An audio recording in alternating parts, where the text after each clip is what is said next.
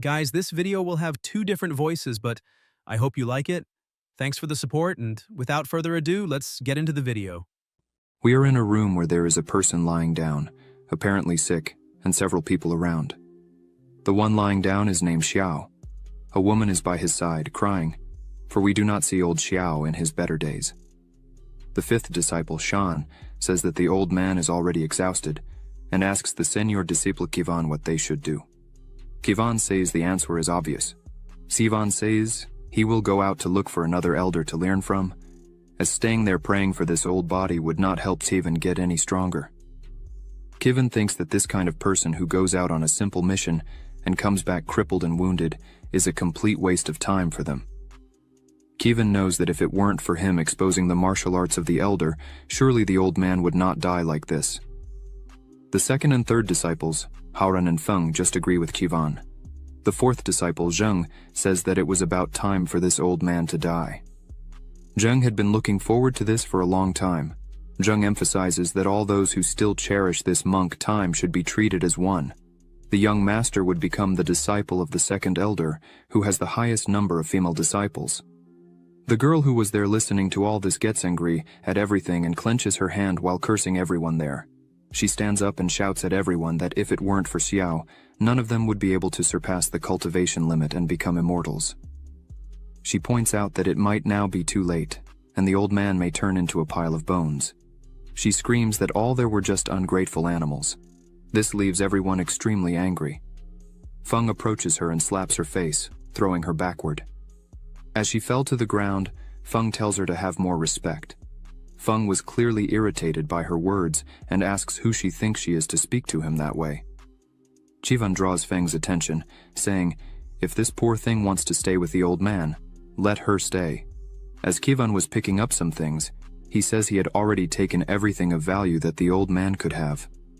Feng, while carrying some things, smiles, saying the useless old man was a perfect match for his useless slave. The woman was still on the ground, trembling as she tried to stand up, thinking all there were nothing but traitors. She finally manages to get up from the ground and, with tears in her eyes, wonders how these traitors could do this. As she was on the ground, the elder calls her. She runs back to the bed's edge, asking if Xiao was okay. Because the ungrateful ones had already left, and she would take care of him.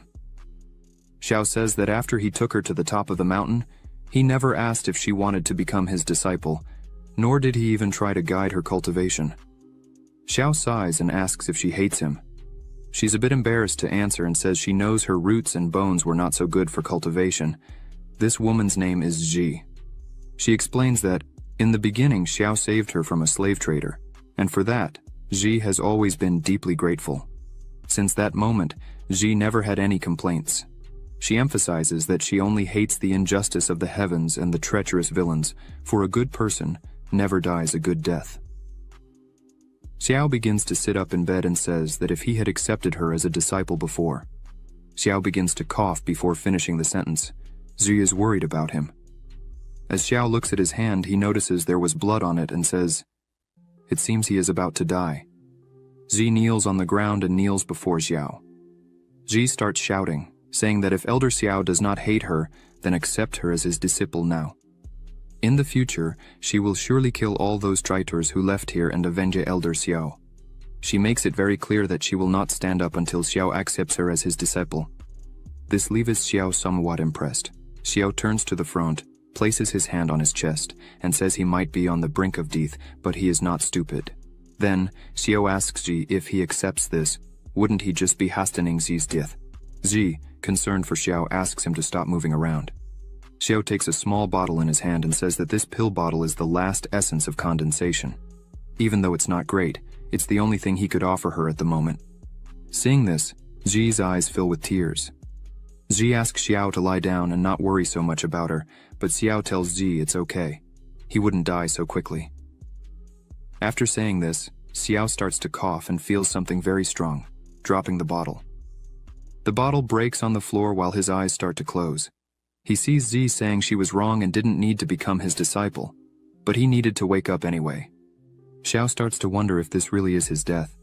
He thinks Zi is crying too loudly and it's hurting his ears. Xiao thinks he's very annoyed. and the reason for this is for not having accepted Ji as his apprentice earlier. He thinks his end has really come, but suddenly, a voice says, officially launching the disciple bonus system. Xiao is a bit confused seeing this and wonders what it could be, but he receives an infinite gold pill.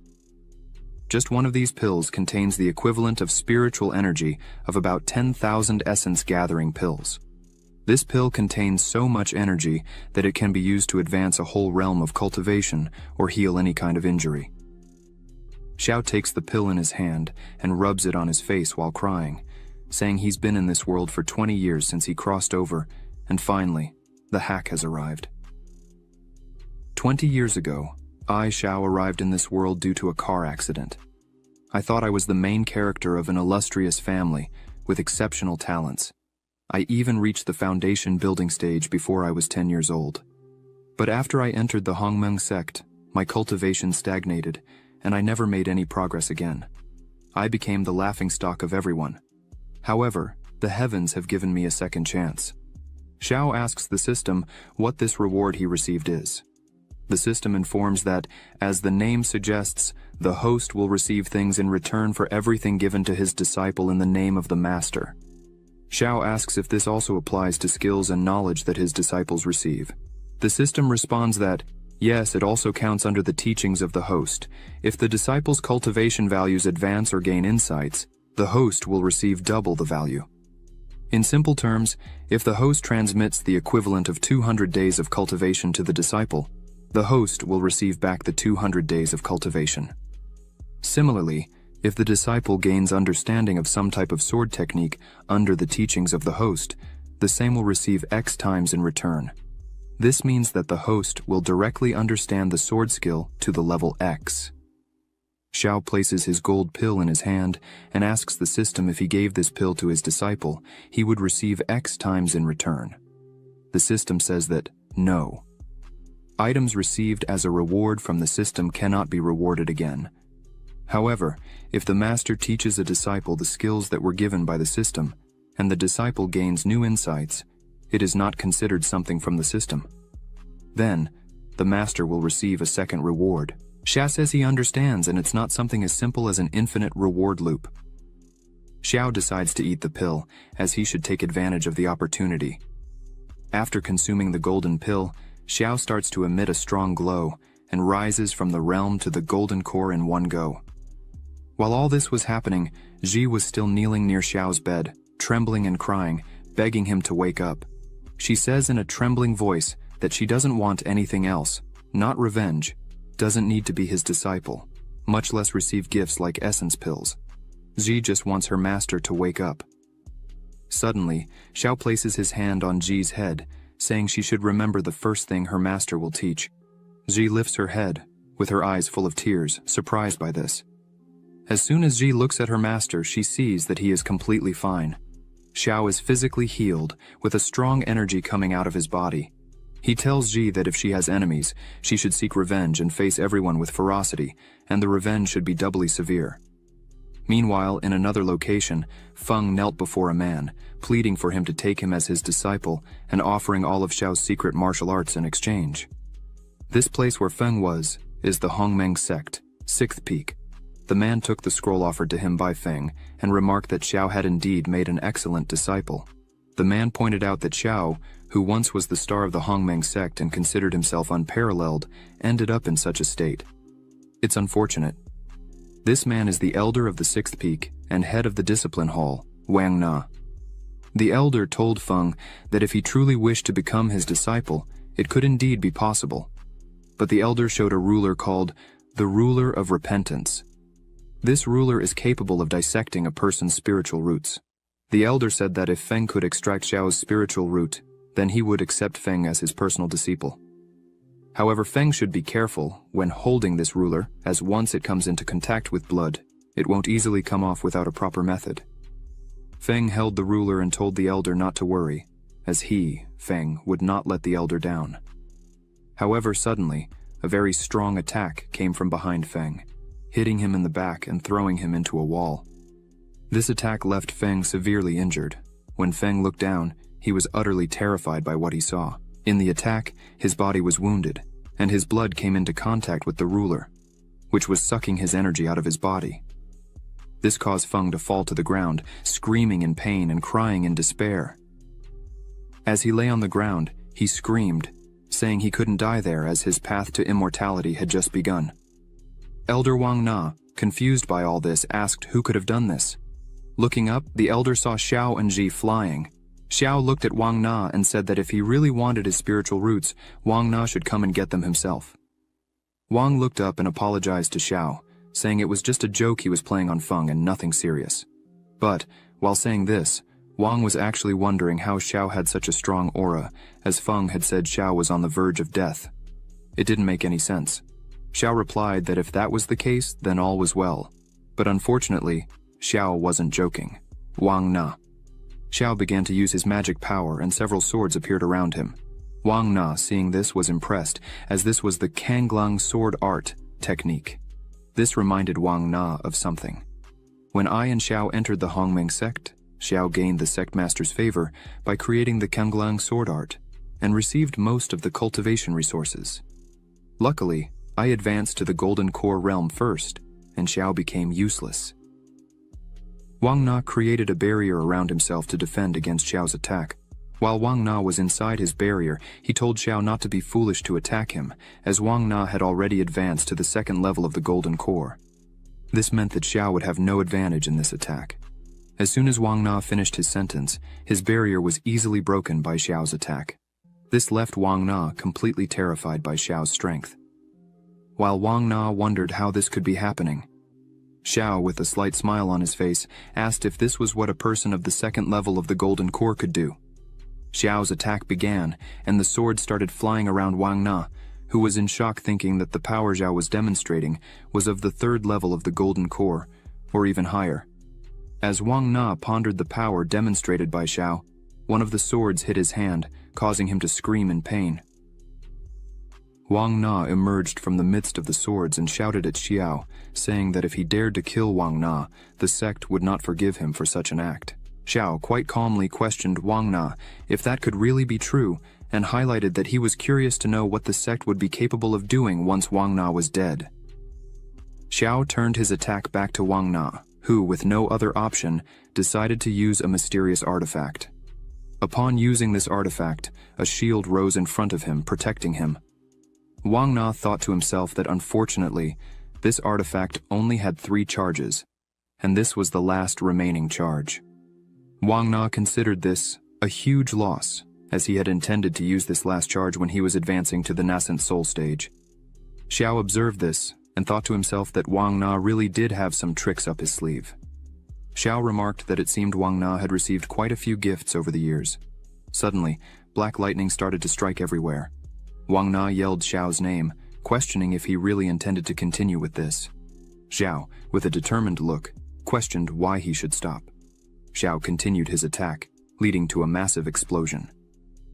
Amidst it all, Wang Na couldn't believe this was happening to him. Xiao's attack began to destroy everything around. After the attack ended, everything nearby was destroyed, and a huge hole was created on the ground. In the midst of all this, Wang Na was severely injured, cocking in pain. When Wang Na saw Xiao approaching, he was completely terrified and began screaming for Xiao not to come any closer. Xiao, as he approached, asked if the shield Wang Na was using was a top-tier artifact, classified as mysterious, because it managed to keep him alive in this world.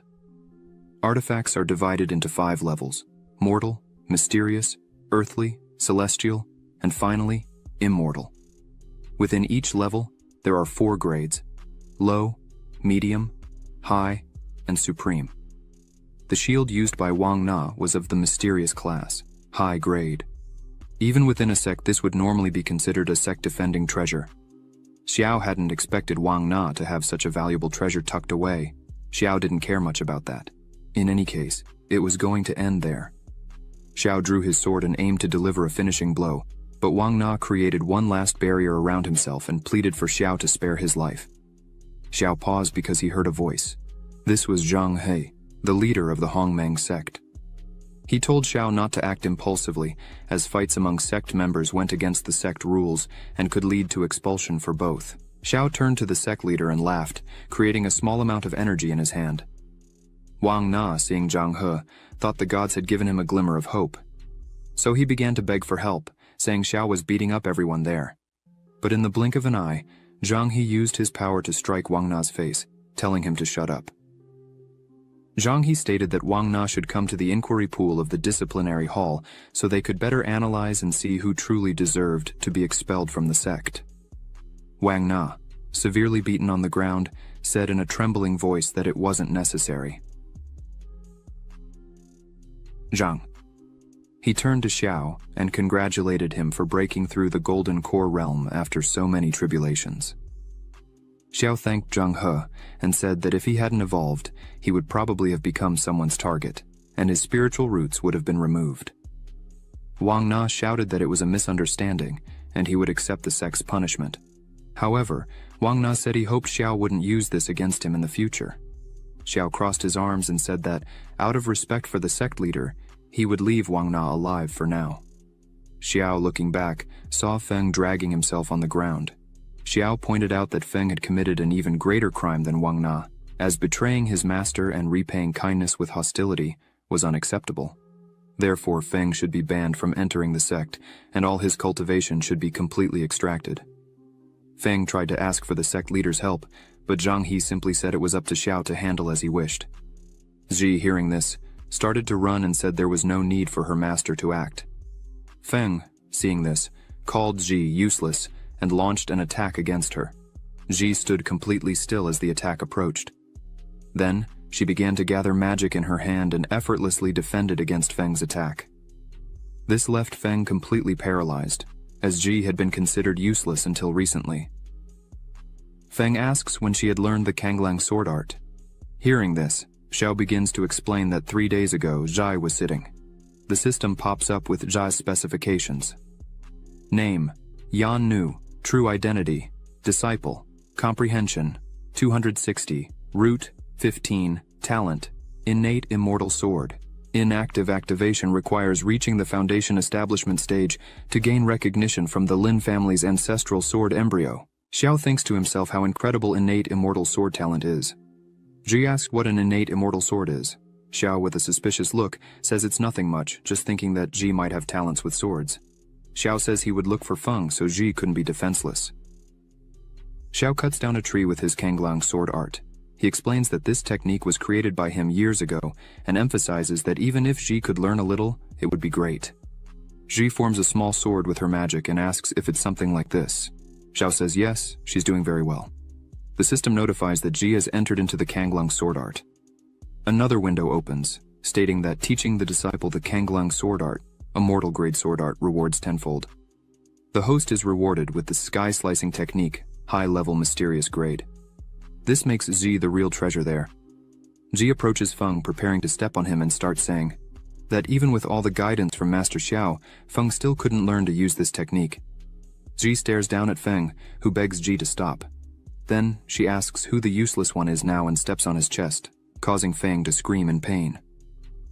Ji turns to her master Xiao, saying that the spiritual root of the traitor Feng has already been destroyed, and asks Xiao to verify.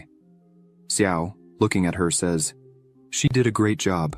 Zhang He says that now Xiao has explained his punishment, it's Wang Na's turn to be punished. Zhang He asks to take Wang Na away to resolve the matter. Xiao turns to leader Zhang He and asks when Xiao said everything was finished. The leader Zhang He, a bit confused, asks Xiao what he's talking about, since a while ago, Xiao said he would spare Wang Na's life. As soon as Wang Na hears this, he gets up worried, asking what more Xiao wants from him. Xiao gives a slight smile, saying he indeed intends to leave Wang Na alive, but turns with a cold look and says he won't let Wang Na go just like that. Xiao says it will all depend on Elder. Wang Na's sincerity. Wang Na starts to smile and takes out a bag, saying all his treasures are inside. Then Wang Na offers the bag to Xiao, hoping it will be enough. Xiao uses his magic to quickly grab the bag, saying Elder Wang Na is a wise and truly enlightened person.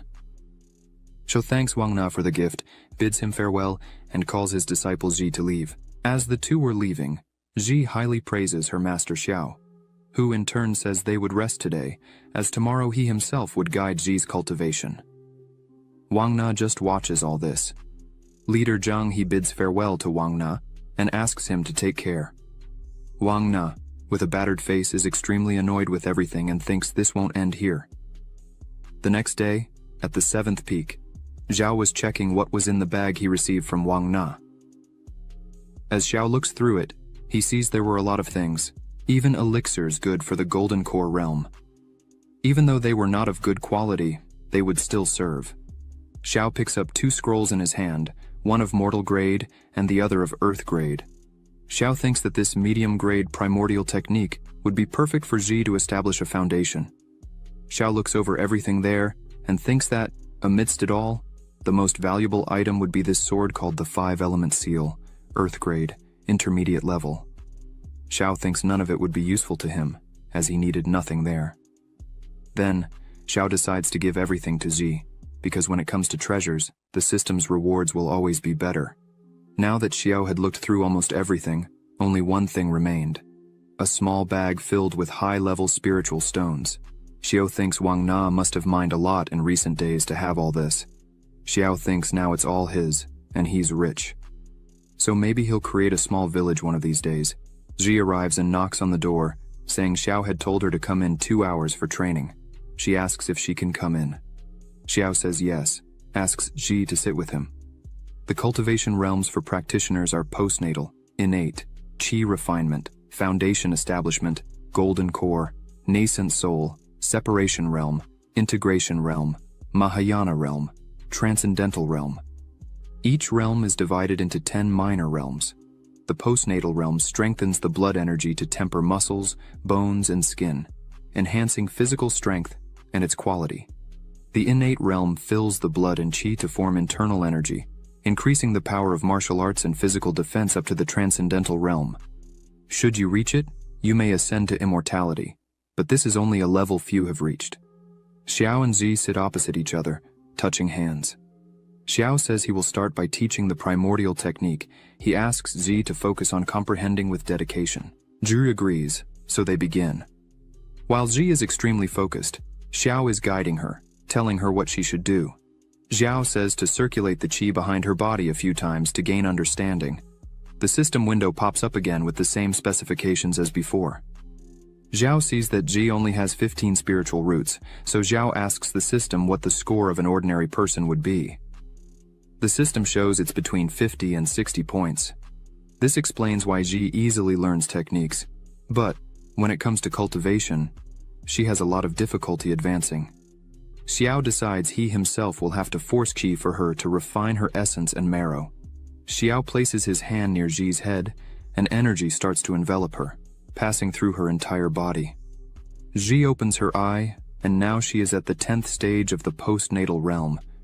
Ji is very worried about Xiao and questions him, asking why he did this, as providing qi directly like this can be extremely costly. It might cause the person to lose cultivation, regress realms, and even injure the provider's body. Xiao places his hand on her head and tells her to be at ease, as her master is very well. The system pops up for Xiao, notifying that he sent 100 days of cultivation to his disciple, and thanks to this, he gained 500 days of cultivation. Xiao, seeing this, thinks he's actually much better off than before. Xiao gives a bag full of riches to Ji, saying all this was a gift from him to her, as before he didn't have much to offer, but now he can provide good things. Ji, seeing this, becomes extremely happy, as she had never received such treatment before. The system shows Zhao gave Ji a 3rd-grade Huan pill and 10 2nd-grade pills. Then, he will receive 15 times this. The system shows he received a 4th-grade Huan pill. Ji thanks her master Xiao again for having saved her life in the past and now teaching her for the future. She says she will serve him at any time he needs. The system shows again that Xiao gave 17 martial arts to Ji, then received 20 times reward for this. Zhao obtained a celestial grade, supreme-ranked 1,000-mile sword art. Zhao tells Ji not to be so modest with him, as everything that's his is also hers. Zhao asks Ji to train carefully today. After she has managed to absorb this, he will give her more than qi directly for her cultivation. Ji is surprised, as there will be next times.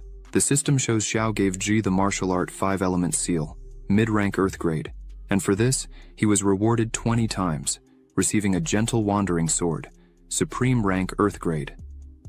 Ji doesn't understand how her master can give her so much qi. So, she tells him to be more careful, as this might be charged, it doesn't seem safe. Xiao smiles, saying he is very well, and if Ji does not believe him, she just has to wait a little, as he will soon go into seclusion for 3 days. Xiao guarantees that he will rise to level 5 of the Golden Core realm. Ji gets excited and says she will protect Xiao while he is cultivating. If anyone comes close, she will take care of it. Xiao tells Ji to be careful and not to stress too much and to practice properly. Ji says it's okay and will practice right now. Xiao opens the system window to check all his rewards. Xiao takes the Huan pill in his hands and thinks he had heard about it before. This pill can only be cultivated by someone who has a nascent soul. The heavenly materials required are the rarest to find for 4th grade elixirs. Xiao thinks that even if he searched the entire Hongmeng sect, he probably wouldn't find even 5 of these pills. But that still wasn't really what Xiao was eyeing, as the reward Xiao most wanted is the 1,000-mile sword art. This art is practically the pinnacle of all fencing. If Xiao combines the 1,000-mile sword art with his new high-level earth-grade sword, Gentle Wandering Sword, it becomes basically unbeatable. Xiao gets excited about all this and decides to test the real power this combination could have. Xiao sends a small attack at a stone and easily destroys the stone. Xiao is surprised by the 1,000-mile sword art, as this skill emphasizes the way the sword is manipulated. Xiao thinks that if he gathers more swords, or gets more valuable swords, it would be child's play to challenge stronger realms. But that would be for another time, as now Xiao will assimilate the cultivation received from the system. Xiao is quite confident this time. He believes he might reach, or even surpass the 5th stage of the Golden Core. Meanwhile, in the Wang sect market, Zhang and Li Shan were walking carefree until, out of nowhere, 2 women start commenting on Xiao, saying he recently ascended to the Golden Core, and that Xiao had a confrontation with Elder Wang at the 6th peak, and apparently Xiao defeated Wang in a humiliating way. This caught their attention. The 2 women highlighted that Xiao was willing to sacrifice his own spiritual roots to assist his disciple. The other woman says that's so perfect and envied people who had a master like that. The 2 were completely in love with Xiao. Li Shan, upon hearing this, starts to think, could Xiao really have been able to help and pass his skills to that Ji? The other 2 women who were with Wang Zheng ask him and Li Shan why they left the 7th peak. Wang Zheng answers the women that everything they were hearing was a lie, as Xiao was a complete idiot who mistreated his students, and that's why they left there. While Wang Zheng and Li Shan were with these women, Lin Haran was just. Watching all this, he starts to think that Xiao, besides having a new disciple, was still able to move to the Golden Core. Not to mention that Elder Wang was not able to defeat him. Lin Haran wonders if this could really be true. So, he decides to see with his own eyes. At the gate of the 7th peak, a man stands in front of Xiao and Ji. This man says he was sent there on behalf of the sect leader Zhang He. This man introduces himself and says he is Ye Chen, the senior disciple of Zhang He. Ye Chen says he came to warn that the great sect competition will be in 100 days, so Xiao should prepare for such an event. Ye Chen looks at Ji and apologizes for what he is about to say, but in Ye Chen's view, Ji is a seemingly weak person. By her talent in the great competition, Ye Chen thinks she will lose and cry over the defeat. Ji gets angry when she hears this, but Xiao steps forward and says that Ye Chen has a somewhat limited view. Ye Chen is a little startled by this. Xiao says that Ji was a person completely without cultivation 3 days ago, and now is already at the 10th stage of the postnatal stage. Xiao asks Ye Chen what he thinks of Ji's rate of evolution, if she really seems irrelevant. Ye Chen is dumbfounded and can't believe what he heard and asks Xiao if he is joking. Xiao says that if Ye Chen doesn't believe him, then Zi is free to show who's boss. Zi obeys immediately and starts to emit flames from her body. Ye Chen, scared seeing this, says that this really is the 10th stage of the postnatal realm, but Ye Chen can't understand how this is possible. Lin Haran, who was hiding and watching all this, is also surprised. Xiao turns back to return to his realm and says that anything is possible. Zhi makes a face proving Ye Chen wrong and saying it served him right. Lin Haran, still hidden, thinks that a useless person like Zhi could not have risen in such a way with her own talent. Clearly, Xiao used his qi to help Ji. Lin Haoran thinks that the person who directly transfers their qi to another person faces major problems, including in their cultivation.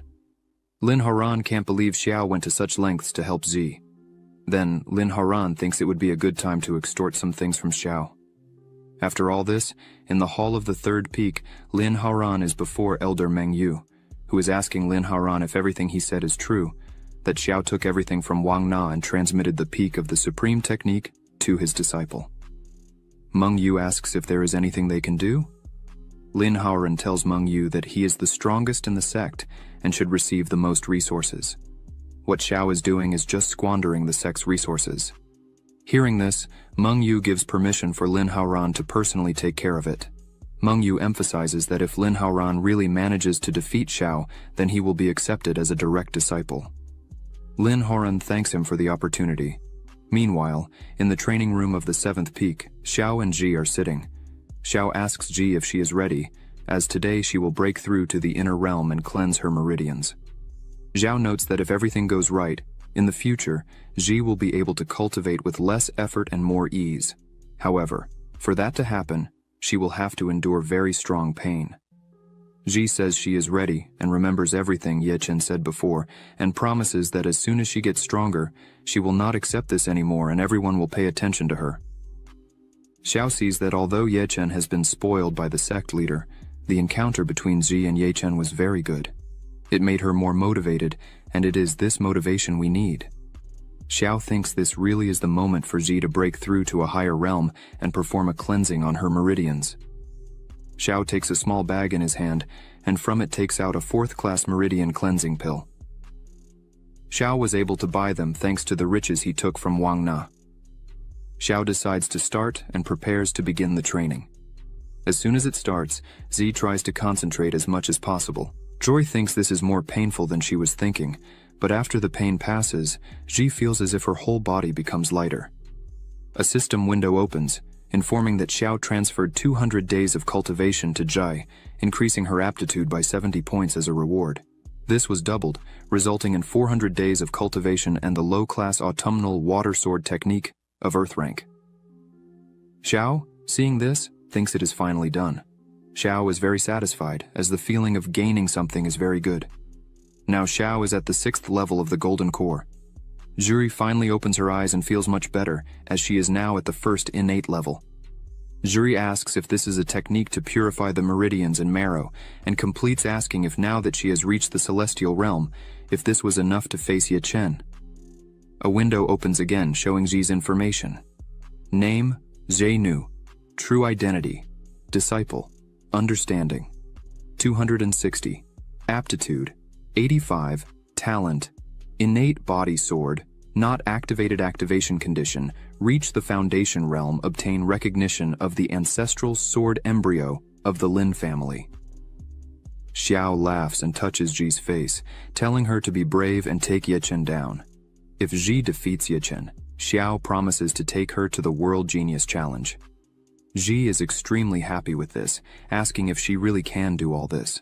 Suddenly, someone starts knocking on the door, leaving Ji and Xiao surprised. This person calls for Xiao, saying that one of his disciples had been seriously injured while collecting medicinal herbs for his treatment, and asks Xiao to come outside to take a look. Xiao, already suspicious, decides to follow. As he was leaving, Ji was just wondering who it could be, and if her master really had other students besides her. As soon as Xiao opens the door, Ji is surprised to see Lin Haoran lying on the ground.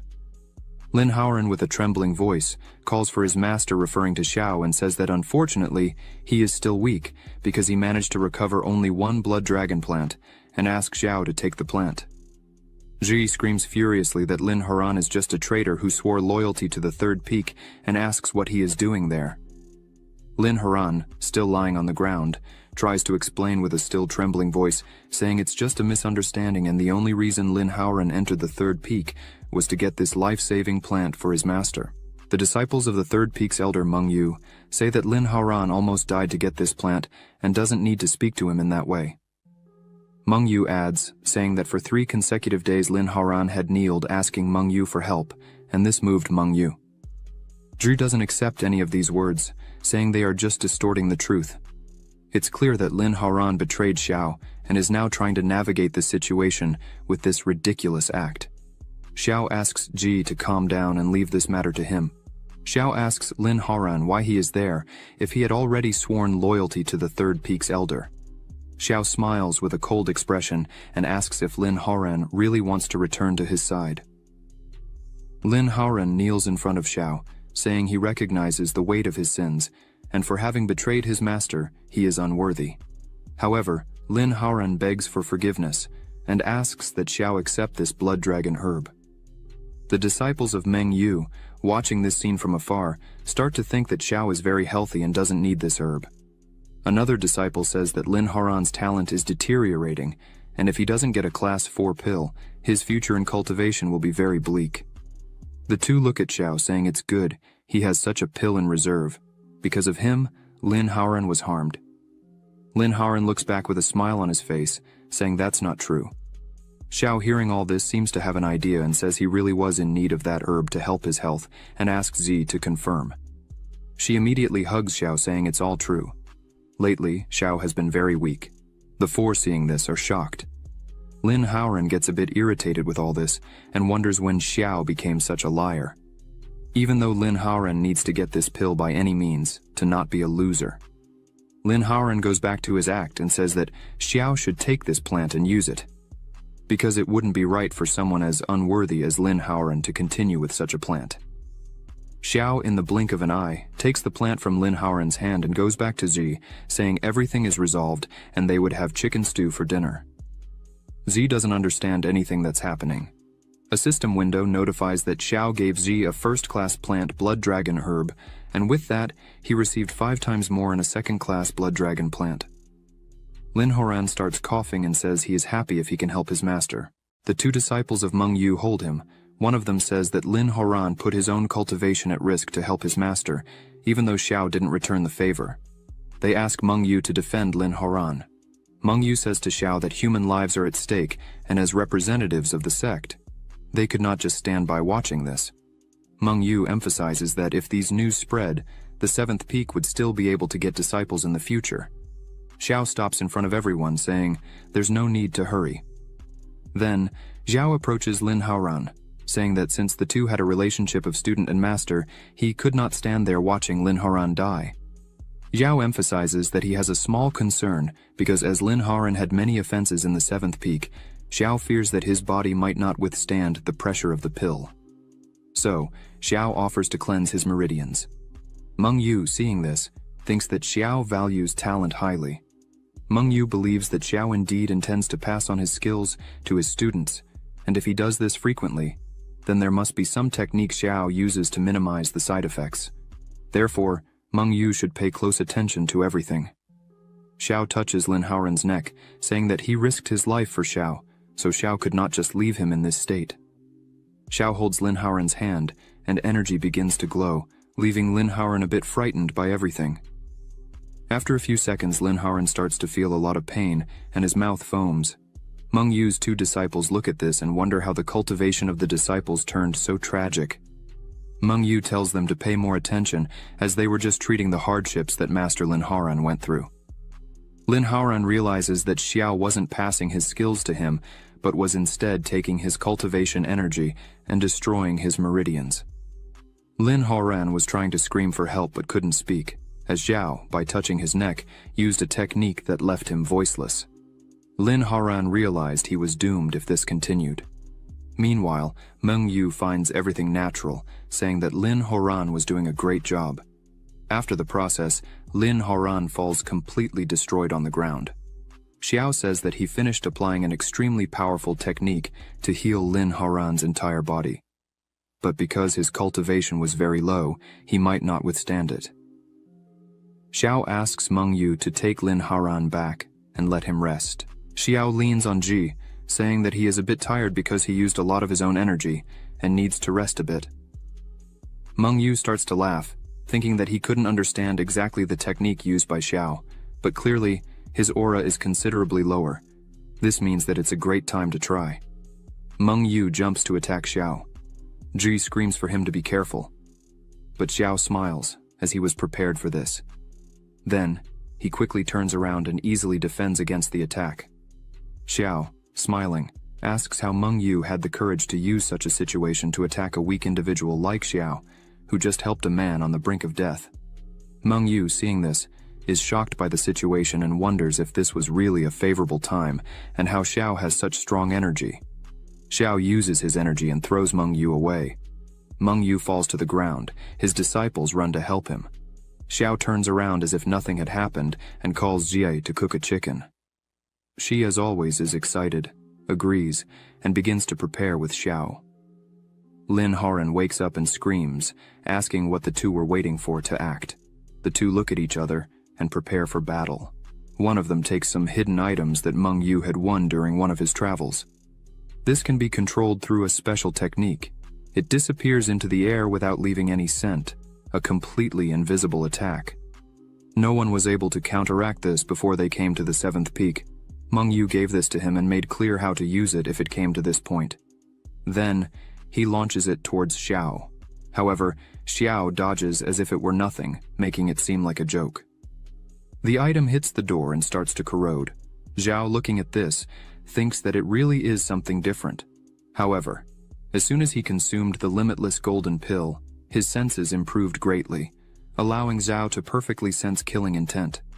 Otherwise, Zhao could be in serious trouble. Now, Zhao looks at the two who didn't understand how Zhao had dodged the attack, but it didn't matter, as they were going to continue attacking. Zhao tells Ji to use the Kanglang sword technique, target southeast. Ji summons her sword and prepares for the attack. With a simple movement, she defends against the attack. Ji is astonished by what she did. A system window appears, saying that a reward was given. C. 0 stone. Detected that the disciple, under the guidance of the master, comprehended the intent of the Kanglang sword. First stage, reward tripled. Obtained the Dragon Spirit Armor, Earth category, intermediate class. Xiao looks at Ji and thinks he had expected this. Ji's innate body sword she learned recently, although she is already able to understand the sword intent. Meng Yu's two disciples are completely astonished by this, for even over the nascent soul realm, even the realm gathering separation would not be able to detect this attack. They ask who the hell Zai is. Lin Horan, crawling on the ground, screams that he needs to get out of there quickly. Zai notices this and, looking at Lin Horan, who had betrayed his master and harmed his ancestors, how Lin Horan had the courage to try to harm his master. Now, hearing this, Lin Horan gets scared. Zai jumps with her sword and says it's unforgivable. Lin Horan tries to flee, but Zai's attack hits him with great force. Lin Horan falls completely defeated on the ground, saying with his trembling voice that this could not be happening. One of the disciples tells him not to approach. Master Meng Yu says it will not end like this, for Xiao harmed their companion. The sect master will not let this pass. The other disciple says they should not fear Ji, for they are in the foundation stage and another in the golden core, and Ji was just in innate cultivation. However, the other disciple points behind Ji, saying they were not seeing what was really there. When they look, Xiao is with a bloodthirsty look. Xiao touches Ji's shoulder, but she tells Xiao not to worry and rest, for she would take care of everything for him. But Xiao says he wanted to teach Ji something, and, with the same look, says that sometimes dying is more convenient than living. The two start to stutter, asking what Xiao was thinking of doing, and ask him not to approach any further. Xiao, while walking directly towards them, asks if they are regretting their actions. Unfortunately, it's too late now. A few hours later, in front of the secti leader, Xiao reports the whole occurrence, saying that Meng Yu, along with a traitor from the sect, came to provoke without any reason. And to protect his and his disciples' integrity, Xiao and Ji killed Lin Howren and crippled the cultivation of 2 disciples from the 3rd peak. With all this, Xiao hopes the sect leader understands and does not try to punish the 7th peak for it. Leader Zhang, he just looks at all this. Zhang He says that, although the traitor is dead, there may still be remnants. The leader emphasizes that repeatedly violating the sect rules cannot be forgotten. Several times, Xiao lowers his head and says the leader is correct, and he, Xiao, respectfully follows the sect leader's instructions. Meng Yu stands up and says the leader is being biased towards Xiao, for clearly he is distorting the real facts, talking nonsense. Meng Yu says he went to the 7th peak with good intentions, and Xiao killed one of his disciples, breaking the sect rules, and this should be punished with expulsion. Xiao responds that it was not quite a visit, as he had already taken Lin Haran as one of his disciples. Meng Yu should be responsible for Lin Haran's life and death. Xiao asks what the purpose was in taking him to the 7th peak. Xiao completes saying that visits do not need prior preparations and throws the needles used in the attack. Xiao asks Meng Yu if he thinks he can easily deceive the sect leader like this. Meng Yu, stuttering, tells Xiao not to make false claims like that. Leader Zhang. He slams his hand on his chair, showing he was annoyed with all this. He emphasizes that it really is unusual to see Meng Yu defending the sect rules like this. The leader says that since Meng Yu started all this, they should let Meng Yu set an example by voluntarily losing his cultivation according to the sect rules. Meng Yu, upon hearing this, kneels down again, begging for mercy. Zhang. He stands up and says, "That's enough. This matter would end here." As punishment for Meng Yu's behavior, he should undergo 3 months of physical penance and 1 month of reflection facing the cliff, and there will be no further discussion. Xiao thanks, saying the sect leader is very wise. The guards arrive to take Meng Yu, who is disbelieving to this point. While being taken away, Meng Yu looks at Xiao and says he would take revenge no matter the cost. While all this was happening, Ji was training seriously in the 7th Peak's training hall. Xiao opens the door and asks how Zi's comprehension was going, but as soon as he opens the door, she gets startled and quickly gets up, starting to run around Xiao, apologizing for having acted that way with the traitor.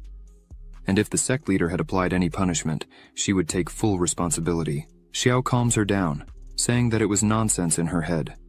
She wasn't at fault for anything, and she should be more at ease, for Xiao would protect her from everything and everyone. No one would be able to harm her. Xiao touches Ji on the shoulder and tells her to remember these words well. From today onwards, whether it's traitors, gods, Buddhas, emperors, or ministers, if anyone dares to offend Ji or Xiao, he himself would retaliate. All this leaves Ji with a face red from excitement. Xiao says that even if the sky falls, he will still be by Ji's side to protect her. Ji starts to cry and falls to her knees, showing gratitude. Seeing this, Xiao asks what she was doing. Xiao lifts Ji up and asks her to simply say if she wants to say something. Zi says there are some things she feels should not be hidden from Xiao. Zi says her real name is Lin Ji, and she is the daughter of the Lin family, the rulers of the Southwest. Xiao is surprised by this, as the Lin family was a recognized martial arts family in the Southwest. Xiao thinks that 10 years ago something happened and everyone was annihilated overnight. Ji, with her eyes full of tears, begins to explain that 10 years ago, the Lin family discovered a huge spiritual stone vein on their territory, and this was a great breakthrough. The abundance of spiritual stone resources was enough to establish a power similar to the Hongmeng sect overnight. Ji's father, who was the head of the Lin family at the time, immediately ordered that this matter should not be disclosed, fearing it would attract disaster. However, Ji's uncle, driven by selfish motives, sold this information to the Luoyun sect because he was dissatisfied with the distribution of mineral resources by Ji's father. Ji's uncle wanted to be the head of the family, and, since they didn't let him do such a thing, then he sold the information wishing that everyone would die to take advantage of the spiritual mine. The Luoyun sect murdered more than 100 members of Ji's family. The Lin family survived only under her father's protection. Ji was able to survive by a stroke of luck. When Zi managed to escape from all that, she encountered bandits on the way who robbed her of all her money and sold her to slavers. Zi says fortunately her master Xiao found her, otherwise Ji can't even imagine where she would be at this moment. Hearing this, Xiao burst into tears, saying he had no idea that his disciple's life was so miserable. Now it's clear why Ji hates traitors. Her seriousness is justified. Xiao grabs Ji by the arm, saying they would go down the mountain. Ji asks why they would do that and where they would go. Xiao says Ji begged Xiao to be her master, and out of respect for that he should avenge everything. Xiao looks into Ji's eyes and smiles, saying that as her master, he would go with her to the Luoyun sect to avenge everyone with their own hands. Ji starts to cry again upon hearing this. Ji runs and hugs Xiao, saying she just wanted to see him live a peaceful life and, if necessary, she would spend the rest of her life kneeling just to fulfill that. Xiao tries to calm her down, saying she doesn't need to say those words at the moment. They must head for the peak. The future is limitless. Xiao calls Ji to leave, and she agrees. In the middle of the forest outside the city, two people were fighting when suddenly another person arrives there. These two people are Bai Luori and Linqing Xuan. As soon as Bai Luori sees the leader, he raises his sword enraged, saying he should have known who was behind this, for letting all these other people die one by one, consuming their energy. Only this guy is capable of doing such a thing, isn't that right, Zhang Yi? This man is named Zhang Yi. He is from the Sun and Moon Ghost sect. Zhang Yi smiles, saying it's no wonder Bai Luori was a disciple of Fairy Zhu, as Bai Luori was able to kill several men there. Zhang Yi highlights that the green twin swords technique certainly deserves its reputation. Zhang Yi leaps towards the two, declaring that it all ends there. Bai Luori and Linqing Xuan brace for battle, but suddenly, a beam of energy shoots between the three, causing everyone to halt. Zhang Yi turns angrily, questioning who did that. Linqing Xuan and Bai Luori, startled, gaze at the hole created in the stone. Ji appears, frustrated with energy in her hand, lamenting that she unfortunately missed her attack. Xiao, quite calmly, mentions he had warned that Ji's attack was timed too early, which is why she missed. Zhang Yi turns and comments that all this was caused by such a beauty, mockingly asking how she plans to compensate him. Ji dislikes Zhang Yi's tone and declares his arrogance warrants death. Ji advances on Zhang Yi, but with a simple move Zhang Yi disarms Ji, telling her that her master should have advised her against such actions if she's not strong enough. Linqing Xuan and Bai Luori, witnessing this, shout for Ji to be careful, concerned for her, but Ji is entirely focused on her task and tells Zhang Yi that the only thing her master taught her was not to pity fools like Zhang Yi.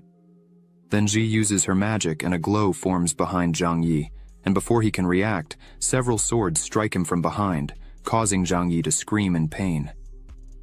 Ji takes Zhang Yi's Qiankun bag and brings it to Xiao, noting it contains nothing of great value, just some spiritual stones and elixirs.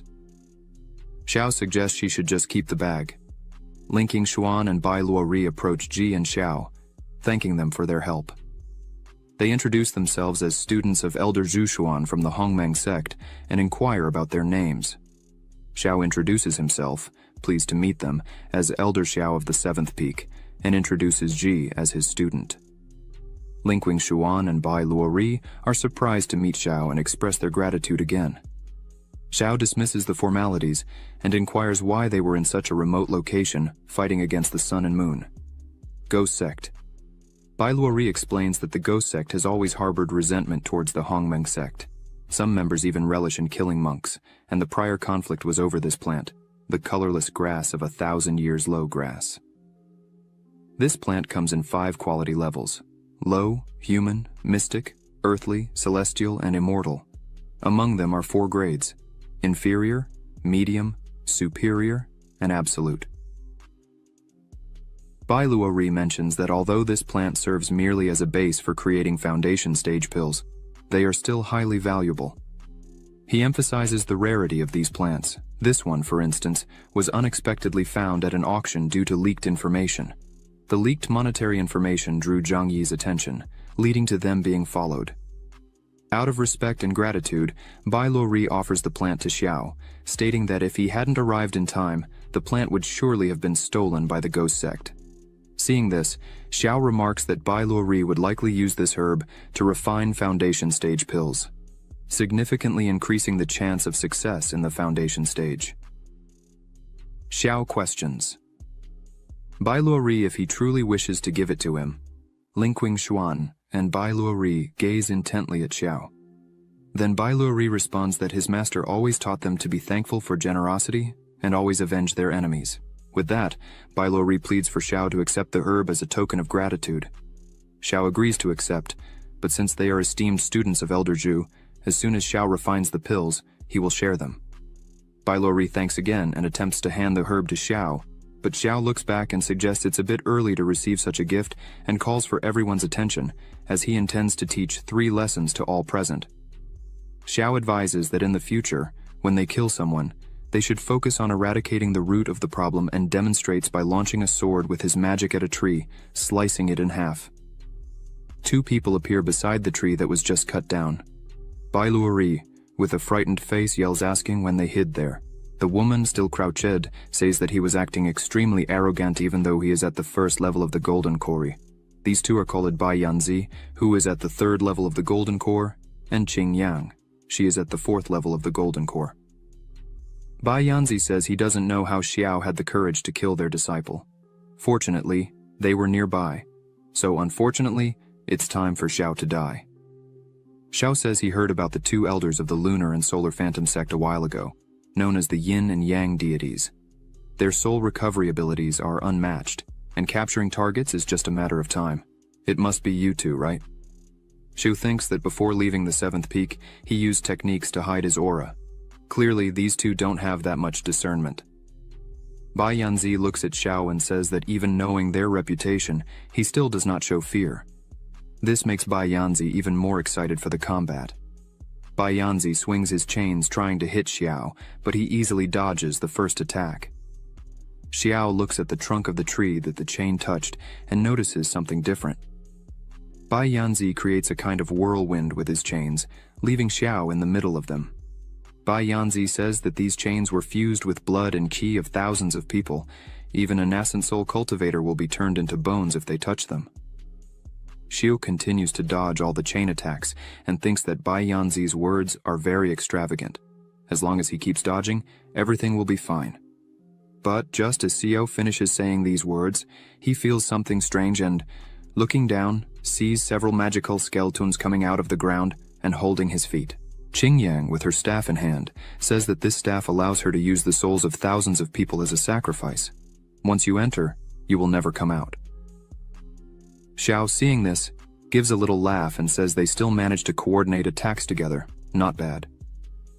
Qing Yang screams for him to die, as now Xiao was being grabbed by several souls and chains were everywhere surrounding him. Zhi and the other 2 were completely desperate seeing this. Xiao closes his eyes, and a second later several magical swords appear around him. Xiao launches them towards the 2. Bai Yanzi becomes a bit more relaxed, saying that Xiao is merely taking form at the spiritual energy stage, and yet still wants to face the 2 magical treasures at once. Qing Yang, as soon as she sees Xiao's attack, is a bit shocked, asking them to be calm. One of the swords, as soon as it hits the chains, pierces them with extreme ease, leaving Bai Yanzi completely desperate, as he did not expect this. The sword hits Bai Yanzi, throwing him back. Qing Yang, as soon as she sees this, is completely scared by the whole situation, and thinks this is not normal. How does Xiao's sword have so much power? This is very bad. Qing Yang tries to flee. Zhi, seeing this, yells to Xiao that she is running away while Qing Yang ran desperately. She thinks those swords are not normal, because even a high-level sword being wielded by a nascent soul stage cultivator would not be so powerful. As soon as Zhi alerts him, Xiao focuses and asks if Qing Yang really thought she was going to run away. Xiao unleashes his power towards Qing Yang, stating that she should die. Qing Yang uses the souls within her staff again, asking them to block this attack. Xiao's sword continues to advance towards the center, heading towards Qing Yang. Once this formation is broken, all the spirits will be freed. As soon as the spirits hear this, they stop and refuse to protect Qing Yang, who becomes confused and tells the spirits that Xiao is the enemy, and therefore, they should protect Qing Yang. But the spirits turn against Qing Yang and start to bite and attack her. Thus the curse is broken, and Zhao frees them to go their own ways. Linking Xuan and Bai Luori are completely amazed by Zhao's immense strength, as the 2 villagers from the Lunar and Solar Ghost sect were just killed by Elder Zhao with just 2 moves. Linking Xuan thinks that now Xiao might even be in the nascent soul realm. Zhi comes running, all happy, saying that all the treasure from the 2 who were just defeated was there with her. Xiao approaches and smiles, congratulating Zhi and saying she is getting better and better at collecting spoils. Xiao tells Zhi that there is a Qiankun bag that belongs to Zhang Yi, so Zhi could keep it. As soon as Zhi hears this, her eyes light up with happiness. Ji, very happy with this, thanks her master Xiao for the gift. Linking Xuan and Bai Luori are agape, seeing that Xiao was giving all the economy of the elders from the lunar and solar ghost sect to Ji, who was just a disciple. Ji was now boasting with 10,000 low-rank spirit stones and many elixirs. Zhai asks her master Xiao how she was going to use all this by herself.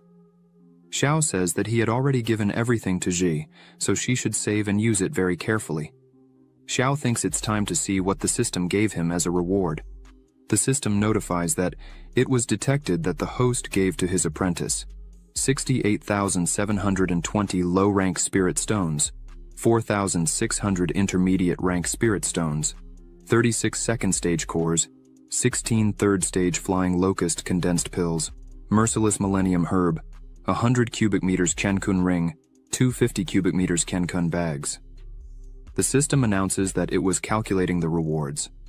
After a few seconds, the system shows the rewards, which are a level 4 immortal nourishing pill, a 15,000 cubic meters Kenkun ring, 5 merciless millennium herbs, 2,000 absolute class spirit stones.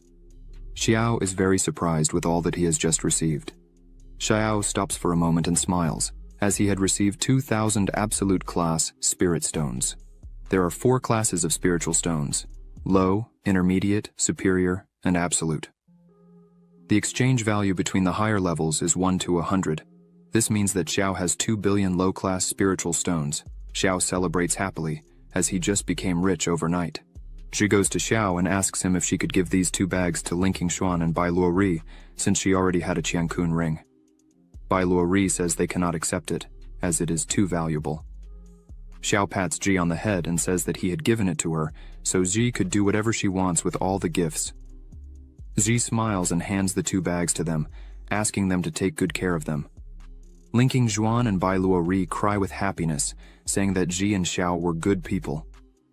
Bai Luori thinks that he is envious of Ji for having such a selfless master. After some time, Xiao and Ji arrive at the Luoyun city, alchemy room. After entering, there are several people inside focused. Ji asks Xiao what they were doing there. Xiao explains that the ruthless millennium herb they just obtained outside the city can be used to refine foundation creation pills for Ji. To avoid losing the efficacy of the medicine, they would refine the elixir first and then go to the Luoyun sect. Ji, hearing this, becomes extremely happy with her master. A woman hears the conversation. Her name is Su Muhan. As soon as she hears this conversation, she is surprised because one must be at least at the golden core cultivation level to refine foundation creation pills. Su Muhan, seeing Xiao, thinks he looks too young for such an achievement, but as she takes another look, she sees Xiao cultivating calmly, which impresses her. Suddenly everything explodes. Xiao and Ji are thrown away by the explosion. Ji, embarrassed, asks if Xiao really knows how to make elixirs. Xiao opens his fan and tries to cover his face while responding that he had never made a foundation creation pill before. Su Muhan comes over and says that if they wish to perfect a foundation creation pill, she could help them. Ji gets excited, saying that would be great, but Xiao was a bit suspicious of all this. Su Muhan says that the foundation creation pill requires pouring a large amount of spiritual energy into it, and Xiao would have to do this alone. The other people watching think Su Muhan is teaching for free. It seems she really has a good heart. Xiao, looking at Su Muhan's shirt, sees the symbol indicating she is a second-level alchemist. Xiao is surprised because she seems very young for this. While Su Muhan is focused on the herb in her hand, Xiao thanks her for the help and says he would pay double the market value for the assistance. And so, Su Muhan begins preparing the herb, while Ji and Xiao just watch everything happening. Green and yellow energy begin to spread around the place.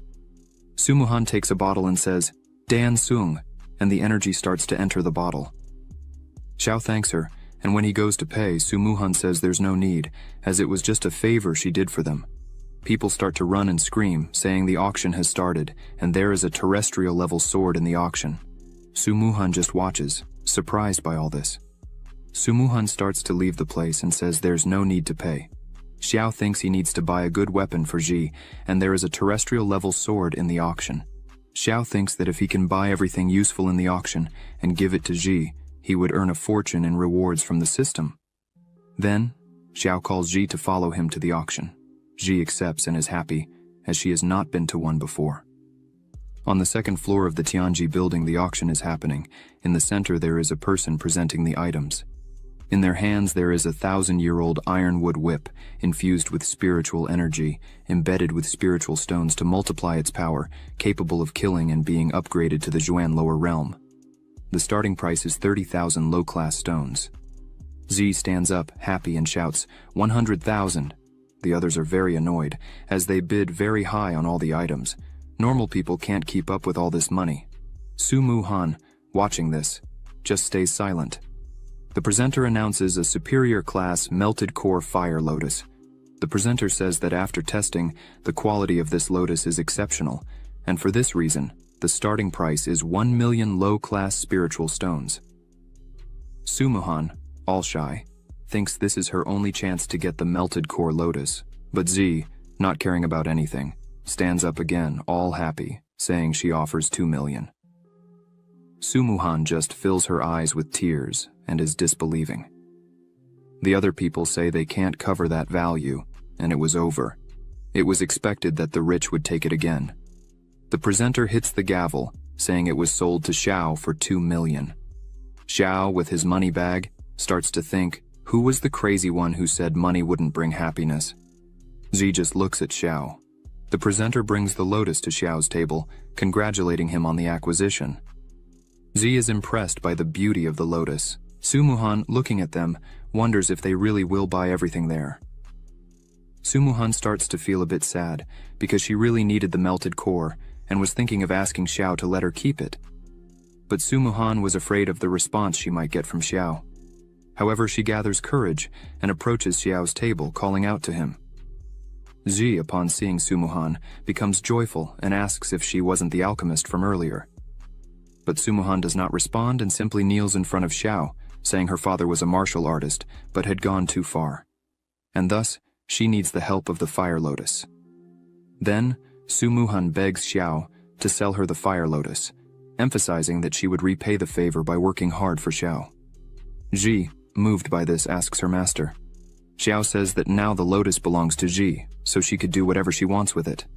As soon as Xiao says this, the system notifies that it was detected that the host gave his apprentice a superior grade core-fused fire lotus, and the reward is 5 times greater, a 5th class core-fused fire lotus.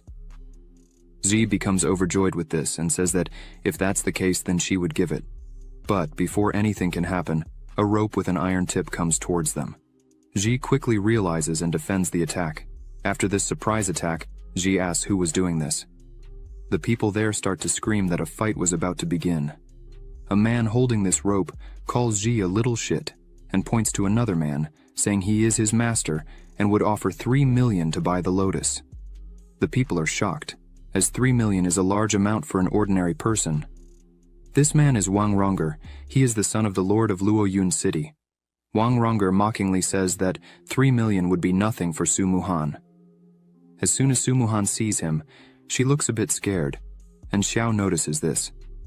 The people start to comment that Wang Ronger began to harass Su Muhan again. They highlight that since Su Muhan inherited the position of family head, Wang Ronger has been harassing her relentlessly. The subordinate who had attacked stands up again and yells that these 2 bitches should stand up and offer the lotus with both hands, as Wang Ronger wanted it. Ji puts a hand on her hip and says they would not sell, just because Wang Ronger wanted it. Su Muhan runs over and asks Ji not to be so impulsive, and pleads with Ji not to offend those people. This leaves Ji and Xiao a bit confused. Xiao says it seems like Su Muhan has some connection with that man. Su Muhan starts to explain, saying that man is the son of the lord of Luoyun City and could be considered the supreme lord there. Su Muhan says that once Wang Ronger came to her door asking for her hand in marriage, but Su Muhan did not accept. After that, Wang Ronger began to follow her everywhere, non-stop, day after day. Su Muhan apologizes and says all this trouble was caused because of her. Then she offers 50,000 spirit stones as an apology and says she is leaving. Xiao, seeing all this, thinks Su Muhan does not despair over anything, even needing medicine for her father. She did not despair when things did not go her way, not to mention she is a 2nd-level alchemist at such a young age.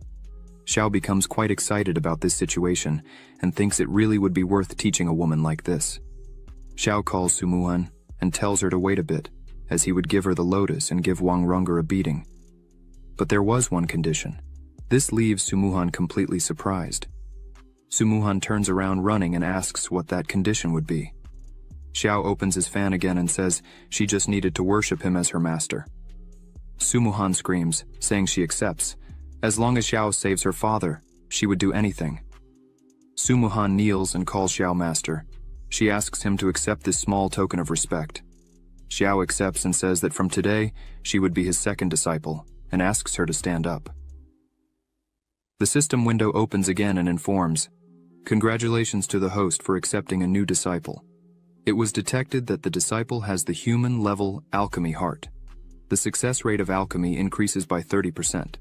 The return reward was doubled, and the host obtained the alchemy heart, terrestrial level. The success rate of alchemy is increased by 70%. The information of the disciple Su Muhan was scanned and is being opened in the information panel.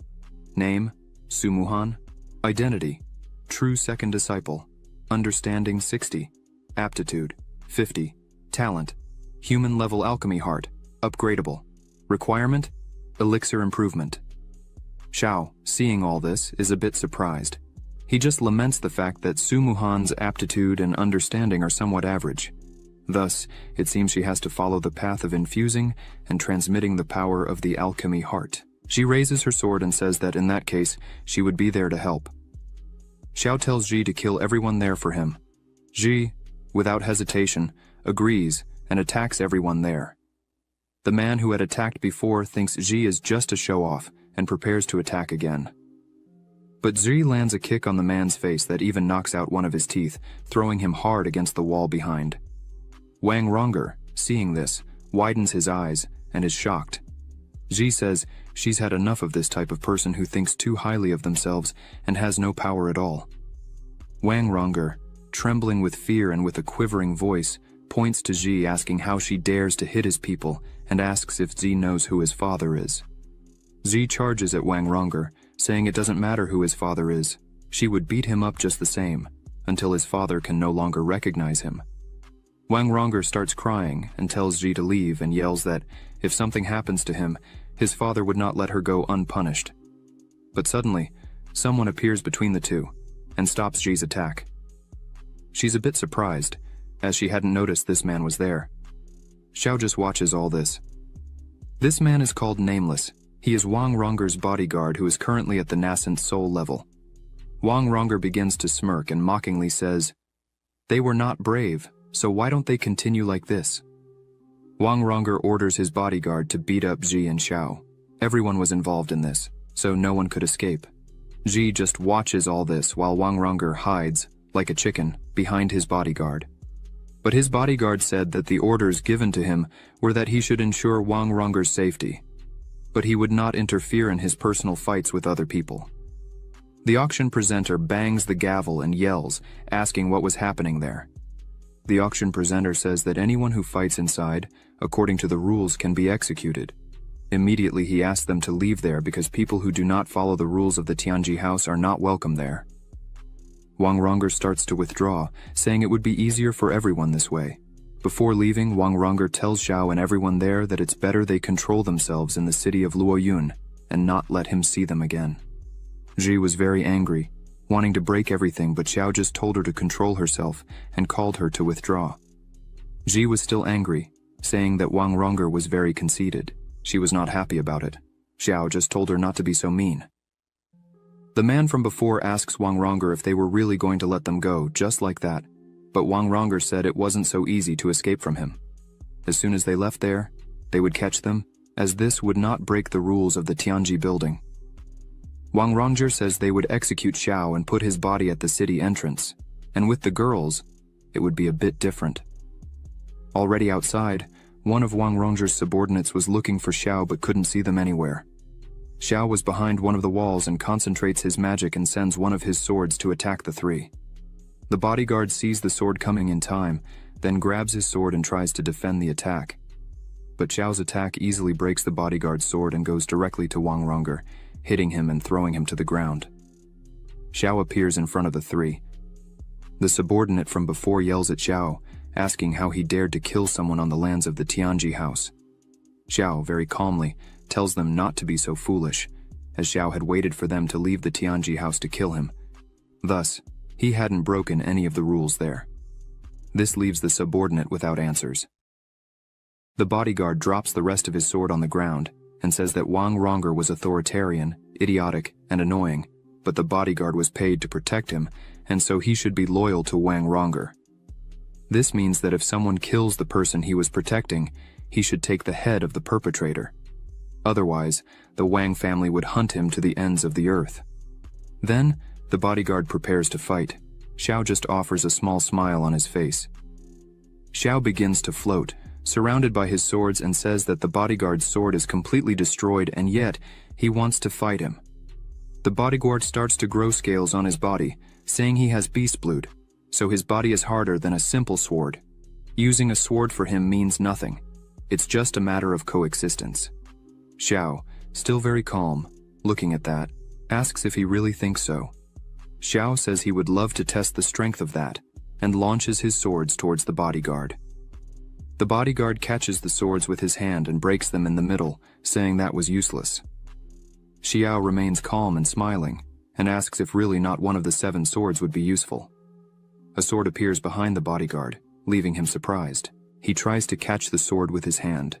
Energy begins to fly everywhere while the bodyguard holds it and screams. Xiao calls his sword back and says that even though he caught the sword, his hand seemed quite injured. Xiao asks how he plans to defend the next sword and attacks again. The bodyguard says that indeed Xiao's technique is without a doubt impressive, but his beast blood allows him to heal quickly. Thus, his hand begins to heal and change shape, which leaves Xiao a bit apprehensive.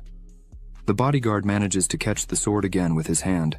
As he holds it, he looks at Xiao and says that just the swords wouldn't be enough to kill him. But the bodyguard thinks that the power of Xiao's sword is really out of the ordinary, because, just by holding a sword, the bodyguard almost exhausted all his strength. If Xiao launches one more of those swords, the bodyguard would be in trouble. The bodyguard looks at Xiao and says that apparently Xiao was already at his limit of strength.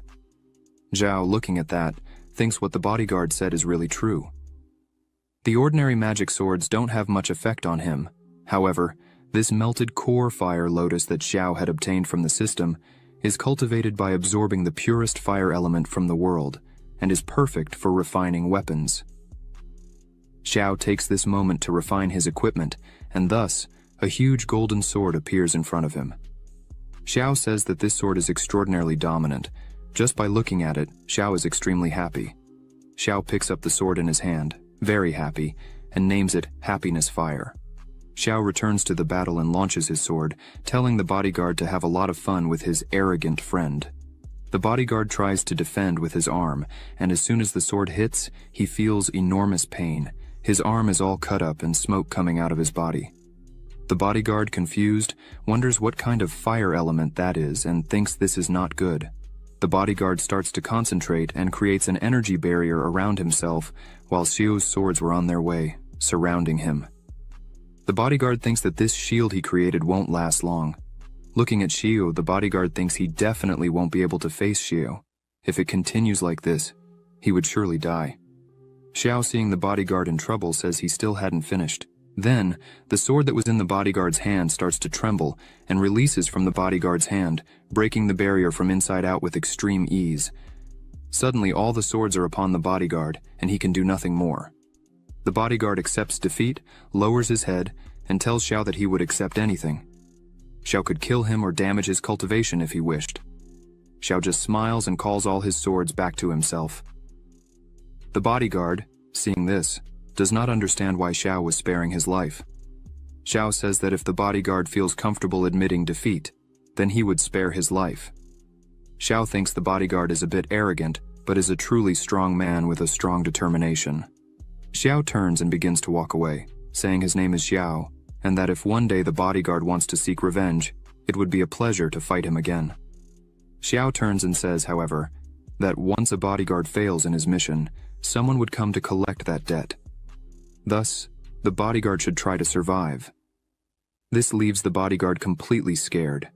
Xiao joins Ji and Su Muhan and says they would now go after Su Muhan's father to help him. Su Muhan thanks him, and Ji is all happy, saying how amazing Xiao is. The bodyguard watching the three leave thinks that Xiao is so young and has so many achievements, which is really something extraordinary to see. The bodyguard begins to retreat and thinks that if he survives the Wang family's hunt, he definitely wants to meet Xiao again. After some time, they arrive at the mansion. Su Ji, seeing this huge house, says that Su Muhan seems to come from a very wealthy family. Ji says that in her father's time, the Su mansion was indeed prosperous. But since Su Muhan took over as the family representative, the Su mansion has been declining day by day. Now it is far from what it used to be. Su Muhan says Xiao should not have killed Wang Rong'er because his father, Wang Cheng, besides being the city lord, is also an elder of the Luo Yun sect. Su Muhan says that in the past, Wang Cheng followed the current sect leader in several dangerous situations, thus, they have a very close relationship. By provoking him, probably in the future, Xiao would have trouble. Ji gets angry and says that if Wang Cheng were to come after them, she herself would make sure Wang Cheng would not return, as the Luo Yun sect was her main goal from the start. Su Muhan is happy and opens the door for them to enter. As soon as they open the door, they see a man sitting there. This man is named Su Hongyuan. He is Su Muhan's second uncle. As soon as she opens the door, he shouts her name and punches the chair. Her uncle calls her unworthy and asks how she dares to return there, leaving Su Muhan a bit surprised. Su Muhan asks why her uncle was there, and all the clan elders were also present. Ji is already a bit apprehensive about all this. Xiao is already on alert, as he noticed these guys were not friendly. A woman points her finger at Su Muhan, and begins to say that Su Muhan should not even dare to ask that, because if they had not come there, they would never know that the Su family had been sold by Su Muhan herself. This woman is Su Muhan's third aunt, named Su Runyue. She asks Su Muhan how she dared to take advantage of her older brother's great injury to take advantage of the Su family's property in the Celestial Destiny Pavilion. Su Muhan says it's not like that. She did not do this for any profit, but rather to buy the lotus and save her father's life. Her aunt asks where this lotus she claims to have bought is. Su Muhan takes the lotus out of her bag and shows it, saying she was completely happy to have gotten this lotus. Her uncle stands up and tries to forcefully take the lotus from Su Muhan. He is currently at the 6th level of the Golden Core. In terms of strength, Su Muhan turns around, scared, shouting for her uncle to stop, but before Su Muhan could see, Xiao steps in front of her with all his swords pointed at them and says he wanted to see who there would dare to touch a hair on Su Muhan. As soon as Su Hongyuan sees all of Xiao's power, he thinks it is something out of the ordinary, and clearly the power difference between them was glaring. Su Hongyuan realizes he couldn't even touch someone like Xiao, so he tries to flee from there at all costs. But suddenly, a sword hits the wall right in front of him, making him stop, and as soon as he notices, his entire body had been surrounded by swords on the wall. Runyue, seeing this, becomes worried and shouts, asking if Hongyuan was okay, but he just tells her to be very careful with those swords. Runyue turns and yells at Muhan, asking what this means, why Muhan was seeking foreigners to fight against their own family. Muhan starts to say something, but Zi grabs her arm and says she should not answer. Then, Xiao positions himself in front of the two. Runyue points her finger at Xiao and asks why he is acting like this and challenges him to try to hit her. Within seconds, one of Xiao's swords strikes right in front of Runyue, making her fall down scared, as she didn't even see the attack coming. Xiao points all his swords at them and says that anyone who dares to take another step, he would kill without hesitation. The other people there start to smile and say that even if Runyue and Hongyuan were wrong in being rude, they were still a family, connected by blood, so it's not right to let someone from outside treat them this way. Muhan starts to speak, but is interrupted by Runyue, who points her finger again at Muhan, calling her ungrateful, as the Su family had raised her for 20 years, and this is how she was repaying them. Muhan starts to cry and asks how they dared to accuse her like that. Muhan begins to scream that as soon as her father went mad, none of them had asked if she was okay, not even once. The only thing they did was fight among themselves and take advantage of her father's forgetfulness to steal and divide his assets. Everyone listens in silence. Muhan screams again, saying that clearly everyone there was wishing her father's death. Ji hugs Muhan, who is breaking down in tears, and says that these relatives are a bunch of garbage, worse than animals, even worse than beasts, who care not for their own family but for money and power. Xiao touches Muhan's shoulder, saying that she was already his disciple, and that today she would have her first lesson from her master. Xiao points all his swords at everyone there, who were trembling with fear. Xiao emphasizes that when you are talking to people who hurt you and only use you, you must stand up for yourself and speak out strongly what you think. Xiao looks at Muhan and asks what she wants to do with them now. Suppress all, or eliminate them? Muhan just looks at her master, saying nothing. Meanwhile, Muhan's relatives fall into despair, asking what suppression and elimination meant. Muhan, with tears in her eyes, screams that she wishes her master to suppress the entire Su family, taking away their cultivation, but still leave them alive. Xiao says that if this is her wish, then it shall be done. Xiao tells Muhan to take care of her father and leave the rest to him. Muhan kneels down and thanks her master again. Ji bends down and tells Muhan to quickly take care of her father, as the two leave. Muhan looks at Xiao with gratitude and admiration. Then, Xiao closes his fan and asks who among them would like to be the first. Xiao says he would start with Hongyuan, then sends one of his swords towards him, who starts screaming desperately. Everyone else turns around and covers their eyes to not see the scene. Xiao starts spinning his fan, and in the background is Hongyuan lying down, covered in blood. Xiao asks who he will choose now. The rest of the Su family becomes desperate and starts running and screaming. Xiao prepares his swords and watches this for a while. Soon after, he launches his swords, saying that no one would escape from him. Within seconds, the swords hit everyone at the same time. Muhan's eyes shine as she says that no one had helped her like this, without asking for something in return. Muhan turns back and runs along with Ji, saying she needs to work harder to really save her father. A few minutes later, Muhan was already inside her father's room, Ji-wan. She kneels beside her father, who was lying in bed. Muhan looks at her father and is very anxious about the situation he was in. Suddenly, Xiao and Ji enter the room. Ji says that the entire Su family had already lost their cultivation and were locked in the dungeon. Muhan turns and says she is very grateful for the help her master gave her. Zi runs and asks Muhan how her father was. Muhan answers with a very sad expression that even after he took the lotus, he had not yet awakened. Xiao just watched all this and, realizing the pain of his new disciple, asks them to let him take a look at him. Muhan looks at Xiao, then agrees and steps aside. Xiao touches Ji-wan's wrist and uses some of his mana. Xiao starts to say that, from the pulse, it does not seem that Ji-wan has gone mad. In fact, he suffered an assassination attempt by someone, causing all his veins to burst. Xiao emphasizes that thanks to the medicinal elixirs he has been taking, he does not feel pain. Xiao fears that, this time, he may not be able to hold his breath. Muhan starts to panic and asks how this could have happened, but Xiao tries to calm her down, saying that it's okay, as Ji-wan was stable at the moment. Xiao prepares and begins to release intense mana and says that all he would need to do was rebuild Ji-wan's veins. Xiao says that, due to his training in the 10,000-kilometer sword control technique, his subtle control of spiritual power improved to a superior level. Then he smiles and starts to move his hand quickly, making his mana reach Ji-wan's body. While Xiao was doing this, he says that even the delicate work of repairing tendons and veins was no longer a problem for him. After that, Ji-wan starts to cough. Muhan is happy and shouts her father's name. Ji, concerned, asks if Ji-wan had woken up well. Finally, Ji-wan opens his eyes and calls for his daughter's name. Muhan is completely shocked that her father finally had risen. She asks how he was. Ji-wan answers that he was fine, just a little dizzy, but suddenly remembers something that worries him. Then he asks Muhan where Hongyuan was and if he had done something to her. Muhan says that she was fine and nothing had happened to her. However, Muhan becomes a bit curious and asks her father why he had mentioned the name of Hongyuan.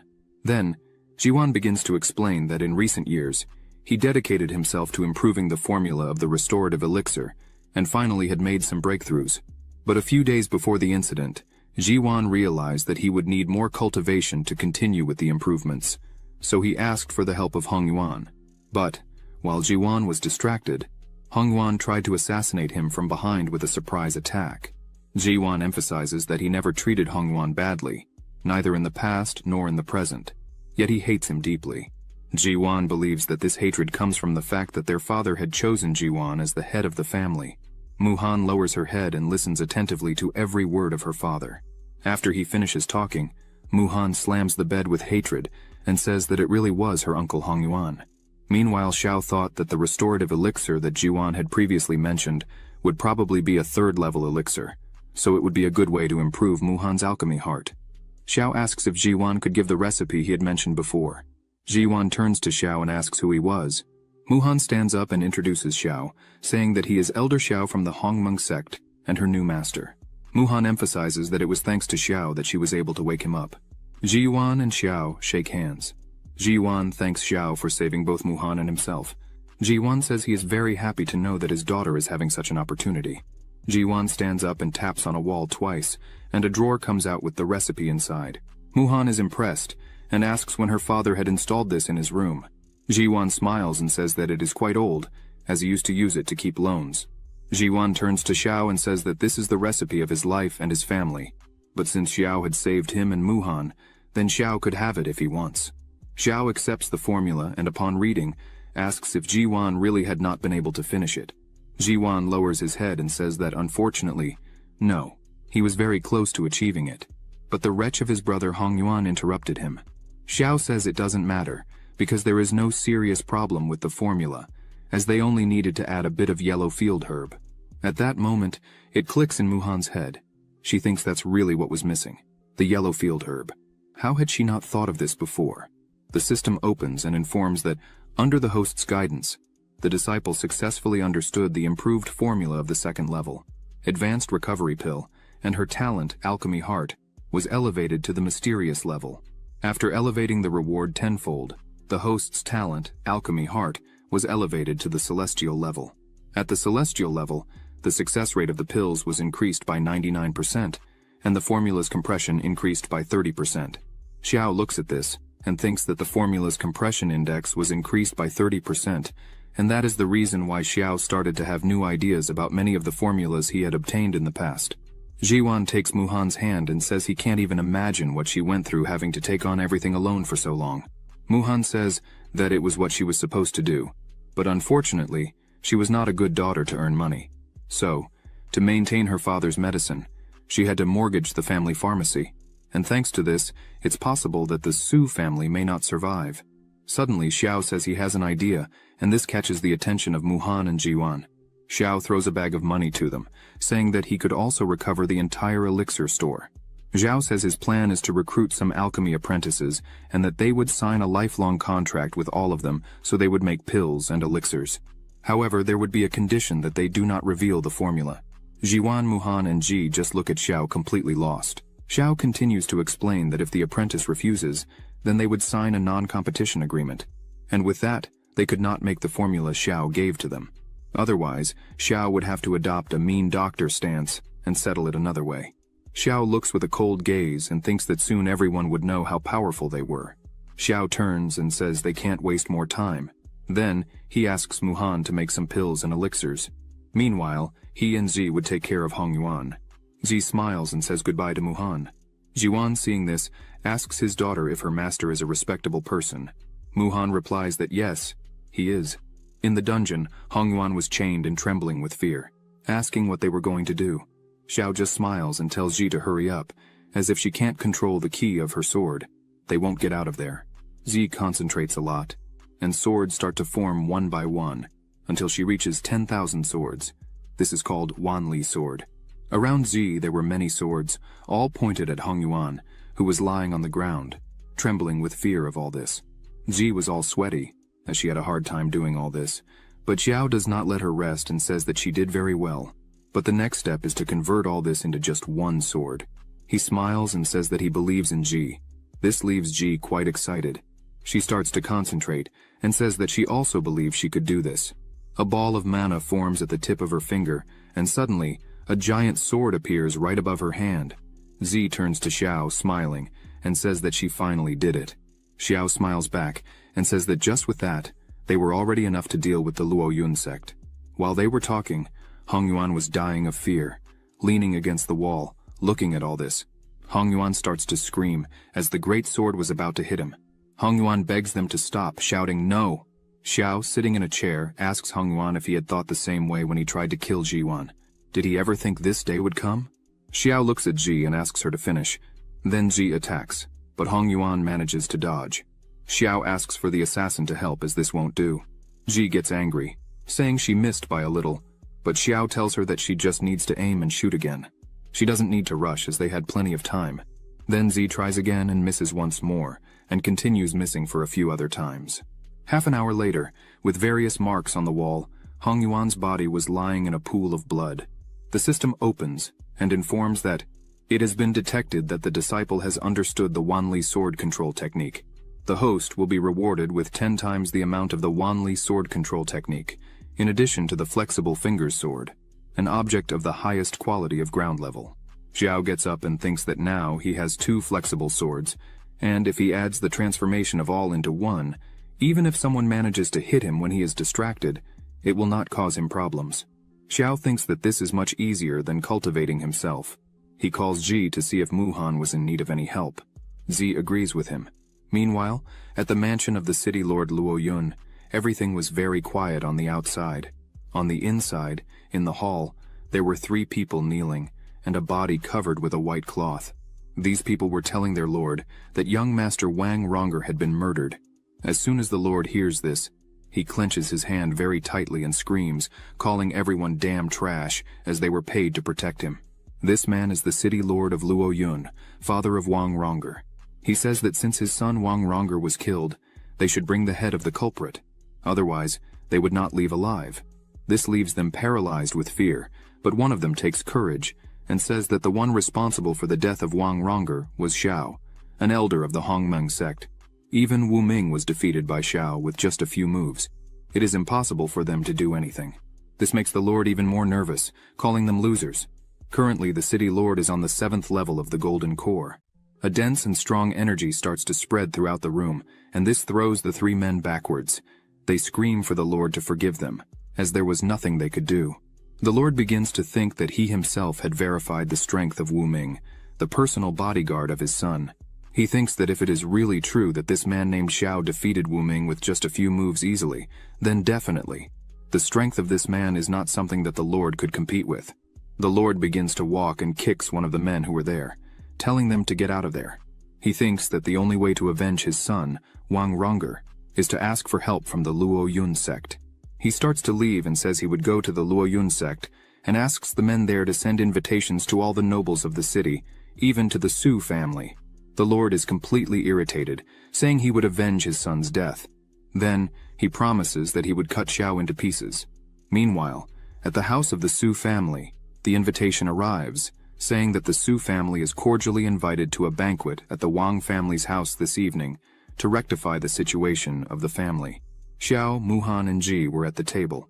Ji says that this invitation is not a good thing. It is clearly a banquet to meet with the Hongmeng sect. Ji stands up and says they needed to leave the city right now and head directly to the Luo Yun sect.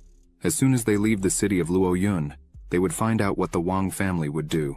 Xiao thinks a bit and replies no, because how could he refuse an invitation? Clearly, he would go. Ji waves his arms asking why. Xiao touches Ji's shoulder and says he heard that Yun Cheng would be at the banquet. Xiao asks his beautiful disciple if she really wanted to take revenge. As soon as Ji hears that name, she becomes angry. She sits down irritated and asks if that traitor would really be at the banquet. Muhan is shocked, as he has never seen Ji like this before. Xiao opens his fan and looks right into Ji's face and says that now Yun Cheng trusts in the power of the Luo Yun sect and that it is unparalleled. Previously, it would not have been so easy to catch him. Xiao stands up and asks what Ji thinks of joining him and causing a little chaos at this banquet. Ji, completely nervous, tells her master that she will do whatever he asks. Muhan, seeing this, thinks that someone is going to get hurt there. Xiao, out of nowhere, turns to Muhan and asks how the matter of the pill and elixir factory is going. Muhan is startled, but says it is going very well. They have already recovered the old 17 pill factories of the Su family and are recruiting alchemy apprentices. And this afternoon, they put the recovery pill on sale. Muhan, all happy, says they sold 50 bottles and earned 5,000 lower-grade spirit stones. Xiao thinks for a moment and feels that 50 bottles are too few. He asks Muhan if she has analyzed the reasons for this. She says yes, then she raises her little finger and, all confident, says that the main purpose of the Huishan pill is to clear the mind and regulate internal energy. The uses are relatively limited. Besides all this, it is the first day of test sales. Xiao puts his hand inside his clothing and takes out some recipes he had made recently. Xiao says that, since that is the case, then she should keep these 3rd-level improved elixir recipes. She should study all of them and, When the time comes, she should pass the test sales report to him. Muhan, seeing all these third-level recipes, is completely enchanted. Her eyes even sparkle with happiness. Muhan takes the recipes in her hand and begins to read, and starts to laugh to herself, saying that this is an improved golden core pill. The healing effect is at least 10 times more effective than the traditional one, and is enough to protect the life of the user. She believes this would sell very well. While Muhan was hugging the recipes her master had given her, Xiao was thinking that he loved money and money loved him. Money is everywhere, comes all the time. Money comes from all parts. He also says that the happy life he always dreamed of lying down and collecting money, is one step away from being achieved. Night falls and guests are arriving at the city lord's mansion. Ji Yuan arrives at the entrance, and the city lord goes to greet him personally. Right behind him is Xiao. The city lord greets him. The city lord says he was worried when he heard that Ji Yuan was sick. The lord says that unexpectedly, after Ji Yuan recovered from the illness, the Su family's business reached a higher level. Right behind the lord there was a man with red hair, smiling suspiciously. Ji Yuan smiles and thanks Lord Chung for his concern. Xiao just looks at everything without saying anything. Chung goes to Xiao and says that he must be the man from the rumors who helped the Su family to recover. The man who took Muhan as a disciple, helping her to reach level 3 alchemy. Xiao thanks, saying that Lord Cheng is very kind. As soon as the red-haired man sees Xiao, he wonders why he was there. But then he realizes and imagines that this is a plan, as the city lord personally invited the Golden Core elders from the Luo Yun sect to help. Now, everyone is in guest clothes and waiting for him in the banquet hall. Just an order from Master Wang for them to act and kill Xiao.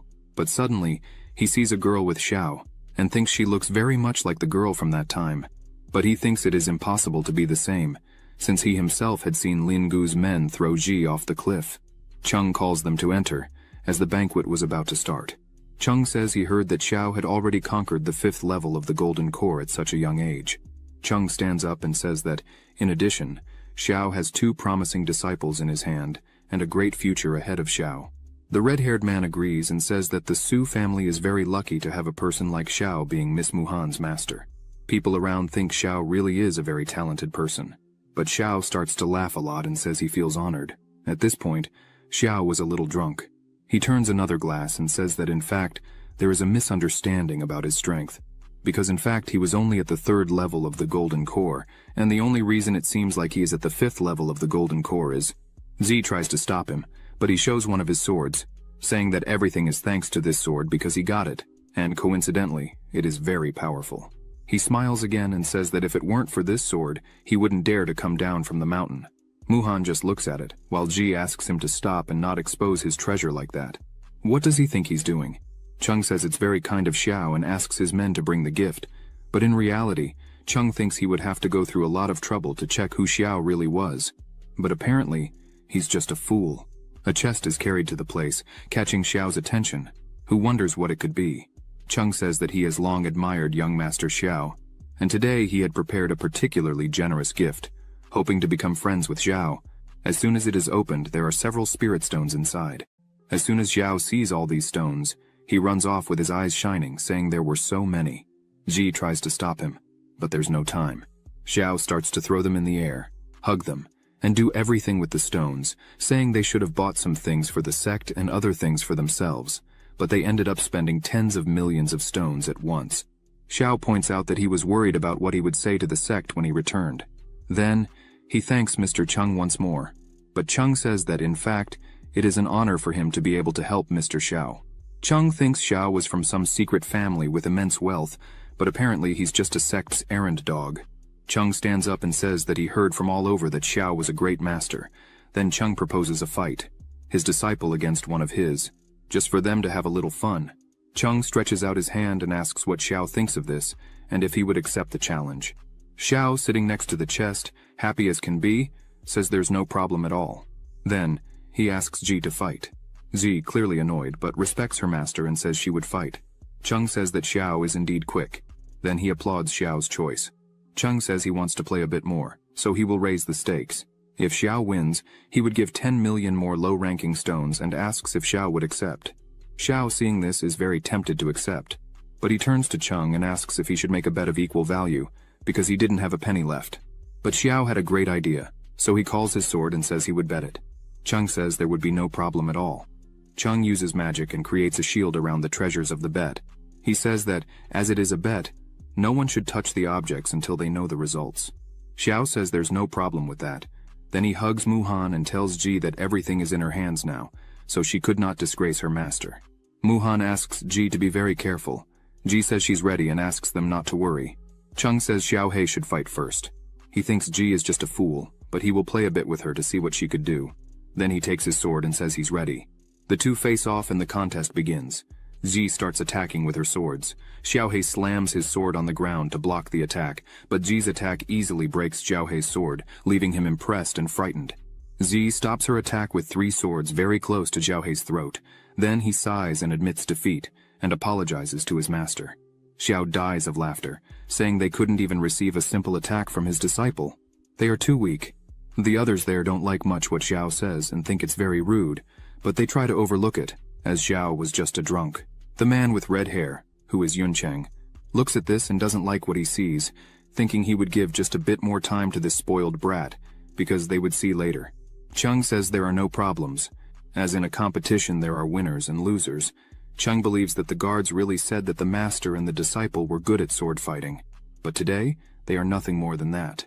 Xiao runs to the winnings of the bet and starts hugging them, saying that Master Chung really is a man of his word. A great man, because now they were rich. Xiao gets carried away and says he would now bet his sword again, and moreover all his possessions. Chung smiles and thinks that this was really what he was wanting. Then he says that now it is the turn of the ghost voice. She accepts and goes up to Ji. The ghost voice says she is sorry. Chung smiles and thinks that regarding swordsmanship, his niece, who studied in Luoyun, is unbeatable. Chung is sure he will not lose to that fool's disciple. Then the fight begins, and in seconds, Chung is completely startled by what he is seeing. Ji assembles 1,000 swords into just one, and then she launches her attack again. The ghost voice has no reaction against this, as she has never fought against such a force. She wonders how 1,000 swords became one. As soon as she notices that it is impossible to defend against this, she screams, admitting defeat. The ghost voice falls to her knees on the ground and says that such a young girl already can use such immense power. 1,000 swords into just one. She is really impressed. Ji just sighs and says nothing. Chung says that the victory was for Master Xiao and his disciple, but they notice that, by Ji's appearance, she is close to her limit, as she seems to be very tired. Xiao jumps amid all the money he is winning and starts laughing too much, saying that it is all useless. Even if a god descended on Earth today, it would be useless. Xiao celebrates a lot and asks to bet once more. Yuncheng looks at Xiao and thinks that he is really very happy. Chung says that, for her age, this disciple is a genius for having reached the level of turning 1,000 into one. It seems that Xiao really has a great disciple. Chung says that unfortunately this is just for now. Then a person jumps from behind him towards Zi, hitting her belly, causing Zi to spit blood. As soon as Xiao sees the hit, he notes that this attack is the Luoyun palm of the Luoyun sect. Then he quickly jumps and catches Ji in the air. She coughs and apologizes to her master for having fallen. Xiao smiles and says that it's okay. Xiao thinks that they finally pulled their trump card. Muhan asks Ji if she was okay, but Zi did not answer as she was very tired. The woman who defeated Ji mocks, saying that it did not take time and she had already lost. This woman is called Liang. She is an elder of the Luoyun sect. Xiao hands over everything he had, almost crying, while Ji was completely upset back there, being comforted by Muhan. Xiao says he could not go back like this, as he had lost everything he had. How would he explain all this to the sect when he returned? Then he points to Chung and asks him to compete with him once more. Chung says he would accept to compete again. However, there was a small problem. Xiao had nothing more to bet, so how would they bet again? Xiao looks coldly and says he would simply bet his life. Some people think this is complete madness, but Yuncheng gets excited as soon as he hears this. Chung just tells Xiao not to expect to stay sober to try not to pay the debt. Chung is thinking that he would love to see what Xiao would manage to do without that sword. Xiao begins to release his power and tells Chung not to worry, as he would not back down from his bet. A huge sword appears behind him. Xiao says that unfortunately he would not lose. A hand begins to form, holding a huge sword. Xiao emphasizes that, as soon as he wins, Mr. Chung, besides returning all his fortune, will also have to pay with his life. Liang is astonished at what she is seeing right in front of her, is 1,000,000 swords condensed into one. Xiao begins his attack. Liang prepares to try to defend, but her sword is broken like a tree branch. The sword cuts Liang. She screams, How can there be such extraordinary power in your hands? While bleeding, Liang does not accept, because her sword was given to her by her master. This sword was strong enough to withstand the entire force of a cultivator in the nascent soul realm. Liang does not understand how Xiao had cut her in half with just one blow and without effort. She looks frightened and asks where this man with such inexplicable strength came from. Xiao continues his attack, hitting Liang once again, who screams in pain. Cheng is startled by all this. He runs and holds Liang, asking how she was. However, she does not answer. Cheng gets angry. Xiao says that apparently Cheng is also a disciple of the Luoyun sect. Xiao forms his sword again, and tells Cheng that to learn the Luoyun palm of the Luoyun sect, one must have a high status. Cheng just listens to all this. Then Xiao smiles, and says that it would not be unfair to kill Cheng there now. After Cheng saw Liang being humiliated by Xiao, he looked at the other fighters and shouted, asking what they were waiting for to attack. Everyone began to surround Xiao, saying that it was finally their turn to fight. Muhan held Ji and stayed close to her father, just watching the fight. Ziwan was impressed by the number of people ready to defeat Xiao. Meanwhile, in the middle of the hall, Xiao still stood still as everyone advanced towards him. Xiao began to laugh loudly and clap, saying that all the fighters were in the realm of the Golden Core. Finally, Master Cheng had prepared for today. Suddenly, Xiao became serious and stared at everyone, saying that unfortunately, today he could only kill 30 Golden Core cultivators by himself. He stepped on the ground, and a magical circle appeared, and his swords rose. Cheng, seeing Xiao's stance, said that in addition to being an idiot, he was a complete arrogant. There is no one who defeats 30 Golden Core people at once. Cheng said he still had a little help, the shadow of the Luoyun sword, which he had asked the sect leader before leaving the mountain. He began to invoke it. As soon as Ji saw the sword's shadow, she felt something very strong. Cheng screamed as he launched the sword, which after years of enhancement with the sect master's blood, the power of this celestial level weapon was no longer comparable to ordinary iron. Even if it was just the shadow of the sword, it was enough to kill a nascent soul cultivator. Zi began to feel the energy of the sword, and was absolutely sure that this sword was obviously the embryo of the sword that the Luoyun sect stole from the Lin family before, the one that was passed down from the ancestors of the Lin family.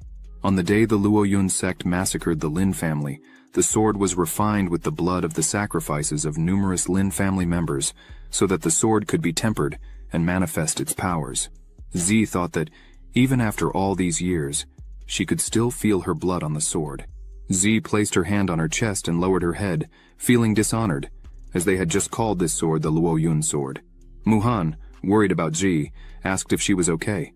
Xiao, hearing this, began to think that when he began teaching Zi, the system showed that one of the conditions for awakening the innate body sword is to reach the foundation realm and obtain recognition from the ancestral king of the Lin family.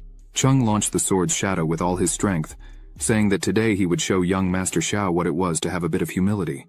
The sword went quickly straight towards Xiao.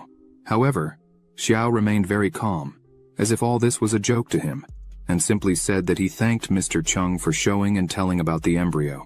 The shadow of the sword was already very close to Xiao's body, who simply called his sword with flexible fingers. Cheng, seeing this, became angry, as he thought that sword had already been taken from Xiao in the previous bets. As soon as he looked at the treasures, he saw that the sword was still there. Then he became even more angry, as Xiao had 2 swords and not just one. Xiao positioned his sword while thinking that the shadow of the Luoyun sword was so powerful that it was worthy of being a divine weapon of celestial level, even though the flexible fingers sword was just a first-grade terrestrial level sword. The existence of the sword domain is to make the sword stronger in the hand of anyone. Even the best of swords turns into nothing. Xiao yelled and told everyone to experience the true power of the sword domain. Xiao threw his sword forward against the shadow of the sword, and the two collided in the air.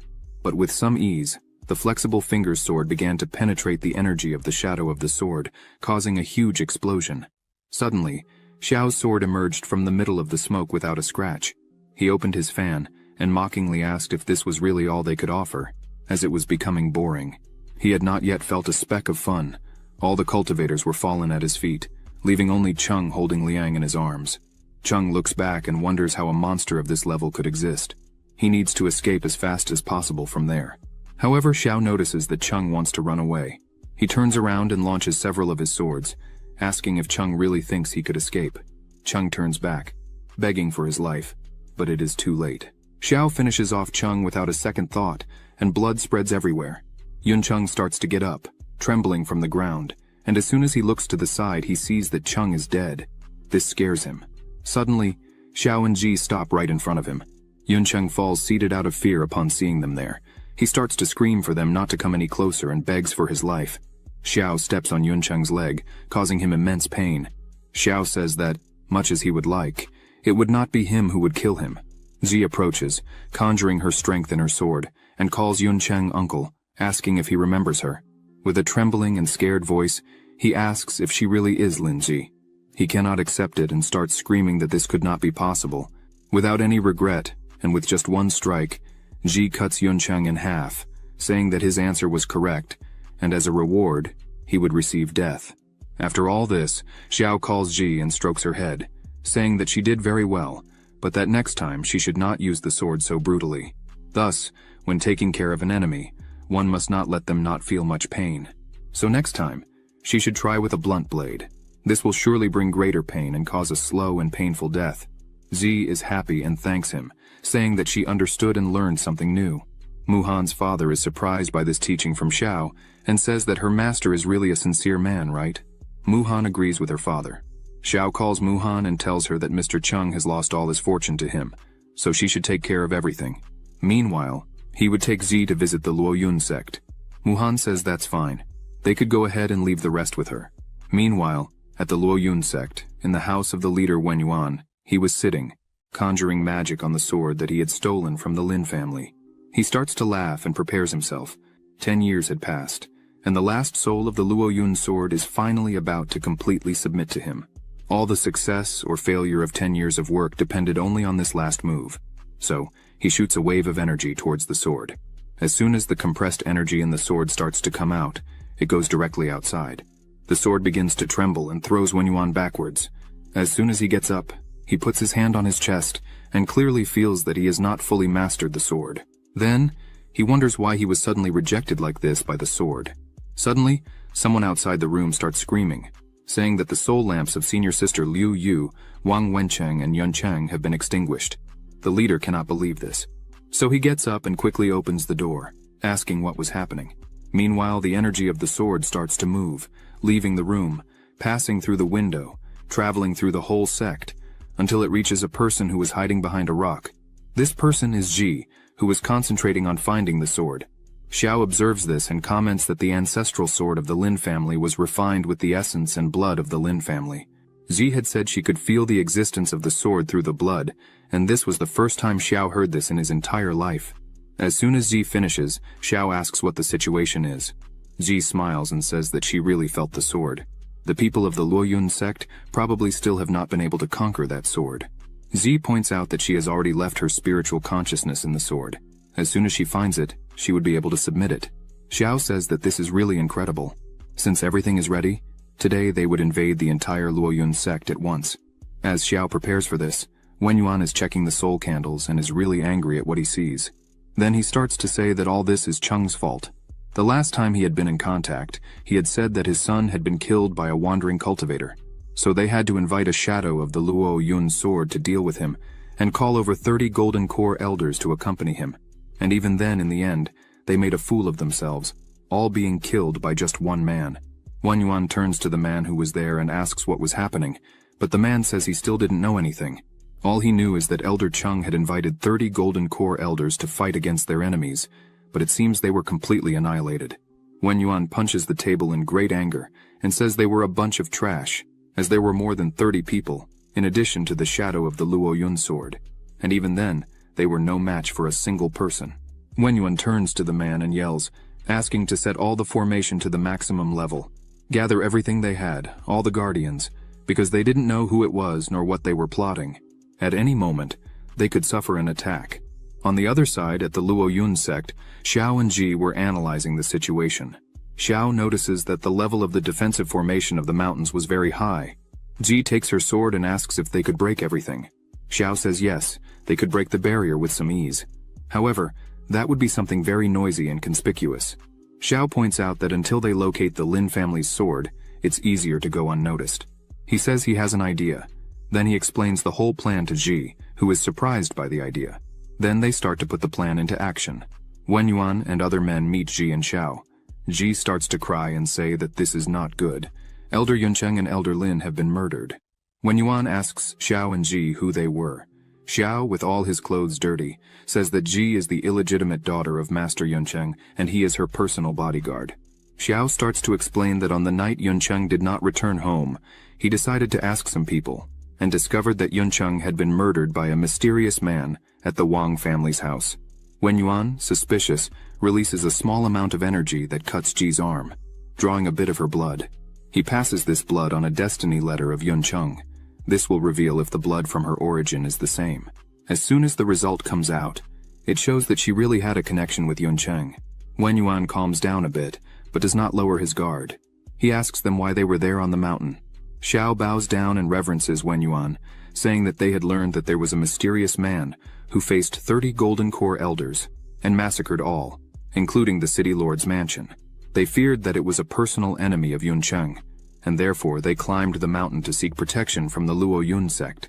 Ji starts to talk to Wen Yuan and says that she heard from her father Yuncheng that the sect master had suffered a violent backlash while refining the embryo of the Lin family's sword and has been seeking a way to alleviate the pain.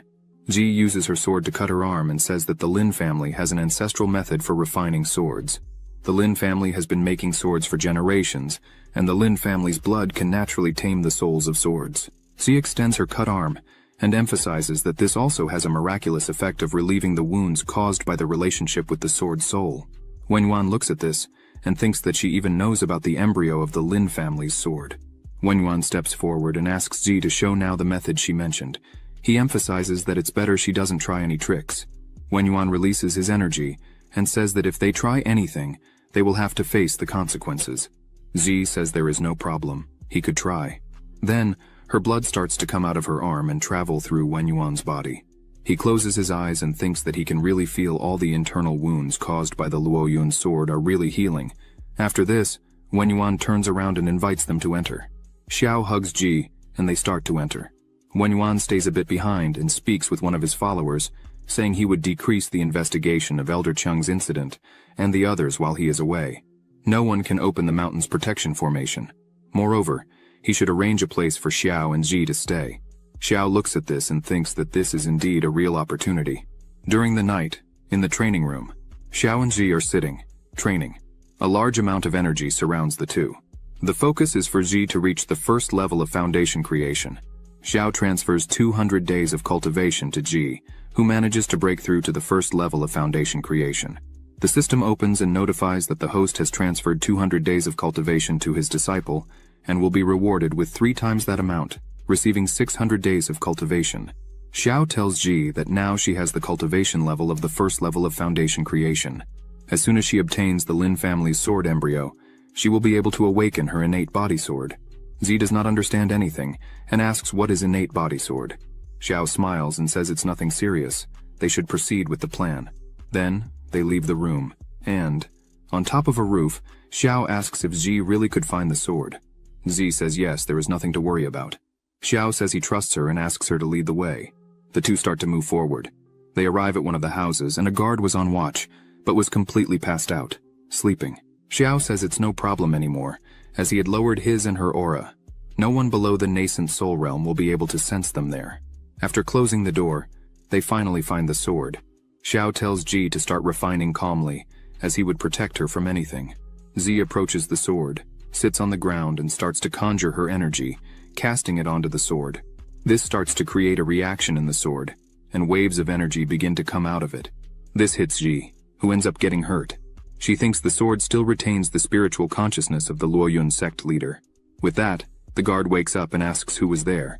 The man quickly grabs something and breaks it in his hand, which sends a signal to the sky. Xiao gets angry and thinks that it seems impossible to hide the truth.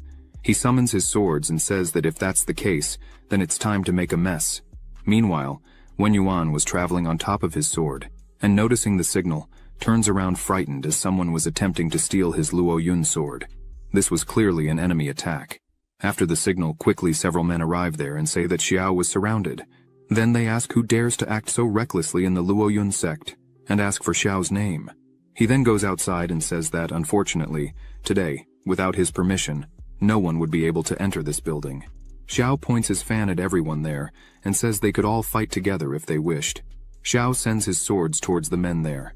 The men start to create magical circles and ask how Xiao can be so arrogant in front of everyone there. The Golden Core practitioners, although only skilled in sword abilities, quickly see Xiao's attacks begin to destroy ancestral weapons with just one hit and hit them one after another. Xiao, seeing this, smiles and says that the last time he killed 30 Golden Core cultivators, he thought they were drunk, and therefore were not able to fight well. But based on what you are showing me, it seems that the Luo Yun sect is nothing more than this bunch of trash. As soon as they hear this, they despair in knowing that the man who killed the 30 cultivators all at once was this man right in front of them. Xiao starts to float, and an overwhelming energy begins to surround his body. Xiao says he would not change his name or his surname. Xiao looks straight into the eyes of everyone there and says his name is Xiao Xuan, from the Nanli sect. After this night, if anyone alive from the Luo Yun sect still has the courage to face me, remember this name and look for it. One of the cultivators starts to say that he does not believe Xiao could really be from the Nanli sect, but within a radius of 10 kilometers, the only one that could compete with the Luo Yun sect is the Nanli sect. He orders everyone to attack to capture the intruder who is in the sect. Xiao smiles and thanks them for their courage, as thanks to this he would have a bit of fun. Xiao begins his attack, controlling his swords which, without much trouble, begin to hit each of the cultivators one by one, who scream in pain and beg for help. Xiao, flying with several swords around him, and one hand holding a giant sword behind, goes near the cultivators who were fallen, and asks if that was really all they had to offer. He looks with a psychopath expression, and emphasizes that he didn't even get to show all his true power. The leader of the cultivators, lying on the ground, raises his head and points his finger at Xiao, saying that soon the leader of the Luo Yun sect would arrive and would cut Xiao into pieces. Xiao laughs, opens his fan and stops his attack, saying that then he would wait. A few seconds later, someone comes screaming from afar. As soon as Xiao looks up, he sees that it is Wen Yuan, the leader of the sect, flying in his direction, furious. Xiao prepares to fight again, saying that this was faster than he thought. Xiao defends himself with his power and the two swords collide, but Wen Yuan's sword starts to cut through Xiao's sword. A bright flash occurs and the two separate. Wen Yuan stares intently at Xiao and says that the thieves from the Nanli sect really have a lot of courage, as they dared to enter the sacred territory of the Luo Yun sect. Xiao puts his swords in attack position again and responds to Wen Yuan that the Luo Yun sect is nothing. In fact, it's a trash sect. Just one man was able to defeat all the elders without the slightest difficulty. Isn't that right, Wen Yuan? Then, Xiao prepares and starts to make some different movements and asks Wen Yuan to try this attack. The swords go out in attack at an impressive speed, leaving several trails where they passed. Wen Yuan holds his sword firmly and prepares for the attack. Wen Yuan yells and with just one blow, defends against Xiao's two swords and asks how he dares to insult the Luo Yun sect. Wen Yuan attacks Xiao, saying he thinks too highly of himself. However, Xiao quickly dodges. He looks at Wen Yuan's sword and thinks that this sword is really incredible. It must be at the peak of its cultivation. Xiao also analyzes the movements and strikes of Elder Wen Yuan, and realizes that, probably, after using his blood for so many years to refine the divine sword, Wen Yuan might have injured his foundation. That's why he could not advance. The real power of Wen Yuan is probably above the nascent soul. Xiao calls his swords back and thinks that this could be a small problem. Xi needs to finish mastering that sword as soon as possible. Several swords start to appear around Xiao. Wen Yuan starts to look at this and wonders if this is really sword ki, and if this movement can be used on a physical sword. He also notes that just one of the swords is already quite powerful. It's definitely of the highest level.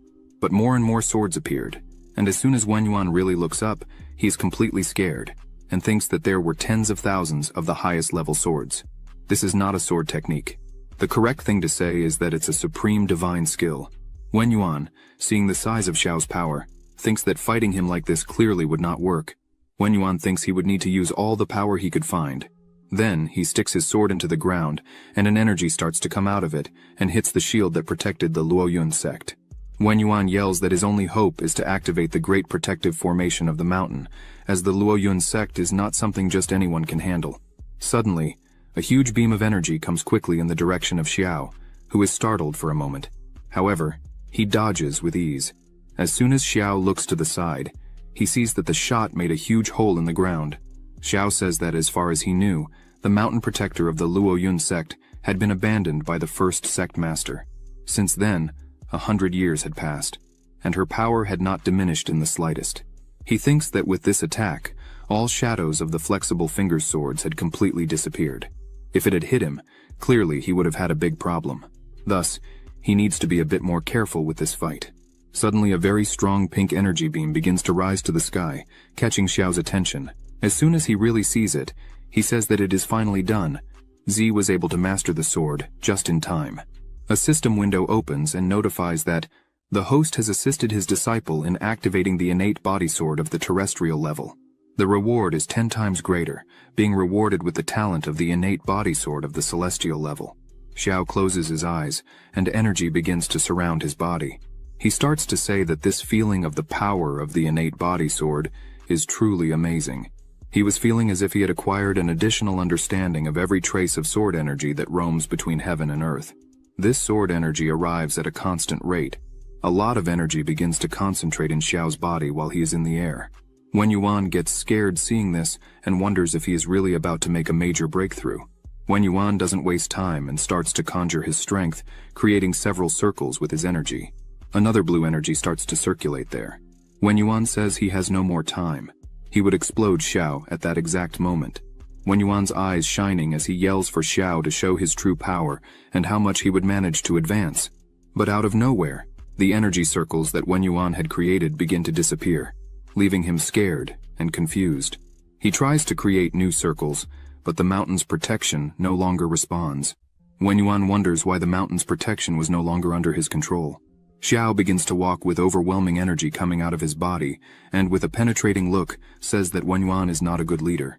A great sword begins to form above them, containing overwhelming energy. Xiao, while forming his sword, says that it is more than obvious that the true Luoyun sword is hidden within the protective formation of mountains of his Luoyun sect. And yet, he still wants to steal the embryo of the sword that the Lin family had not even refined yet. Xiao's sword was almost completely formed. Xiao, indignant, says that Wen Yuan did not even hesitate to spend his essence and blood to nurture the sword embryo. This is despicable and ridiculous for a sect leader. Finally, Xiao's sword was complete. Then, a giant hand begins to descend rapidly, holding the colossal sword that was now under Xiao's control. He emphasizes that if the sect leader was nothing but immoral trash for acting in such a way, as punishment for these acts, Xiao declares that the Luoyun sword is now his, as he would take the sword away. Xiao was angry and indignant. He points his attack at Wen Yuan and says that he should pay for the lives of the Lin family members who died back then, and life is paid with life. Wen Yuan screams for mercy, but with just one strike, Xiao begins to destroy everything around him, instantly killing Wen Yuan and splitting the mountain in half. The cultivators who were there begin to tremble before the absolute power that Xiao showed, capable of cutting the sect's mountain in half. Xiao catches everyone's attention and begins to say that all those who participated in the massacre of the Lin family must be more conscious. Xiao orders them to cut off their own arm and leave. If they do not do this and wait for Xiao to try to cut it himself, then in that case, the entire Luoyun sect will be killed. The members realize they have no way to fight against a man like this. Some start to cry and say that their child is in the sect and did nothing to suffer. So he himself would accept to pay the price and cuts his arm off. The other members, one after another, start to say that they had family within the sect and cut their arms and hands for the safety of their families. Xiao stops his attack and lets the men go. As everyone was leaving, Xiao thinks that one only knows pain when the Reaper's blade is under their head, for none of them showed mercy when they massacred the families of other people. Z appears, happy and smiling, and yells for her master to show that she has finally successfully conquered the sword embryo. She says she has chosen the name Lacquer for the sword.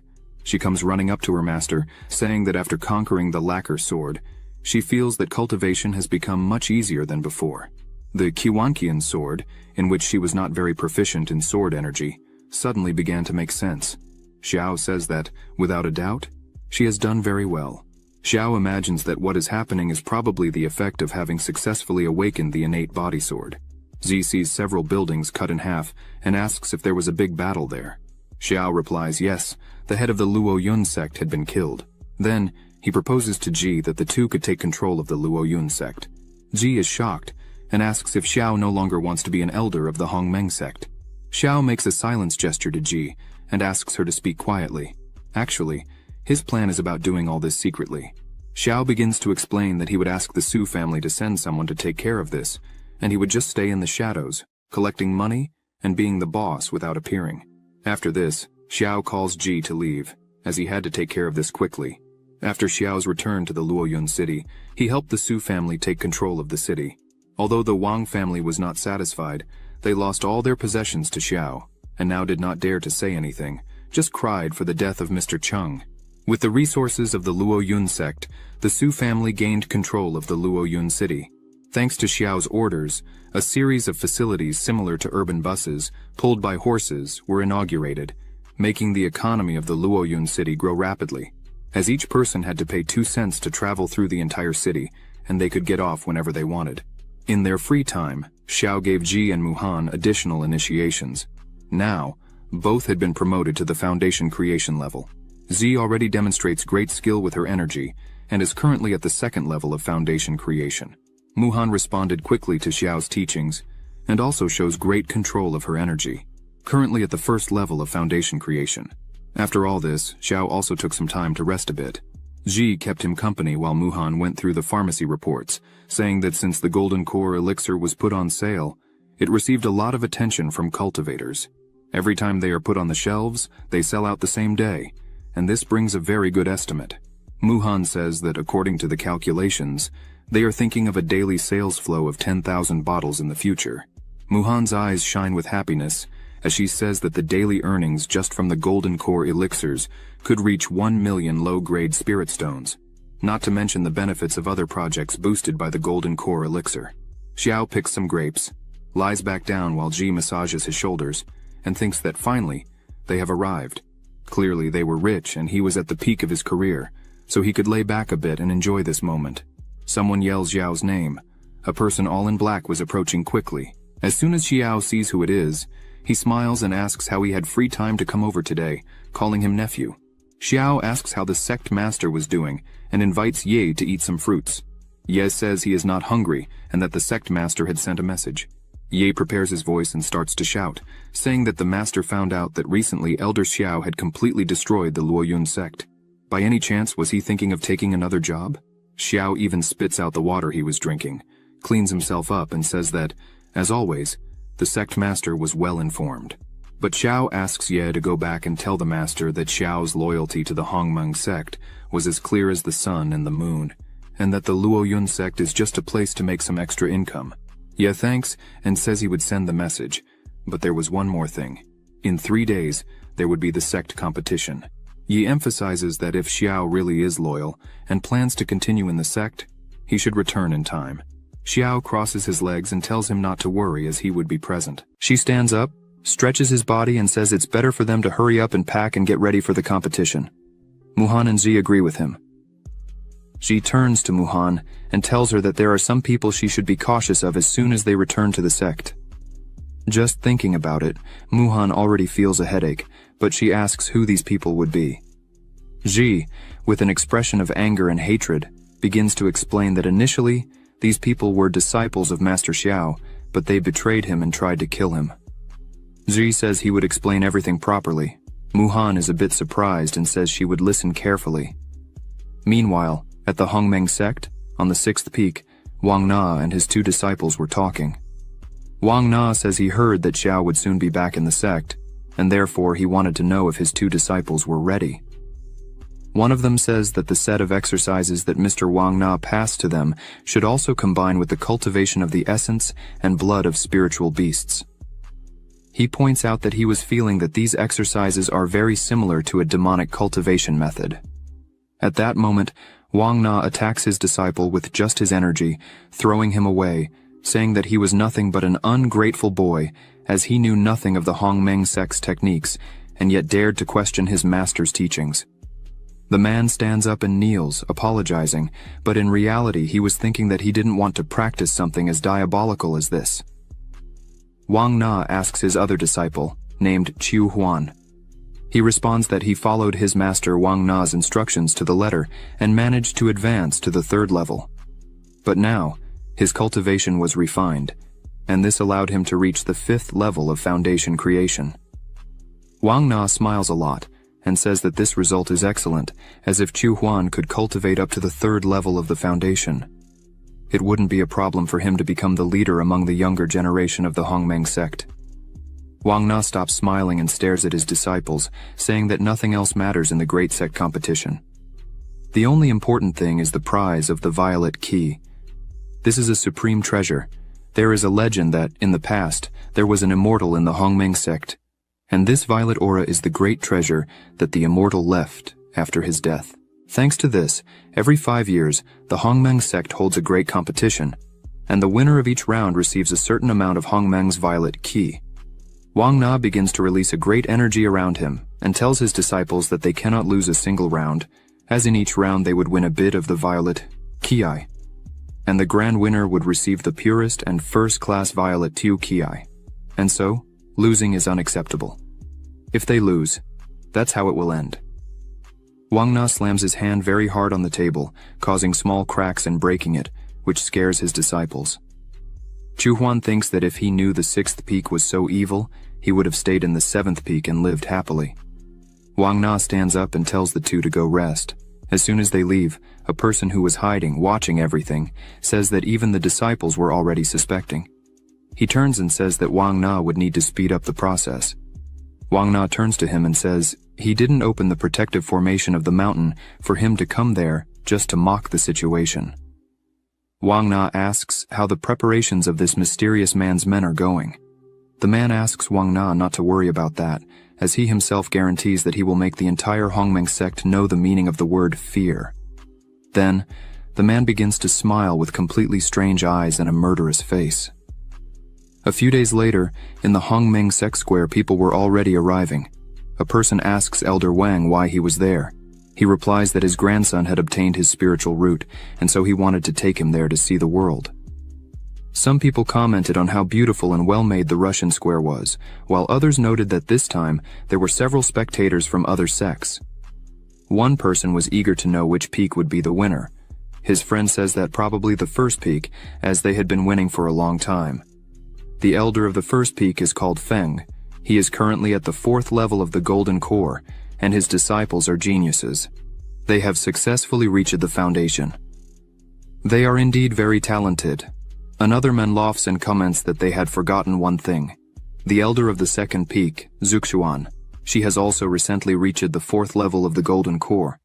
And under her, there are disciples as important as the green and purple swords. Her strength should not be underestimated in any way. Not to mention there is also Zhang He, leader of the Hongmeng sect and leader of the main peak. The two friends start to comment that apparently there were only 6 elders there. Where could Xiao, the elder of the 7th peak, be? One of the guys says he probably didn't want to embarrass himself and therefore did not come, since his disciple depends on him to start her cultivation. She is nothing but a losing trash. Suddenly, a person in the center of the arena catches everyone's attention, saying he would explain the rules for the first round of the competition. The competition will take the form of a round battle. In each fight, 2 of the 8 peaks will be drawn to face each other. Whoever loses a single time will be recorded as a loser and fall. The 2 peaks selected in the draw, the losers will go back to the queue and wait until the next time, while the winner goes straight to the next match. The winner remains in the field and continues. If they win a total of 3 matches, they advance. If they lose a total of 3 matches, they will be eliminated. Subsequently, the distribution of cultivation resources within the sect will be determined based on the ranking of this competition, and the winner will also be rewarded with a high-level magical weapon, the Ruyi Qingfeng sword. The first round of the competition, the 6th peak against the 7th peak. Then, disciple Wang Zheng enters the arena, which surprises many people and makes them wonder if he wasn't from the 7th peak and why he was representing the 6th peak in this competition. A person shouts and says that Wang Zheng had betrayed his master a long time ago and now joined the 6th peak. Now, they would have something good to see. Zhang. He asks his disciple Chen if Xiao had not yet arrived. Chen replies that he still hadn't seen him anywhere. This makes Zhang He a little nervous. People laughed, saying that there was no one living on the 7th peak, so they would win by whoa. They continue mocking that, on the 7th peak, only Xiao would be able to fight against a disciple of the 6th peak. The judge raises his hand and starts to say that since there is no one to represent the seventh peak, this battle is— but suddenly a glow in the sky appears, shouting for them to wait. It was Xiao saying he was late because he had slept too much. Wang Zheng seeing this gets annoyed because Xiao was still with the trash Ji by his side and even accepted another trash as a disciple. Wang Zheng starts to smile and thinks that this will be perfect, as he was lucky to get a weak opponent. He just wanted to see the faces of the others when he stepped on Xiao's disciple. Quickly, Xiao says that Muhan should fight, as this is the perfect moment for what they had trained. Muhan promptly says she would accept. Ji calls Muhan and says she still doesn't know Wang Zheng, but it was he who betrayed Master Xiao and tried to kill him. Ji says that Muhan should not have mercy on a person like that. Muhan looks at Wang Zheng and thinks that she only found out what had happened to Xiao through Ji. She didn't expect that, as soon as she arrived there in the sect, she would face the traitor right away. Muhan starts to release energy and thinks that, if that's the case, she must give her best and not embarrass her master. The judge introduces Muhan, saying that she was currently at the foundation level, Zhang. He is surprised by this, as Muhan is quite young for such an achievement. It seems that Xiao has found a talented new disciple. Meanwhile, in the center of the arena, Wang Zheng starts to mock Muhan, saying that clearly she hasn't learned anything from Xiao. Then, out of pity, he would let her attack first. Muhan gets angry and says that there is no place for traitors on the seventh peak. Muhan shouts that Wang Zheng is nothing but a scoundrel who deceives his own master and destroys his ancestors. Such trash is not worthy of calling Xiao master. Wang Zheng gets angry at these words and grabs his sword, saying that as can be seen, Muhan doesn't know what's best for her. Then, he asks her not to cry after he finishes this and points his sword at Muhan and tries to hit her, saying that she should be careful because Xiao himself had praised his spring rain sword skills. However, as soon as he looks, Muhan is staring at his face while holding his blow with just 2 fingers. Wang Zheng doesn't understand how she can do such a thing. Muhan starts to exert her fingers, saying that it is indeed a beautiful technique. Wang Zheng's sword starts to crack until it breaks into pieces. Muhan remains serious and asks what kind of evil swordsman Wang Zheng is if he can't even break through the protective aura that Muhan created. Wang Zheng is taken aback by this, and seeing his broken sword, he starts to tremble and says that he surrenders. Muhan asks him to leave the arena, but she quickly realizes that this is a trick, because the sect competition requires that they don't stop for anything. Muhan quickly conjures her energy in her hand and says that Wang Zheng is lucky, that according to the rules, she can't kill him. Now she's going all out and applies her technique. Wang Zheng quickly turns around and shouts that she's getting ahead of herself. Their techniques collide, and a great explosion occurs in the center of the arena. As soon as the explosion passes, Wang Zheng is all injured, screaming in pain, while Muhan is standing in front of him. Wang Zheng crouches in pain with his arm completely wounded and burned. He screams and asks if Muhan really is at the foundation creation level, because with that power it's impossible. Wang Zheng, still not reconciled to this, asks if she has this level of cultivation because she is forced to worship Xiao as her master. Muhan smiles without a scratch on her body and says that it's been half a month since she was just at the first level of QI refinement, but now she's at the first level of foundation creation.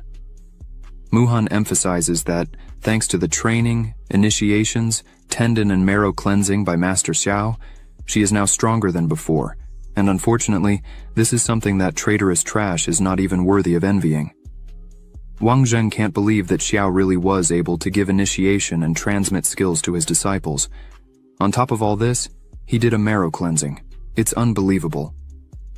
The judge enters the middle of the arena and announces that the 7th peak is the winner of the first match. But suddenly, a red lightning bolt appears right in front of Muhan, saying that they should wait a minute. This person is Chu Huan. He looks at Muhan saying that he will challenge the 7th peak. This scares the spectators because Q Huan really challenged the 7th peak. According to the rule, if someone takes the initiative to challenge a disciple, the challenged cannot deny. However, the elder can decide which disciple will fight. People continue commenting and asking if there really is anyone on the 7th peak who can face Chu Huan. Most people say no, because in the beginning Chu Huan was small compared to Xiao, but now he is at the 5th level of foundation creation. With this level of cultivation, he could even become an elder of a peak. The judge announces the challenger Chuhuan, who is currently at the 5th level of foundation creation, and asks Elder Xiao to send his disciple to fight. Xiao simply says the name Ji, and she quickly appears in the arena. She shouts that she is ready. Xiao smiles and asks her to be a bit careful while fighting. Chuhuan looks with a very arrogant gaze and asks if slaves were qualified to step into the arena. So she really should be careful while fighting. Xiao smiles and says he meant for Chuhuan to be careful. Quickly, one of Ji's swords was just inches from Chuhuan's face, who is startled by the situation but manages to dodge quickly. However, the sword still manages to wound his face. Xiao starts laughing in the arena and says that Ji should smash everything. She looks at him and says she would follow his orders. Chuhuan, annoyed by all this disrespect, wields his sword and says they don't know what they're talking about. A phoenix appears around him, and flames envelop him, but Ji doesn't move an inch. Wang Na asks if Chuhuan is using the Faiyan sword technique, which was created by Xiao to adapt to his sword skill. Meng Yu replies yes. As soon as Chuhuan defeats his disciple with the sword he himself taught, the expression on Xiao's face will definitely be beautiful to see. Ji, seeing all this show, just laughs and launches one of her swords. Chuhuan wraps himself with his energy and tries to defend himself with his sword while saying that Ji really is brave. But as soon as Ji's attack hits Chuhuan's sword, it breaks it in half, which leaves him completely shocked. He looks at it, wondering what happened there and how it was possible. Ji, still on guard, says it's just the handling of the Feiyan sword. It's not that difficult. For 5 years, Chuhuan trained with Master Xiao and learned only this? Ji says she feels ashamed. She emphasizes that from such a thing, according to the rules, if the sword is cut and the winner is already decided, the other person must leave. However, she can't stand the way Chuhuan thinks he's so superior. So, Ji takes a new sword from her bag and throws it in front of Chuhuan, asking him to try again. He gets annoyed by this, but picks up the sword saying that, "This is really ridiculous. This time his energy is red." Chuhuan gathers all his energy in the sword and jumps to attack Ji while shouting for her to stop being so full of herself. How dare she speak to him like that? Ji dodges the blow with extreme ease and cuts Chuhuan's arm. He falls to the ground on his knees, screaming in pain in his arm. Ji approaches him and says that at the beginning of the fight, he asked who she was. Ji says it's now clear who she really is. Ji looks at him smiling and says that even if he trained for another 100 years and swung 10,000 swords, an idiot like him couldn't even touch her. Chuhuan screams in anger, but Ji starts throwing several swords on the ground, asking him to try as many times as he wants because he will be humiliated every time. This leaves Chuhuan speechless. Ji looks at him again and says that to prove how much he's traitorous trash, she would admit defeat if he could just touch her. Everyone in the audience was shocked by this, because all the swords Ji threw on the ground are Earth-level magic weapons. They couldn't believe that a disciple had such high-class weapons, because the Sec Master only has 5 or 6 Earth-level magic weapons. Zhang He thinks that Xiao has really become very wealthy. Xiao, in the midst of everyone with his legs crossed, says that the life of the wealthy is kind of boring, because it's all so simple. Chuhuan puts his hand on his face and starts laughing a lot. Zuri doesn't understand the reason for the laughter. A strange energy begins to come out of Chuhuan's body. He says he really had heard that Master Xiao had given initiation and transmitted his skills. At first, Chuhuan thought it was just lies, but now that he's seeing it, it's really true. Moreover, he also gave them these magic weapons, right? Everyone is surprised by what's happening. Xiao starts to analyze this better and realizes that Chuhuan's spiritual power was deviating. Chuhuan, with a completely different face, starts to say that Xiao really turned a useless person like her into a genius. He really is willing to spend a lot of money. Chuhuan grabs the sword with a psychopathic face and asks if Ji really thinks he only knows the Faiyan sword technique that Xiao had taught. The energy emanating from Chuhuan takes the form of a dragon. Then, he charges with full force, but Ji dodges again. But this time, he attacks again and very quickly, saying that this technique is of the lowest level among the celestial levels, which Elder Wang Na had given him. Chuhuan again underestimates Ji, saying that she had never touched a sword above the earthly level with the trash of her master Xiao. Chuhuan's attack was close to hitting Ji, but she just smiles and summons her true sword. She says she knows the handling of the celestial level, not to mention that she has a celestial level sword. With just one strike, she disarms Chu Huan again, who is impressed by this. Ji emphasizes that she didn't think she would have to use her sword against him, but since he is pathetic and arrogant, with a set of celestial sword techniques, she would let him experience the taste of her sword. Ji sighs, saying that the celestial sword technique Chu Huan had mentioned was just that. He couldn't even use it properly. Not to mention that some people really are completely useless, so they shouldn't blame the sword handling. Ji defeated him again, using the Feiyan technique. Chu Huan begins to tremble, scared, looking at his hands, thinking that he was defeated again by a mere slave. Ji approaches him and says that he shouldn't blame her for not remembering. If he admits defeat now, there would still be time for him to leave and recover. However, if he continues with this and goes mad, she would eliminate him mercilessly. As a disciple of the Hongmeng sect, she must eliminate all evil from the sect. Chu Huan starts laughing again with his hand on his face, saying that he really lost again. All thanks to Xiao, who gave a celestial sword to a slave. He starts to lose control and scream that it was impossible. How could he lose to a talentless slave? Zhang Hui, seeing this, thinks that this scene is exactly like that of an ancient man before going mad and turning into a demon. Zhang Hui stands up and says that Chu Huan is almost going mad, so they should immediately stop the competition. The judge signals that the match was suspended. Disciples from both sides should leave the arena. Ji turns to leave and says that this trash was lucky this time, but Chu Huan was already out of his mind and asks if Ji really thinks he would run away like that because he wouldn't allow it. Several swords are created around him. Ji turns with a murderous look and says that this was really what she wanted. Chu Huan launches his swords at Ji. She prepares and says that she would show him not only the Feiyan sword technique, but also any other sword technique, even the true sword art. Chu Huan's swords kept coming at great speed. In the blink of an eye, Ji destroys all of Chu Huan's swords and turns the attack against him, saying that all this was taught to her by her master Xiao, and it's not any useless person like Chu Huan who could achieve this power. Chu Huan was completely defenseless and screams as Ji's attack approaches rapidly. Zhang, he stands up, scared by Ji's strength, and asks them to stop this. Xiao just closes his eyes and asks Ji not to exaggerate too much. She smiles and asks Xiao not to worry, as she knew what she was doing. The swords pass straight through Chu Huan's body, leaving a mark on his face and his hair all cut by the swords. Chu Huan puts his hand on his body and asks if he's really alive. The entire audience starts laughing a lot. Chu Huan turns to them and asks what they were laughing at, and if it was him. Ji goes to him, smiling, with a mirror in hand, saying that she would be upset if he left without looking at her excellent work. She places the mirror in front of him, smiling, and asks him to look. Chu Huan is terrified by his state. Ji says that her swords contained her spiritual power, so until Chu Huan can really defeat her, neither the hair nor the wounds on his face will return to normal. She turns to leave and tells him that it's better for him to pray to God for a chance to defeat her in this life, and every time he holds his sword, he will have to remember this day for the rest of his miserable life. Ji asks Chu Huan not to delude himself, as he is nothing. He falls to the ground, on his knees, looking at his own hand, thinking about everything that happened. He bows before Ji, accepting defeat. The audience starts commenting again, saying that the power of the seventh peak is truly something completely terrifying.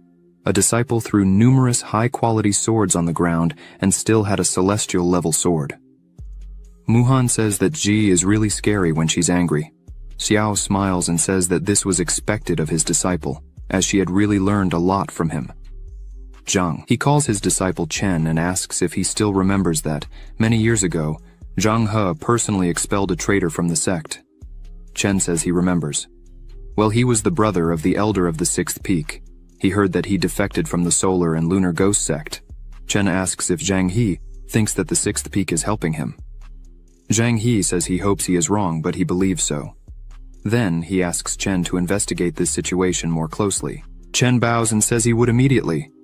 The judge signals again and says that the new matchup drawn is the seventh peak against the main peak. Zhang, he is scared by this. Chen asks his master what he should do now. Zhang, he closes his eyes and asks Chen to fight against Ji. At the level she is now, she is probably stronger than many elders of the sect. It will be a great lesson for Chen, a fight against her. Then, he agrees to this and goes straight to the arena. The judge signals for them to start the fight. Ji looks at him with her hand on her waist and says she didn't imagine she would meet him so soon in the first round. Chen starts his sword and says that no matter how strong Ji was, now she should just fight with everything she has. Ji puts her hand on her mouth with a scary smile and asks if he was really sure about that. She starts laughing a lot, then opens her arsenal again and throws numerous magical weapons into the arena. She thanks him for taking good care of her, so she would take good care of him. Chen is scared by all these magical weapons. The spectators can't believe this. Ji climbs on the cannon, crosses her arms, and around her there are 2 shields, several swords. Ji looks at Chen, eager to fight, and calls him to the fight. Chen looks at this with just 1 sword he received as a gift, and that is still of low class. That's all he had. Chen throws his sword on the ground, saying that this crap is no match against all these magical weapons. Chen shouts for Zhang He to stop Ji, as she was already going too far. Zhang He, sweating coldly, says that by the rules, they don't prohibit the use of magical weapons in competitions. After all, a swordsman needs a sword for a competition. However, this was too much. Ji gets angry, as she could only use 1 at a time, but she agrees and stores everything again and asks Chen to attack her at once. Chen smiles and thanks her for that, then goes all out. While he was in the air, he thinks that if there is really only 1 sword, then he is not afraid, not even of a celestial weapon. Chen thinks he will finish this quickly, as he still needs to complete a mission. Ji smiles and says she would fulfill Chen's request. She creates a shield around her that blocks Chen's attack. She emphasizes that this shield is capable of withstanding the full force of a level 10 innate, so it would be perfect against Chen. He asks Ji to use all her ability and continues attacking her non-stop. Ji asks if he really could withstand it, because he wasn't even able to break through a simple shield like this. So, probably, Chen wouldn't even be able to touch her in this fight, right? This makes Chen furious. Thinking that a man can't say no, Chen shouts that what he showed is not the full strength of a level 10 innate. Right now, she would see his real strength.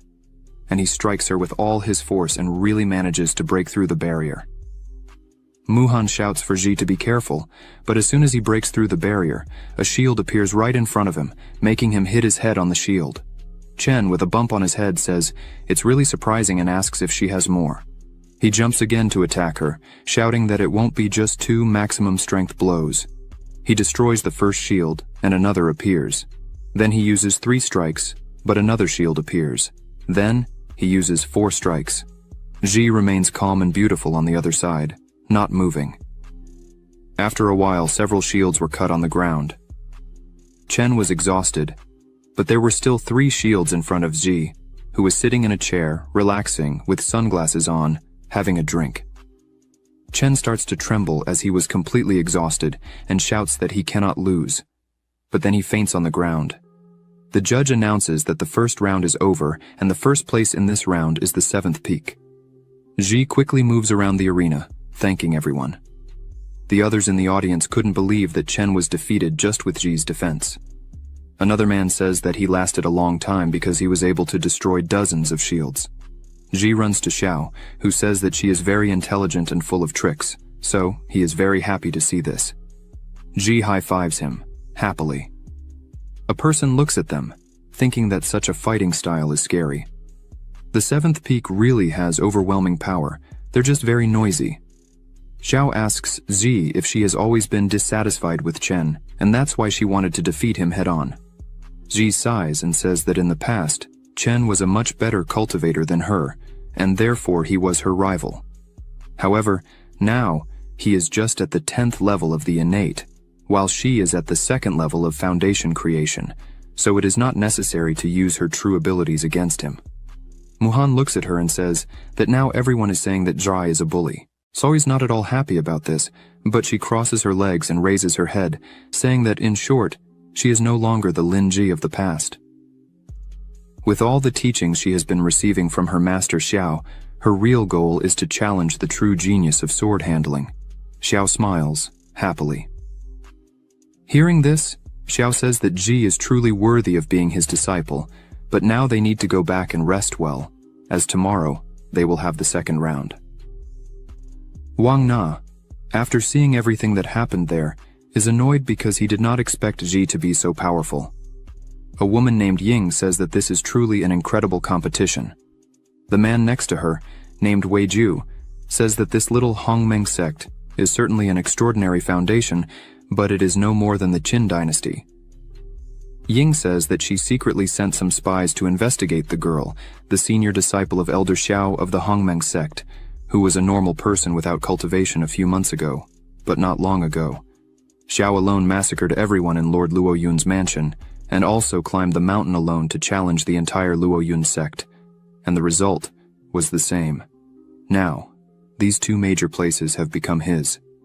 Ying emphasizes that, based on Xiao's deeds and the current situation, he is an extremely dangerous and powerful person within the Hongmeng sect, as well as being able to connect strongly with a person. Ying asks if this is not the kind of talent they were looking for. Weiju asks Ying if she was wanting to recruit Xiao. She replies, yes, if she can get this year's grand prize, the Violet Key. In front of the 7th peak, someone shouts, Violet Key. This person is Muhan, who was asking what the Hongmeng Violet Key would be. Xiao explains that it is a specialty of the Hongmeng sect. It is distributed every year, according to the ranking of the grand competition. They say that people who practice with the Hongmeng Violet Key for a long time are blessed by luck. Xiao says that if they win this year's competition, they will get the first-class Violet Key. When they get the first-class Violet Key, the entire peak will experience an extraordinary change. Muhan is impressed because the Hongmeng sect was not so famous and has such an incredible treasure as this. Xiao agrees with her and says that he was also surprised when he first heard about it. However, it seems that in the past the Hongmeng sect was a great sect. He smiles and says that they will test the effect of the Hongmeng Violet Key, then they continue to walk through the 7th peak. Zhu comments that the aura in the air of that place is much better, which allows them to achieve twice the results with just half the effort. Muhan approaches a golden tree and realizes that this is a necessary material to refine the infinite golden elixir, the infinite seed. She wonders why there are so many there. Looking closer, she notices that this year, the Violet Key of Hongmeng seems to be particularly stronger. Walking a bit further, Muhan notices that there are also several molten fire lotuses. Ji points out that with these molten fire lotuses, they could forge spiritual swords just like their master Xiao's. Upon hearing this, Xiao turns around smiling and says that they could try. After a long walk, they finally arrive at their resting place. Ji wonders why the house remodels automatically. Xiao replies that there are rumors that all the buildings of the Hongmeng sect were created by the Li Mountains, and seeing them today, Xiao believes in the legends. Xiao turns to his disciples and says it's time for them to enter and rest for the next round tomorrow. Muhan and Zi agree. Meanwhile, in the arena, the fights continued. Zheng was fighting against Linking and once again lost the fight. He finds himself in a not very pleasant moment for him. Linking mocks him, saying that she remembers the day he asked to join the 2nd peak, but was rejected by his master. She points out that apparently she does not see that Zheng has no intention of practicing sword handling, probably should not be there to study with her master on this subject. She asks if Zheng thinks that's why there are more people on the 2nd peak. She comes very close to him, who is kneeling on the ground and looks intently at Zheng, saying that, unfortunately for him, even if there were thousands of disciples on the 2nd peak, none of them would be interested in a man-trash with no value or reputation like Zheng. He lowers his head, clearly uncomfortable with these words, but Linking does not stop talking and says, she heard that Elder Xiao had customized sword techniques for his disciples, and that is the real reason why she is excited to see them.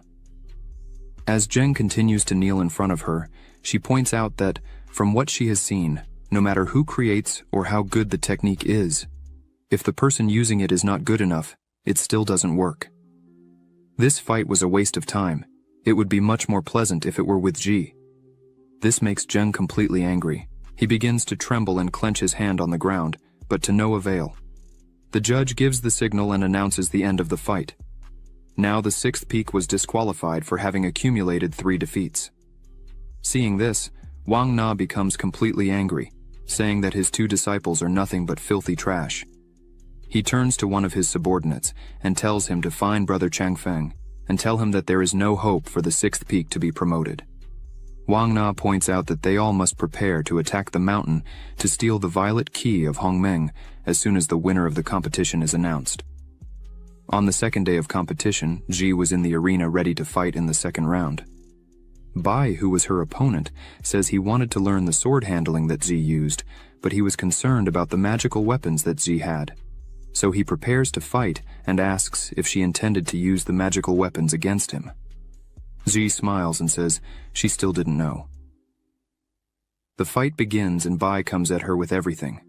Ji remains calm and prepares, because since she was able to recover the lacquer sword, she had a completely different feeling about fencing.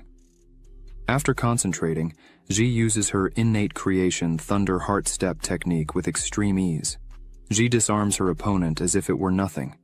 With this Thunder Heart ability, Ji can identify all the weak points of her opponent at any moment during the fight. Bai is completely lost, as he almost didn't see Ji's movement. After that, he thanks her and says that the sword handling that Ji is using is really relentless, it is on a different level, and that's why he accepts defeat.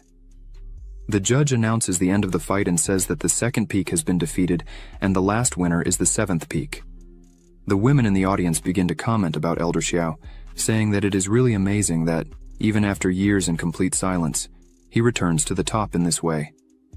The other one is enchanted by Xiao's beauty and wonders what kind of woman will win Elder Xiao's kindness. Meanwhile, Ji returns to her master's side. Xiao says that her fight was really beautiful to watch and the sword strike was excellent. Ji smiles, happy for the recognition she has been receiving from her master. Suddenly, a woman approaches them and calls Xiao. This woman is Zhuxuan.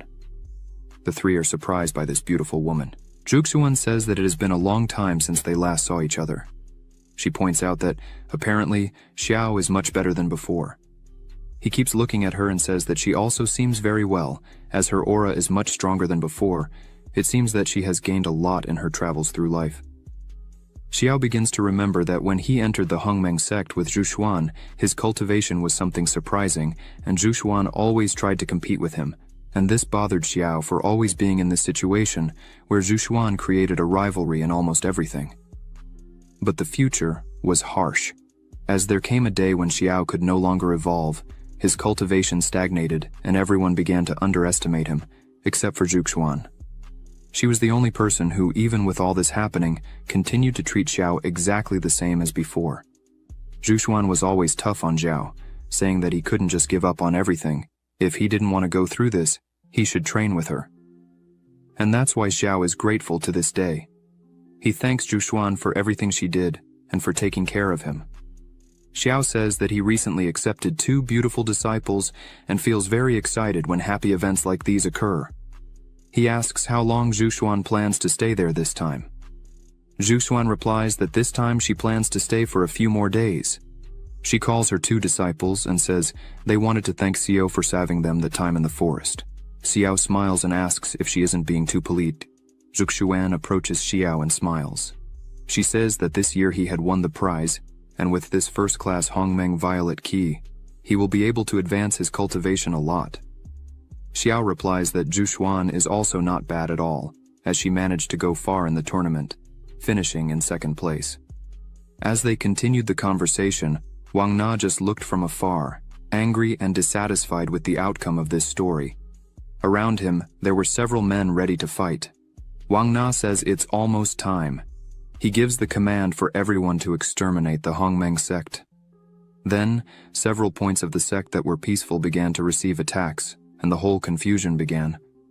The guards didn't understand how they got there without anyone noticing. Their leader screamed at the others to steal the violet key in the main square of the sect. Changfeng, the elder of the lunar and solar ghost sect, screamed at the sect leader. His current power is at the 1st level of the nascent soul. Changfeng screamed, calling Zhang He an old thief. Behind him there was an army. Zhang He, looking at all this, says that Changfeng really is a despicable person, as he had deserted to follow the lunar and solar ghost sect, and now dared to come back to cause trouble.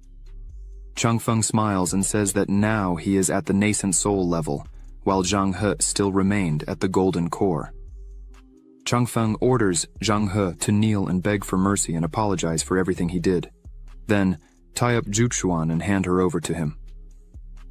Changfeng starts to laugh and says that if all this is done, maybe he will leave and let the sect live for a while longer. Zhang He begins to release his power and says that the Hongmeng sect is not a place where he can enter like this and leave when he wants.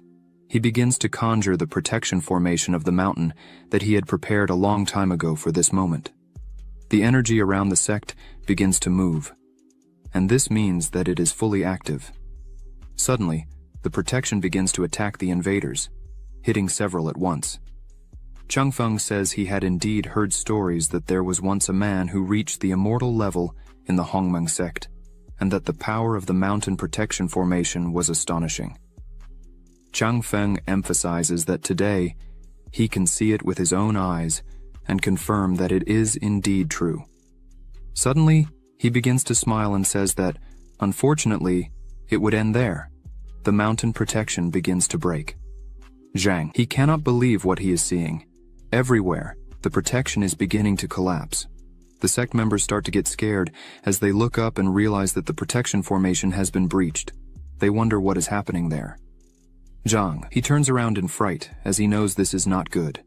Upon further analysis, Zhang He realizes that demonic energy has invaded the first peak, and the main point of the mountain protection formation is focused on the first peak, which has now been corroded by the demonic energy.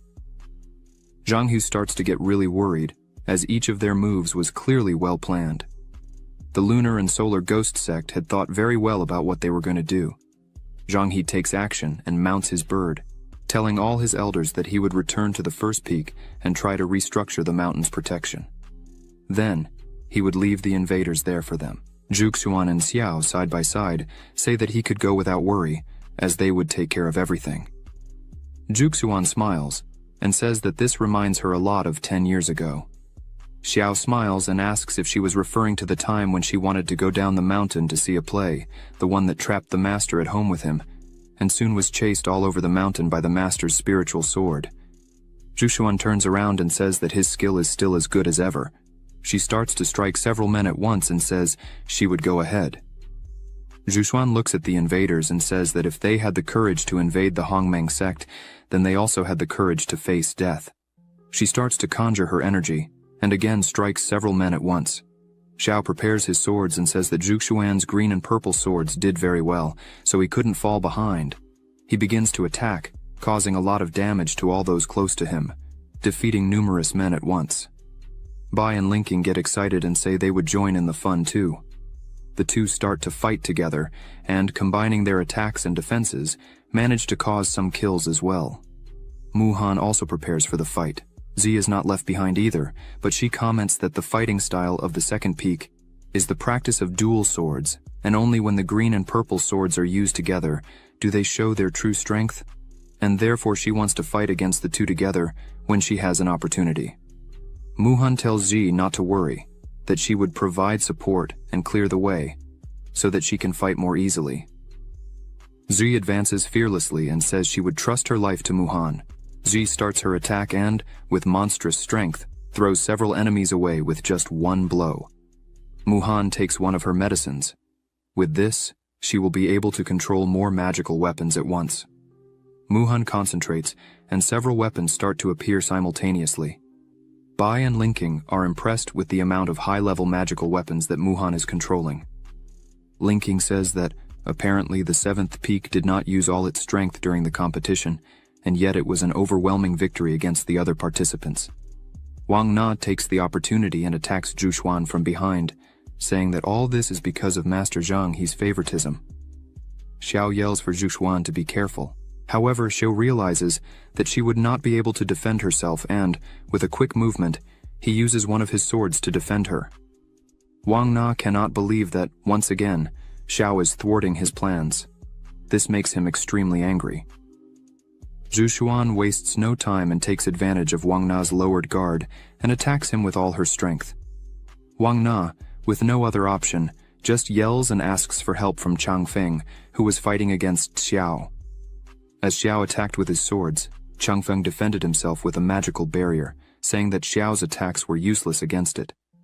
Changfeng realizes that he would not have help from anyone at that moment, so he begins to conjure a large amount of energy and summons a large flag. This flag is called the Soul Summoning Banner. Several undead begin to appear all around. Changfeng commands them to attack. Zhu Xuan, seeing all this, tells Xiao that after Changfeng betrayed the Hongmeng sect, he had lost his way and turned into a monster. At that moment, Changfeng was out of his mind, laughing like a madman amidst his undead soldiers. Changfeng screams that they were neither humans nor ghosts, and that this was really cruel.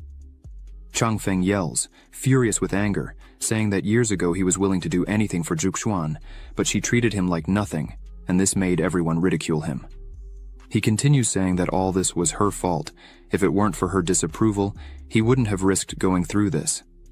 In the end, his spiritual power went out of control, and he lost his cultivation completely, and that's why he can only practice the path of demons. Changfeng gathers all the soldiers and yells once more that if it weren't for her, he wouldn't be in this state. Zhu Xuan continues fighting fearlessly. She looks at Xiao and says that all the skeletons were close to the peak of the golden core, so he should be careful. But Zhao was not so worried about that. One of the skeletons approached. Ying and her elder Wei protect her with just one blow, knocking one of them down. She asks him if he thinks that, in the current situation, the Hongmeng sect would need help. Wei says that the elders of the Hongmeng sect were all cowards. They got too scared when they saw the soul summoning banner. Only the two young ones, a man and a woman, are worthy there. But they haven't crossed the golden core yet, and therefore it's difficult for them to deal with Changfeng. Not to mention the master in the nascent soul realm of the lunar and solar ghost sect, the killer demon. Wei emphasizes that unfortunately, the Hongmeng sect will not be able to escape this disaster. Meanwhile, in the midst of the enemy army, two people were alive and fighting without hesitation. Zhu Xuan and Xiao were side by side. Ying begins to fight against some monsters while thinking that if the Hongmeng sect really cannot get rid of this disaster, they will not be able to help her. But she is impressed with the talent and determination of Xiao and Zhu Xuan. She says that if they can be accepted as her disciples, it would be a beautiful choice. Ying tells Wei that she wants to stay there and wait to see what will happen, and if Xiao or Zhu Xuan are in real danger, they should help immediately. Wei agrees with this and prepares to fight. Zhu Xuan continues fighting and calls her sword, cutting several skeletons at once. Wei says he heard that the Hongmeng sect has a dual-wielding technique that is at the bottom of the celestial levels. A single sword is already very powerful, but Zhu Xuan has already achieved great success with both swords. He fears that no one below the nascent soul realm will be able to compete with her. Ying hears this and smiles. While Zhu Xuan fought, a skeletal hand comes out of the ground and grabs her leg. She realizes that the skeleton's hand is poisoned and therefore she cannot move. Several skeletons surround her and use their chains to attack her. They manage to capture her. At that moment, Zhu Xuan is completely vulnerable, as she has no strength to break free or move. Suddenly, a huge skeleton appears behind her. She feels this presence and turns around to see what it was. As soon as she looks, she sees that the skeleton was indeed much larger than the others. Changfeng says that really, over the years, Zhu Xuan had improved her skills, but unfortunately this is the end for her. The giant skeleton begins to move and raises its hand to grab her. Ying, seeing that Zhu Xuan was in danger, tells Wei that it was time to act. But before they could do anything, someone yells for the monster not to touch Zhu Xuan and cuts it in half with a giant sword, completely destroying it.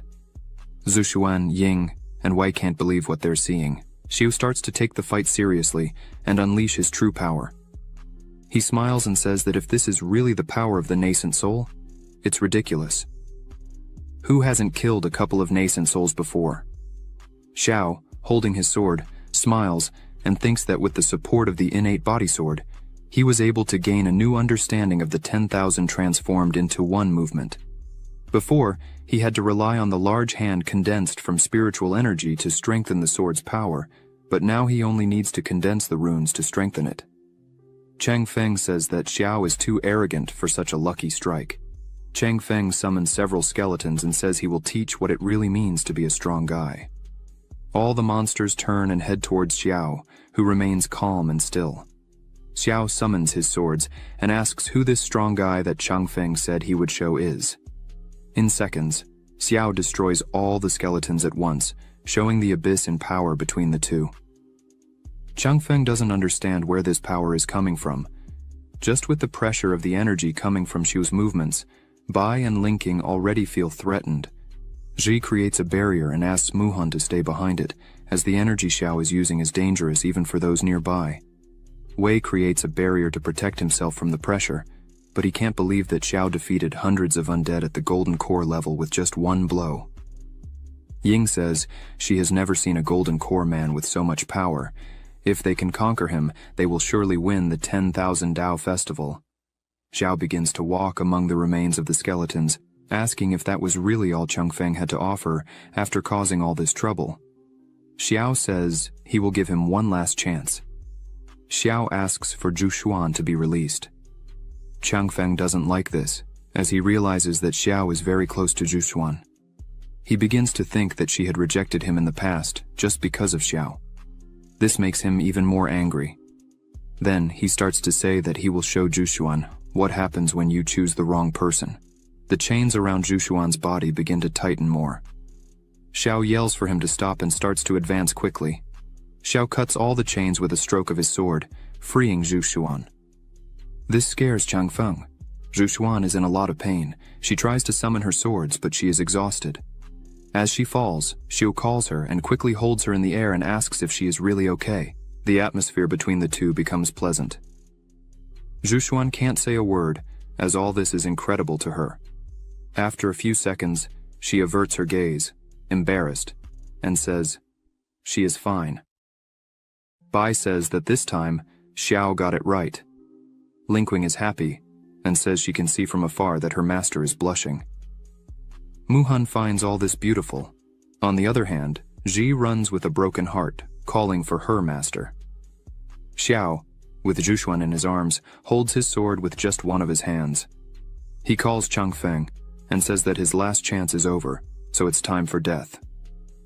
Zhao, like lightning, moves quickly, piercing Changfeng's body with his sword, making him scream in pain. Changfeng starts to feel weaker and weaker and thinks that this can't really be happening to him. After a few seconds, he falls to the ground without any strength. Xiao smiles while holding Zhu Xuan in his arms. She is speechless with such strength shown. She turns to him and calls him. Xiao puts on a serious face and thinks that this time she must have been impressed with his beauty, but then she asks if it's not time for him to let her go. Xiao is speechless and says yes. As soon as she puts her feet on the ground, she turns around and says that Zhao's movements were really good. She wishes to practice with him when she has time. Xiao smiles and says that this is a unique special ability he just created. Not to mention that it was someone like Changfeng who just entered the nascent soul stage. However, even if Xiao meets some deity out there, he is still capable of fighting on equal terms. Ying hears this and wonders if this is really true. If Xiao is indeed capable of fighting against a deity, she turns and asks Wei how much she can trust this. Wei defeats the last monster in front of him and says that the movement Xiao just used should be the 1,000-to-1 transformation of the current sword cultivator.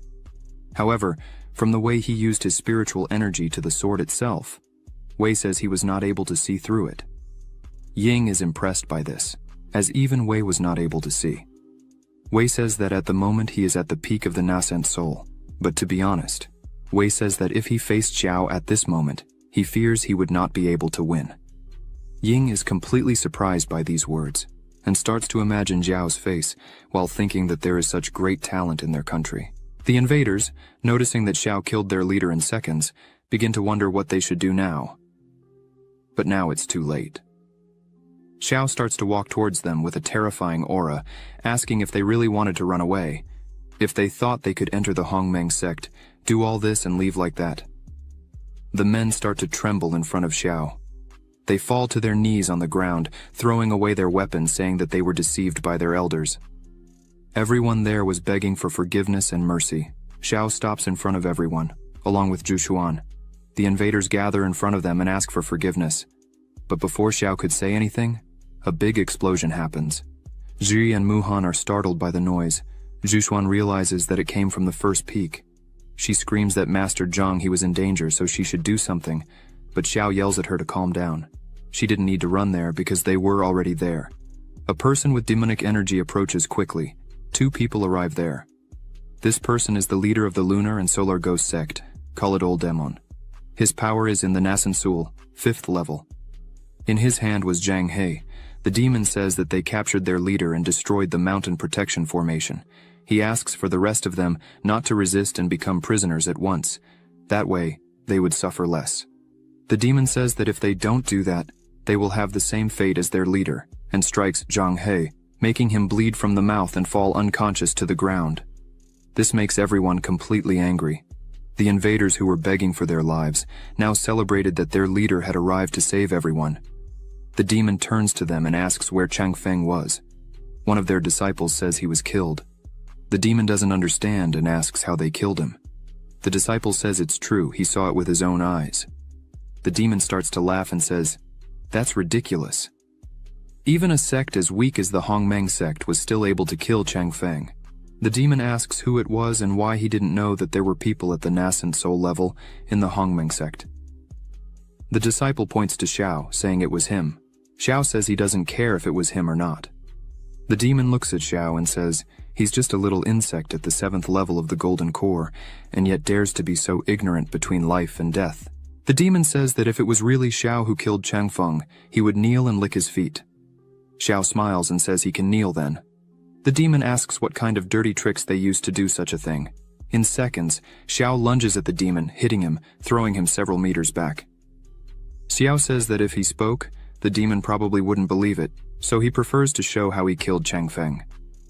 The demon lying on the ground says that if that's the case, then it's fine. He gets up, takes his sword, and says he would kill Zhao at that very moment. A huge energy accumulates in the sword and he releases it towards Zhao. The two clash their swords. The pressure caused by this throws the people who were nearby far away. Zhu Xuan creates a barrier and asks everyone to stay behind it. The invaders are injured just by the pressure of the blows exchanged by the demon and Xiao. From a distance, Ji and Muhan watch. Ji begins to analyze that it seems Xiao can clearly see his movements. The Luoyun sword that Xiao had picked up is a low-class spiritual sword of the celestial level that, if performed with the 10,000 kilometers technique, should be able to reach the power of a mid-class celestial level. Ji realizes that the demon's sword is superior to that, possibly being of the highest class. As the two fought, Ji fears, because now it can really be dangerous. The demon tries to hit Xiao, but he dodges and jumps back and asks for Zhu Xuan's swords on loan.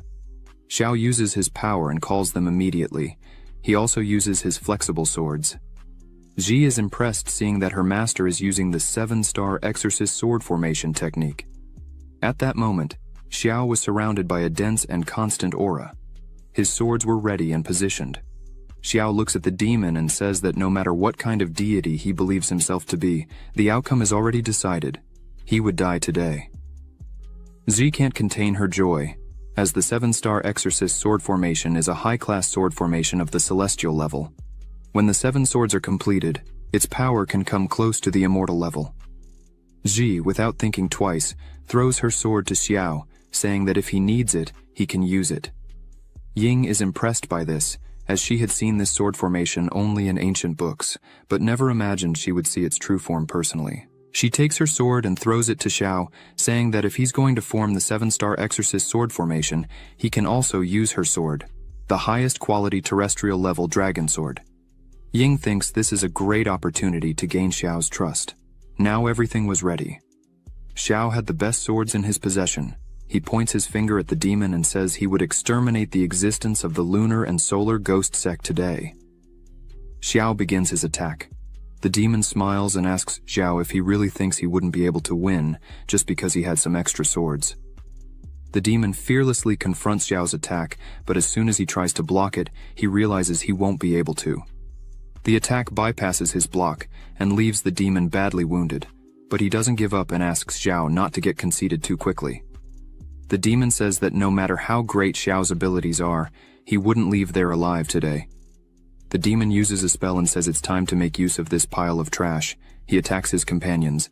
The few who were still alive ask why their leader was doing this to them. The demon begins to take the energy and blood from all his companions. Xiao gets angry at this and says that he didn't even spare his own companions and therefore would die. The demon rushes towards Xiao with everything he has, while Xiao also charges with his 7 swords.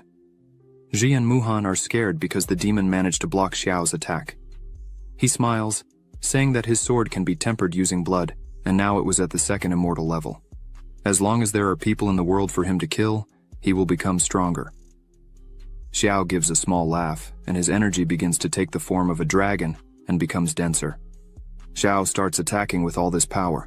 The demon's block starts to break and he becomes desperate, asking how it is possible for the 7-star exorcist sword formation to have all this power.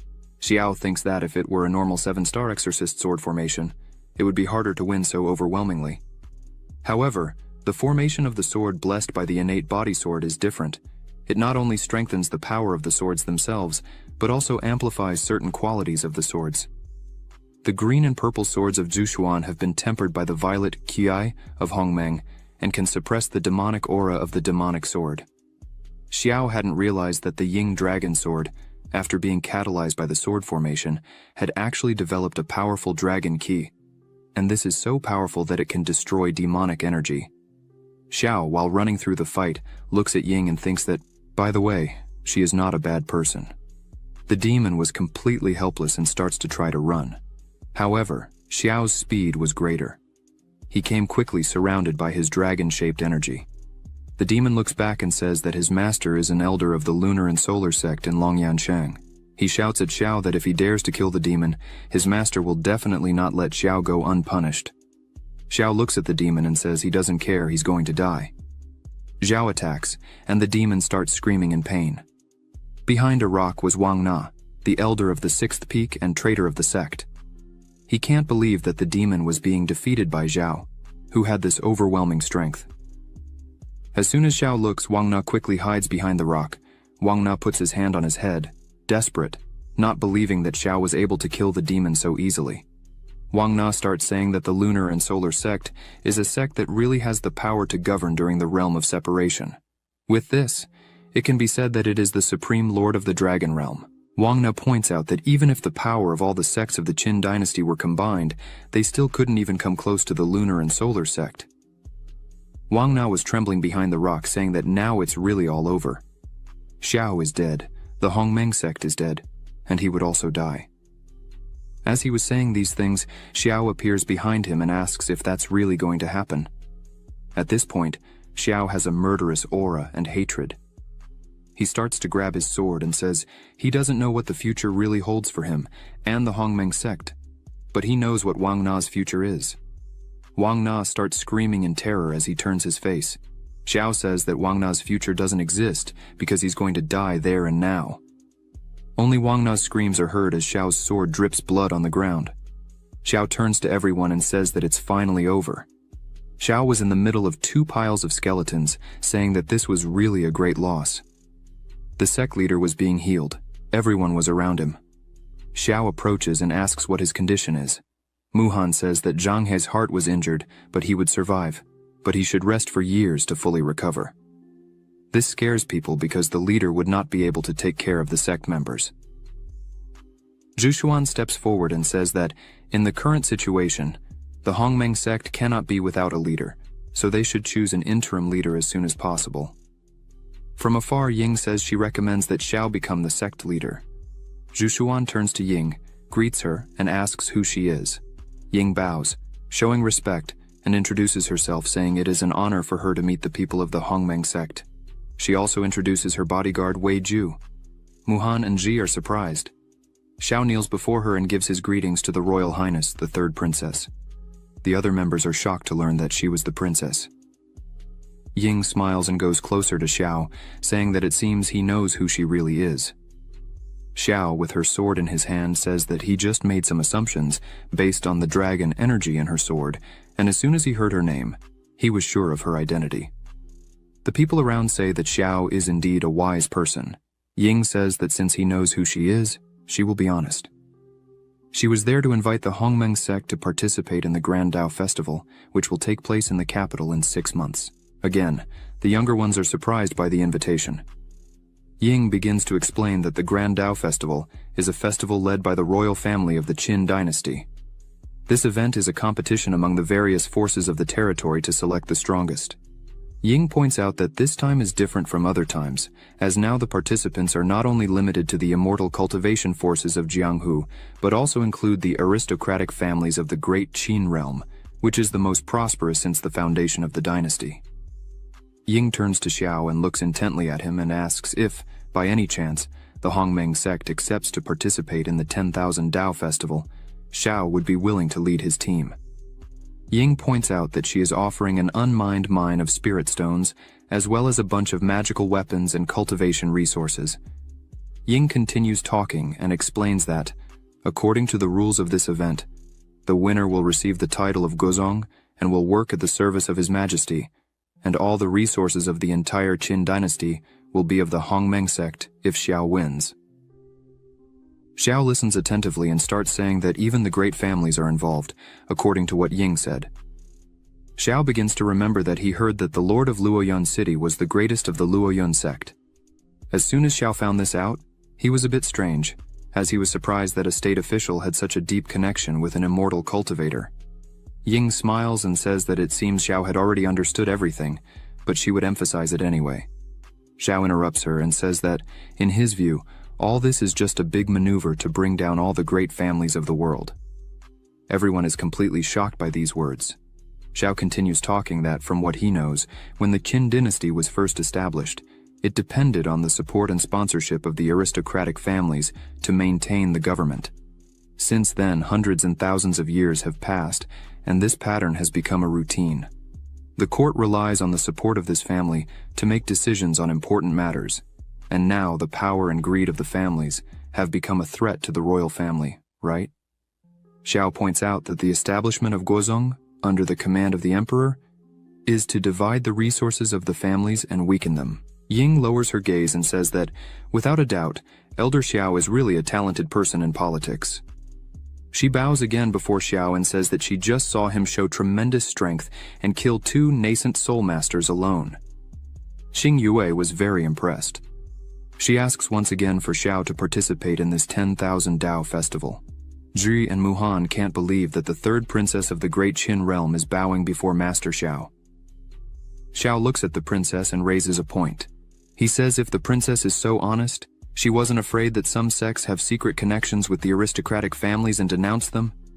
Ying says that this matter is not a secret. After she informed this matter to her father, and he gave the approval. She herself ordered that the news be spread, and the great families should have known, but they prevented it. Ying thinks they also want to take advantage of this opportunity to submit the royal family and make their power even greater. Xiao smiles and thinks that this is indeed a good game that combines yin and yang. The third princess of Qin is a talented person who can make good use of it. Xiao looks intently at the princess and says that if she really wants him to lead something, these rewards are not enough. Weiju starts to get annoyed and tells Xiao not to be so greedy. Ying asks Weiju to be quiet, as she is in charge of this situation. She looks at Xiao and says that if he has a request, there is no problem in saying it. Xiao, without hesitation, says that his request is simple. Ying should accept him as her master. Ying doesn't quite understand why. A system window opens and shows Xiaoying's attributes: name, Ying, identity, third princess of the Qin realm, comprehension, 100, root, 55, talent, unactivated dominant supreme bodhi, activation condition, ascend to the throne, absorb dragon energy. Seeing this, Xiao thinks that the dominant supreme body is something he had seen in an ancient book that said, people who succeed can unite the energy of the world into one, and not only practice with twice the result and half the effort, but also have the blessing of dragon energy that will allow using abilities in a special way. After this proposal that Xiao made, the bodyguard Weiju gets angry and says that this is an outrageous audacity of Xiao and prepares to attack. But again, Ying interrupts him and asks him to wait. Ying goes to Xiao, showing a lot of respect, and asks why he wanted her as his disciple. Xiao smiles and says that the reason is obvious. She is a very smart and talented person. This leaves Ying completely shocked. She asks if he really liked her talent. She begins to remember her childhood. As she grew up, she was the most knowledgeable in martial arts among her brothers and the best in poetry, books, music, and literature. However, even with all this, she was never as good as her brothers in cultivation, and for this reason, her father didn't value her, giving all the love and attention to her brothers while she felt alone. However, she kept trying, but never got the slightest recognition. She looks at Xiao with a look of astonishment, thinking that it was the first time someone said they are interested in her talent. Xiao looks at her and asks why she has that look of astonishment and doubting his words. Xiao asks if she wants to know the benefits of the seventh peak. Xiao snaps his fingers and calls Ziji, who appears quickly, smiling, saying she was right there. Xiao says he would like to introduce the benefits of the seventh peak to the princess. Ji begins to explain that if the princess joins the seventh peak, not only do we have the guidance of personalized training from Master Xiao, but they also have a third-level alchemist who provides pills at any time. The elixir shop under her name makes a lot of money every day, and the funds are abundant. The princess is impressed with this. Ji emphasizes that the most important thing is that she will have the opportunity to be initiated and trained by Master Xiao himself. No matter how talented she is, if the princess joins the seventh peak, the journey to immortality will have no obstacles. Xiao smiles and confirms that it is all really true. Ying, a little shy, asks if it really doesn't matter what the talent is. Ji smiles and responds, "That's right, it doesn't matter what the talent is." Ji takes the lead again and emphasizes that before she entered the seventh peak, she was just a slave there. And everyone said she was useless with no talent whatsoever for cultivation. But even so, Xiao chose her and welcomed her to the seventh peak. And now, in less than 6 months, she's already at the second level of foundation creation. The other disciples of the Hongmeng sect say it's really true, as before they looked down on her, and some say they didn't even know who she was. However, now she has surpassed all the sect's disciples, and as the princess herself can see in the competition today, Ji was so powerful that she dominates all the pride of the sect. Ying is shocked and thinks that Ji showed all this strength and was a simple slave in the past. Ying asks Xiao what he saw in Ji that made him accept her as his disciple if she was just a slave before. Ji hears these words and becomes worried, thinking that the only reason her master accepted her as a disciple was that she was the only one left when his other disciples left. However, Ji thinks that her master wouldn't say something like that. He will make up a story saying he was attracted to her character. Xiao puts his hand on Ji's shoulder and starts to say that it was because of the talent Ji had. As expected, an elder looks for strong people as his disciples. Ji is paralyzed when she hears this. Xiao looks around and asks if there is anyone present who does not recognize Ji's talent in swordsmanship. Everyone was silent. Xiao turns to the princess and says that, as he said before, he is impressed by her talent. Xiao emphasizes that he fully trusts her and that she will surely become the best in this area. Ying again doubts herself but feels embraced by Xiao's words. She smiles, kneels, and bows at Xiao's feet, calls him master, and asks him to accept her humble reverence. Weiju doesn't like seeing the princess kneeling before someone else. Xiao holds Ying by the shoulders, calls her a disciple, and asks her to stand up. The system window appears for Xiao, congratulating him on successfully recruiting a disciple, and his reward will be tenfold, and will obtain the Yin-Yang 5 Elements Body Technique, a first-level product of its class, and a Hutian spirit. Energy runs through Xiao's arm, and he wonders what this Hutian spirit could be. He feels like this spirit is connected with the flexible finger sword, and from what he is feeling at the moment, now one of them seems to be in sync with Xiao's thoughts. He says he has heard that if a magical weapon is tempered differently, thousands of years can give birth to a sword spirit that can attack and practice independently. He didn't expect this system to have the capability to install one directly inside Xiao. This is really amazing. Weiju starts yelling at the princess, saying she can't accept Xiao as her master. Probably the princess is confused, but Ying just asks him to stop talking and explains that she knows very well what he was going to say, so there is no need to say anything more. Weiju sighs and asks how he would explain this to His Majesty when he returns. Ying yells and says they need to go back to the previous topic. Now that she is a disciple of the Hongmeng sect, she sincerely recommends Elder Xiao as the interim leader of the sect. Zhu Xuan agrees and says she believes Elder Xiao is the most suitable candidate for this. Ying says that in addition, the Qin royal family will also support Elder Xiao. Suddenly Zhang He gathers his strength and starts to say in a weak voice that, in this case, he would leave the Hongmeng sect in the hands of Elder Xiao. After saying this, Zhang He starts coughing because he is still very weak. Mu Han holds him and asks him not to strain himself. Zhu Xuan starts to name him and says that, as Xiao has met everyone's expectations. Before she finished speaking, Xiao raises his hand smiling and says he has an objection. No one understands what that was. Zhang. He says he is dying. This is the time to hand over the Hongmeng sect to them, the young ones. Don't choose a new interim leader of the Hongmeng sect. Choose a new sect master. Xiao starts to say that he likes to be free and make some enemies from time to time. Now that he has the third princess as a disciple, his identity becomes even more complicated.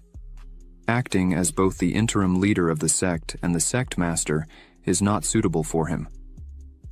Xiao takes Zhu Xuan by the waist and pulls her close to his body, leaving her a little taken aback. Xiao says he would like to recommend Zhu Xuan, the celestial maiden, to become the new leader of the Hongmeng sect. Bai and Linking are surprised by this and ask if Zhu Xuan would really accept this. Feng, the elder of the first peak, stands up and says he heard everything Xiao said and completely agrees with all of it. He emphasizes that, as Xiao himself said before, it is not suitable for him to be the master of the third princess and have another status so controversial. Feng says that in the past, when Zhu Xuan was only 14 years old, she accidentally entered the stone room and read the celestial book of Hongmeng and learned part of her future. Maybe that was God's will. Feng says that according to ancestral teachings, only the sect master can read the celestial book of Hongmeng. Xiao is surprised by this because he didn't know. So he asks what it is. Zhu Xuan just looks at it and sighs a little and starts to say that Elder Feng's words reminded her. The celestial book of Hongmeng records the future of the Hongmeng sect. Since they can't decide who will replace Zhang He, let the celestial book of Hongmeng decide. She calls Xiao to follow her, but Ying goes to him and says that she and Weiju need to visit other immortal sects, and, for this reason, she needs to leave now. Zhao asks her to wait. He says she just became his disciple and, unfortunately, they didn't have time to prepare her for the learning ceremony. Zhao takes one of his swords and asks Ying to take the sword with her and use it to defend herself. Ying takes the sword and asks why a flexible finger sword. Xiu smiles and says that this sword has a spirit, so it doesn't need to be controlled with sword techniques. It can fight on its own.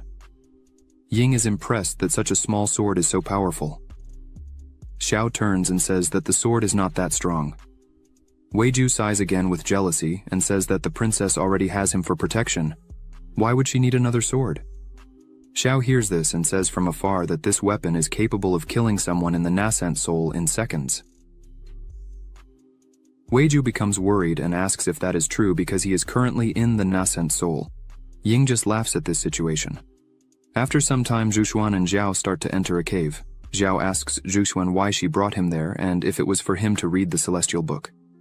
Zhu Xuan places her hand on the door and a great energy starts to come out of there. She starts to say that not long ago, Xiao was gravely injured and near death. But since then, he has made great progress.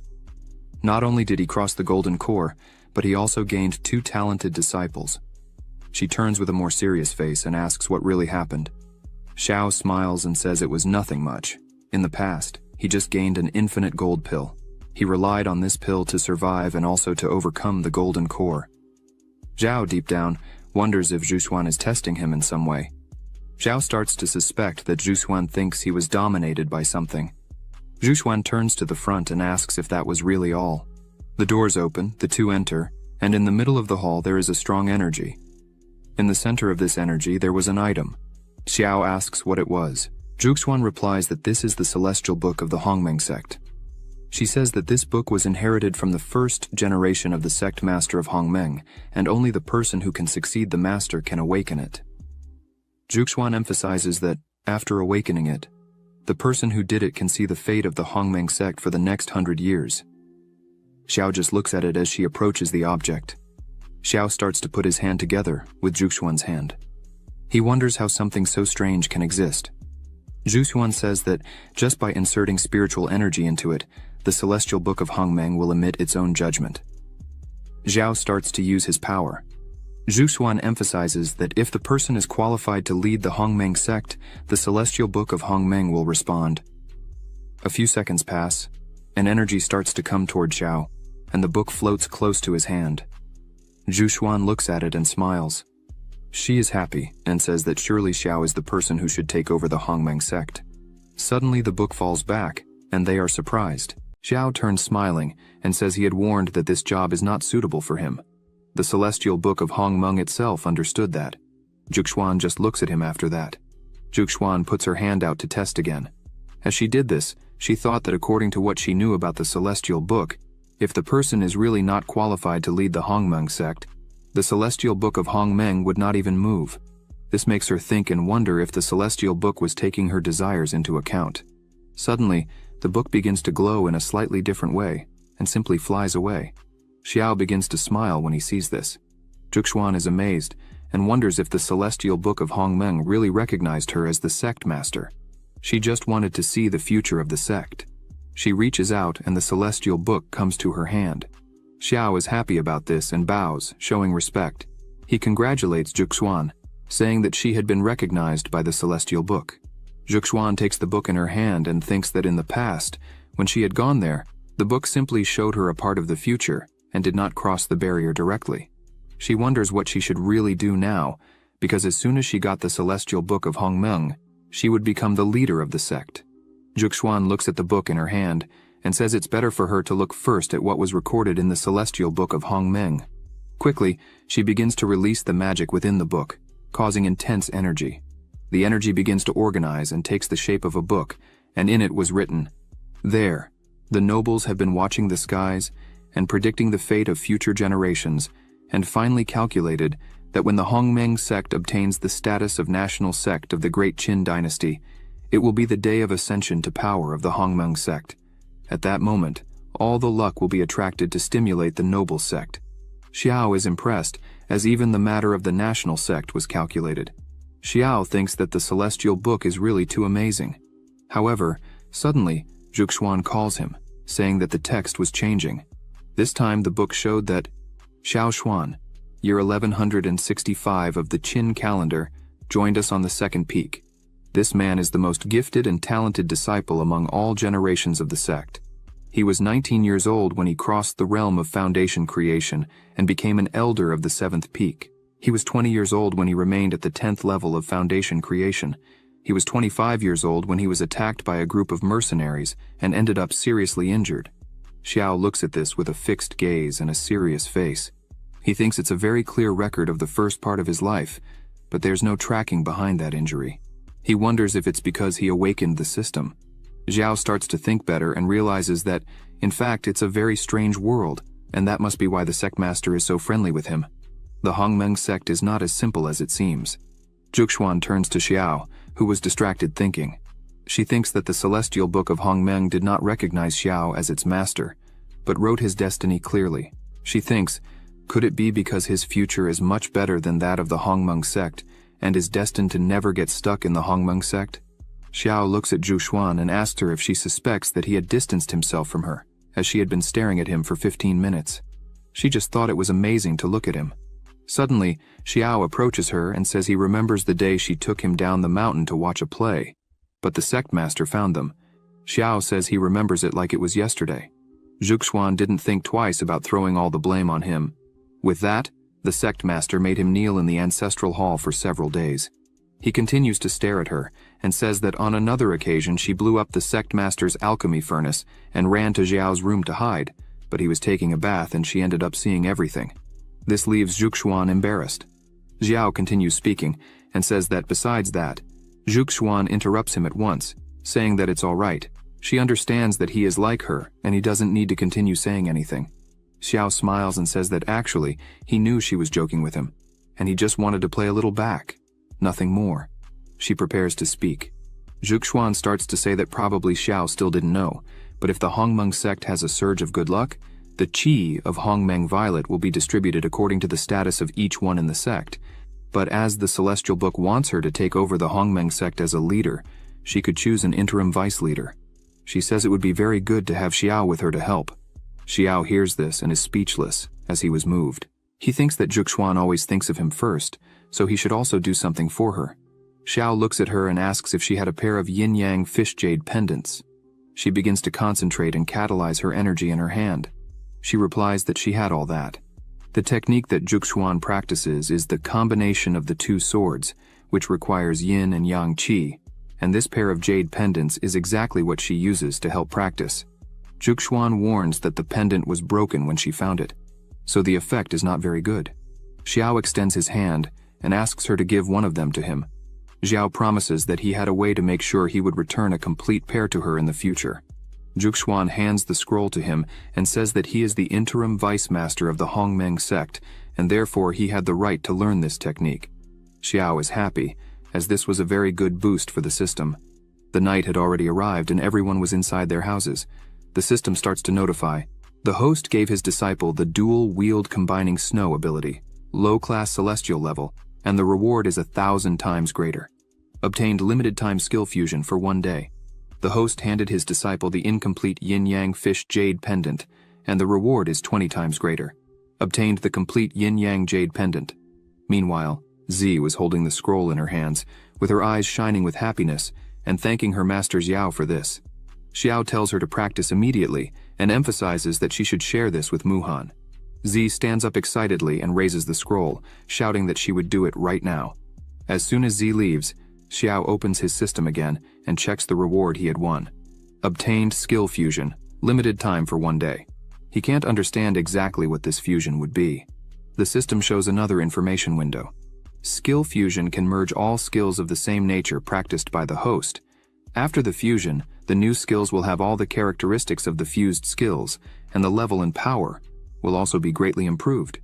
After reading this, Xiao smiles and says it's very interesting, and decides to test it immediately. He starts to gather energy in his fingers. The system notifies that the host used skill fusion. It was detected that the host cultivated 57 sword arts, including 32 mortal level arts, 20 mysterious level arts, 1 terrestrial level art, 1 celestial level art, and 1 divine soul art, 9 refinements of the divine mind, which can be fused. Xiao is thoughtful when he sees 9 refinements of the divine mind. He remembers his training with Z, and thinks that, by the way, he obtained this technique when he was teaching Z to practice when he was in Luoyun City.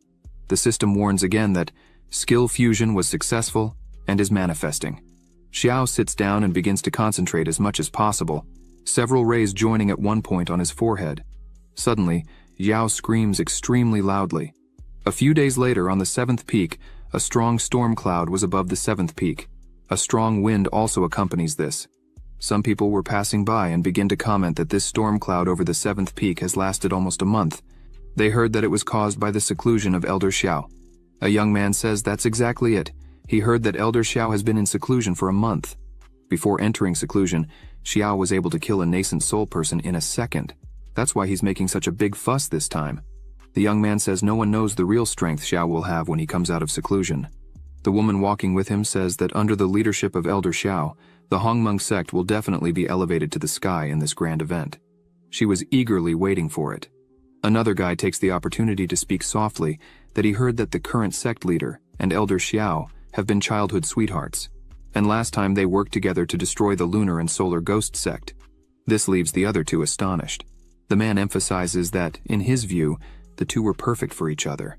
The three continue to walk while still talking about it, laughing and saying they don't know if they were really together, but a person was standing behind the three. This person is Meyer. She's a disciple of Zhuxuan and a newly appointed elder. She gets nervous and catches the three while shouting, calling them brats. As she shouted at them, she said they only know how to talk and complain. If they had done half the hard work of the sect leader, they would already be the best. She shouts, saying they should go back immediately to training. The three are frightened and scream as soon as they see Meyer. 2 people were looking at the 4, Meyer running after her 3 disciples. One of the men asks who that intriguing woman is. The other replies that she is the new elder of the 2nd peak. The last second elder did not ascend to lead the sect. It is said that that woman was traveling abroad after the Foundation creation, but she returned for good as soon as she found out that the sect was in trouble. Meyer was shouting at a man in a bar when she found out that the lunar and solar sect attacked the Hongmeng sect. The man says he didn't expect her to already be at the 7th level of the Golden Core if it weren't for the power ascension of Elder Xiao. Nowadays she would be the first genius of the Hongmeng sect. But Meyer notices the two men there talking. She comes quickly to them and shouts, saying that the two have been there for years, but have made no progress in their cultivation. She sends them off there and tells them to run to cultivate, or she would tear them apart. The two men are astonished by this and scream that they would go right now. The two run away screaming that Meyer is very scary. She stays behind looking at them running, saying that they only know how to talk and never train. She says that the master and Xiao are childhood friends, but Xiao can't train as fast as the master. Meyer says that her master is the most beautiful in the sect, while Xiao is just a vulgar pervert. She says she doesn't know how her master can be interested in someone who hasn't improved for more than 10 years. Suddenly, Zhuxuan arrives behind Meyer and asks why she was bullying her sect brothers right after returning. Zhuxuan says that now she has succeeded as the main elder, so why can't she control her temper? Meyer comes running to her master and says that it was all just to protect her because those disciples were not cultivating properly and were talking about Zhuxuan and Elder Xiao behind their backs. Zhuxuan asks what they were saying about her and Xiao behind their backs. Meyer starts to say that everyone was saying that Zhuxuan and Elder Xiao were childhood sweethearts and were made for each other. This leaves Zhuxuan completely embarrassed. Her face turns red and her eyes widen. Meyer gets worried and shouts asking her master why she was turning red. Meyer starts to realize and continues shouting asking if Zhuxuan really liked Xiao. Meyer's world starts to fall apart with this. Zhuxuan just turns away full of shame and asks Meyer to stop talking nonsense. While the two were there talking, a strong and huge lightning bolt falls, hitting the 7th peak. This leaves the two not understanding what was happening. The flash of lightning is so strong that it begins to illuminate the entire sect. People are frightened by this and wonder what it could be. A person shouts that just looking at this scene, it seems to be something like the heavenly tribulation recorded in ancient books. Meanwhile, at the 7th peak, Muhan and Z were at the entrance of the 7th peak looking at this. Muhan says that this power is very great. She asks if it could be a heavenly tribulation. Z asks if the heavenly tribulation only appears when a great realm is broken, or when some strange treasure is born. Suddenly Z stops and thinks that her master Xiao might be about to enter the nascent soul realm. That energy was still flowing and continued intense. Z says that in her entire life, she had never seen anyone go through the heavenly tribulation with so much power. Muhan smiles and asks if they should look for a place to hide for a while. Suddenly, Xiao appears in the midst of all this energy and tells his two disciples not to be afraid, as he had his own way to deal with this tribulation. They scream, asking if he had really finished his seclusion. Xiao smiles and thinks that the skill fusion was a great success, but unexpectedly caused a tribulation. The system notifies that the successful skill fusion created a new celestial level skill. The skill has no name yet. Please set a name. Xiao continues flying through all the energy, saying that this time he really won the lottery. He raises his hand and lightning begins to appear beside it.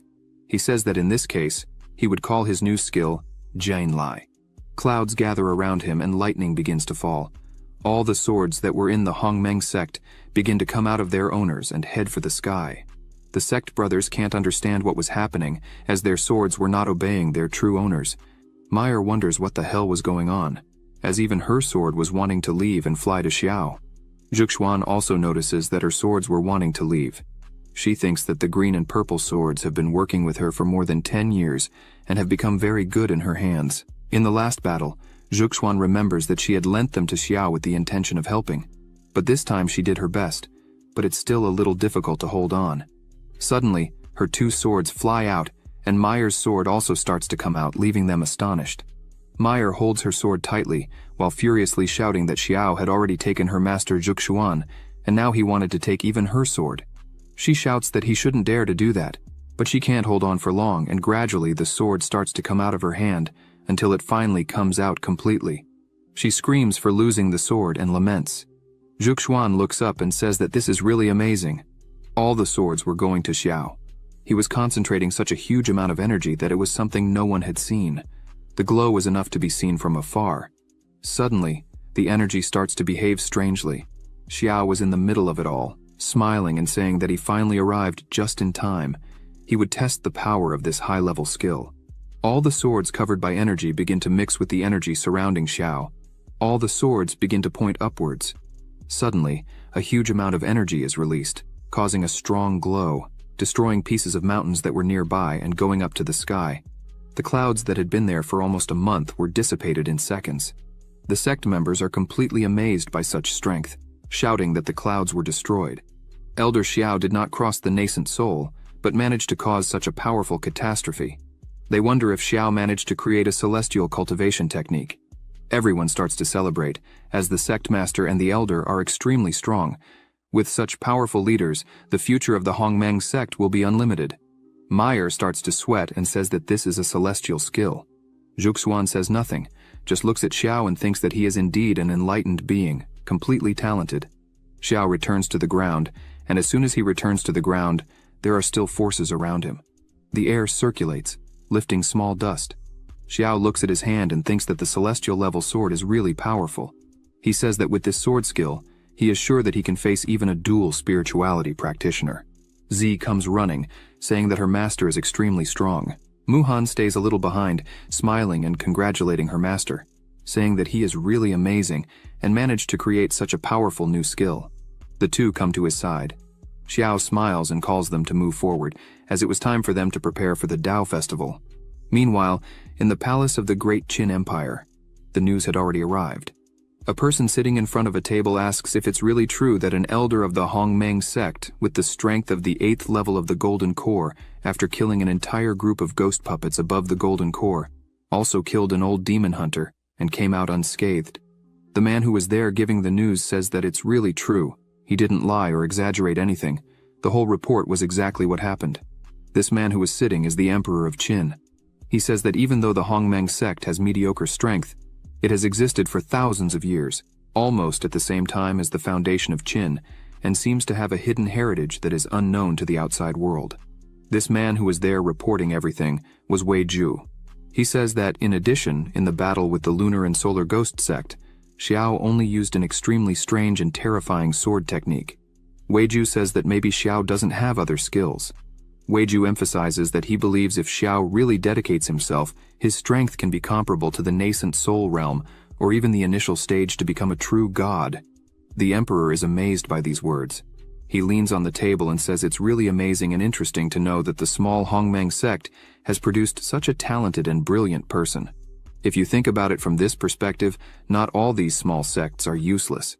The emperor places his hands on the table and begins to stand up. He turns and says to Wei Ju that it would be very good if they could really use this power to fight against the great families, as Ying had planned.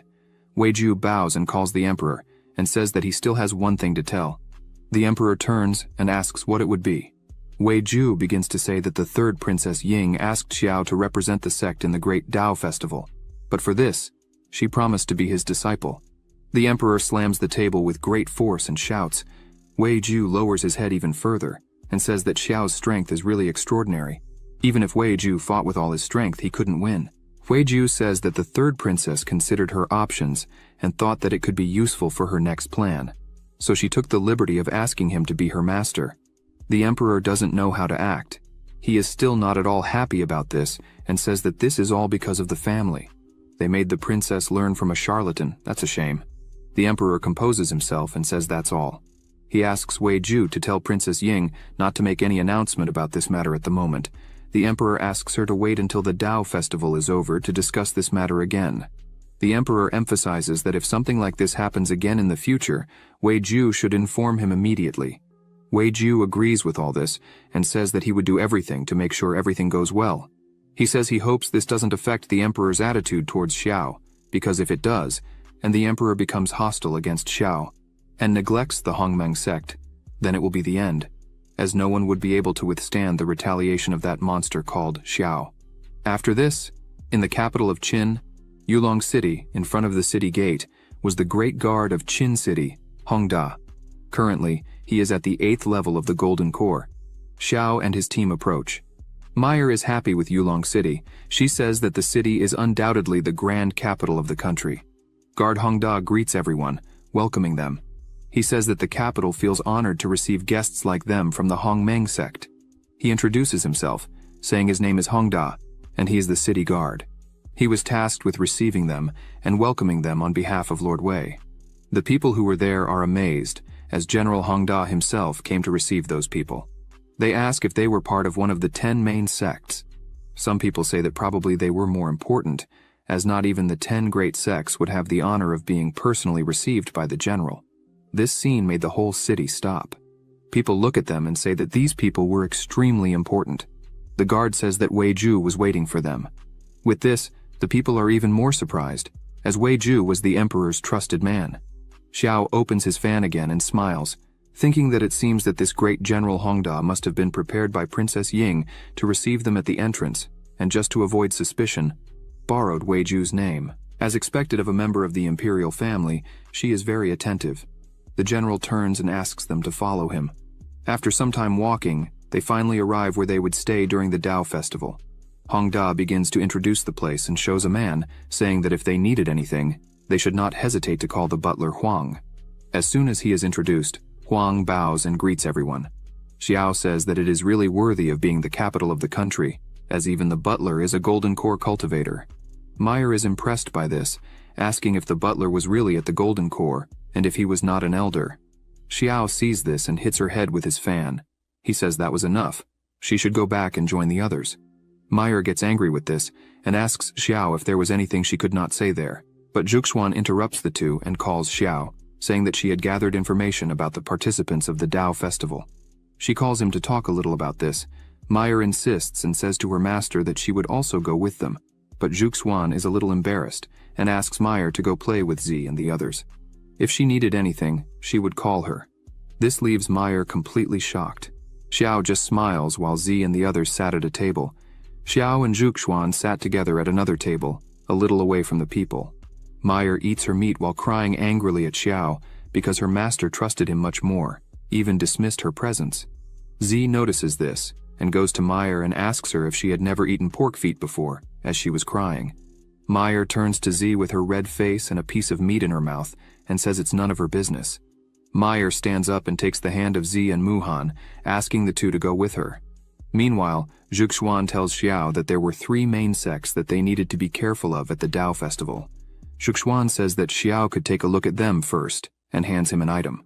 As soon as Xiao takes the item in his hand, he begins to concentrate and energy starts to circulate around, showing that the first-class Taisu sect, like the Hongmeng sect, has a history of thousands of years, and has produced several powerful nascent soul cultivators, and in addition, it has hundreds of golden core cultivators.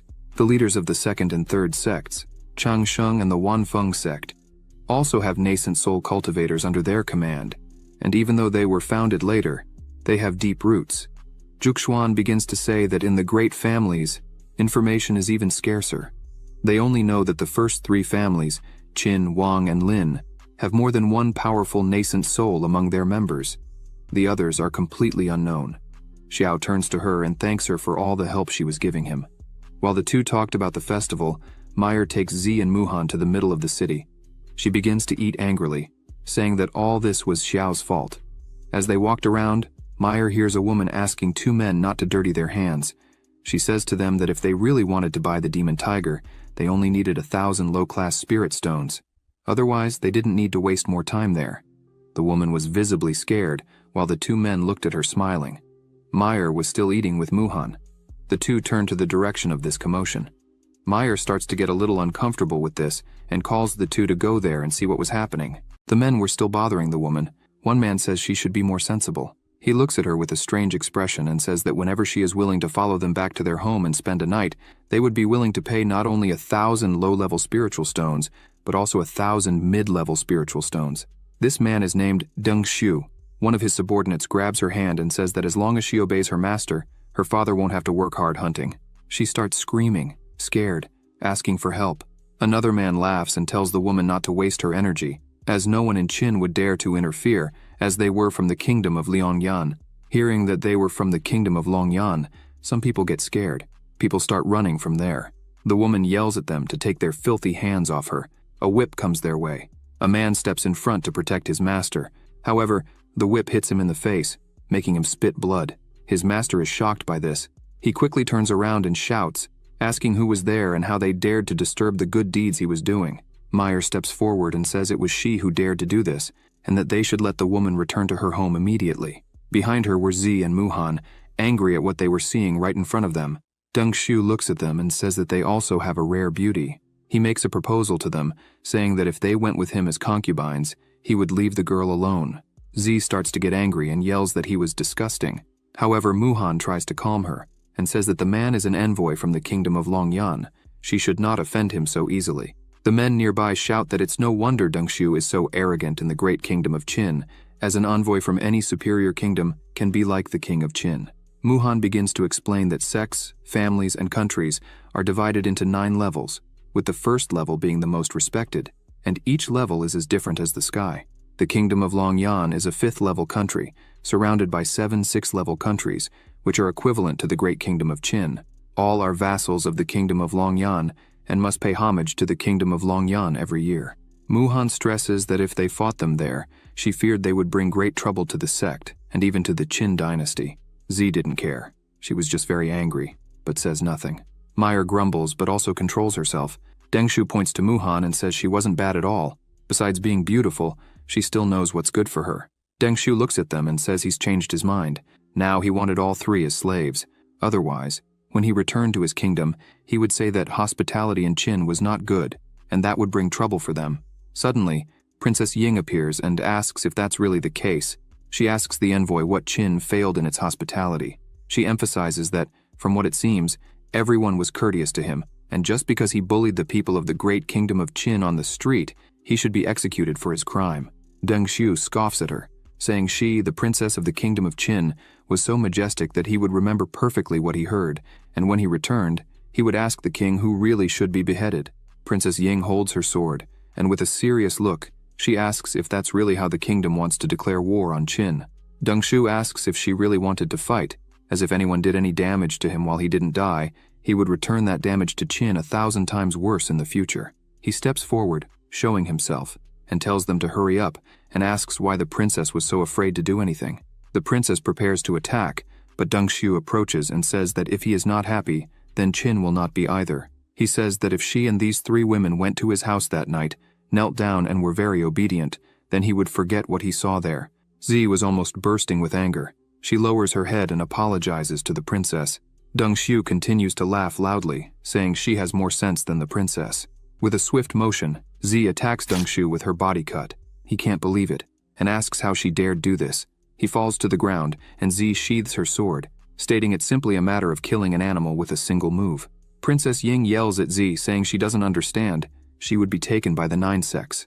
Z turns around angry, and says she doesn't care about anything, as she has no father, mother, or family. Thus, she would take the blame for today's incident. No one else would be involved, and if anyone had a problem, they could try to kill her right there. Suddenly, an energy ball appears, and a man emerges from it very angrily, asking who did this. He shouts, asking how they dared to kill his men from the kingdom of Longyan. This man was Deng Xiu's bodyguard. His name is Lu Sheng, and he is currently at the 7th level of the nascent soul. He begins to release large amounts of energy, frightening everyone there. Hongda creates a shield around him and Princess Ying. Meyer also creates a shield around her and the girls. She yells, calling this man a damned one, and says she herself wanted to have killed that man with her sword. Hongda eats a pill. The princess notices this and asks what he is going to do. He enlarges his form and continues focusing. He says he would protect her with this shield, whatever it costs. She notices that Hongda's aura rose from the 8th level of the golden core to the 7th level of the nascent soul. She wonders if he was using these pills to force his cultivation. Hongda begins to release all his power, increasing the size of his muscles to the point of tearing his shirt. A dense aura comes out of his body. He stomps hard on the ground to gain momentum and leaps towards Lu Sheng. He shouts that if he wants to do any harm to the kingdom of Qin, he would have to kill him first. Lu Sheng wastes no time and also prepares to attack. The two collide their attacks, causing a strong pressure between them. However, Hongda feels the blow and starts to bleed. Lu Sheng begins to laugh and says this is the great general of the city of Qin. He continues attacking Hongda and asks if that's really all he has. Hongda begins to fall uncontrollably. Lu Sheng shouts, saying he is not worthy of the kingdom of Longyan. Hongda falls to the ground, causing an explosion. Ying looks at this and is astonished. She thinks that relying on elixirs to improve one's cultivation strength in the end won't match those who obtained strength through true practice. What should they do now? Suddenly, someone arrives and says this guy is just a nascent soul.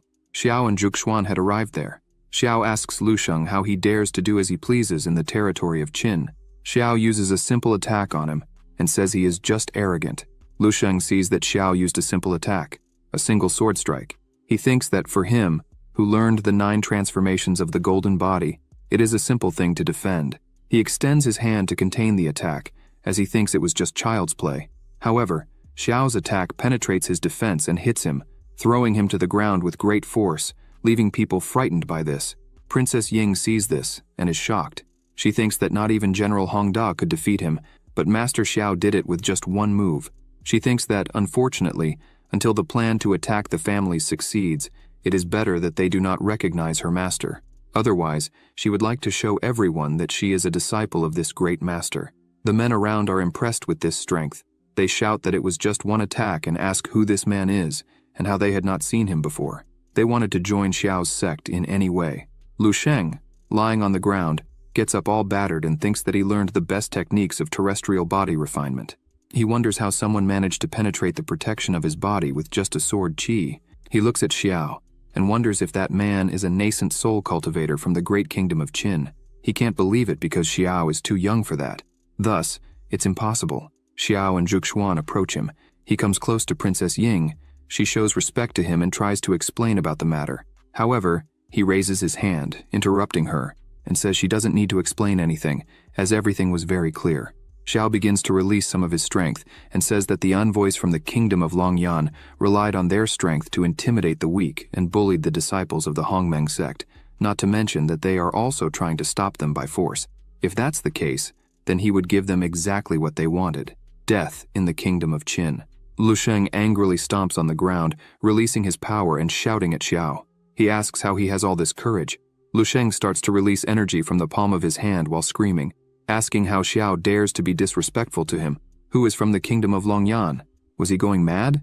The two collide their attacks, but Xiao is laughing, looking at him. Xiao says that, by the looks of it, Lu Sheng can't understand the huge difference between them. Xiao begins to use energy in his hand. Lu Sheng wonders what was happening there, as Xiao's cultivation level is not as good as his, but Xiao's spiritual power is as sharp as a sword, and its lethality is absurd. Lu Sheng jumps back, thinking that he definitely cannot compete with Xiao in terms of spiritual power, and therefore, he would use the body refinement technique to try to kill Xiao. Lu Sheng begins to focus on his attack using the 9 turns gold body refinement technique. Xiao sees this and uses his 5 elements of yin and yang body refinement technique. Xiao says that when it comes to physical strength, Lu Sheng still had a lot to learn. The two again clash their attacks, causing a pressure that made the men around them take cover. Lu Sheng's arm breaks in half with the force from Xiao. He begins to scream in pain and tries to retreat, shouting that his arm had broken. Xiao summons several swords and says that, in his next technique, he wouldn't just break his arms. Lu Sheng grabs a vial and thinks he has no other choice. He destroys the vial in his hand, and a great amount of energy begins to accumulate there. The princess sees this and wonders if this is really what she thinks it is. Lu Sheng begins to scream. His face starts to fill with veins. This technique is the rapid explosion, but Xiao's swords were already inches from him, leaving him no reaction. However, the swords start to hit his body and bounce back. Lu Sheng begins to laugh and asks if that's all Xiao had. Lu Sheng begins to concentrate energy in his hand again and says that Xiao's attack wasn't even enough to tickle him. He quickly advances towards Xiao, who just looks at him. Princess Ying shouts for Xiao to be careful. Xiao looks at him while holding one of his swords and begins to release a bit more of his power. Xiao begins to think that Lu Sheng's power has multiplied. He wonders why this happened, but this is the most Lu Sheng can do. Xiao uses his sword, striking where Lu Sheng was, making him quickly retreat. Lu Sheng is shocked because Xiao used the energy of the sword again, but this time even stronger than the first. Hong Da creates his barrier again. Lu Sheng's screams are heard, and his blood flies everywhere, falling on the barrier created by Hong Da. He thinks that the Hongmeng sect and Xiao, he had never heard of this man before, capable of killing a nascent soul without any effort, is truly frightening. Hong Da thinks that fortunately, when Princess Ying asked him to help them get to know the city, he didn't treat them with disdain. Hong Da thinks it's shameful for him to be like this in front of the princess, but his armor is full of spiritual energy, so at least he can protect the princess. Xiao continues to think about the reason for the sudden increase in Lu Sheng's aura. As things calm down, Princess Ying approaches her master Xiao and says that things have gone much further than she thought, and therefore, she asks all members of the Hongmeng sect to leave the imperial capital. She says it's better for them to move to another country to avoid being the center of attention from this incident. Xiao approaches the princess and says that if they leave, she would become the blamed party for this matter. And, if the Longyan kingdom were to come to the Qin kingdom and direct their wrath at her, how would she face them? The princess is left without an answer to this question. Zi steps into the conversation and places her hand on her chest, stating that it was she who killed the envoy, and therefore she was willing to assume all the blame.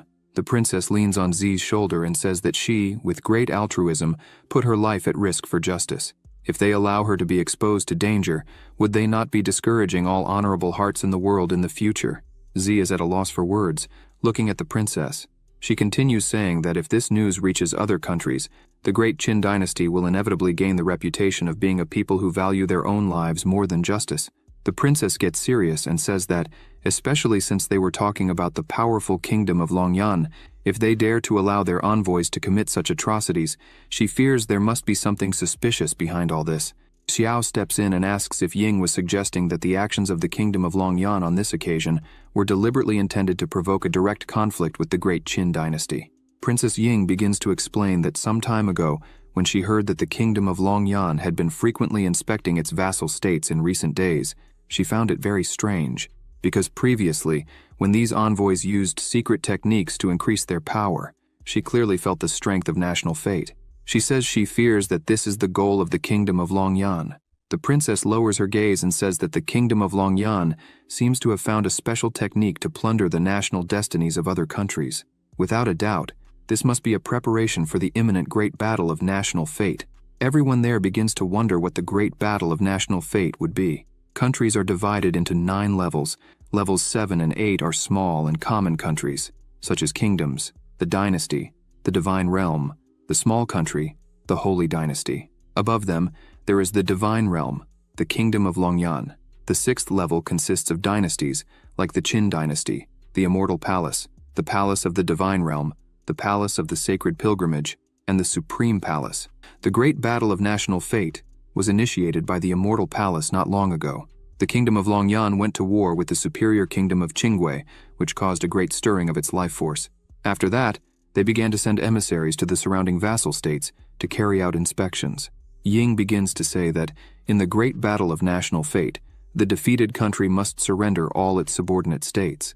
At first, she thought the kingdom of Longyan was gathering forces with the intention of fighting to the end, with no possibility of escape. However, now it seems they want to preemptively take the national fate of the vassal states to minimize their losses. Ying says that clearly, Deng Xiu committed these bad actions on purpose, seeking trouble simply to find an excuse to cause difficulties for the great Qin dynasty. Meanwhile, at the Qin imperial palace, some people were meeting with the emperor. Leading them is the envoy from the kingdom of Longyan, Deng Yang, who is Deng Xiu's father. He says they were there by order of the crown prince to take the 3rd princess to the kingdom of Longyan as his servant. One of the servants of the king of Qin shouts, pointing at the ambassador Deng Yang, and asks if he was really trying to humiliate them. Deng Yang starts to laugh, and asks him who he thinks he is to speak in such a manner. As in the Qin kingdom, his status as an envoy from the kingdom of Longyan is equal to that of the king of Qin. Deng Yang asks the man if he truly believes that he could order his death with just a word. The man tries to retort, but the king shouts, calling out Deng Yang, stating that he respects him as an envoy from the kingdom of Longyan. However, if he goes too far, he should not blame the king for being rude. Deng Yang starts to laugh and says that the king of Qin really knows how to joke. Deng Yang points his finger and says he did not come there to ask for the king's permission. He just came to deliver the order of the crown prince. He emphasizes that if the king is wise, he should hand over the 3rd princess. If not, however, someone arrives shouting that something bad was happening.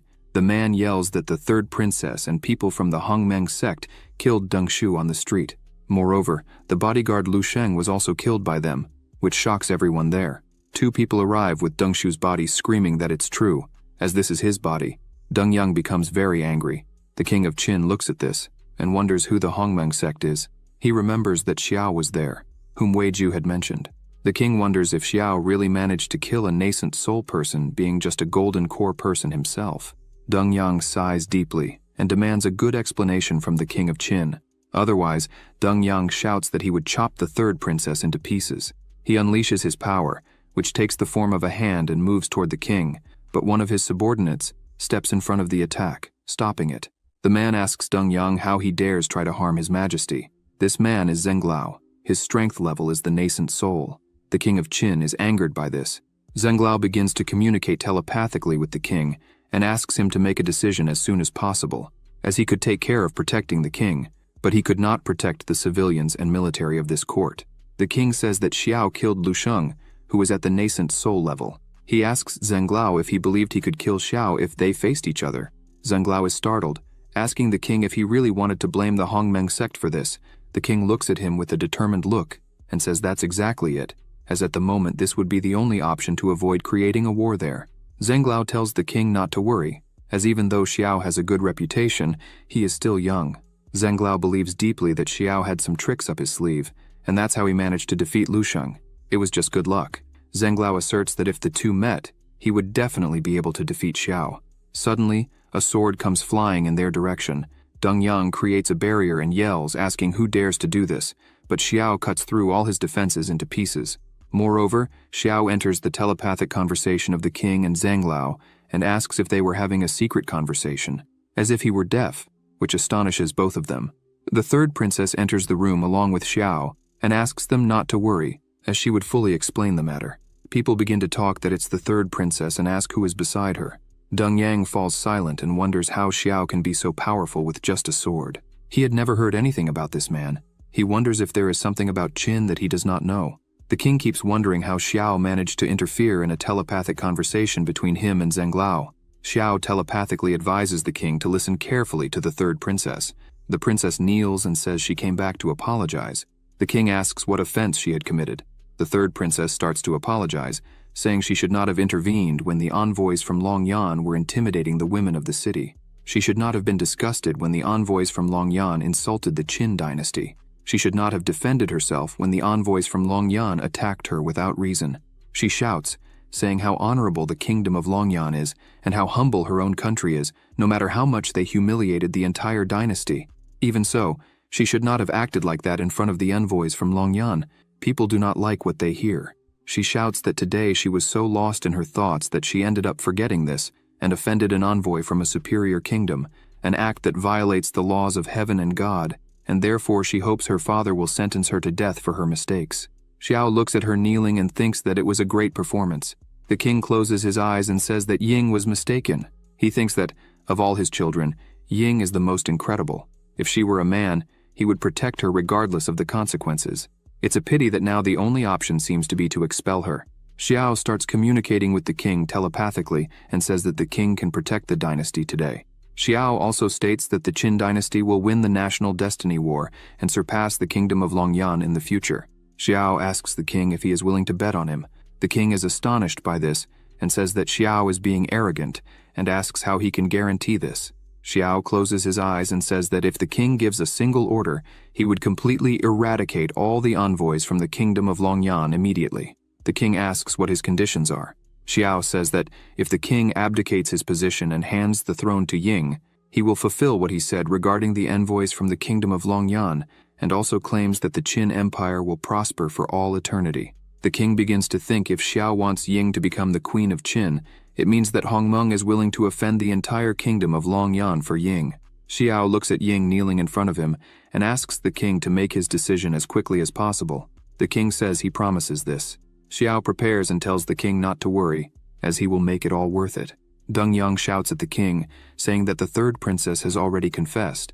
What was he waiting for? Why doesn't the king issue a decree and condemn her immediately? Xiao uses a simple attack towards Deng Yang and shouts, "Who would dare to demand the condemnation of the third princess of Qin?"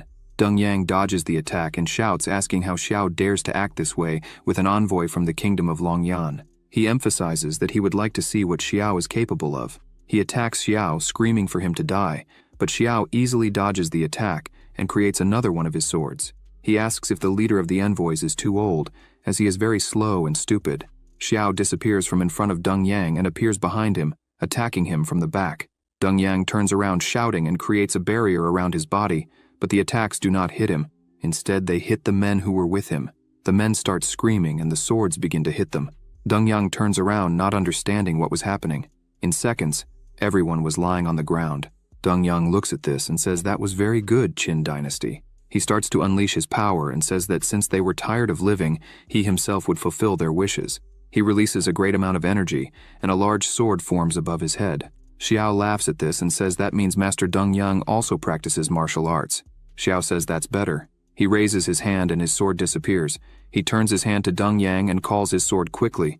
The sword above his head goes to Xiao's hand, leaving Dong Yang not understanding what was happening. He shouts, asking what was happening, as his connection to the sword had been cut. Xiao holds his sword in his hand and says it is quite powerful. He analyzes and says that it is, at least, an artifact above the earthly realm, right? Xiao begins to wrap the sword with his power and makes it small. He says that Dong Yang gave it to him as a gift, so he would accept it as a gesture of respect. Dong Yang is very scared. Seeing this, he screams, asking how this is possible. Xiao had stolen his sword, which he had spent 10 years cultivating. Xiao looks at Dong Yang with an empty aura and bloodthirsty eyes. Dong Yang starts to get scared and says that this is impossible. If Xiao's understanding of the way of the sword has reached a point where Xiao can refine the sword he just stole in an instant, then this man is a monster. The king asks Zhenglao what kind of trick Xiao used. Zhenglao responds that Xiao is well versed in the art of the sword, and that the sword techniques he uses are also unusual. Zhenglao admits that he can hardly see through them. The king asks why he can't see through them and how he would fare if he had to fight against Xiao. Zhenglao looks frustrated and says that perhaps he is no match for Xiao in the art of the sword. Dong Yang creates more swords and says he won't give up. Xiao looks at him and begins to use his powers again, stating that he is tired of an envoy from the kingdom of Longyan. He really is powerful. Xiao wonders how long it would take him to find so many treasures. The swords that Dong Yang sent to attack Xiao begin to be consumed by his energy. Xiao snaps his fingers and thanks Ambassador Dong Yang for giving him more gifts. As he snaps his fingers, all the swords become his and turn against Dong Yang. Xiao shouts that since he had been so kind, he would give a great gift as a courtesy. With no further options, Dong Yang just screams as he sees the swords coming towards him. The swords strike Dong Yang, and his body falls to the ground lifeless, with several swords embedded in his body. The men who were there watching this are astonished at Xiao's strength and ask what kind of man he is. As a single man was able to annihilate a bunch of envoys from a superior kingdom, they can't believe they have such a powerful man in the kingdom of Qin. The king slaps his hand on his chair and stands up, pointing his finger at everyone, and shouts that today's events should be kept hidden from the public until the end of the Tao festival. Otherwise, he himself would kill them all. The men bow and shout that they would obey their king's orders. Xiao also bows, showing respect, and says he hopes the king hasn't forgotten the deal they made. Ying asks what deal that was. The king remains silent, thinking it's no wonder his daughter wanted so much to learn from this man named Xiao. The king thinks he definitely shouldn't have Xiao as an enemy. Moments later, at the temporary residence of the Hongmeng sect, the doors open. Xiao and Ying enter. Xiao announces that they had returned. Juxuan asks how they were. Muhan and Zi are happy to see their master well. Xiao goes up to Juxuan, who asks again if he was okay. Xiao laughs and tells her not to worry about him, as the whole matter had already been resolved. Princess Ying looks on from a distance and smiles, thinking that the Hongmeng sect seems to be a very united sect, and this seems to be truly amazing.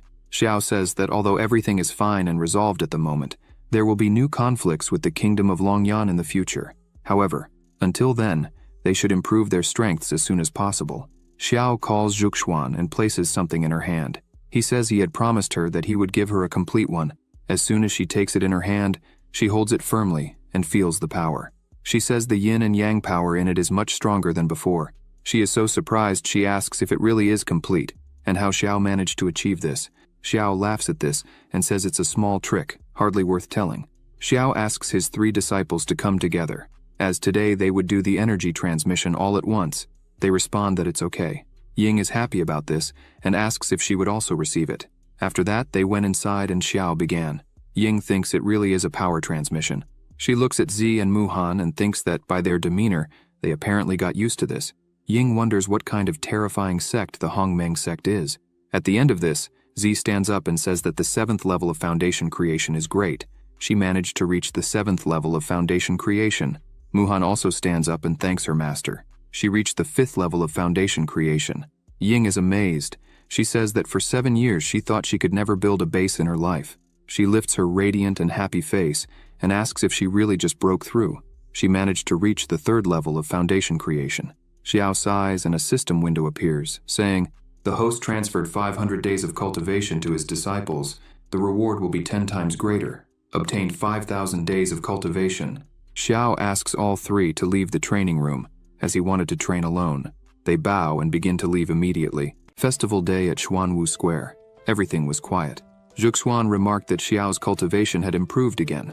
Now he was at the peak of the golden core.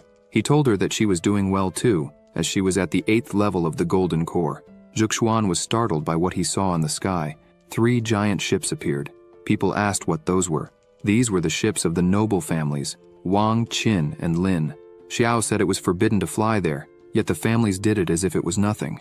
He looked at the king and thought it was a slap in the face of the royal family. He looked at the ships and said they were indeed impressive. The noble families began to descend, the Wang family, the Lin family, and the Qin family. The townspeople did not like the arrogance of the noble families. Zhuxuan noted that the weakest disciple among them was at least at the 5th level of foundation creation. Xiao said this was expected of nobles. The 3 leaders approached the king, explaining that they were late because they had important matters to resolve. The head of the Qin family apologized. The head of the Wang family said it did not matter when they arrived. It was just a tournament with some inferior sects. The result would always be the same. The head of the Lin family said he was only there out of respect for the king and the 3rd princess who invited him, as he did not like being in the same place as those sects. The people were angered by these remarks, calling the nobles dogs living off their ancestors' fame. The 3 leaders did not like what they heard and also became irritated. The nobles said they were very bold and began to release their aura. The people started to feel sick from the pressure caused by the nobles. Zhuxuan said they were arrogant and pompous, and Xiao agreed.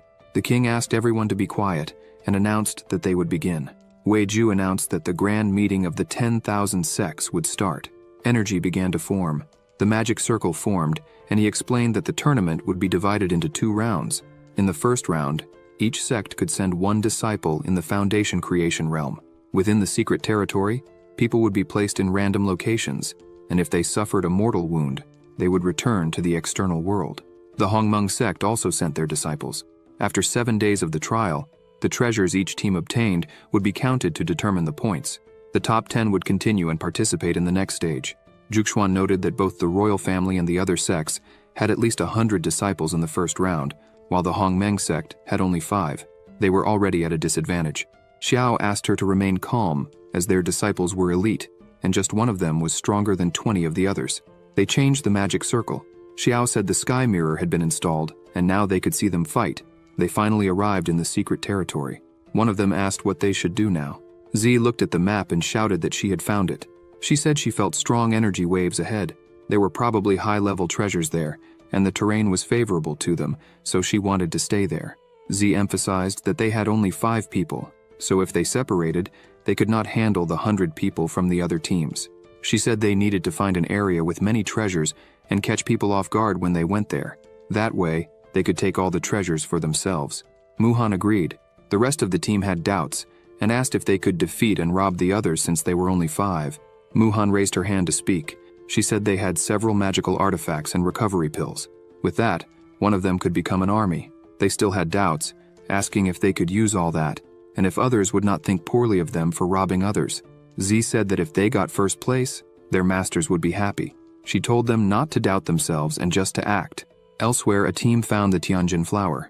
They said this flower was a supreme-grade earth-healing medicine. Just with this, they could be among the top 10. One of them asked how no one had found something like this after an entire day. Another said that there was probably a guardian, and the people who found it were weak and fled. However, for them, it was nothing. Z smiled like a madwoman and thought that another group had taken the bait. She asked if everyone was ready, and they said yes. They used a magical artifact that was as bright as the sun. Muhan asked if that was all. The group that found the flower had their vision compromised. Linkwing shouted that it was their turn now. Bai activated the immobilization formation. The people were trapped, unable to move. Z began the attack. Muhan also joined the attack. Various attacks began to hit the people there, who screamed in pain and were defeated. The two high-fived. Z said they had another perfect fight. Ye thought that in the future, he could not offend either of them. Linkwing said she and Bai would do the cleanup, and when they returned, they would collect the spoils. Outside, people were shouting that the Heavenly Sword sect was eliminated and that it was despicable. The king asked how many points the Hongmeng sect had. Wei Ju said that the Heavenly Sword sect was the 8th sect to be eliminated by the 5 members of the Hongmeng sect. He said this would put the Hongmeng sect in first place, with double the points of the Qin family, which was in second place. The king said the Hongmeng sect was fascinating. Meyer asked Xiao what he was teaching his disciples. He smiled and asked if they weren't amazing. The head of the Qin family said no one cared if they used these tricks, as they were a low-level sect. In the second round, they would die. Suddenly, more people were eliminated. People noticed it was the Lin family and asked who had the strength to eliminate them in such a manner. They looked and saw that the arrows in their bodies were from the Hongmeng sect. They shouted that the Hongmeng sect had eliminated the Lin family. The audience started to laugh, saying that they were arrogant, and in the end, they were eliminated in the first round by a small sect with only 5 members. This was a disgrace to the noble family. The family leader shouted that this was insolence. He began to release a frightening aura, making everyone quiet. He went to the king and said the Hongmeng sect was using dirty tricks, and he wanted them disqualified. Meyer started to shout and told him to shut up because the Lin family had 100 members and still lost. Now he wanted to use his influence to intimidate them. Xiao just laughed at this. The king thought that the tricks used were effective against the forces of the Jianghu world, but the children of the great noble families had items that warned them about it, yet they were still caught. Wei Ju called the king and told him something. The king began to laugh. He said that the Lin family patriarch accused the Hongmeng sect of cheating, so the Lin family should explain exactly what happened inside. They started to stutter. Wei Ju pointed his hand at them and said the king asked what happened there, so they should speak up. Suddenly, more people were eliminated. Z was beating everyone. A great pressure was felt by all, making them scared. The Lin family members said they noticed there were few people in one place and went there to rob them, but they did not imagine that the 5 had strength beyond normal, especially the woman in pink who controlled swords. They screamed, saying she was a monster. The king asked if the Lin family patriarch heard that. His disciples could not defeat another sect, and he wanted to cause trouble because of it. The king shouted, saying they called themselves great nobles with their noses in the air, but now they were humiliated by a small sect with 5 members. It was a shame. The Lin family patriarch remained silent. The other 2 patriarchs started to laugh at him, saying it was a disgrace to lose to a team of 5 people. Suddenly more people were thrown out. They looked and said it was the Qin family, and from the arrows and swords, they were once again eliminated by the Hongmeng sect. The patriarch of the Wang family began to laugh and asked the head of the Qin family what he was saying. The head of the Qin family became irritated and said they were useless. The king asked the head of the Qin family if he was not going to ask to eliminate the Hongmeng sect as well. He jumped and landed in front of his disciples. He yelled at one of them, asking what happened inside and why they came out like that. The disciples said they did their best. He explained that they saw the conflict between the Hongmeng sect and the Qin family and tried to take advantage of it to steal the flower. But the Hongmeng sect had already anticipated this and set a trap. The patriarch threw him to the ground, calling them trash. The patriarch of the Wang family smiled, saying there was no doubt they would be the champions. People shouted that more people were eliminated, and it seemed to be from the immortality sect. The patriarch said that couldn't be. All were thrown out. 2 people were fighting.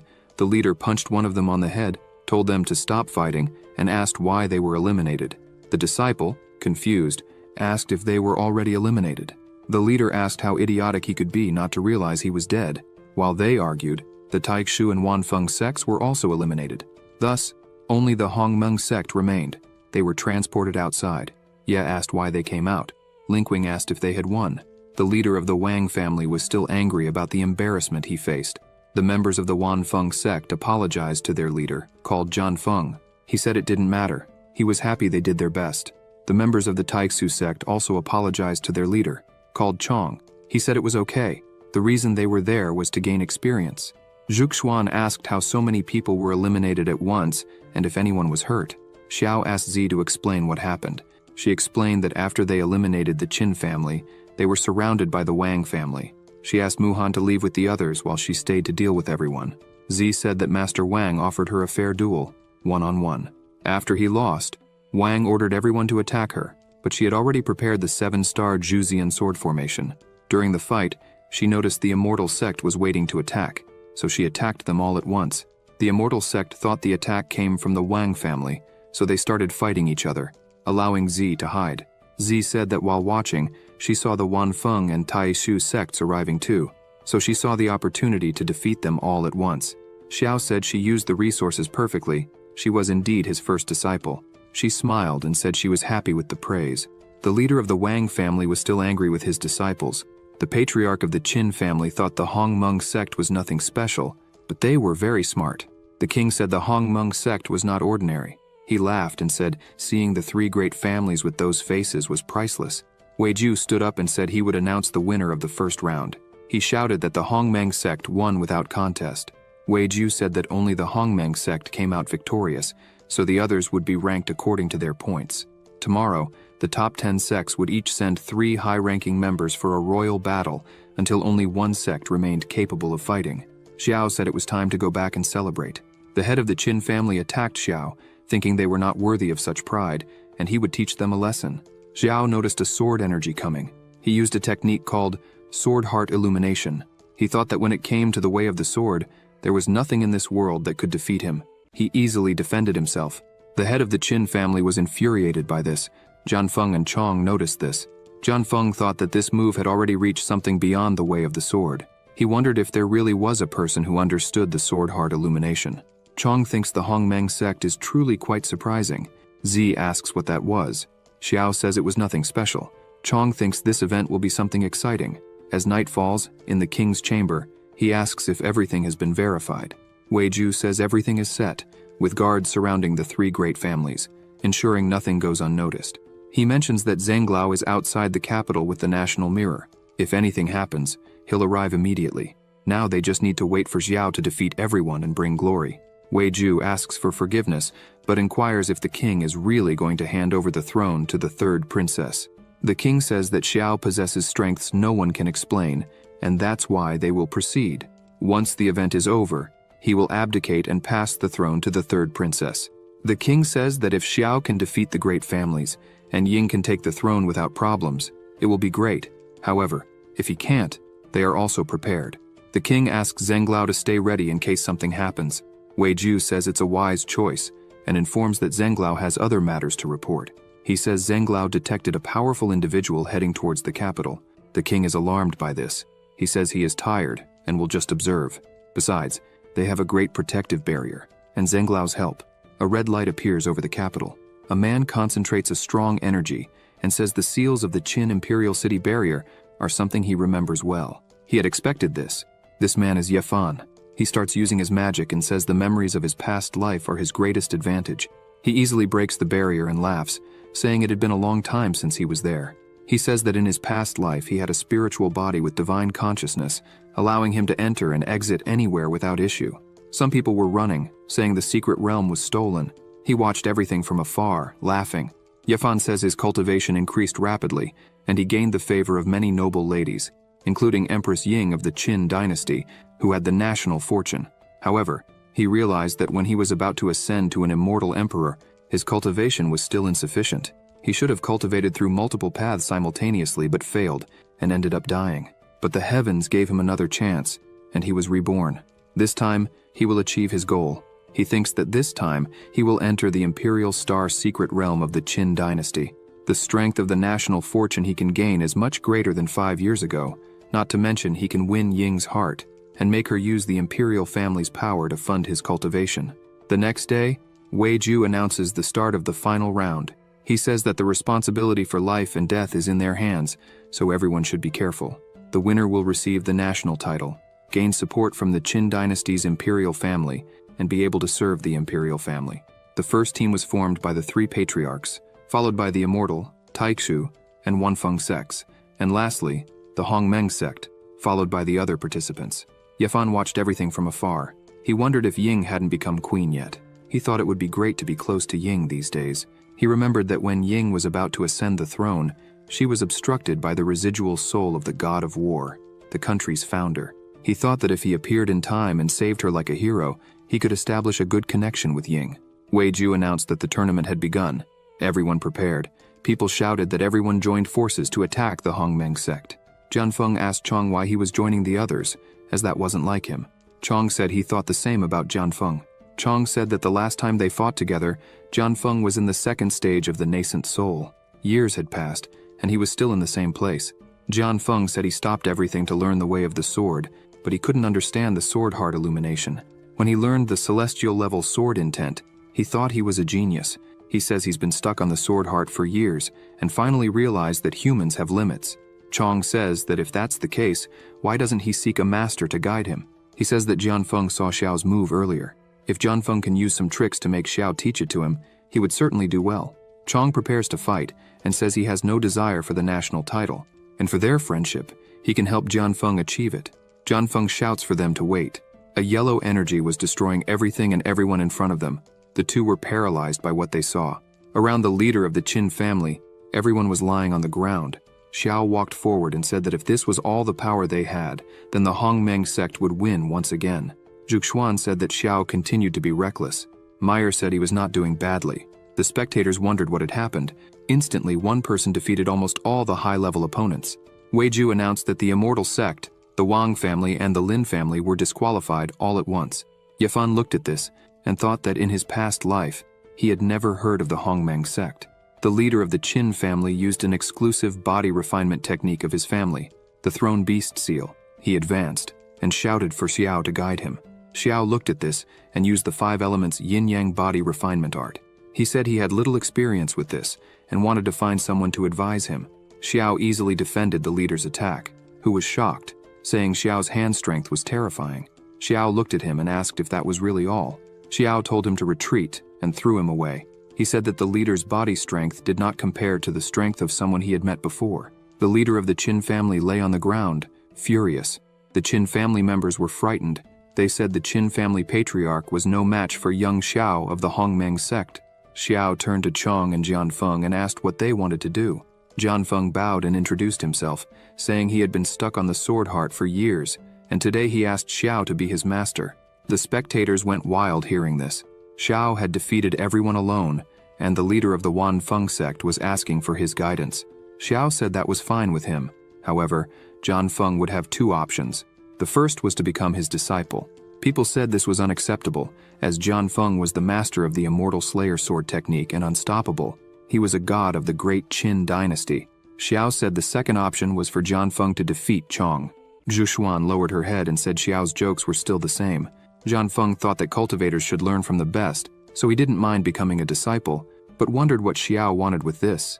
He imagined that maybe Xiao wanted to see how far his powers could go against Chong. He looked at Chong and thought that although they were only one realm apart, that realm was a great abyss that determined who had enlightened the sword heart or not. He thought Chong was also a sword cultivator and could advance in other ways, but he could not. Jian Feng prepared and apologized to his friend. He activated his Immortal Slayer sword technique and asked Chong to fight. Chong told him that in the end, it would not be as he thought. Zi looked at this and thought that this was the flexible finger sword her master used. Xiao watched all this and realized there were many such techniques. He thought that the flexible finger sword system's reward was not what it seemed. The two began to fight. The spectators were excited about this because the venerable Chong facing the strongest swordsman was a match whose outcome they couldn't predict. Chong said his demon subjugator seal could enhance his body when he attacked and protect him when he retreated. He thought Jian Feng's sword still lacked experience, as they couldn't even penetrate his body-protecting qi. Chong attacked Jian Feng, hitting him hard, and advanced for another strike, throwing Jian Feng away. Xiao looked at Chong and thought he was indeed interesting. Jian Feng began to say that he had expected this. Without the sword heart illumination, facing a complete cultivator like Chong wouldn't work, as he would always find his weaknesses. He stood up and said he conceded defeat. Chong said that, unfortunately, he couldn't help anymore. Xiao said he accepted Jian Feng as his disciple, so fighting in his disciple's place was something a master should do. Xiao began to release a bit of his power while thinking he wanted to test Chong's strength. Jian Feng asked Xiao what he meant. Xiao looked at him and asked if the first option was still on the table. In fact, he should change the way he spoke to him now. Jian Feng smiled. He bowed and said, "Since the master is present, this disciple bows before you."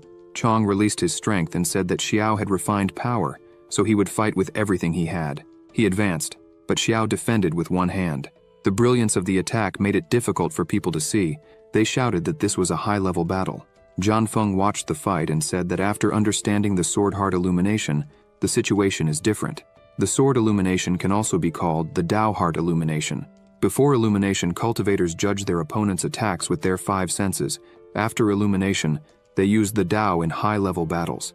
This small difference can, by a narrow margin, determine the outcome. Jian Feng thought he needed to advance to this realm as soon as possible. Chong began to release more of his power. He retreated a bit and said he didn't expect Xiao's body strength to be so strong. He said his seal could also enhance his body. Chong attacked confidently this time, but Xiao defended again with one hand and smiled, saying he was happy. Normally he won before he could use his body refinement, but this time he could use it freely. Chong was startled, thinking that Xiao defended his full-strength blow as if it was nothing.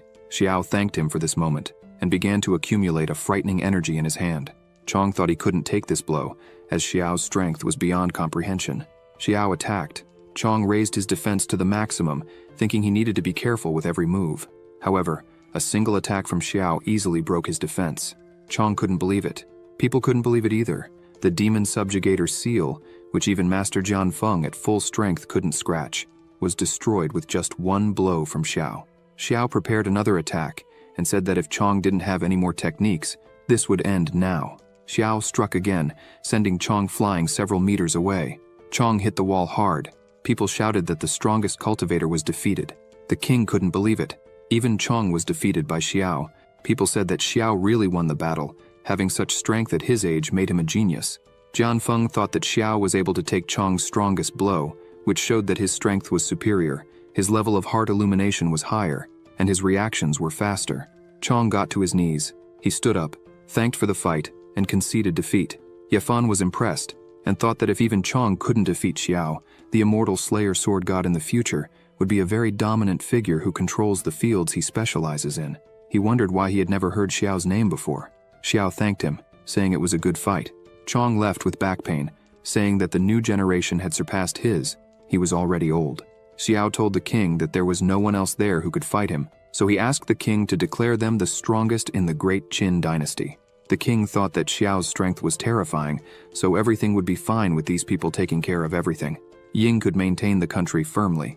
The king stood up, smiling, and said that the Qin dynasty had produced exceptional talents, and since no one had any objections, he declared that from today, the Hongmeng sect would be the principal sect of the great Qin dynasty. He asked if anyone opposed this. The people shouted that the king was wise, while the aristocrats just looked on. They lowered their heads and said that the king was wise. The king sits down and announces that he will abdicate in favor of the third princess Ying. In the presence of everyone, he will write her name on the imperial monument. Everyone is shocked by this. The aristocrats plead with the king not to do this. Suddenly, Ying arrives, asking why he couldn't do that. She looks at them, thinking she expected they wouldn't accept it.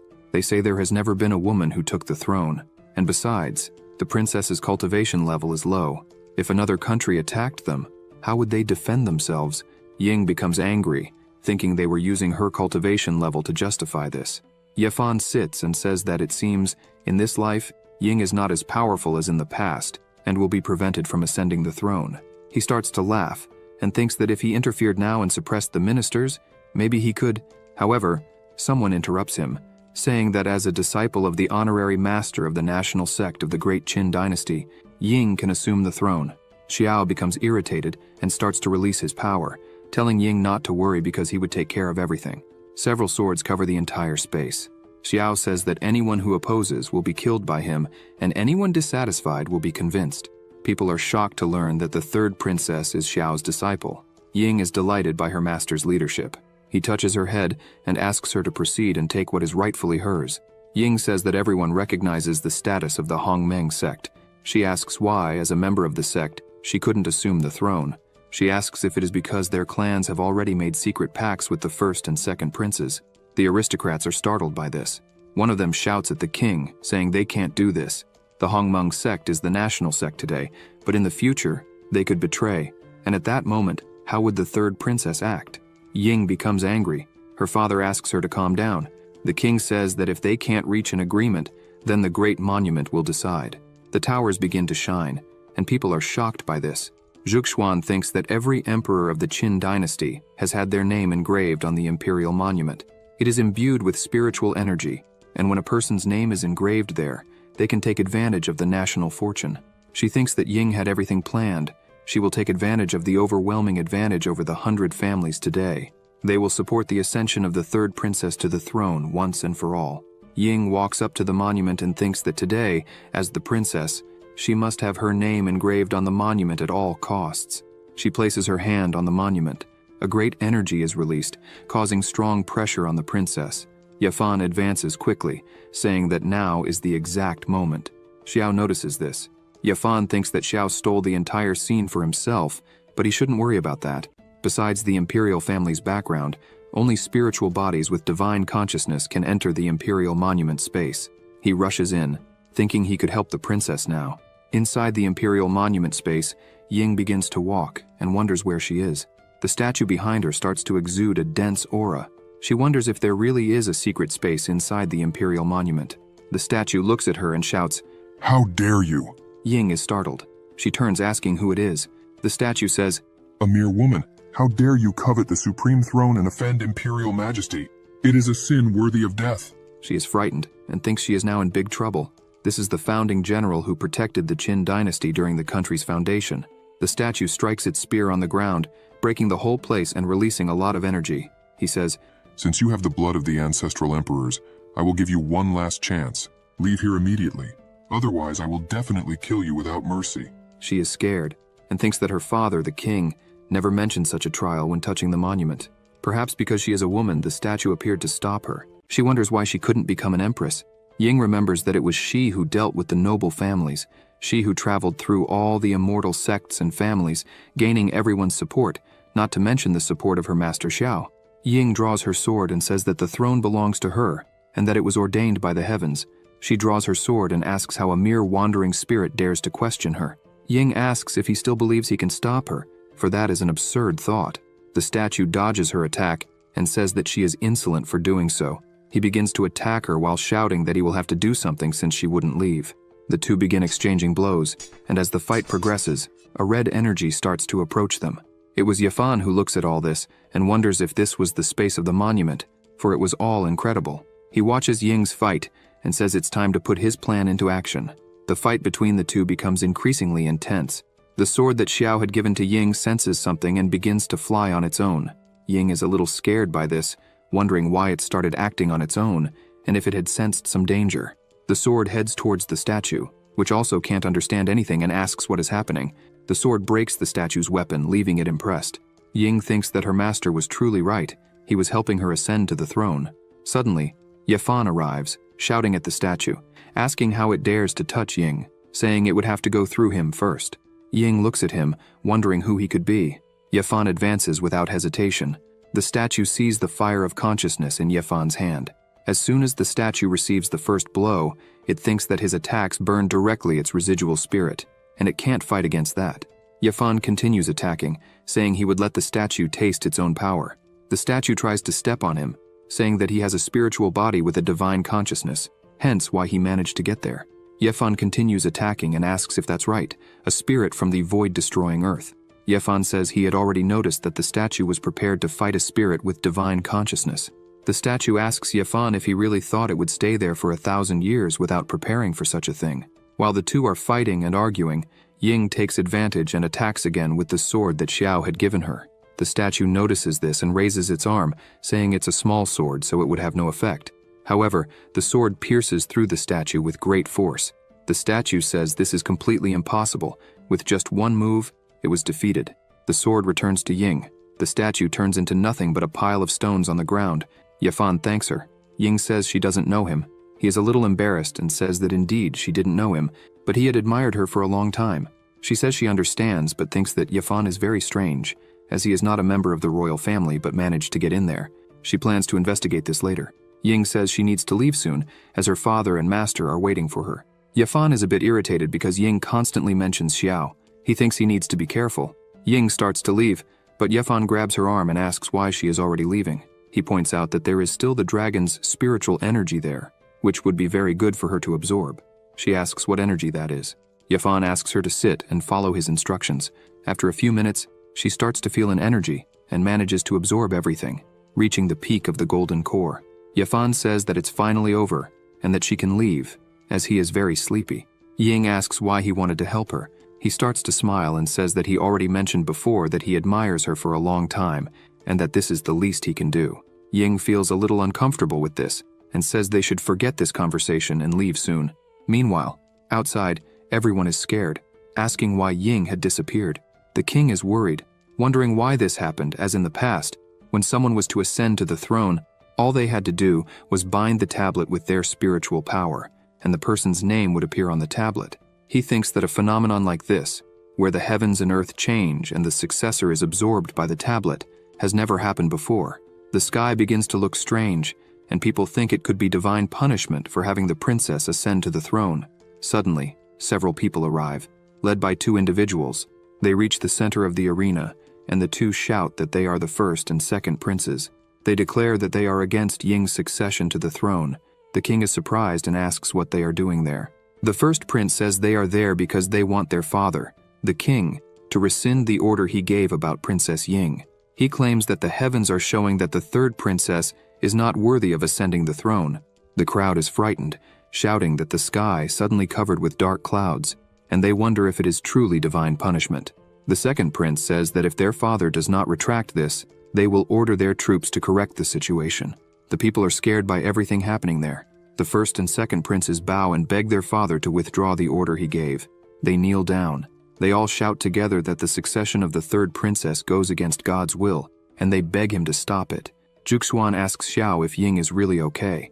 He says she doesn't need to worry about anything because she is not only fine, but has also gained a great opportunity. He smiles because he was looking at his system, which said, "Information. The host helped Ying ascend to the throne and successfully activated her special supreme dominant physique, Earth grade. Received 1,000 times better reward. Will receive the Hutian physique, Earth grade. Introduction, Hutian chaotic body, special Earth grade body. Your spiritual energy absorption speed multiplies by 10. Can practice and integrate various exercises to improve your physique. After passing the celestial realm, you will be able to absorb the energy of the origin of chaos to grow and condense the innate chaotic physique." Xiao thinks he already imagined that the supreme dominant body would be extraordinarily strong, but he didn't expect it to be this strong. He says that the third princess will arrive soon. Suddenly, some beams of light shoot out from the sky. Ying shouts that she has become the empress. She asks who dares to disobey the mandate of heaven. The people notice that she is glowing with sacred light. The first and second princes are a bit irritated by this. Their father, the king, smiles and celebrates, for the sacred light is shining. His daughter has become empress, and he asks who would oppose this. They meet, and her father thanks her for all the hard work she has done. People start shouting, "Happiness to the new empress! Now we have an empress!" Everyone bows to her, shouting that the Qin dynasty will last for generations and wishing the empress a long life. The first prince is irritated by this and thinks that if it is this way, if his father is so cruel, then they are not to blame for what will happen. He throws something up. Wei Ju notices this and wonders if it is a teleportation array. A giant magic circle appears in the arena. The first prince says they have been in contact with the Longyan kingdom and that 100,000 soldiers are waiting outside the city. Several soldiers appear there. The first prince says this is enough to destroy this place completely. The king is enraged and asks how his son dares to ally with foreign enemies. The king says it is a disgrace for the kingdom to have a prince like him. Wei Ju leaps from the tower. He shouts that he will not let the teleportation array open. However, a barrier prevents him from reaching the array. He looks to the side and sees that Wang and Lin are betraying the kingdom. They say that since they have reached this point, now they will have to kill everyone there. Xiao begins to unleash his power and asks if they really intend to kill them all. Several swords start to appear beside him.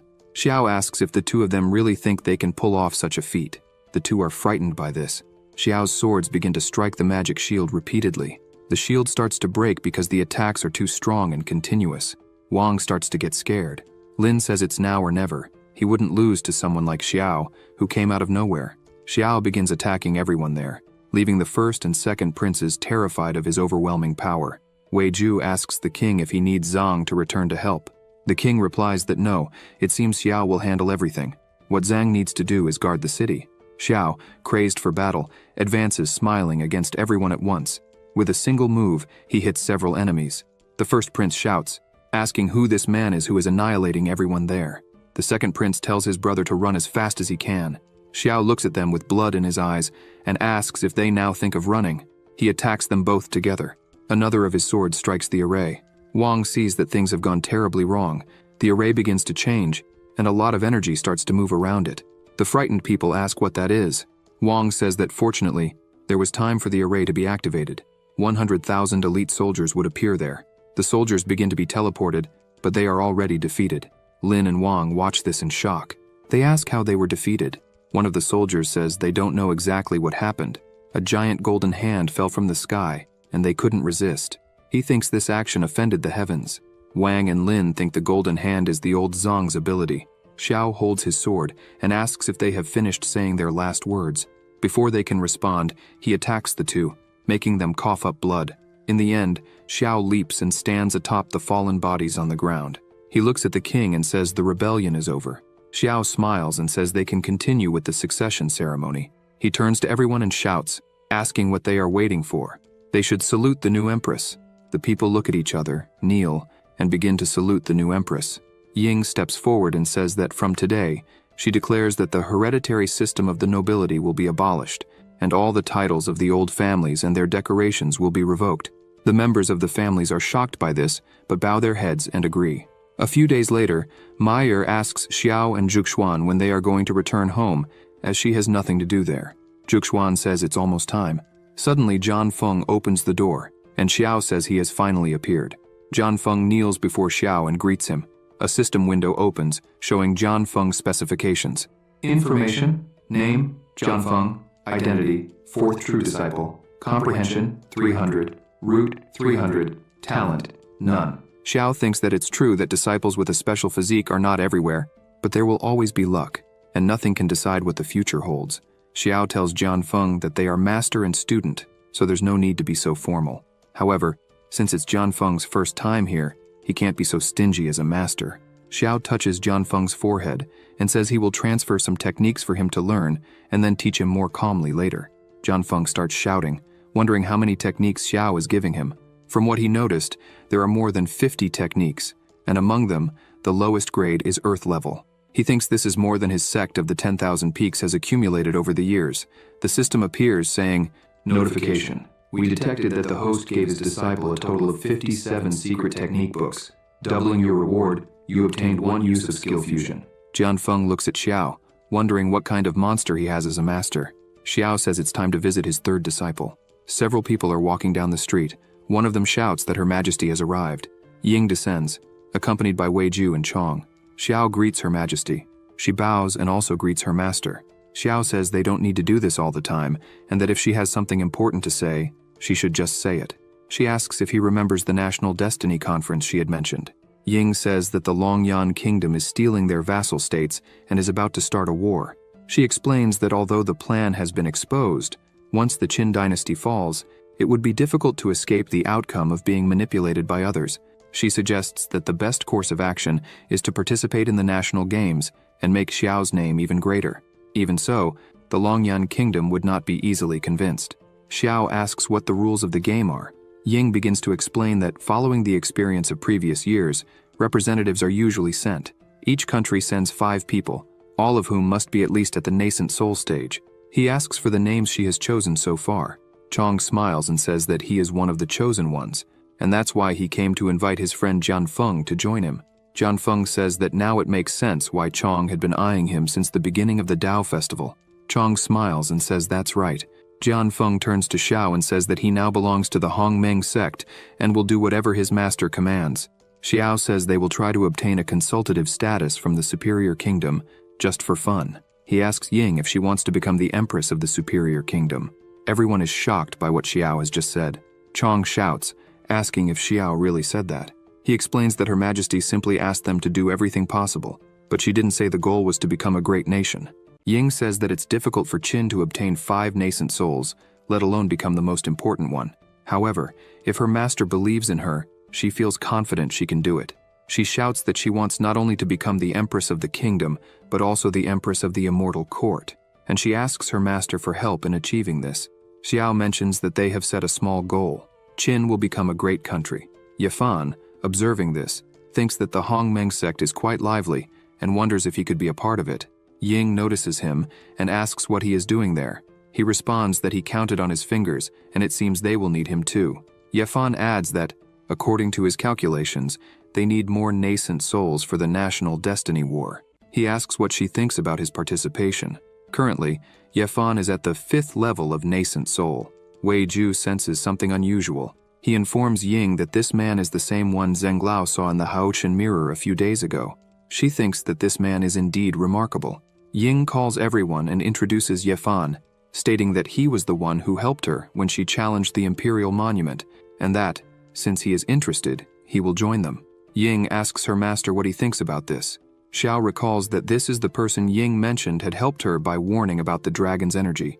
Yefan smiles and asks the protagonist if he is Ying's master.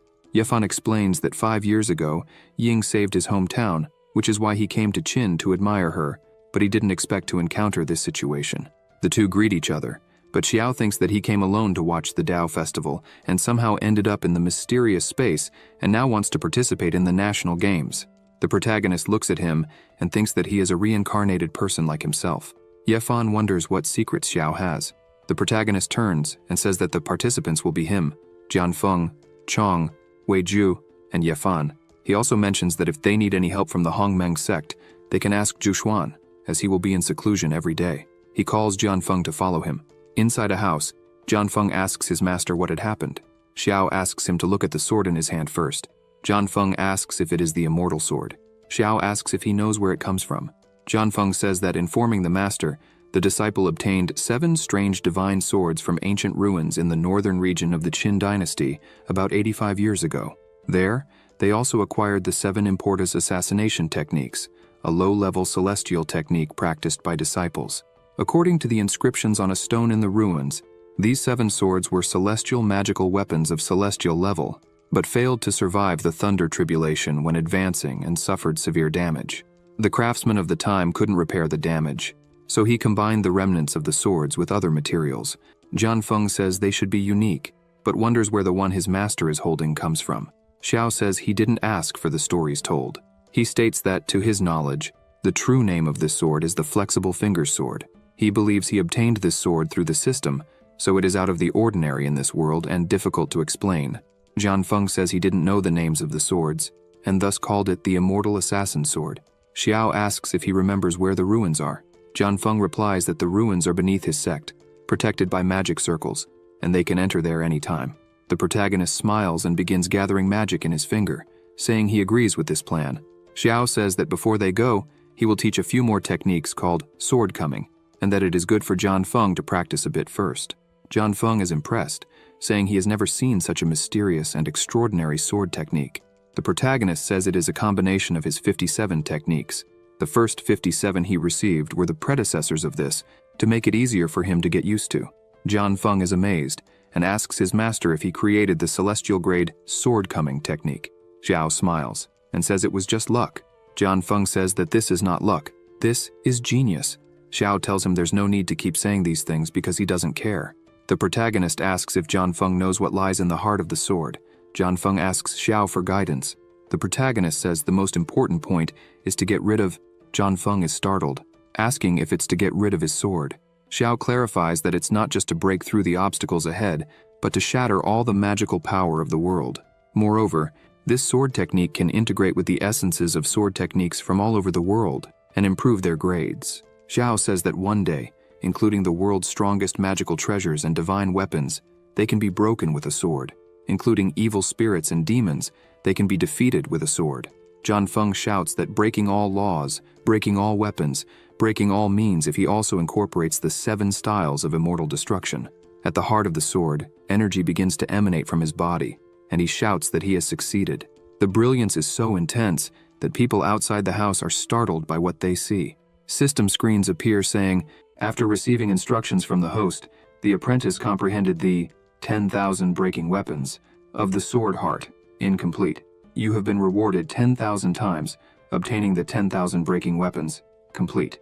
The level of sword coming has risen to celestial level. With the help of the host, the apprentice has reached the 3rd level of nascent soul and received a reward 5 times greater, 100 days of cultivation. Xiao is impressed with his disciple's performance. He thinks that Jianfeng is truly a swordsman with a comprehension level of 300. Ying looks on in astonishment and asks what is happening. Chong says that Jianfeng has probably made a significant breakthrough. 10 days later, Jianfeng goes to the house where Xiao is and says that he has managed to find his path. The protagonist was cultivating and is now at the peak of the golden core. Xiao says he found it strange when Jianfeng stopped at the foundation, but this time he wants to break through the golden core and ascend to the nascent soul, which seems more evident. Cultivators store their spiritual energy in their dantian, and the protagonist's dantian seems capable of storing more than ordinary people. Both are at the golden core, but the difference between Xiao's golden core and that of a common person is vast. It is as if a common person is a well, and Xiao an entire lake. The protagonist says he has intentionally observed that, although he is now a golden core, in terms of purity, his spiritual power is much stronger than Zhenglau's, who is at the peak of the nascent soul, like a bottomless well. He thinks that although his energy control is now greater, it is still not possible to change the quality of his power. However, the foundation of his golden core is infinitely stronger than that of others. Perhaps this is the benefit of his special constitution. Xiao goes outside and calls Jianfeng so they can take a look at the ruins Jianfeng had mentioned earlier. At the entrance to the foot of Mount Wanfeng, some people are gathered while a person announces that an auction will be held today. However, money is not easy to exchange. Only the power of spiritual consciousness is traded. This catches the protagonist's attention. He wonders if they would really trade objects for the power of consciousness. The man explains that the stone can transform the power of one's consciousness. Generally speaking, acquired or innate power does not have the power to condense one's spiritual consciousness. The power of spiritual consciousness in the Qi refinement stage is between 1 and 100. In the foundation creation stage, it is between 100 and 1000. And in the golden core stage, it is between 1000 and 5000. The announcer says that the first lot is a 4th grade elixir, Huan Yuan Dan. The starting price is 50% of one's consciousness power. He asks if anyone is interested. A man raises his hand asking if he can really trade the power of his consciousness. It is a good thing, but he wants to try.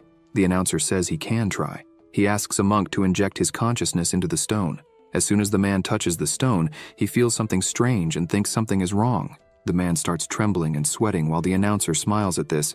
The man who had touched the stone thinks he can't control his body. He becomes desperate as all his consciousness power is being drained. The announcer smiles and says that this man's power reached 4,444, which is the highest in his realm. He asks the man if he would like to bid on the Huan Yuan Dan pill. The man, out of his mind, says he is willing to give all his consciousness. The announcer shouts that this monk offered 4,444. He asks if anyone offers more. The people say that this value is the highest for a golden core stage. They couldn't get more than that. They begin to believe that they can indeed trade this power for objects. Jianfeng says that this monument is strange because all the monk's power was drained. Xiao says the monk was manipulated by someone. A mysterious qi entered the monk's sea of consciousness. Jianfeng draws his sword and shouts, cursing the man, asking how he dared to enter their territory like this. He wouldn't allow it. Xiao tells Jianfeng that he is already old and still so reckless. Jianfeng asks his master to teach him. The protagonist says that these people know the Tao festival is over, and yet they are still there, so they don't fear Jianfeng's presence. Xiao says that perhaps the root of the problem lies within the sect. Xiao mentions that among the techniques he taught Jianfeng is a special technique for divine consciousness called Divine Consciousness of the 9 Forgings, which can protect the divine consciousness from evil and demons. The protagonist tells him to hide his breath, change his appearance, and follow his instructions. Xiao raises his hand and says that this Huan Yuan Dan seems like something good. They also want to try it. The announcer shouts that the auction is for the best bidder, so if he is interested, he could come up there. Both place their hands on the stone. Xiao thinks that Jianfeng seems like a very good guy, but his actual acting skills are incredible. The announcer shouts that the divine consciousness power of the 2 monks exceeded 4,500. At the entrance of the mountain, the announcer shows something in his hand and says he was doing something for the elder and therefore should enter. They think that to let them in so easily, it seems the problem really comes from within the sect.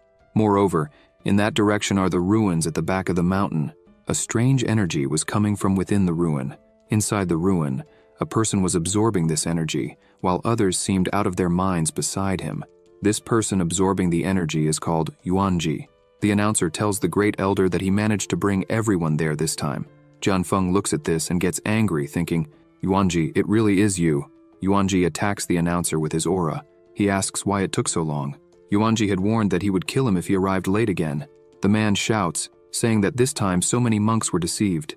He thought Yuanji would be pleased to have brought more people. Yuanji asks if the man wants to make him happy.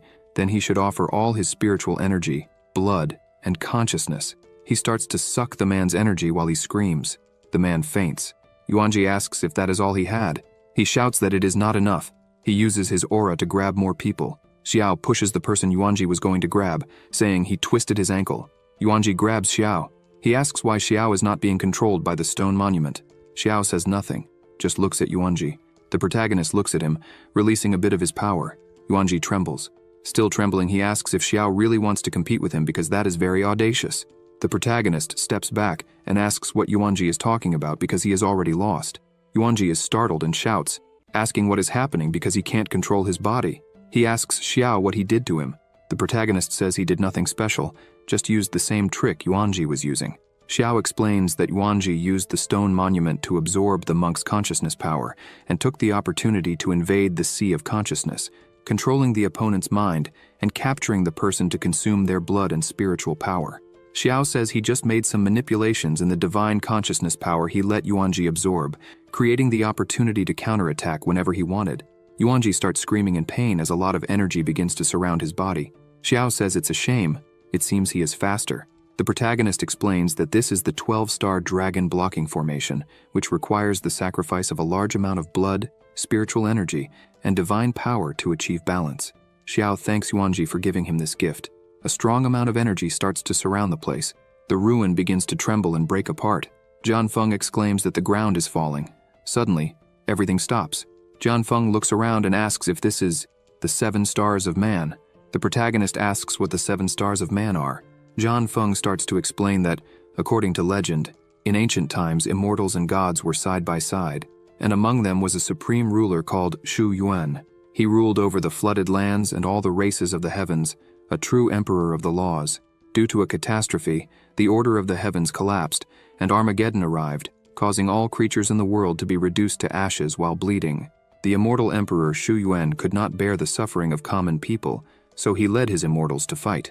However, the celestial Tao was too powerful for the immortal emperor Shu Yuan to defeat, and he had no choice but to establish the 7 great formations. He captured 7 stars that contained the great power of the Tao, and used the power of the stars to suppress the heavens, resisting the collapse of the celestial Tao and protecting the peace of all races in the heavens.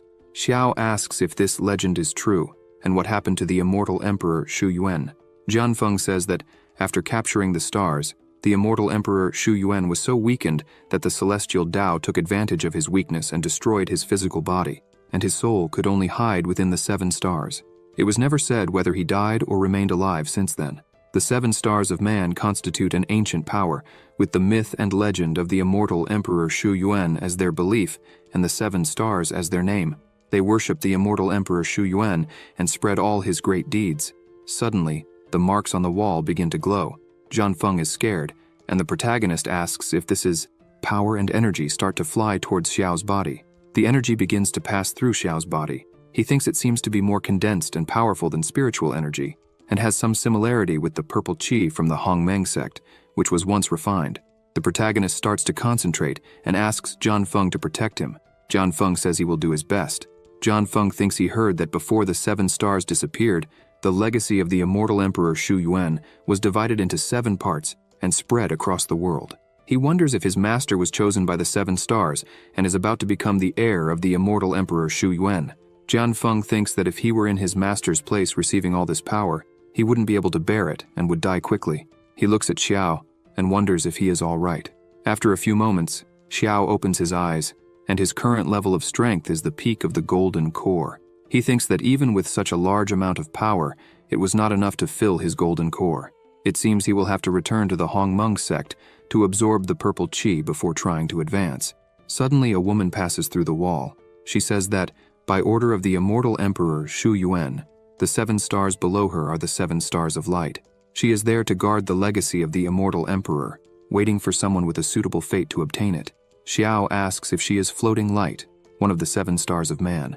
He also asks if this means the heritage of the immortal emperor Shu Yuan is sealed there, and if it is the power he just absorbed. She says she is not one of the 7 stars, but a remnant left by floating light, one of the 7 stars. She says the legacy of the immortal emperor is not what Xiao just absorbed. She asks Xiao's name, and he says it is Xiao. She creates a ball of great power in her hand and says this power is called stellar power. Those who possess the power of the stars will be favored by the heavens and will be especially fortunate.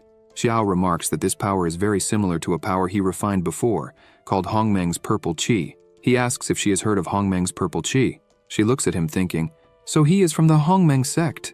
She says the ancestor of the Hongmeng sect was an immortal human. Since Xiao is a disciple of this man, he inherited the cause and effect of his stay in this world. Likewise, he will also inherit the fortunate power of the human immortals. This Hongmeng purple qi is also the fortunate power of his ancestor. She applies the power to Xiao and says that when the power of fortune condenses and solidifies countless times, it turns into stellar power. If he cultivates the stellar power to the extreme, he will be able to fight against the celestial Tao. Xiao says that Hongmeng's purple qi is also a kind of fortunate power, and the stellar power is an advanced version of the fortunate power that has been condensed numerous times. The woman confirms this. The protagonist asks if she knows about the power of national destiny. The stellar power is above Hongmeng's purple qi, above the fortunate power.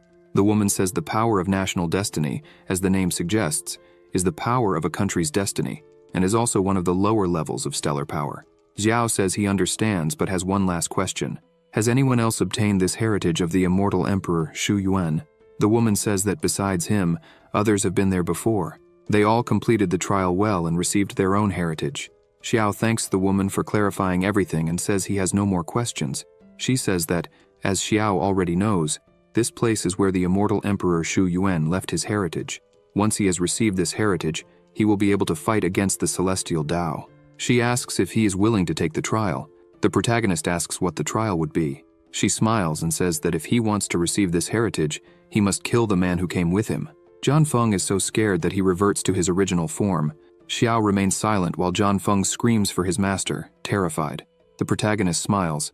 He asks John Feng if the Emperor Shu Yuan is really as powerful as he said. Xiao says he believes this trial is a joke. The woman becomes angry, calling the protagonist presumptuous. She shouts, asking how a mere mortal dares to question the immortal emperor. She attacks, but he easily defends himself and asks if this is serious. He says he already understands everything. John Feng kneels and screams for his master. Xiao looks at him and asks what he is doing. John Feng cries out, saying that all his life he wanted to reach the highest level in the art of the sword, but now he realizes that it is impossible for human power to defeat the heavens. John Feng says that Xiao is different. In time, he will be the best in the art of the sword. He only hopes that Xiao can become an immortal emperor in the future. The protagonist sighs and asks John Feng what he is talking about. The woman says that Xiao's disciple is much more sensible than he is. She asks what he is waiting for. She says that now Xiao doesn't need to worry about being blamed. He can receive the heritage openly. She asks why he doesn't do it now. The protagonist smiles and says rebellion against the heavens. Immortal Emperor Shu Yuan. Now he can understand completely. Xiao uses his power and says he will borrow John Feng's swords quickly. He creates a large sword in his hand and says he understands this thanks to John Feng, since the flexible fingers swords are originally just one sword. Therefore, if it can strengthen the magical weapons of the world, why not combine them into just one? Xiao creates a sword with incredibly strong energy and shouts that this is the sword that will break the world.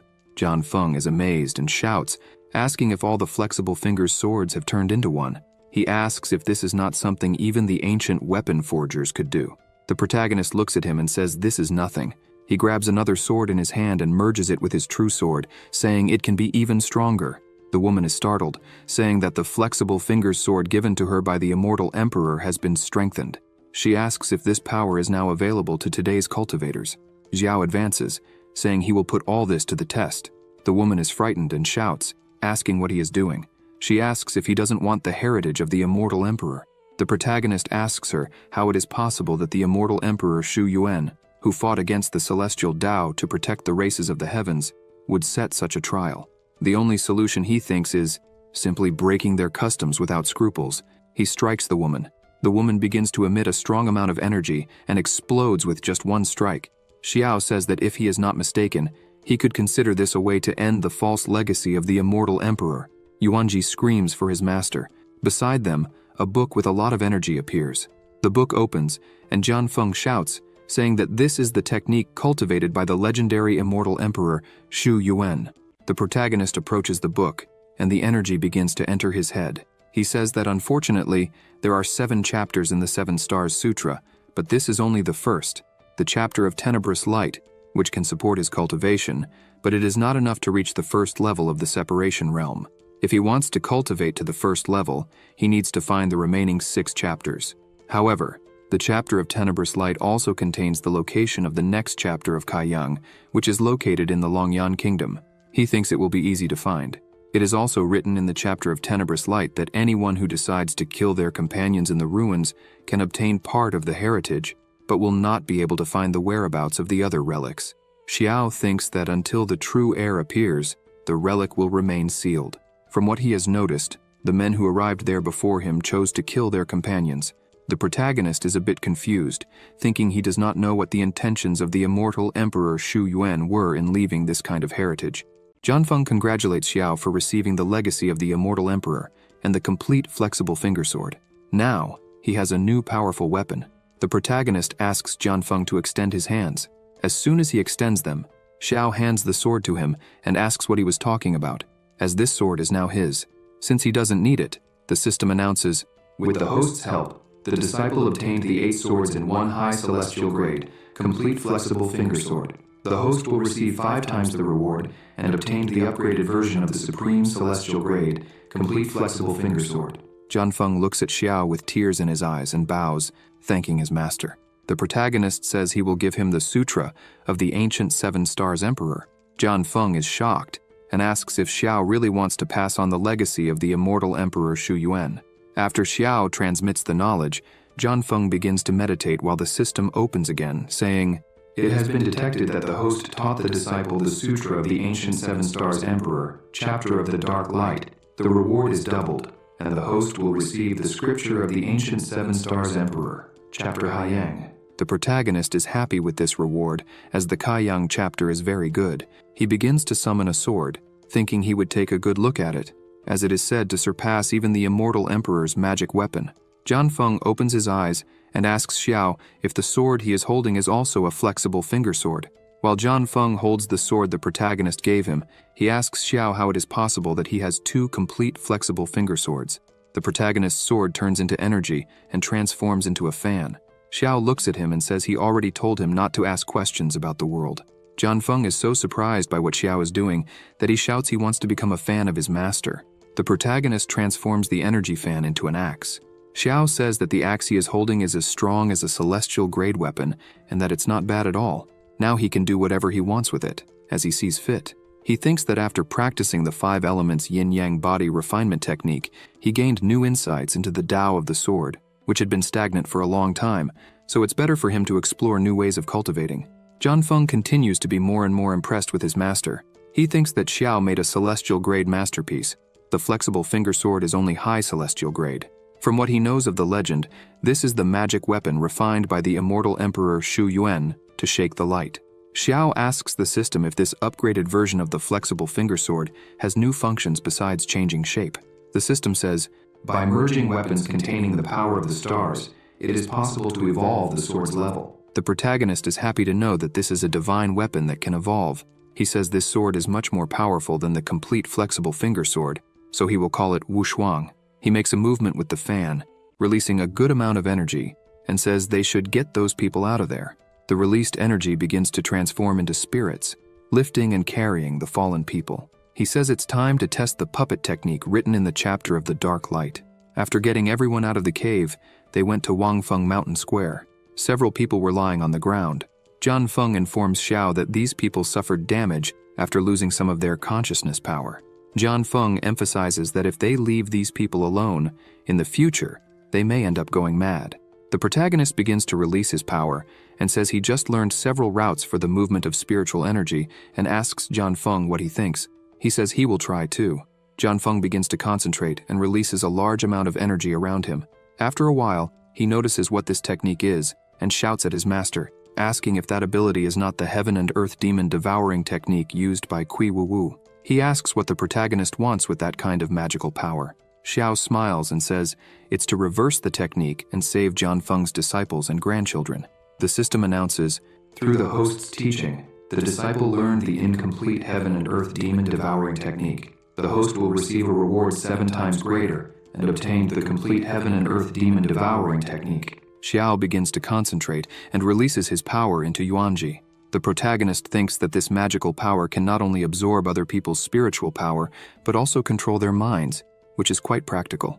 All the spiritual power that was stolen from the people starts to come out of Yuanji's mouth and return to its rightful owners. The people begin to get up, still a bit dazed.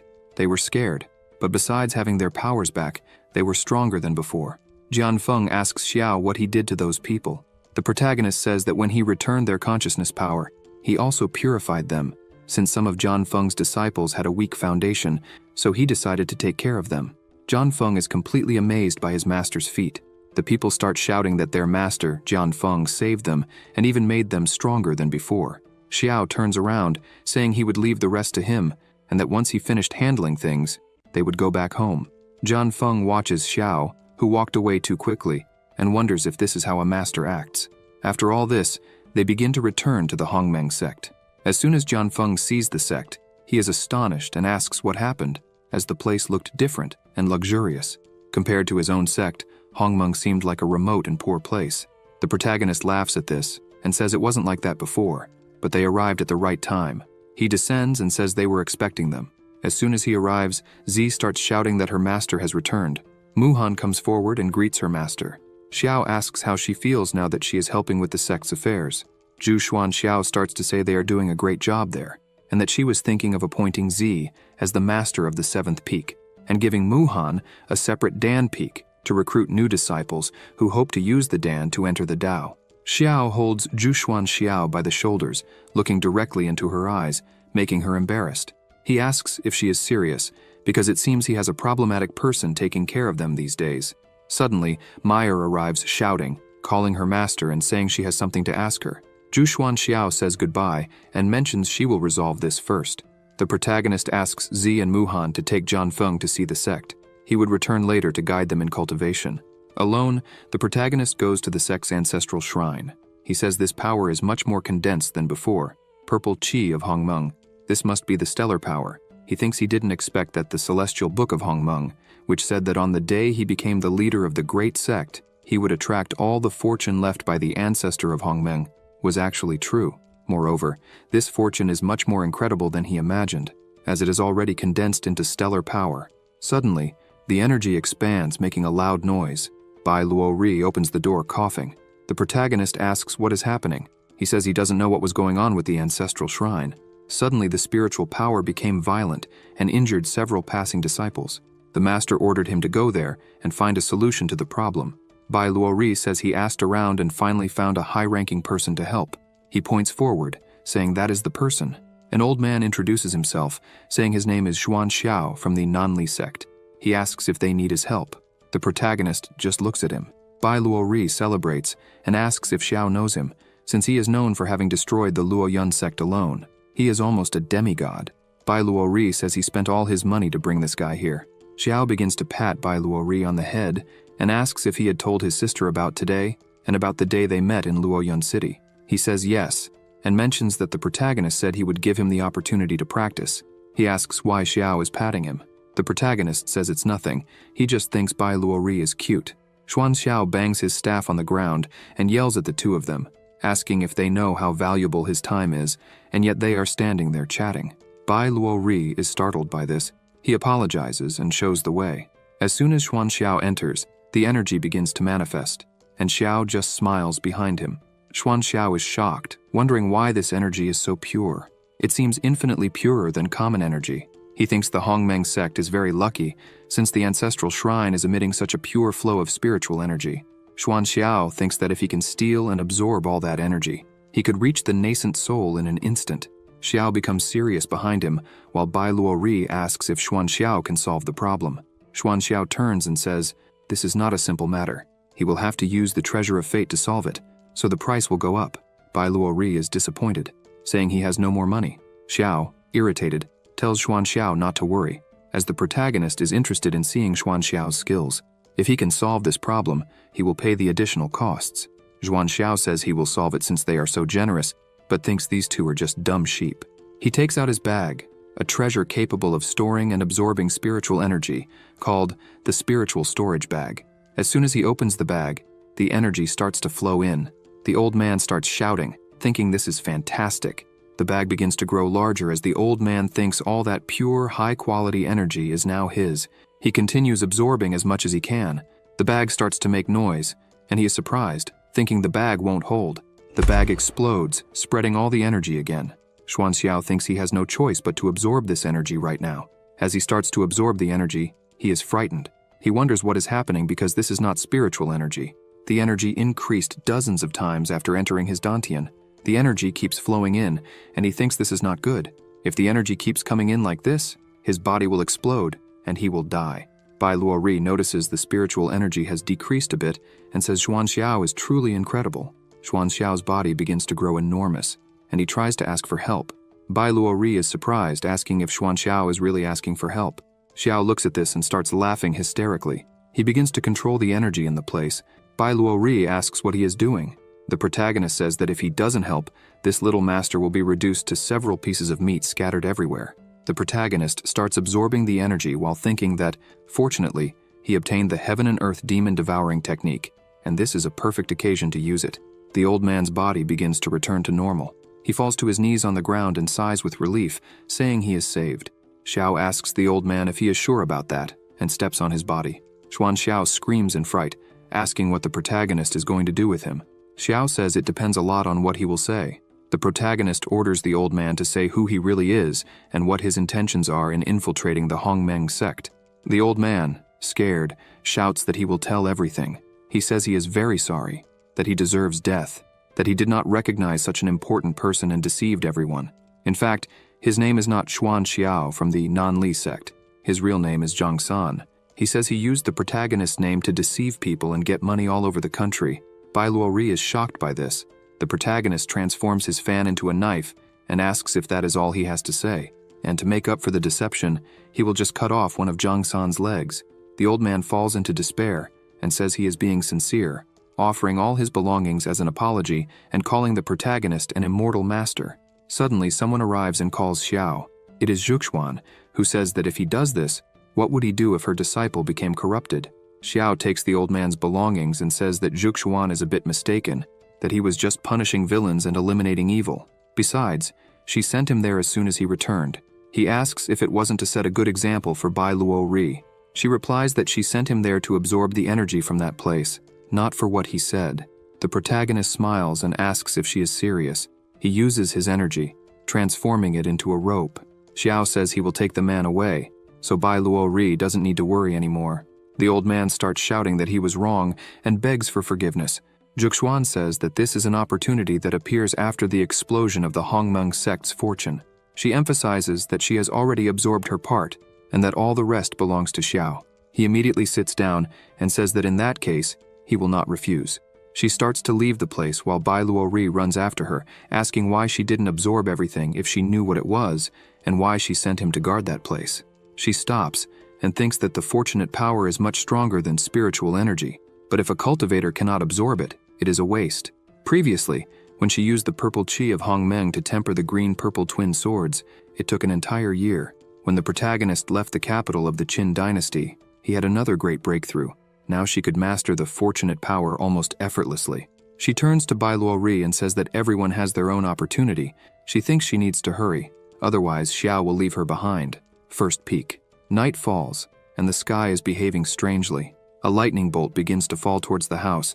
That house starts to emit a gigantic amount of energy. It was Xiao meditating. He thinks this is the 10th lightning bolt of the tribulation.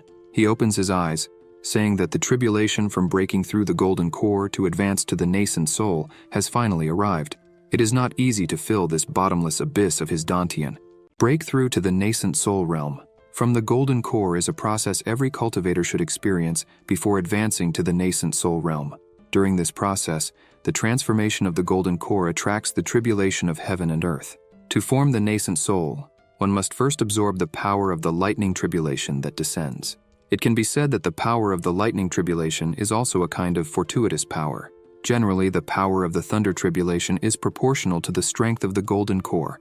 The stronger the golden core becomes, the stronger the lightning tribulation attracted to break through the golden core and advance to the nascent soul. Xiao says that the cultivator Chongling was called the strongest cultivator for withstanding 5 tribulation bolts when advancing to the nascent soul. The protagonist says that if that is the case, then it wouldn't be a big deal if he proclaimed himself the strongest nascent soul cultivator. Another lightning bolt forms in the sky. Xiao looks at it and thinks that this is the 10th tribulation bolt. Historically, no one has faced the 10th bolt, so that should be enough. However, another bolt forms, this time in the shape of a dragon. The protagonist shouts, asking if it would really continue.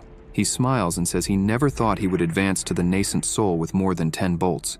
The protagonist begins to prepare to absorb another bolt. He says he is too impatient. Outside, Jianfeng and Zhuxuan are impressed by what they're seeing. Zhuxuan says that in her entire life, she has only heard that besides the immortal Emperor Shu Yuan, there was only one nascent soul with 10 bolts. She can't believe that someone with the potential of an immortal emperor would be born in the Hongmeng sect. The bolts keep appearing. Jianfeng shouts that this is already the 20th tribulation bolt. He shouts, terrified, saying that this level of thunder power has already surpassed the level of a normal nascent soul tribulation. He shouts, saying that his master could be forming a nascent soul with 100 bolts. The entire sect starts looking at the mountain peak. One of the bolts shouts, furious, saying that no one can endure more than half a day of continuous lightning strikes and not die. This Xiao must be hacking. The bolt says it's leaving in anger. After that, the weather calms down. Xiao starts to open the doors. As soon as he opens the doors, Jianfeng and Zhuxuan congratulate him for forming a nascent soul with 100 bolts. The protagonist is surprised to see them there and asks if they stayed there to protect him and if they spent the whole night. Zhuxuan says this moment is historic for the Hongmeng sect, the birth of a nascent soul with 100 bolts. As the leader, she couldn't miss something like this. She lowers her head and says she also has something to tell him. The two go to a more secluded place. Xiao asks if she is from Longyan country and the daughter of the patriarch of the Zhu family, the most prestigious there. She sighs and says yes. Zhuxuan explains that she came to the Hongmeng sect because she got lost in the Qin dynasty, and Zhang helped her, saying that from that day on, that would be her new home. With nowhere else to go, she followed Zhang to the Hongmeng sect. The protagonist asks if her family hasn't looked for her all these years. She says they didn't come to get her. She says she left the Zhu family because her second uncle betrayed her and threw her to the beasts. If it weren't for Zhang's help, she probably would have been killed by the beasts that night. Xiao is surprised, thinking he never imagined she had such a past. Zhuxuan says that recently her family found her and asked her to return and marry the emperor of the Longyan kingdom. The protagonist gets angry and says this is nonsense. They ignored her for years, and now they want to use her for a matrimonial alliance. He says that during the visit to Longyan country for the National Destiny War, he would help her resolve this quickly. Zhuxuan thanks him but refuses, saying that this time she would return to cause a commotion herself. She says there are 3 months left for the National Destiny War. She would go and come back quickly, but while she's away, she wants him to take care of the sect. Xiao asks why they can't travel together. He says that would be perfect, because before the National Destiny War, Jianfeng and he need to visit the Dragonfire country to prepare. That way, they could travel together and cause a big scandal. She asks what will happen to the Hongmeng sect. The protagonist says Zhang could take care of everything since his wounds have healed, and he knows the place better than anyone. Zhang sneezes, wondering why he suddenly had a bad feeling. With everything resolved, they set off on their journey. At the gate of Dragon City, Xiao says that this is Dragon City, the farthest border of the Qin dynasty. The Qin dynasty and the Longyan country are very far apart, with several kingdoms between them. The Qin dynasty has only one long-distance teleportation formation. To reach Longyan country quickly, they must use the large teleportation formation here. The protagonist tells them to hurry because he already asked Xingye to inform the governor. He should be waiting for them at the city gate. The rest will come later with Xinye. They head towards the gate and find Governor Haiming there. As soon as the governor sees the protagonist, he welcomes them and introduces himself. Xiao says they don't need to be so formal. He says that probably His Majesty had already informed him that they would be using the teleportation. Haiming becomes desperate and says that the formation leading to Longyan country can only be used twice a year. And now, not only has the formation been reserved by Princess Yilan of Longyan country, but she has also occupied his house. Haiming says he tried everything, but he doesn't dare offend a princess of such a superior country. Xiao asks why she did this and if she has any urgent matter. The protagonist also asks if he told her they had an important matter to handle there. Haiming says the princess claimed she was tired of traveling on the flying boat and wanted to use the formation. He says he tried to inform her of the protagonist's participation in the National Destiny War. But the princess said, being a 6th-rank kingdom, even participating or not, They would only waste resources. It's better not to go. The protagonist gets irritated and says he wants to meet her now. He heads to the governor's mansion, but there is a barrier and a guard. Haiming tries to talk to him to let them in.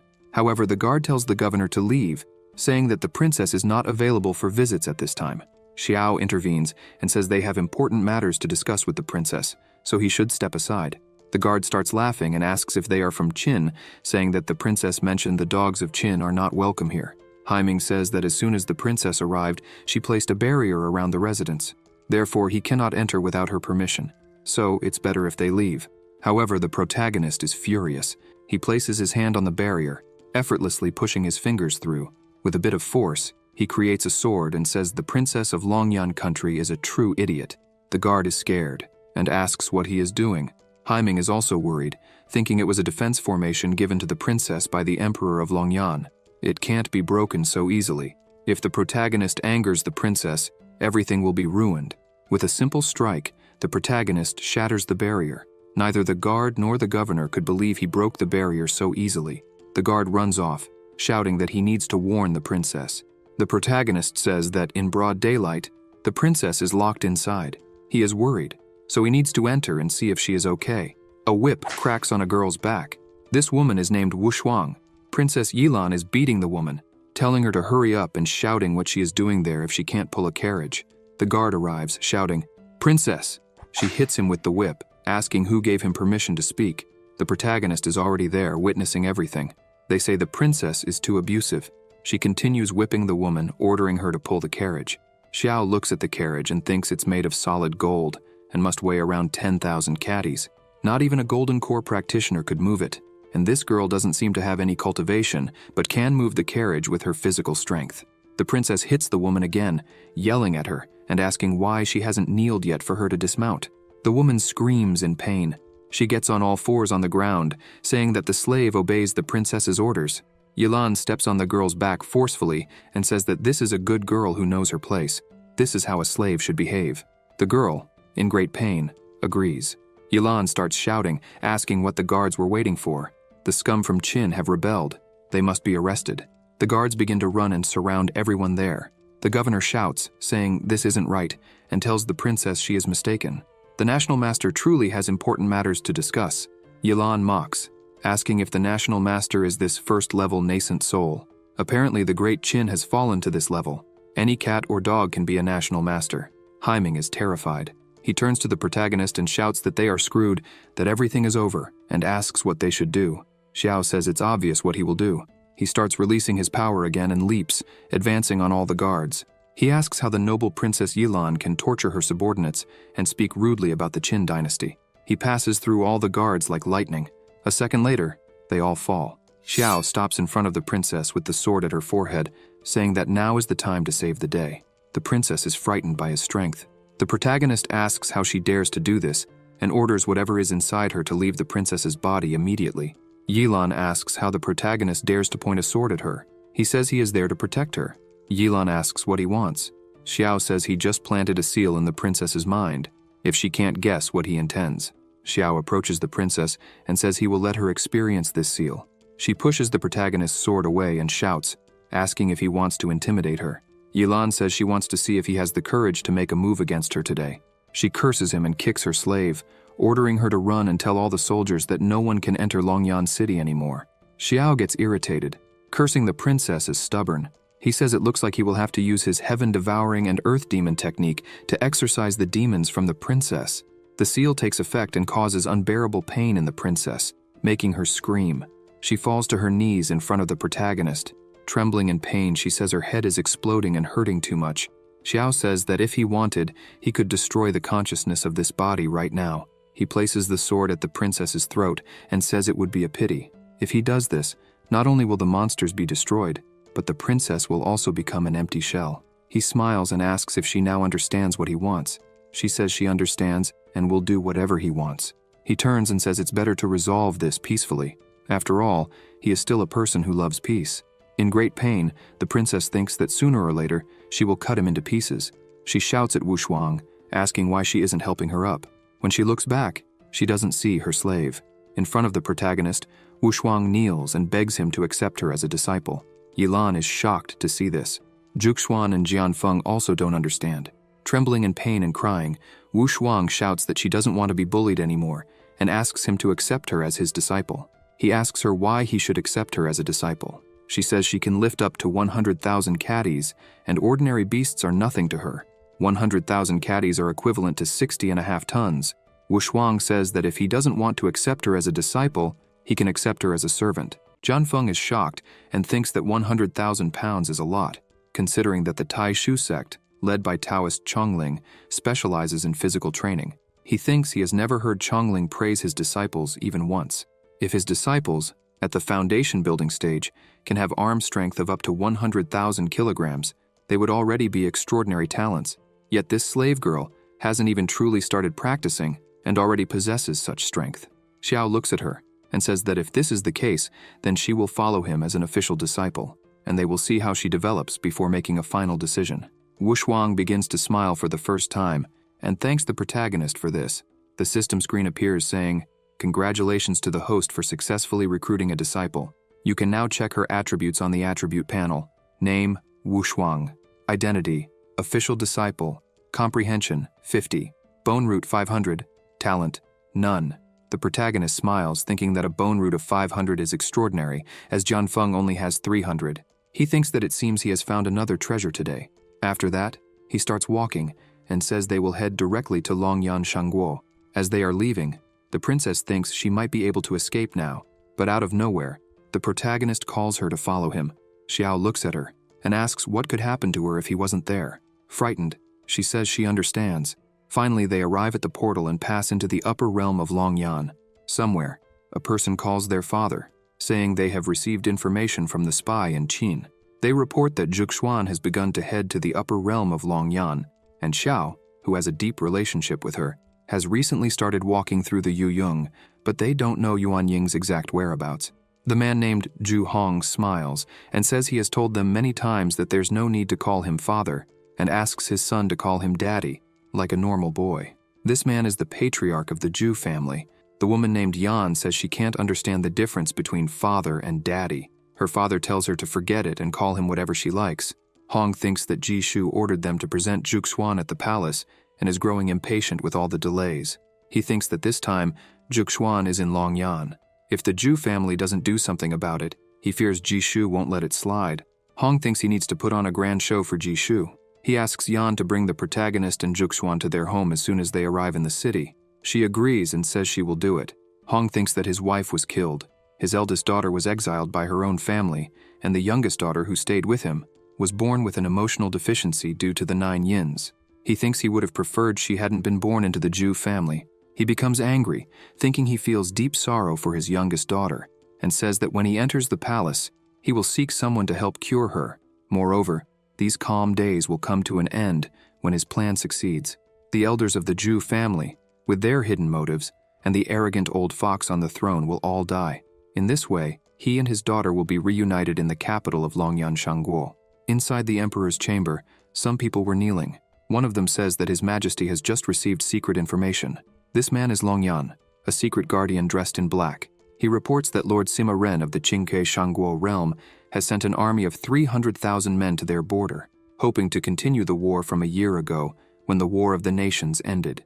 The emperor becomes enraged, saying that this Qingque Shangguo was a little-known country 100 years ago, but suddenly gained enormous prominence in recent years. The emperor emphasizes that they have not only repeatedly offended the neighboring small countries, but also, a year ago, began coveting their country. "This is really disgusting," he exclaims. This is Ji Shu, the emperor of Longyan Shangguo, furious. He shouts that if it weren't for Sima Ren's good fortune and the opportunity to break through distractions and form a special spirit, it would have been impossible for Qingque Shangguo to threaten their country. He begins to smile and says that, even so, Sima Ren won't remain proud for long, as it hasn't been too long since he found a woman with Phoenix clan blood and has already informed the Zhu family that he will soon marry her. This woman is Zhuxuan. The emperor becomes anxious and says that once he absorbs her Phoenix lineage, he may transform into the soul of the dragon's flame. And when that moment comes, when Sima Ren and Qingque invade their country, he will defeat them all. Longyan mentions that he also has news that the prince has been inquiring about the Zhu family recently.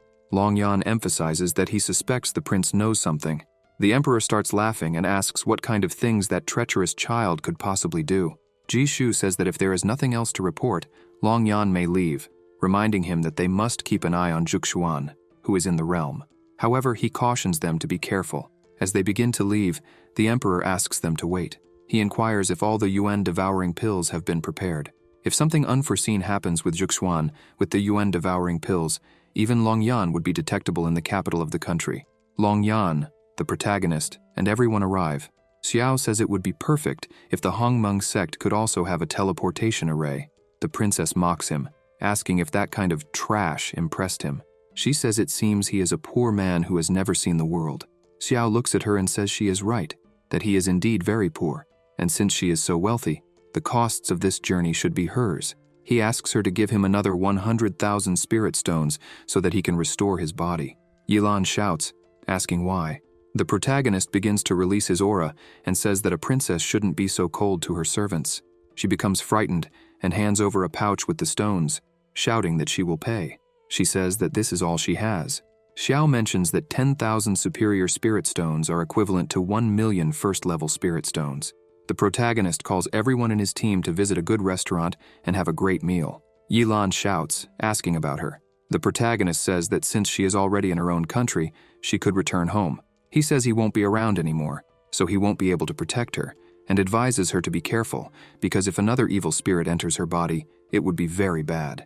Yilan becomes furious at this, thinking that sooner or later, 1,000 swords will cut him down. In the restaurant, several beautiful and expensive dishes were on the table. The protagonist says that, unexpectedly, Long Yan also had a Tianji tower. It seems that business has also expanded. They not only manage an auction house, but also an inn and a restaurant. Wushuang asks if the protagonist didn't know that Tianji started in the business by operating restaurants and inns, only later becoming more and more prosperous. Now, it is a giant enterprise across the entire continent. Wushuang says they also manage to have alchemy houses, tents, and other businesses. It is said they can also buy and sell information. She points out that it seems that as long as they have enough money, there is nothing that Tianji Tower cannot do. Xiao says that is really surprising. The waitress arrives at the table and wishes them a good meal, saying that all the dishes have been served. Xiao smiles and says everything is perfect. He stands up and shouts that until the food on the table is finished, no one can leave. Wushuang says that's right. Jianfeng shouts in agreement, while Zhuxuan just feels embarrassed. Jianfeng begins to eat and says that Xiao is a man of his word. If he said they can't leave the table until they finish, then they need to eat everything. Wushuang keeps looking at him and agrees, while eating a little bit of everything. Zhuxuan offers her a drink and says that as soon as they finish eating, she will take Wushuang to buy new clothes. Zhuxuan says that now that she is Xiao's disciple, she is part of the sect, so she can't be without proper clothing. Wushuang smiles, delighted with all this kindness, and thanks them for everything. Zhuxuan starts coughing, saying, "Not him." Xiao offers her some vegetables, saying that she also needs to eat some greens. A man at the table next to them looks at Zhuxuan, thinking that she is. He gets irritated and says that he has finally found Zhuxuan. Sometime later they had finished eating, and everyone except Zhuxuan was feeling sick from eating so much. Suddenly the table begins to glow, and the protagonist asks why Tianji Tower keeps placing magic circles on the table. The food reappears and he wonders if it's some kind of automatic refill. Wushuang explains that this is the special magic formation system of Tianji House. She says that not only can the food be automatically replenished, but even the walls of private rooms are soundproofed.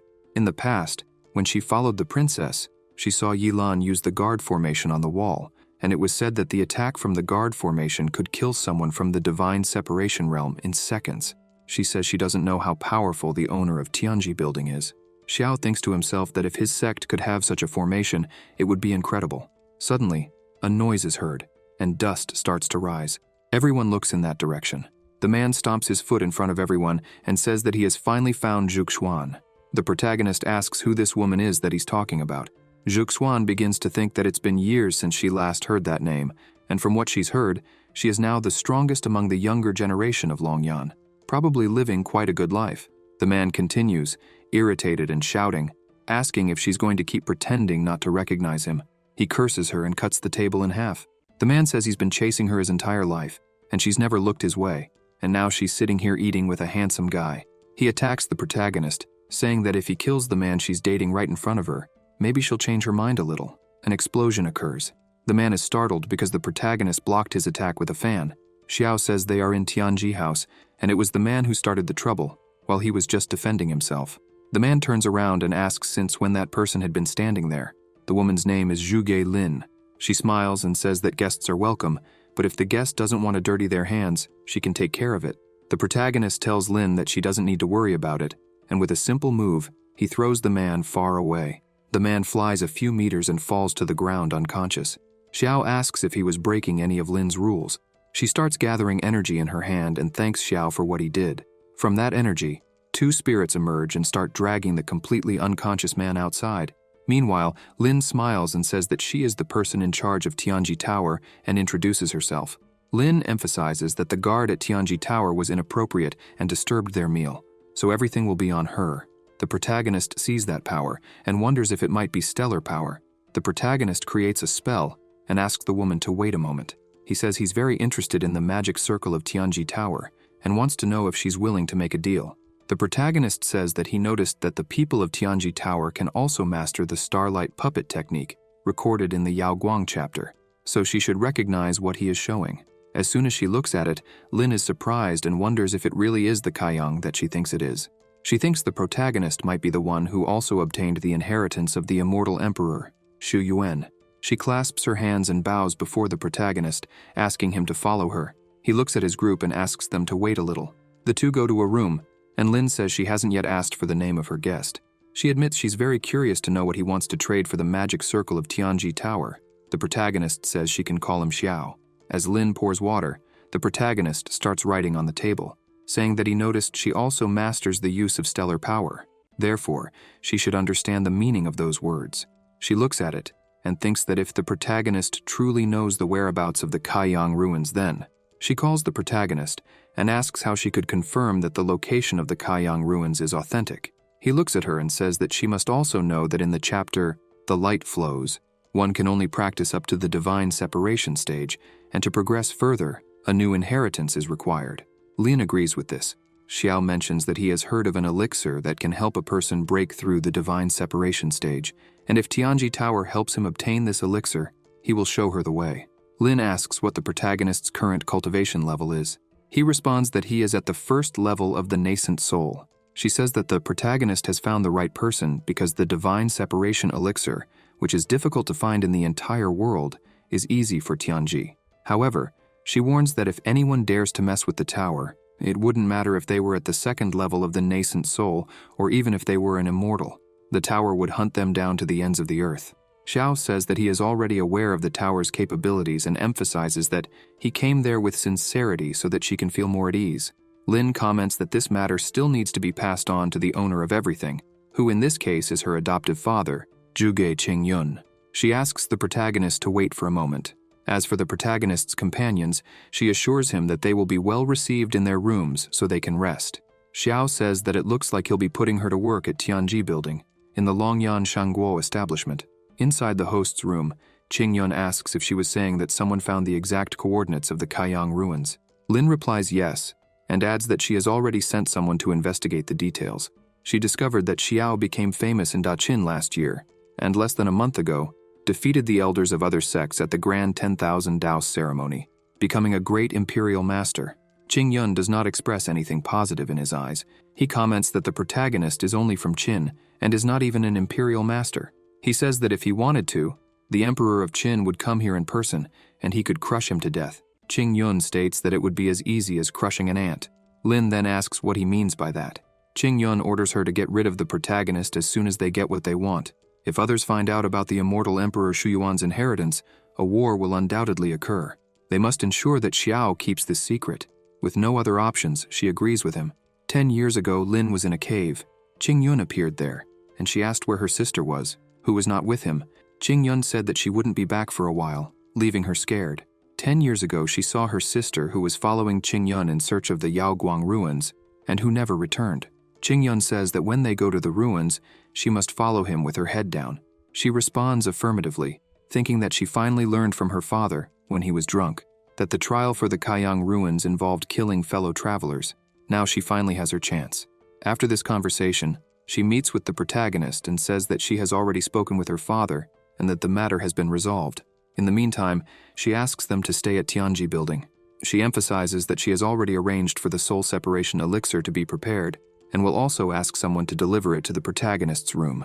A woman informs them that the lodging is ready and asks Xiao to follow her. Lin keeps thinking that the protagonist was able to become a great master of the Qin dynasty and even supported an unprecedented empress to ascend the throne. His strength is probably not at the first level of the nascent soul. She thinks that if it's him.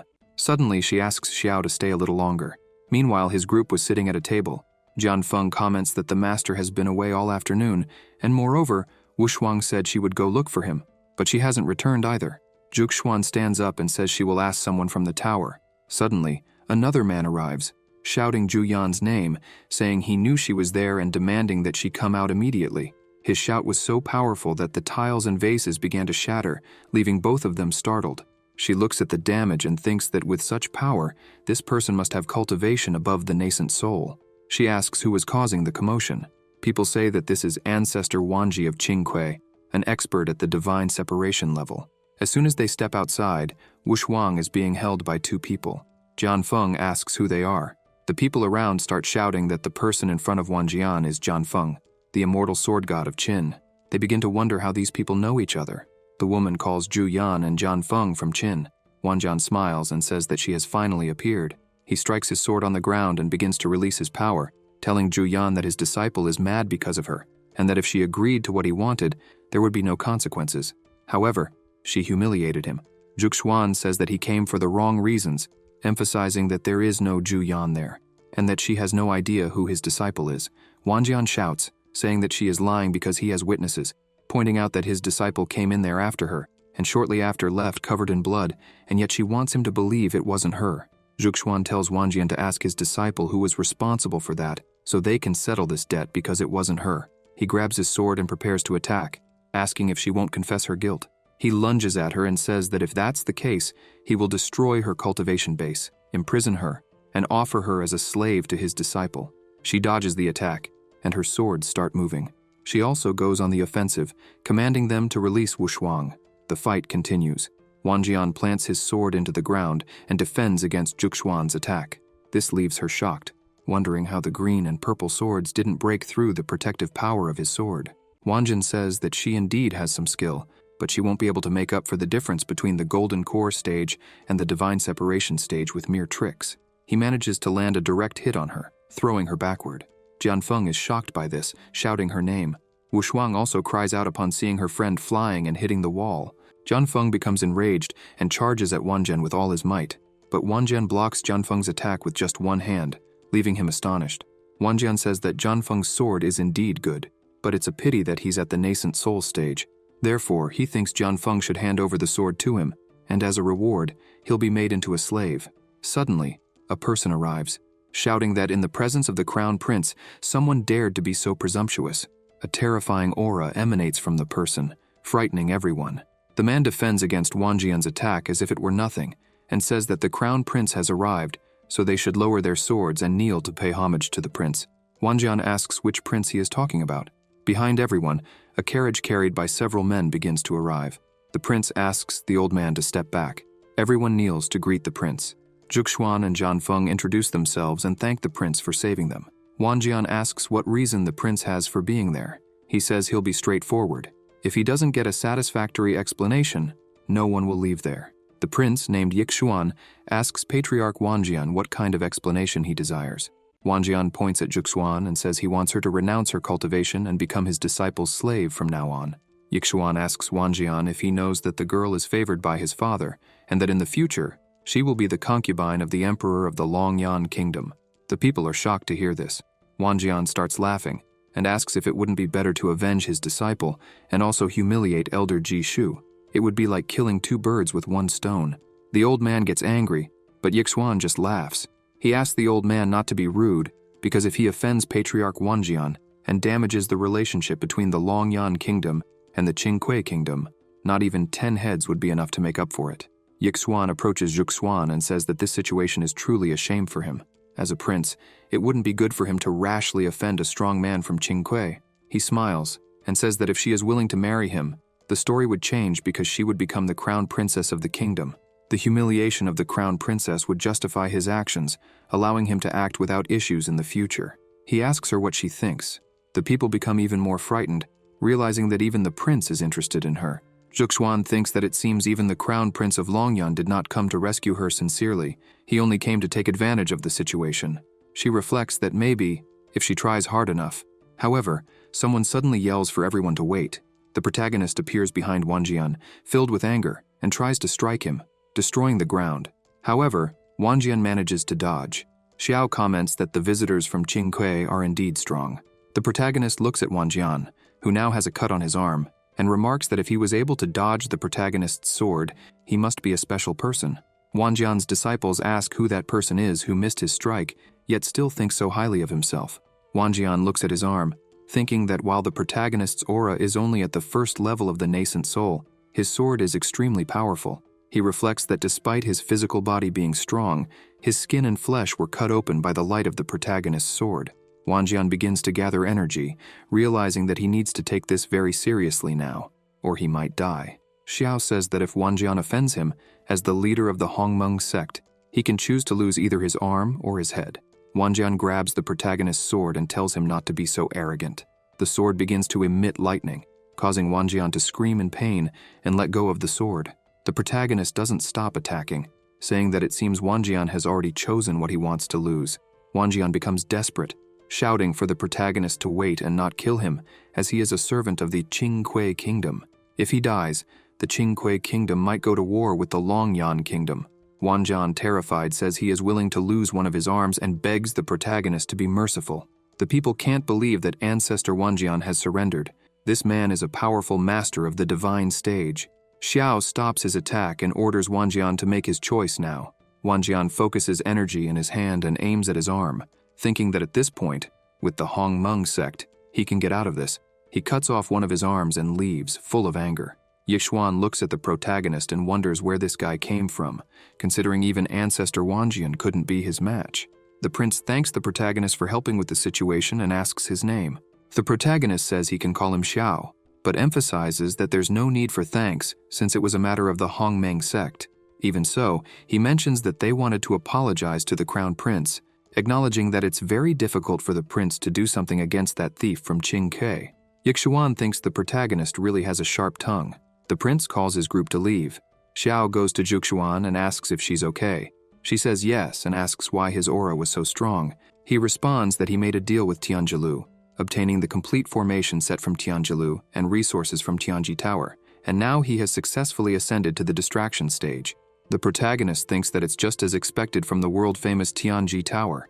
In less than a day, they managed to arrange the divine separation pill. Zhan Feng can't believe it and asks if he really heard separation, and if the protagonist hadn't just broken through to the nascent soul, how he has already advanced to the separation stage. Xiao comments that the Longyan kingdom is indeed as strong as the clouds. He heard that among those who participated in the national war, there were powerful people in the divine separation realm, and that's why he needs to hurry. Xiao concludes by saying that he will leave tomorrow night, and that when he returns, they will visit the Zhu family. During the night, outside the imperial mausoleum of Longyan, the protagonist and the others are gathered. The protagonist comments that it is a dark and windy night, perfect for doing bad things. However, he arrived a little late, so they couldn't take too long. Qingyun calls out to the protagonist and greets him. The princess remarks that it is truly inhumane to call someone so late to enter the imperial mausoleum. The protagonist replies that if she doesn't like the timing, she could go back home and rest. Yilan shouts, asking why the protagonist wants to discard her after using her. Lin observes the situation and thinks that, according to their investigation, this was his first visit to the Longyan kingdom. However, being able to tame the princess, who was known to be crazy, leads her to conclude that the protagonist is far from as simple as he appears. She recalls what she had discussed with the protagonist earlier when she was begging him to save her life. Xiao asks what she meant by all that and how he could save her. She explains that the owner of Tianji Inn, who is also her adoptive father, intends to become the sponsor to obtain the inheritance of the ruin.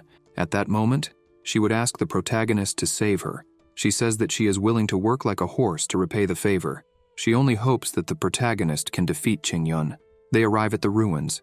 The protagonist says that, since they accepted the Flickering Light Sutra, They should know that it requires a lot of blood, spiritual energy, and consciousness to open this relic. Qingyun responds that he already knew this. He raises his hand and forces Lin to kneel. He smiles and says that he bought her from the slave market and educated her for years. Now it's time for her to pay for all of it. With a trembling voice, she asks her father if he was the one who killed her sister that day. He begins to laugh and says yes. Trembling with fear, she raises her hand towards the protagonist, begging for help.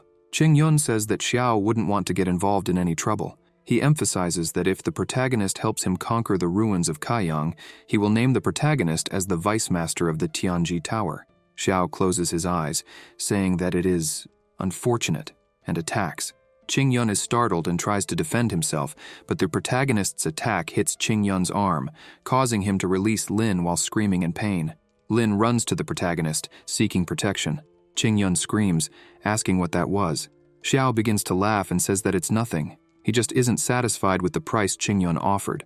The protagonist points out that the price Lin offered is better, as she would let Xiao be the owner of everything. Upon hearing this, Qingyun becomes furious, yelling at her, saying that she was trying to team up with a stranger to kill him.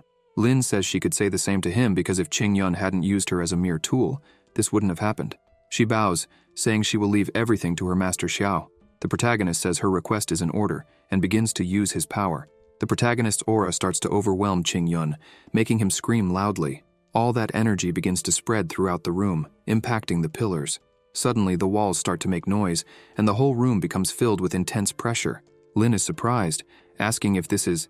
Xiao says that the ruins have been opened and this is their true form. She screams, asking if it's true because she couldn't escape in time. Lin is frightened, remembering Qingyun saying that once the ruins are opened, only one person among all those who entered can leave alive. Fear grips her, and she thinks she will die at Xiao's hands after getting rid of Qingyun. Suddenly, a strong energy concentrates in the center of the room, and someone starts laughing, saying that this is the inheritance of the immortal Emperor Shu Yuan. A man appears there saying that if they want the inheritance, they must accept the trial. The man says that among all of them, the one who survives will be the one qualified to receive Shu Yuan's inheritance. With a trembling and scared voice, Lin tells Xiao that, in the end, they ended up in the same situation. But Xiao had a dark smile on his face. She holds her sword and thinks she's sorry for this, but even if she doesn't want to do it, there is no other way.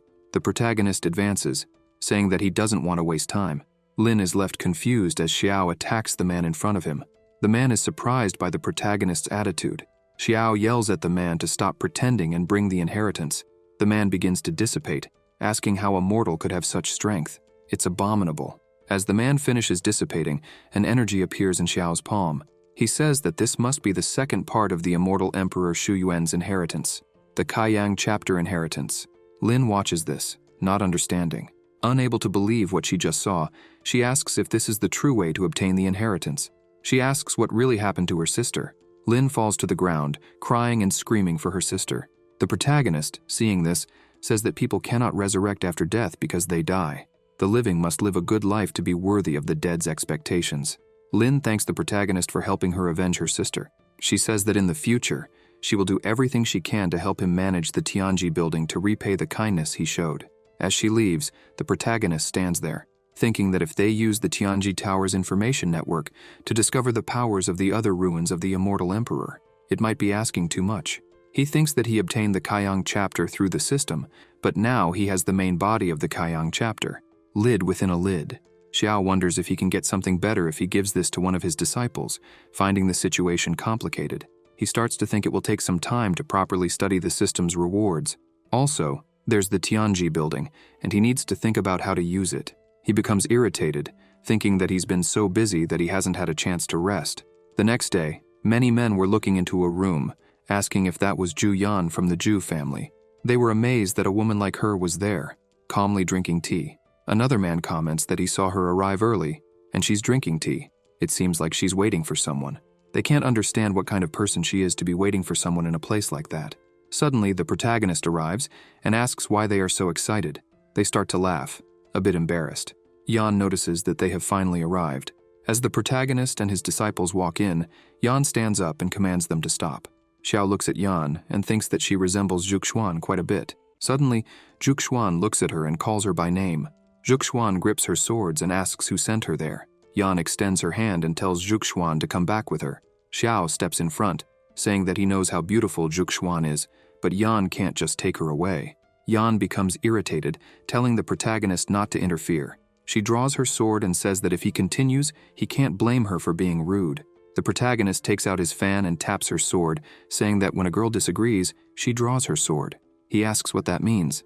Xiao says that if you look closely at Yan, she resembles Zhuxuan a lot. He also thinks that he heard Zhuxuan call this woman Zhu Yan, and that the man in black last time confused the two of them. Yan tells Zhuxuan that their father asked her to bring her home.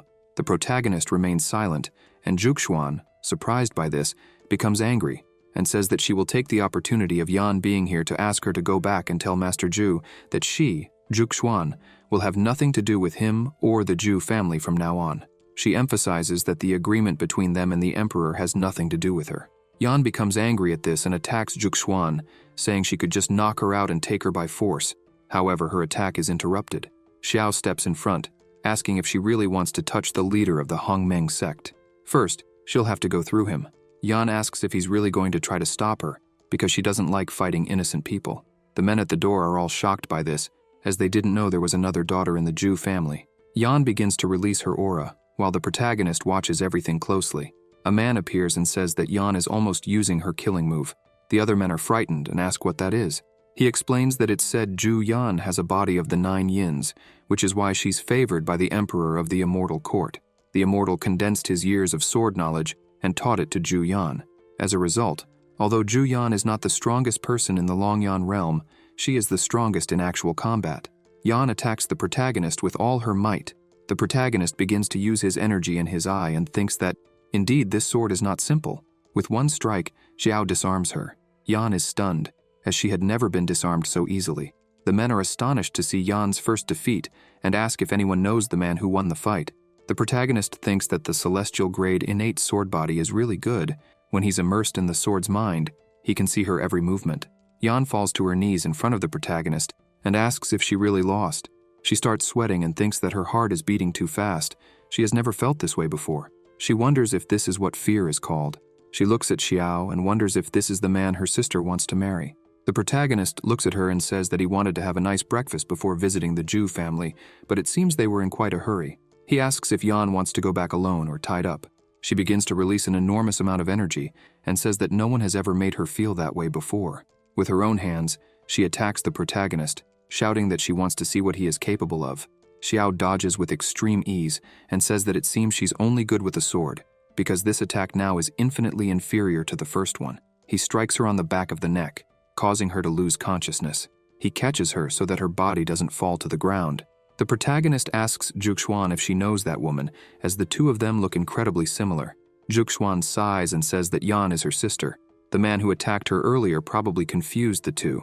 Zhan Feng comments that the sect leader really does have a sister. Wu Shuang is surprised, noting that the leader's relationship with her family isn't good. Zhuxuan says that she hasn't had anything to do with her family for a long time. The protagonist gathers everyone and says it's time to pay a visit, since the Zhu family is extending such a kind invitation. They should meet in person. After a while, they arrive at the Zhu family's home. A man comes running and shouting for his master, saying there's a problem. Hong asks what's going on and why there's such a commotion. The man says that someone has been knocking down all the doors and entering. Hong is surprised by this. The man explains that a woman who looks like Zhuxuan entered with 2 men and a girl. The young man shouts that all the guards were sent to stop them, but they were defeated in seconds. Yan is also unconscious, and they brought her here. Hong asks how Yan ended up unconscious and wonders if Zhuxuan has become that strong. He thinks that, in all these years with the Hongmeng sect, Zhuxuan has made great progress. The man continues to shout, telling Hong to think quickly about what to do, as they would be arriving soon. Hong orders the young man to run and ask Chief Meng to meet them first. Suddenly, Xiao begins pounding on the door and forcefully opens it, sending the guards flying. He looks at Hong and says that the owner of the house extends an invitation to them, but keeps the doors locked. That's complicated. Hong is confused and asks who in the family invited the protagonist and if he has no manners. Xiao asks if the reinforcements haven't arrived yet, and that's why Hong wants to talk about manners. The protagonist says he would wait because he wants to see what kind of reinforcements the Zhu family can muster, given how dominant they are. Hong is shocked, thinking that Xiao is so arrogant that he fears nothing and no one. Hong says that Zhuxuan has been away from home all this time and asks why she doesn't want to come back. Zhuxuan, with a cold look, retorts, "Why would she come back?" She asks if he was talking about the Zhu family, who kicked her out when she was under 10 years old, taking her to the desert without caring whether she would live or die. Hong, surprised, looks away and tries to end the conversation, telling her not to bring up those issues from the past. Suddenly, some people start to arrive. 3 men appear, and one of them comments that Zhuxuan has finally arrived.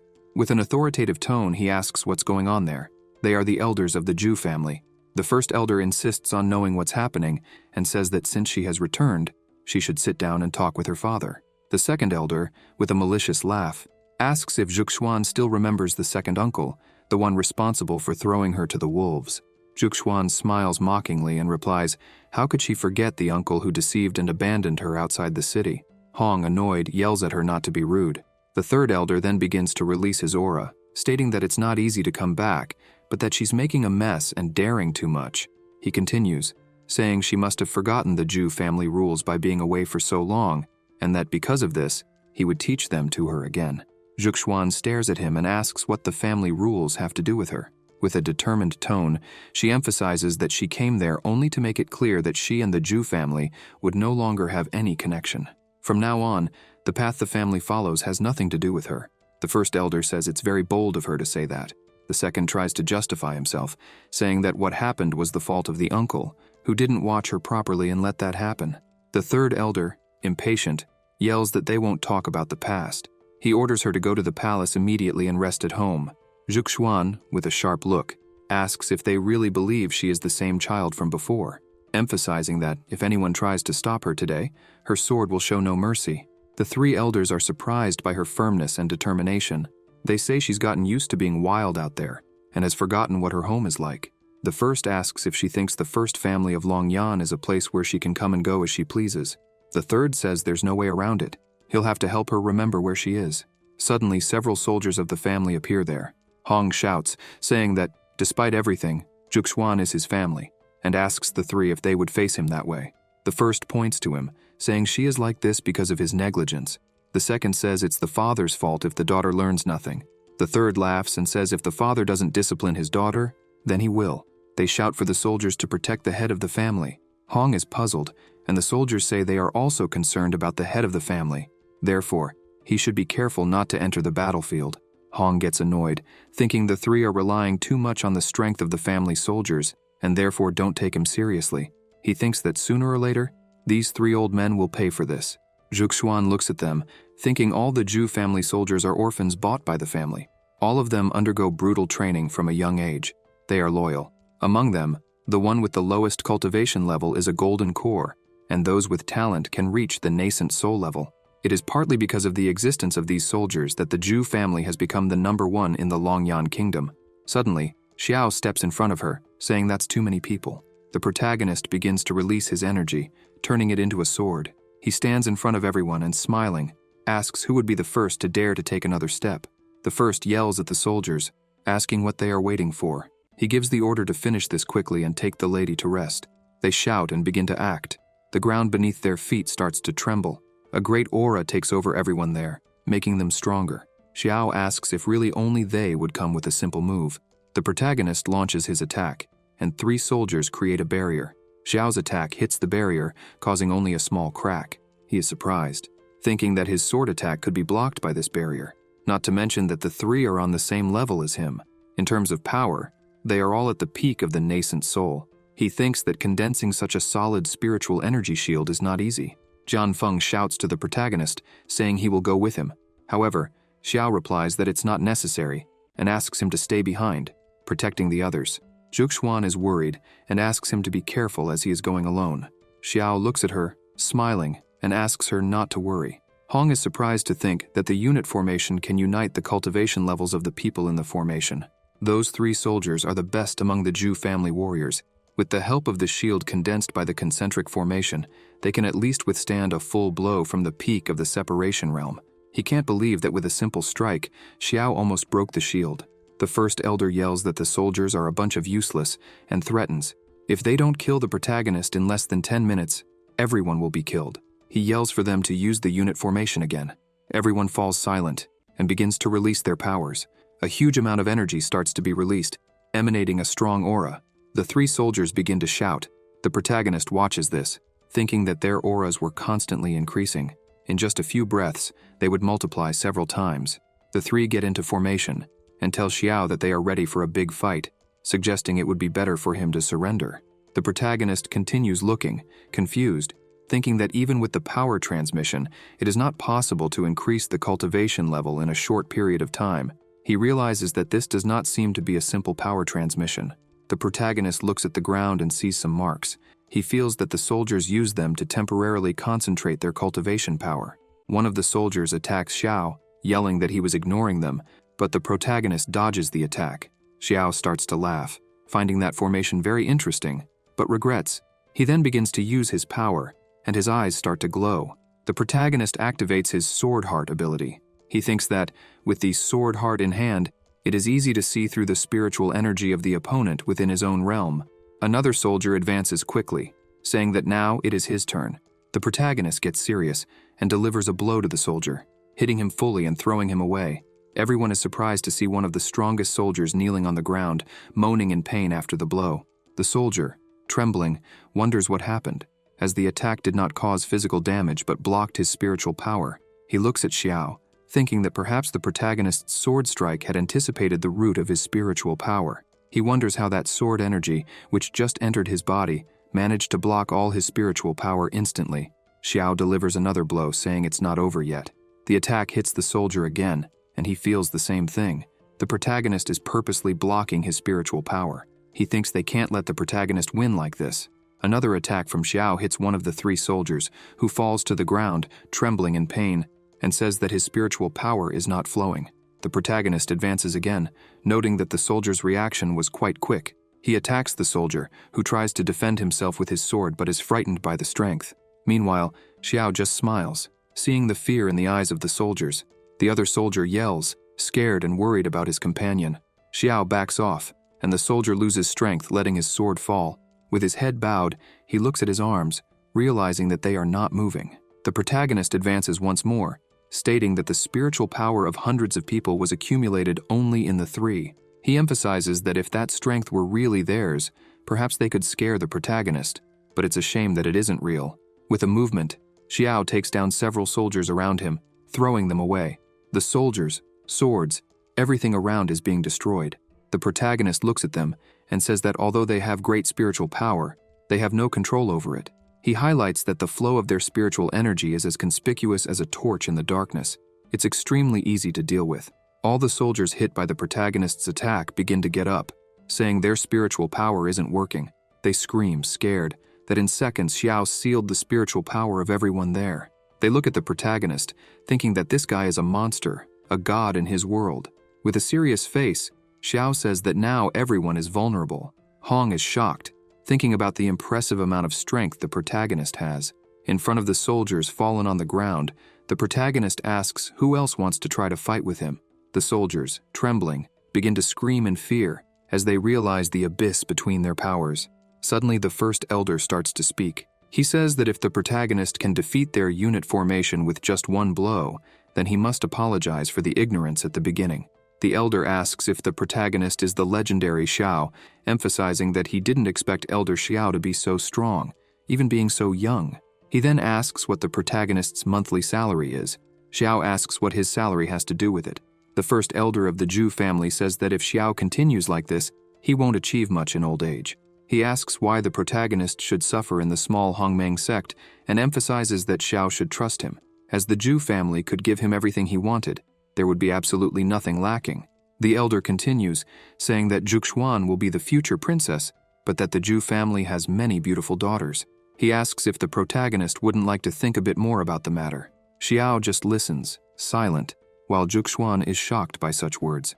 The second and third elders say that even if the Zhu family's army were defeated there today, that was just a small part of the whole strength of the family.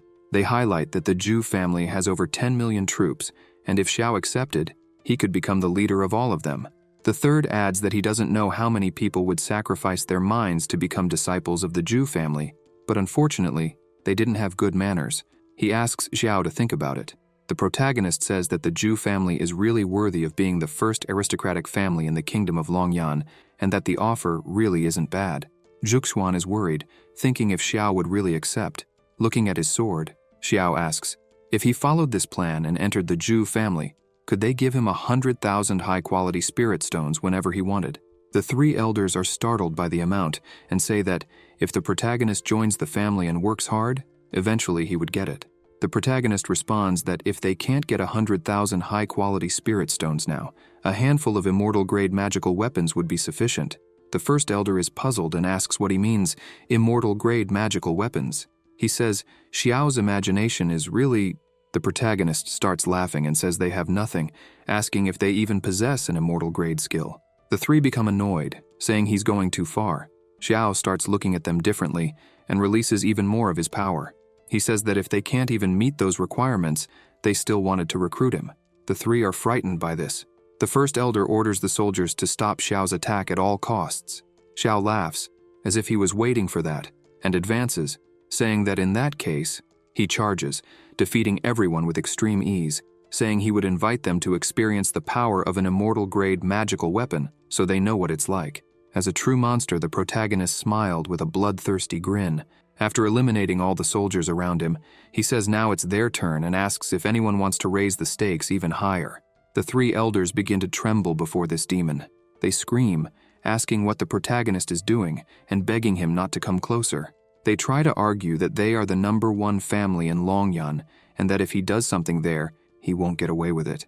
They say that if he offends the Zhu family, he won't fare well in the kingdom of Longyan, so he should think twice. The protagonist lowers his sword, saying that for a #1 family, they can't even give him an immortal-grade magical artifact. The three are completely terrified by this. Hong, watching the scene, is pleased, thinking the gods are truly wise. He contemplates that if he could use Xiao's hands to get rid of those three old men. Suddenly, a sword comes towards them, and someone shouts for the protagonist to wait a moment. The sword meets the protagonists, rebounding towards Xiao, who defends himself from the attack. Then, he retreats. A woman picks up the sword again and comments that the protagonist is so young, and yet, he managed to defend against her attack. This shows that he really is strong. Xiao looks at her, thinking that the power of the sword now was extraordinary. He concludes that this woman is probably more advanced in the integration realm. She looks at the protagonist and orders him to accept defeat and leave the Zhu family. That is Meng Ling of the Zhu family. She says she can forgive his life because he just faced the recruitment of those three immoral elders and did not betray the trust of his sect. The three elders relax a bit upon seeing Ling there. Xiao is annoyed, saying nothing. Zhuxuan starts to say that this person is revered by the Zhu family. She emphasizes that they say Ling is a strong person who descended from the immortal court and that they cannot fight her head-on, so it would be better for them to leave. Ling smiles, saying that Zhuxuan really knows her. She claims that she can't stand to see those old men interfering in people's lives, and therefore if Zhuxuan wants to leave, she can do so whenever she wants, as she won't stop her. Ling continues saying that, as a devotee of the Zhu family, she cannot leave things as they are. Pointing to the protagonist, she says that he hit the family so hard that he must leave an arm to pay this debt. The protagonist starts to laugh and asks if she really wants his arm. He says that if she has the capacity, she can try to take it at any time. Zhuxuan is frightened by this, but the protagonist asks her to relax, saying he knows exactly what he's doing. Nonetheless, Zhuxuan cannot stay calm, thinking that Ling is an immortal at the integration stage. She wonders if everything will really be okay. Ling starts to attack, shouting that if Xiao is so eager for death, she will help him. The protagonist enters combat mode and says he would like some good tips from her. He starts to use his stellar power, and the two collide their attacks in the air as soon as the swords touch. Ling is surprised, scared, and wonders why Xiao's sword is so strong. Xiao smiles, thinking that the stellar power is really extraordinary. With just a bit of it, he can already compete with cultivators at the integration stage. Xiao's power is so great that it breaks Ling's sword. She screams, not understanding what's happening, barely dodging the attack. She thinks that the power shown by the protagonist does not look at all like that of a soul separation cultivator. She looks at him, considering that if it's just spiritual power, the capacity of his Dantian is really different from ordinary people. But is that all? She turns around, concentrating a great energy in her hand, and attacks him, thinking that the power he used just now doesn't seem like ordinary spiritual power. The two use the power of qi, causing a massive pressure that frightens people around. Ling is thrown away, and the protagonist comments that this is how things are for a human immortal. He takes Zhuxuan's hand, saying she has said all she wanted and that therefore they will no longer disturb. He starts to walk away, smiling, and calls Zhuxuan to leave with him. He also calls the other two to accompany them. Wushuang asks him to wait. Hong asks Ling what happened there. He says that Xiao is at the soul separation stage, and yet he managed to fully repel her attack. He asks if it's possible that Xiao is hiding his true realm. Ling replies no, emphasizing that Xiao is indeed at the separation stage. She explains that the reason he managed to repel her was because of the weapon he used. Thinking about it, she says that maybe it's not the technique, but rather the spiritual power of Xiao's own cultivation, which is particularly strong. Ling admits she has never seen anything like it before. She states that when the two were fighting, the power Xiao showed was 1,000 times stronger, and that was frightening. Looking at Xiao as he walks away, Ling says he is very strange, concluding that she doesn't need to pursue him, as no one below the integration stage can be an opponent for him. Suddenly, the protagonist looks at his hand and notices something strange. Zhuxuan looks at him and asks if he is injured. The first elder, annoyed, yells, asking how they could let him leave like that. How would they explain this to Her Majesty? Ling says she won't do anything, emphasizing that the elder could take the sword and kill her if he wanted. With no other choice, they decide that the best thing is to think long-term. Hong says he will inform Her Majesty that Zhuxuan was bewitched by the Hongmeng sect and threatened with death, and therefore refused to submit. He says that this way, Her Majesty will understand their side. Hong begins to laugh, thinking that the protagonist just did him a big favor. As soon as they return home, Zhuxuan closes the door, while Wushuang is impressed with the strength of her new master. She says he was amazing with all those moves and asks if he could teach her when he has time.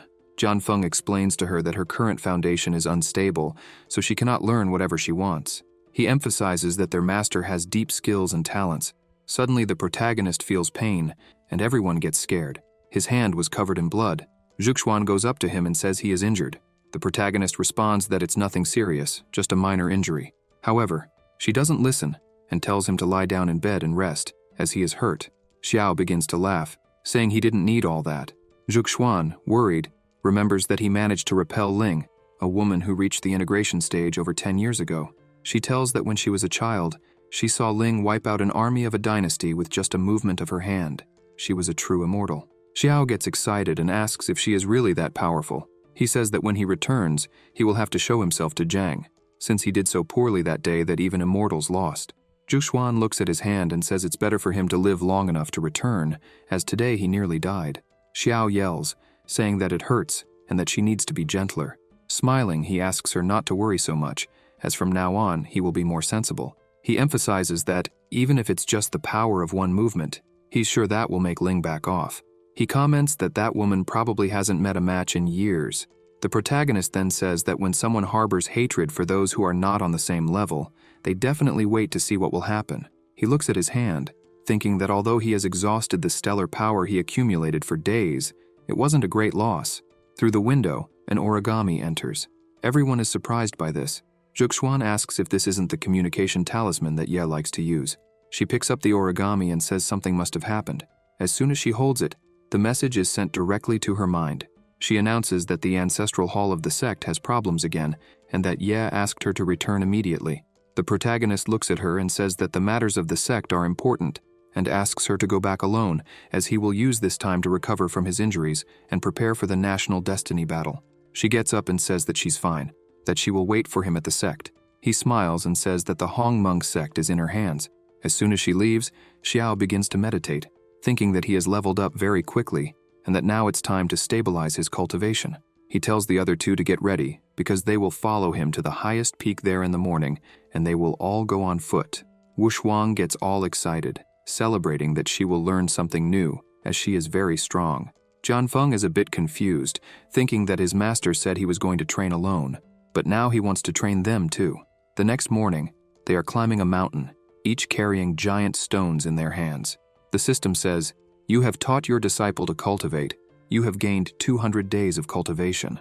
Later he teaches them to fight, and once again the system screen appears. For fighting within a martial arts arena, your combat experience has increased. After that, he also took some time to train alone, and the system alerts. Trained alone, improving. Alongside Lin, they look at a sword, and the protagonist comments that it is a great and beautiful sword. Lin says she will arrange to have the sword brought to the protagonist's house. The system appears saying, "By managing the Tianji Tower, your assets have increased." They then go to a Longyan Shangguo transfer formation site. Xiao asks why Chongling has not yet appeared and gets annoyed, asking if they are really in the right place. Suddenly, the teleport starts to work, and he says someone is coming. Ying, Yefan, and Chong appear there. Ying explains that something delayed her on the way, and that she ended up making her master wait all this time, apologizing for that.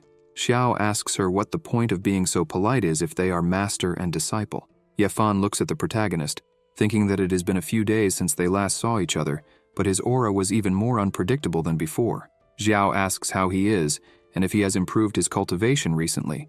Showing respect, he responds that not as much as the protagonist. The protagonist asks where Wei is. Ying says that he is settling in after advancing recently, and preparing for the catastrophe that could happen at any moment. Xiao asks what they should do, since one person is missing. Ying points to herself and says it has been a long time since they last met, asking if he hasn't noticed anything different about her. The protagonist observes her carefully and says that today she was wearing a brilliant woman's dress. She gets annoyed and yells that she has advanced to the nascent soul realm, a nascent soul. The protagonist says he already knew, that he was just playing with her, and that he saw when she came out of the transmission matrix. Xiao emphasizes that she has been training hard recently, and fortunately, he has a low-grade celestial sword to give her as a reward. Ying takes the sword, overjoyed, lifting it and thanking her master. The other two are astonished by the celestial sword. Xiao tells her that since she awakened the supreme physique, everything has changed, and that her cultivation speed is like a rocket. Yefan observes the protagonist again, thinking that giving a celestial sword like that to a disciple, this guy is complicated. He concludes that he needs to be very careful with the protagonist. Xiao calls them to hurry up, or they might miss the opening of the ceremony. The system appears saying, detected that the host delivered to his disciple a chi-scaled sword, low celestial ranking. The reward will be doubled, and the host will be rewarded with 2 low celestial grade chi-scaled swords. After a while, they all start heading towards the ceremony. As they walk, a large bird passes by them. On top of the bird is a woman, known as Lady Redbird. Wushuang points and asks what that was. Chong answers that it's the Redbird, the divine beast of Lady Redbird. Wushuang, confused, asks what a divine beast is. Ying explains that it is said that some monsters gradually purified their bloodline as they practiced, and in the end, managed to cultivate the true form of ancient beasts. The last time she saw a beast like that was during the War of the Nations. Since the collapse of the Celestial Order, nothing in that world has crossed the fusion realm and ascended to immortality. Therefore, there is a significant difference between the great powers of the integration realm and those below this realm. That is why immortals created their own immortal courts, to distinguish themselves from mortals. Ying points out that the tradition of the true Lord Qinglong presiding over the national fortune battle continued for 100 years, but this time, they suddenly changed the name to Redbird. She asks if something bad happened in the immortal court. Yefan looks at the bird, thinking that he and Zhu Xiao would meet again in this life. He recalls that in his past life, he accidentally broke space at the Imperial Monument and met Ying. She discovered that he had a spiritual body and invited him to participate in the battle of national destiny. In the battle, they pushed him to the limit and forced him to reveal his trump card in front of everyone, the ancient mantra. The ancient mantra is the mantra of the celestial path, passed down from generation to generation by spiritual beings. Now, only the fragments remain. He managed to gather the 9 letters and, thus, can communicate with the celestial Tao, becoming the spokesperson of the celestial Tao. The immortal court awaits this. In his past life, he was pursued by the immortal court and had no means to exchange the 3 letters of truth that were under the protection of the Redbird. He remembers her saying that it was really an ancient mantra and ordering him to stay by her side. However, for those who practice the 9 letters mantra, the practitioner's mind is slowly corrupted by the spiritual path. Only a spiritual body with spiritual consciousness can resist this corruption. Fortunately, the Redbird was unaware of these side effects, and with a few tricks, he made the Redbird monarch kneel before him. He thinks that, in this life, having already gathered the 5 true words in advance, he should be able to confront someone from the integration realm level. This time, he thinks he won't reveal his trump card in front of everyone, but the Redbird monarch will also be in the palm of his hand. Xiao looks at Yefan, thinking that after seeing the Redbird flying, his spiritual energy fluctuated a bit. He wonders why Yefan was so moved to see the Redbird monarch. Telepathically, the protagonist asks Ying if she has been keeping an eye on Yefan. She responds affirmatively and comments that he seems to have a special intelligence network, always managing to know in advance the whereabouts of some celestial materials and earthly treasures. She says she found this useful, so she decided to keep him close. Xiao thinks that Yafan has always acted secretly and never made much noise, but his cultivation hasn't fallen behind at all. He reflects that this doesn't seem like a simple time travel, but rather a reincarnation. The protagonist looks at Yafan, thinking he needs to find an opportunity to observe him better. Meanwhile, in the Dragon Realm, the Red Bird was there, along with several people. A man, smiling, welcomed everyone to the Dragon Realm. He explains that for the next 10 days, they will compete in the second round of the final phase. They begin to distribute various tokens to the people, saying that these tokens contain the power of their nations, one for each of them. He explains that the next task is to protect their own tokens and take as many as they can from others. The power of national destiny will help them in the final round, but until then, he asks that everyone make sure not to kill each other before the final round, emphasizing that, if they try anything, they should be careful not to lose the tokens and be eliminated over the next 10 days. He warns that after 10 days, the team that has lost all its tokens will be eliminated. Furthermore, the forces of the same dynasty cannot kill each other before the last superior field is decided. After explaining everything, he wishes everyone good luck. Xiao suggests they should keep their own tokens, while taking as many as possible from others. It's a simple and harsh rule. Jian Feng comments that, according to the rules, even if they did nothing and merely kept their own tokens, they would still light up in 10 days. Only in the end, they might have slightly less power to protect others. He asks the Prota what he thinks, questioning whether they should compete aggressively or play it safe. Ying interrupts, asking to share information she has gathered. She begins explaining that 5 kingdoms will participate: the dragon, Longyan, the white tiger, Baihu, the green sparrow, Qingque, the green turtle, Xuangui, and the red rabbit, Chitu. She emphasizes that there are at least 5 dynasties under the command of each kingdom, and they will take part in this war. Among them, Longyan is an exception. The other kingdoms have powerful men. Ying starts listing these men: Sun Xiang Fei Yu, the protector general of the Great Chu dynasty, affiliated with the Baihu kingdom; Gu Pan, the Yimei fairy of the Wanyu dynasty, affiliated with Qingque; Hua Yulong of the Blood Spirit dynasty, affiliated with Xuangui; and Lu Shunyu, the Xiao Yao king of the Shanwei dynasty, affiliated with Chitu. She looks back and says that the Longyan Shangguo are those present here. Ying highlights that they currently hold the strongest combat power in Longyan Shangguoming. She introduces the man at the front as Chen Kun, said to be the national advisor of the Divine Eagle dynasty. Suddenly Chong starts speaking, calling that despicable elder cunning and long-lived. The group is surprised and asks if he knows that person. He turns and bows to the Empress, stating there is something she does not know. Chong recounts that when he was 18, he participated for the first time in one of the national games with his master. At that time, he was leading several teams in the great Qin kingdom of Longyan. The Divine Eagle dynasty was led by Chen Kun and was almost surrounded and suppressed by the Baihu team. Chong says that, at that moment, his master thought they were all compatriots of the Longyan kingdom and took no risks to save them. However, unexpectedly, Chen Kun conspired afterward and took all their results.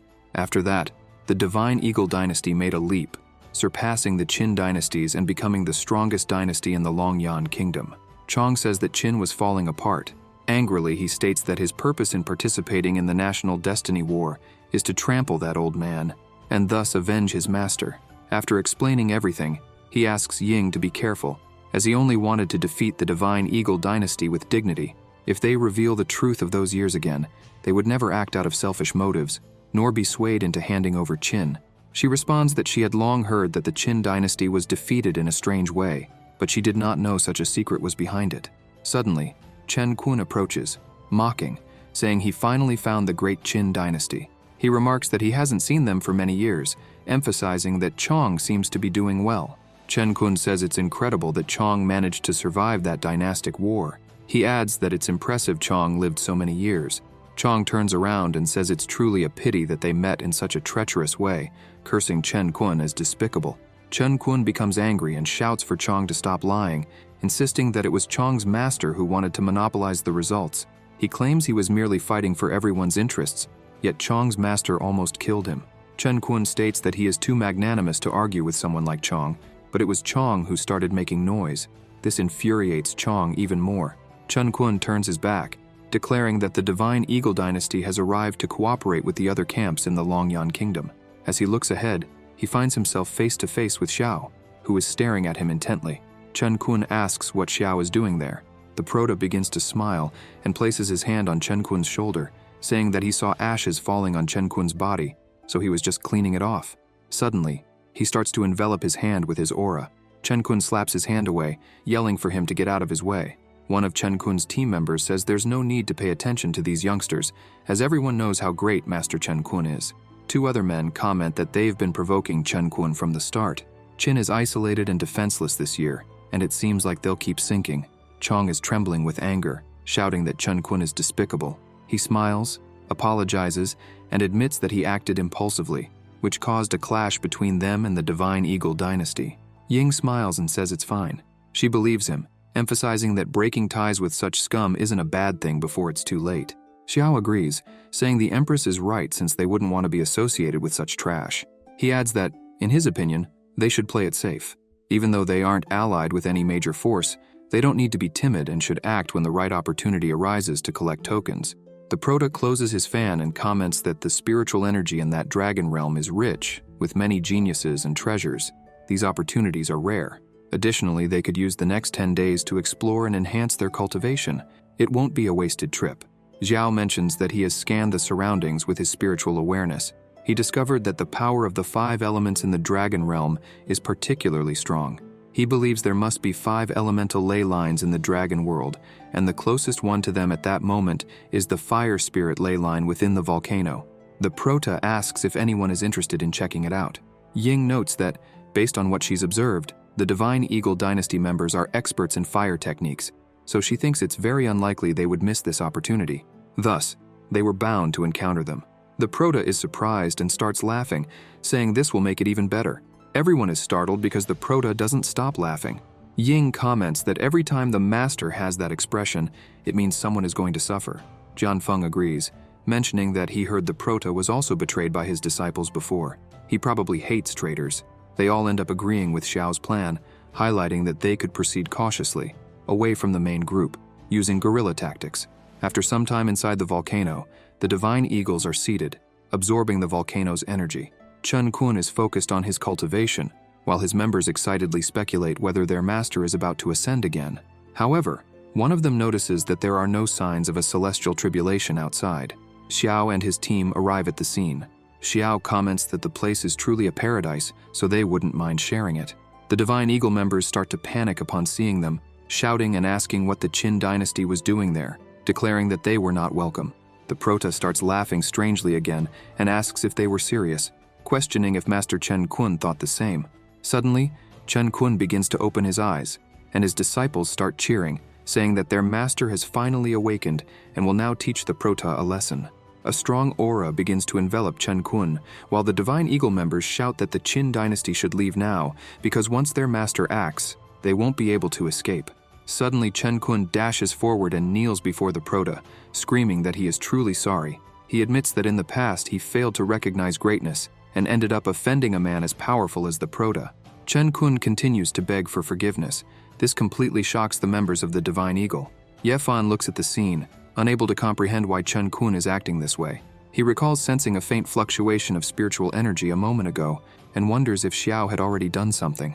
The Prota crouches down, laughing, and says he holds no grudge against Chen Kun, then asks why he should forgive him. Quickly, Chen Kun rushes over to Chong, admitting that he was the one at fault and begging Chong to tell his master. Acknowledging that he was blind and worse than trash, he begins hitting himself, saying it's all his own fault for betraying Chong's master and spreading lies about him. Therefore, he's worthless and deserves death. The members of the Divine Eagle can't believe their master is doing this. Chong, enraged, says that since Chen Kun surrendered willingly, he can't be blamed for being aggressive. Chong punches Chen Kun in the face, sending him backward. The others begin to feel fear as Chong shouts that he's wanted to beat up that piece of trash for a long time. Smiling with a murderous aura around him, Xiao asks if anyone else has anything to say, as they would like to start cultivating if no one else speaks up. The men begin trembling, saying they have nothing to say, and that the Prota is in charge here. Xiao orders everyone to make room for them to pass. As they walk, he smiles, remarking that it's nice when everyone behaves. He begins absorbing the energy, assuring the men that they don't need to worry since he isn't unscrupulous, noting that this spiritual vein belongs to everyone, so he won't interrupt anyone's cultivation. The Prota says he'll just take a large portion and leave the rest for them. The men are completely bewildered by this, wondering why he would take only a portion and leave the rest, and why he wouldn't attack them. Xiao states that the Qin dynasty is peaceful. The men start crying and thank the Prota, saying they never imagined that the famous Xiao would be so generous and fair. After absorbing a substantial amount of energy, they start to leave. Chong gives Chen Kun one last hit, spitting on him, and says that hitting him anymore would just dirty his hands. Ying asks her master if they really aren't going to take any more, but the Prota just looks back and laughs again in that same way. As they leave the cave, everything starts to shake, and the cave begins to collapse. The men inside start to panic, shouting and wondering why an earthquake would happen so suddenly. But one of them says it's not an earthquake. He explains that the Earth's energy veins have been damaged. They question how this could happen so suddenly, and how the veins got damaged. Another man says it was probably Xiao. He absorbed all the energy in there, and now the veins are crumbling. They grab Chen Kun and shout for everyone to run as fast as possible. Outside, they all hear a loud noise. Looking back, they see the divine eagles flying out of the cave. John Feng is shocked, exclaiming that the entire cave is collapsing. He wonders if they'll be penalized for this. Ying starts laughing, saying no, emphasizing that they were several kilometers away when the cave collapsed, so what would they have to do with it? The Prota laughs, agreeing with her. John Feng watches them, thinking that this behavior is exactly what he'd expect from Xiao, like master, like student. Ye Fan observes the Prota, thinking that draining nearly all the energy from the veins in an instant isn't something just anyone can do. He wonders how many more secrets Xiao keeps with him. The Prota calls for his sword, saying they'll now go hunt other cultivators from other factions, as he wants to see what valuables they might have. They begin to follow the divine eagles, who quickly approach another group. As they arrive, the leader of the group, known as the Crystal Water Kingdom, asks Chen Kun how the preparations are going and where the items are. The divine eagles try to hide their situation, but the leader shouts, asking what happened and where the items are. He begins to explain that earlier, his brother was injured by the icy chill of a beast from the lake depths.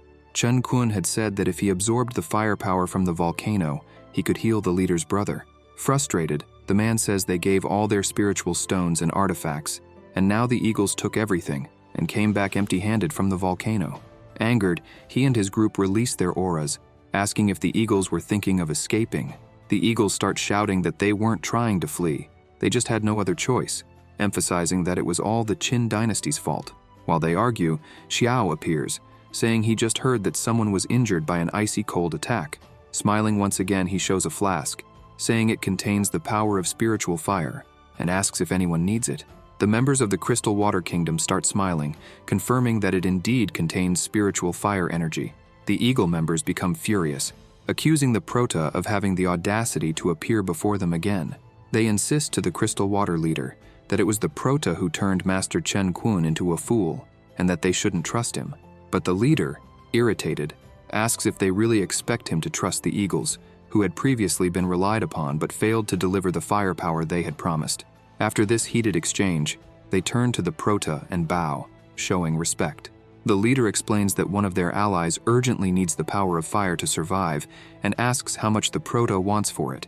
The leader adds that they are currently poor and can barely afford food, but he assures Xiao not to worry because they represent the Crystal Water Kingdom, emphasizing that they are people of honor who would never take something without paying. He promises a generous reward later.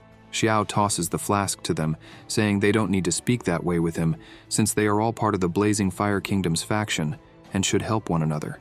He questions why he would want a reward. They receive the flask with tears in their eyes, saying those words were truly comforting, noting that the Prota is indeed a genuinely good man. They glance at the eagles and comment that he is completely different from those fake nobles of the Divine Eagle Kingdom, who talk big in critical moments, but return empty-handed. The eagle members protest, saying it's unfair to call them fake nobles, as they had their reasons. The leader invites the Prota to enter the cave, assuring him that if they ever needed help, he shouldn't hesitate to ask, emphasizing that from this day forward, Xiao would be the benefactor of the Crystal Water Kingdom. The Prota nods, thanking him for his kindness. Before entering, Xiao warns the Crystal Water leader that the Divine Eagle Kingdom had committed treachery and caused the death of their leader during the National Destiny Games a few years ago. The Prota adds that his companion, Chong, can confirm this story. The Divine Eagles become furious. Chong laughs, saying he feels relieved and assures Xiao that if he ever needs anything, he only has to ask, as the Taisu sect owes him a favor. After entering, the Prota approaches a man lying on the ground and begins to examine him. He notes that the man's pulse is indeed quite irregular. As he uncorks the flask, the firepower begins to be released. He decides to start with the fire energy, which quickly spreads throughout the man's body. The man starts to regain consciousness. The leader, overjoyed, holds his brother, exclaiming that he's awake. He explains to his brother that he had sent him on a mission to investigate the power of the water spirit near the lake. The leader emphasizes that there shouldn't have been any powerful demonic beasts in the rising dragon kingdom. Confused, he asks his brother how he ended up in such a state. The younger brother begins to explain that he entered the lake and found the source of the water spirit's power, which turned out to be a water spirit fungus. However, when he tried to collect the energy, a giant serpent appeared and started attacking him. The serpent emitted an intense cold with extraordinary power. They fought, but in the end he was injured and defeated. Xiao listens to the entire story, intrigued. Suddenly, the injured man begins to scream in pain as the cold that afflicted him earlier starts to return, covering a large portion of his body once more. The Prota approaches and tells the leader that perhaps his brother wasn't injured by a demonic beast. He suggests it seems more like he was afflicted by a poisonous curse intertwined with cold energy. The Prota explains that simply expelling the cold would only treat the symptoms, not the root cause. He states they need to find a way to break the curse. The leader, alarmed, asks Xiao if there's any way to break it. The Prota replies that, unfortunately, he's not an expert in poisons, noting that he can identify them but cannot dispel them. Xiao, however, mentions that there's always a universal solution to such problems. With a crazed look in his eyes, he says they just need to kill whoever cast it. Xiao adds that he's somewhat interested in collecting the power of the 5 elements, which could help locate the person responsible for the curse. As the Prota is about to leave, the leader calls out to him. He explains that the nearby forest is shrouded in a sophisticated mental confusion formation, and that among them, only his younger brother can identify the correct direction. Holding something in his hand, he reveals it's a compass that can point the right way, but can only be used once. He pleads with the Prota not to refuse it. Xiao accepts it, commenting that it's a very valuable item. Before leaving the cave, Ying asks what they plan to do. The Prota instructs everyone to stay put, saying he'll go alone. Smiling to himself, he thinks that this national destiny battle is perfect for him, as the battlefield is filled with dense elemental energies, ideal for practicing his yin-yang 5 elements body refinement technique. Meanwhile, elsewhere, a group of people is walking through the forest. The leader starts to grow weary, as does the rest of his group. He wonders aloud what's going on with this forest, as they've been walking for at least half a day without finding an exit. Another man approaches a tree and notices a mark, asking if it's not the same mark they left earlier. A spiky-haired member begins to shout, realizing they've been walking in circles all this time. Others mention that the scouts they sent to explore haven't returned. Frightened, they begin to question if this is some kind of mental confusion formation, and whether they'll be trapped there forever. Amidst their desperation, a figure appears behind them. The person asks if they, too, are stuck in the formation. The entire group turns, startled, asking who's there. The Prota holds the compass in his hand and reassures them not to be afraid. He introduces himself, explaining that he got separated from his companions and is also a cultivator. Xiao asks if they have any solution for breaking the forest's mental confusion formation. They exchange glances, replying that if they did, they wouldn't still be wandering aimlessly. The Prota eyes them, questioning if that's really the case, and hints that he has a strategy. After a while of conversing, Xiao takes charge, saying he spent considerable time studying the forest and has a general understanding of the mental confusion formation. He explains that the formation is mainly divided into 3 levels, each with 2 death gates and 1 life gate. For each death gate, someone must use spiritual energy to destroy the core of the sub-formation. Once a sub-formation is neutralized, they will soon encounter a second fork, marking the 2nd level of the formation, and so on, until all the death gate sub-formations are destroyed. Xiao looks at them and points out that they are 7 in number. They only need to ensure that each person enters a death gate. That person must destroy the core of the formation and then hold that position. In doing so, they can completely break the formation. One person hesitantly asks what would happen if someone entered a death gate but couldn't break the formation. The Prota responds, saying that if he's not mistaken, this formation is derived from the spirit wood flower. He explains that this type of spiritual object dislikes murderous energy. It doesn't harm people directly, but instead causes them to become lost. Xiao tells them that if they succeed in this, their companions would also be saved. The group begins to discuss among themselves, considering that this plan might actually work, and they wonder if they should give it a try. Another member mentions that they really don't have a better option. The leader calls over someone and asks him to examine the book at the prota's waist. He explains that, during his studies with his master at the auction house, he learned that, if he isn't mistaken, the book Xiao carries is a celestial-grade artifact. The man is astonished upon hearing this. They continue talking and note that the compass in the prota's hand also appears to be an extremely valuable item, emphasizing that it's a tool specifically designed for breaking mental confusion formations. The leader explains that the artifact can only be used once, which is why he's so eager to cooperate with everyone there. The two begin plotting, given that the prota claimed to have been separated from his companions, so they decide to act at the final level of the formation. After walking for some time, they reach the first level of the formation, and 3 people prepare to enter. A young man asks if only one person needs to enter to break the formation. The 2 people next to him are determined to do it. As soon as they enter, one of them shouts, saying he's found the life gate and urges everyone to hurry over there as quickly as possible. Xiao starts moving forward and orders everyone to enter. An hour later, they reach the 3rd level of the formation. The prota remarks that all the cores of the earlier levels have been destroyed, and now only 2 death gates and 1 life gate remain, depending on the luck of the 3. Suddenly, the 2 men begin to laugh and draw their swords, declaring that the prota was mistaken because they would survive while Xiao would die. They attack simultaneously, but the prota remains still. One of them says that, with the compass artifact to indicate the source of life, they no longer need the prota. Xiao, surprised, comments that they plan to kill him to steal his treasures and escape the formation, noting that while their dream is nice, a massive surge of energy suddenly envelops the 2 fools. The prota, with his usual grin, remarks that reality is far too cruel. With a single blow, the 2 men are already on the ground, injured. Xiao continues his movements, lifting the 2 men with his energy. They start panicking, screaming for help, and asking what the prota is doing. Clearly enjoying himself, the prota says that since they've been companions for so long, he's decided to break the formation in a rather elegant manner. With a simple gesture, he throws the 2 through the entrances and continues using his mana to guide them, forcing them to run deeper into the formation. The 2 men scream, saying it's unnecessary since they will break the formation right away. Xiao observes all this and thinks that he should have anticipated it earlier. Upon entering the mental confusion formation, all directional information transmitted through his divine consciousness was incorrect. Additionally, he had imbued his divine consciousness into his spiritual energy to pursue those 2, and it appears they were running upwards the whole time, as neither of them entered the subsequent level of the formation. The prota gazes at the last entrance, thinking that the other 2 were unlucky and encountered the death gates. After walking a bit further, the prota discovers a flower emitting a strong energy. He looks at it and realizes that the dense wood spirit energy it contains would normally take about 100 years of cultivation to reach that level if refined alone. Ready to harvest the flower, he thinks to himself, how lucky he's been this time. Just as he secures it, the rest of the group catches up, exclaiming that the mist has finally dissipated. The prota turns to them and says that since the mist has cleared, he can now leave. Everyone thanks him for his help, while some members cry, saying that there are still good people in this world. One of the traders trembles in pain after the beating he took. Another member turns around, sees his colleagues in such a state, and is horrified, asking what happened. Meanwhile, elsewhere, Hong stands before a door. He begins to report to His Majesty that more than half of the participating teams have already been eliminated.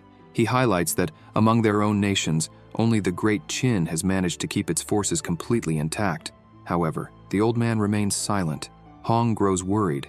Suddenly, the door is smashed open, and the old man shouts that such information does not need to be reported to him in the future. Hong is sent flying, crashing several meters away. The old man continues to yell, berating Hong for not being mindful of his position and emphasizing that he failed to bring Juxuan as ordered. He warns that this is the last chance Hong will receive.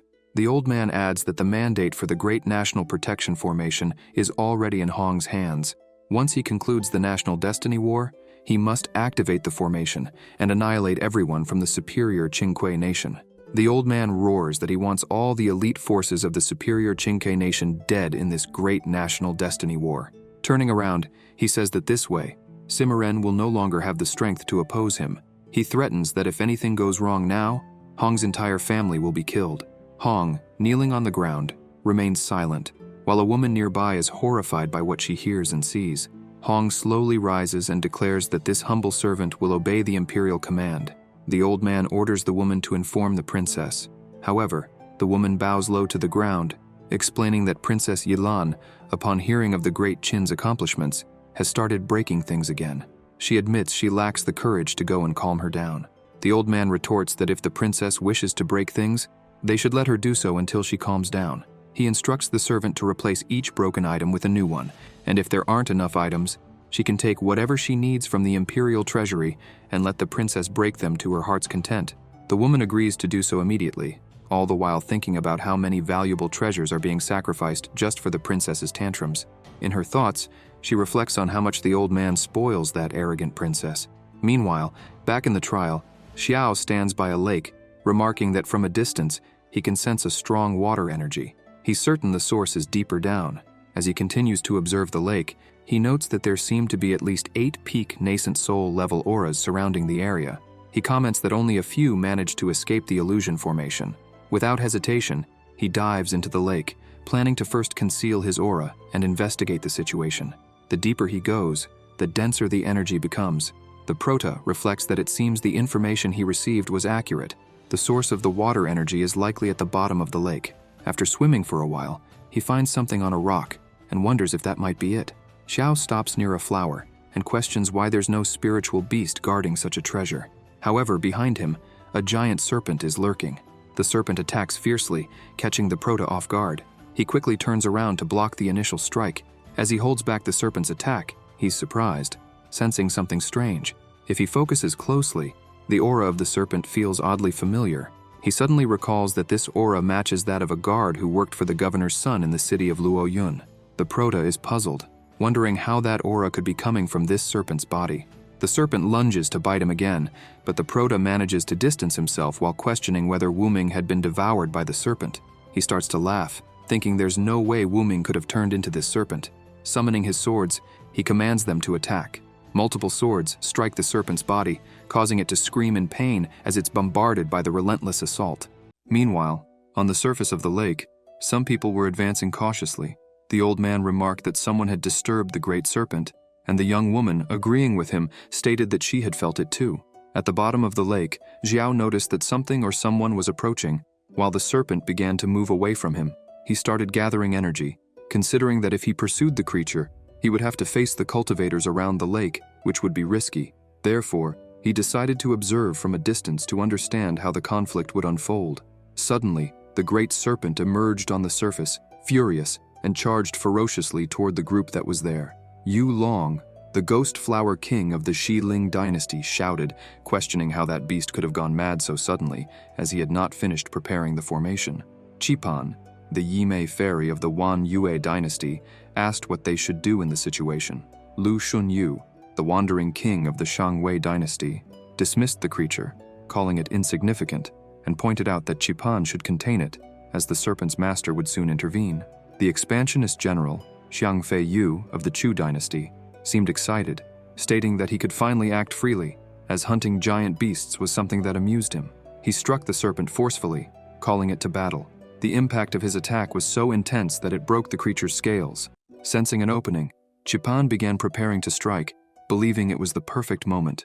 Suddenly, ghostly skulls began appearing around everyone. Xiang destroyed one with a punch, but to his surprise, 2 more appeared in its place. He wondered what it was, while Yulong laughed, saying that it had been more than 10 years since he had used that technique. The king advanced with determination, declaring that he would subjugate the creature at any cost. Xiao observed everything from a distance, surprised to recognize the hidden presences. He never imagined that the 4 powerful masters of the Great War of National Fate would be gathered there. Still, he remained alert, reflecting that a mere serpent would not be enough to bring together such formidable figures. Something greater was at stake. Sensing a powerful presence at the bottom of the lake, Xiao began looking around, and suddenly, something passed by him with incredible speed. Intrigued, he thought it could be the spirit of water. Soon, other things began entering a mysterious hole at the bottom of the lake. Determined to investigate, Xiao dove deeper into the waters and encountered something astonishing. A powerful presence was before him, but he couldn't identify exactly what it was. At that moment, a dragon aura appeared beside him, startling him. The dragon attacked ferociously, but Xiao managed to defend with his sword. He thought that the aura was extremely strong and that any other cultivator would have already succumbed.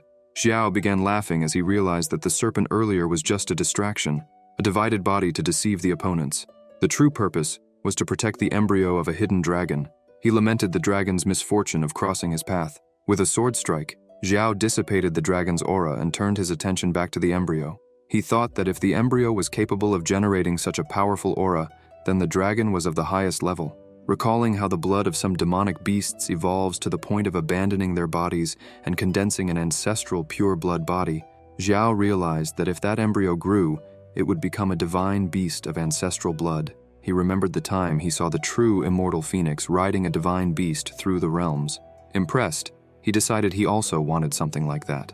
Placing his hand on the embryo, Xiao pondered whether he should change the dragon's consciousness first or plant a control mark, preferring the latter option as he preferred obedient creatures. At that moment, the dragon began to speak, admitting that he had not expected to be defeated, but that this was truly his fate. Xiao recognized the voice and asked if it belonged to the guard who worked for Wang Reng in the city government mansion. Wu Ming confirmed, surprised that Xiao still remembered him. When Xiao asked how he had ended up like this, Wu Ming explained that he had always had the blood of an extraordinary beast. He had worked in the mansion to obtain the gallbladder of the seven-colored serpent, which would help him cultivate into a dragon.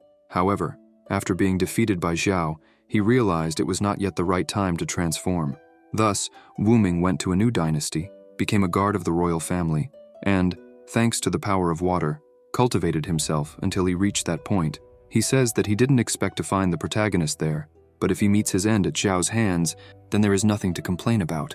For that reason, Wu Ming asks the protagonist to do what he must. Xiao smiles and thinks that this guy has always been stubborn, and that's why he has an admirable personality. The protagonist responds that Wu Ming only wants an end, but that's not what Xiao desires. The guard asks what he is talking about, since Wu Ming never liked to follow rules.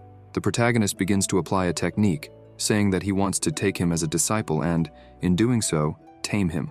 The system appears, congratulating the protagonist for gaining a new disciple. In addition to obtaining the extraordinary beast lineage, the lineage of the celestial divine dragon, as a reward multiplied by 1, the protagonist gains both lineages. He begins to absorb that power and is surprised by the density of the power of destiny. Xiao says that, with this power, Wu Ming will soon be able to transform into a dragon. The dragon thanks the protagonist for all of this.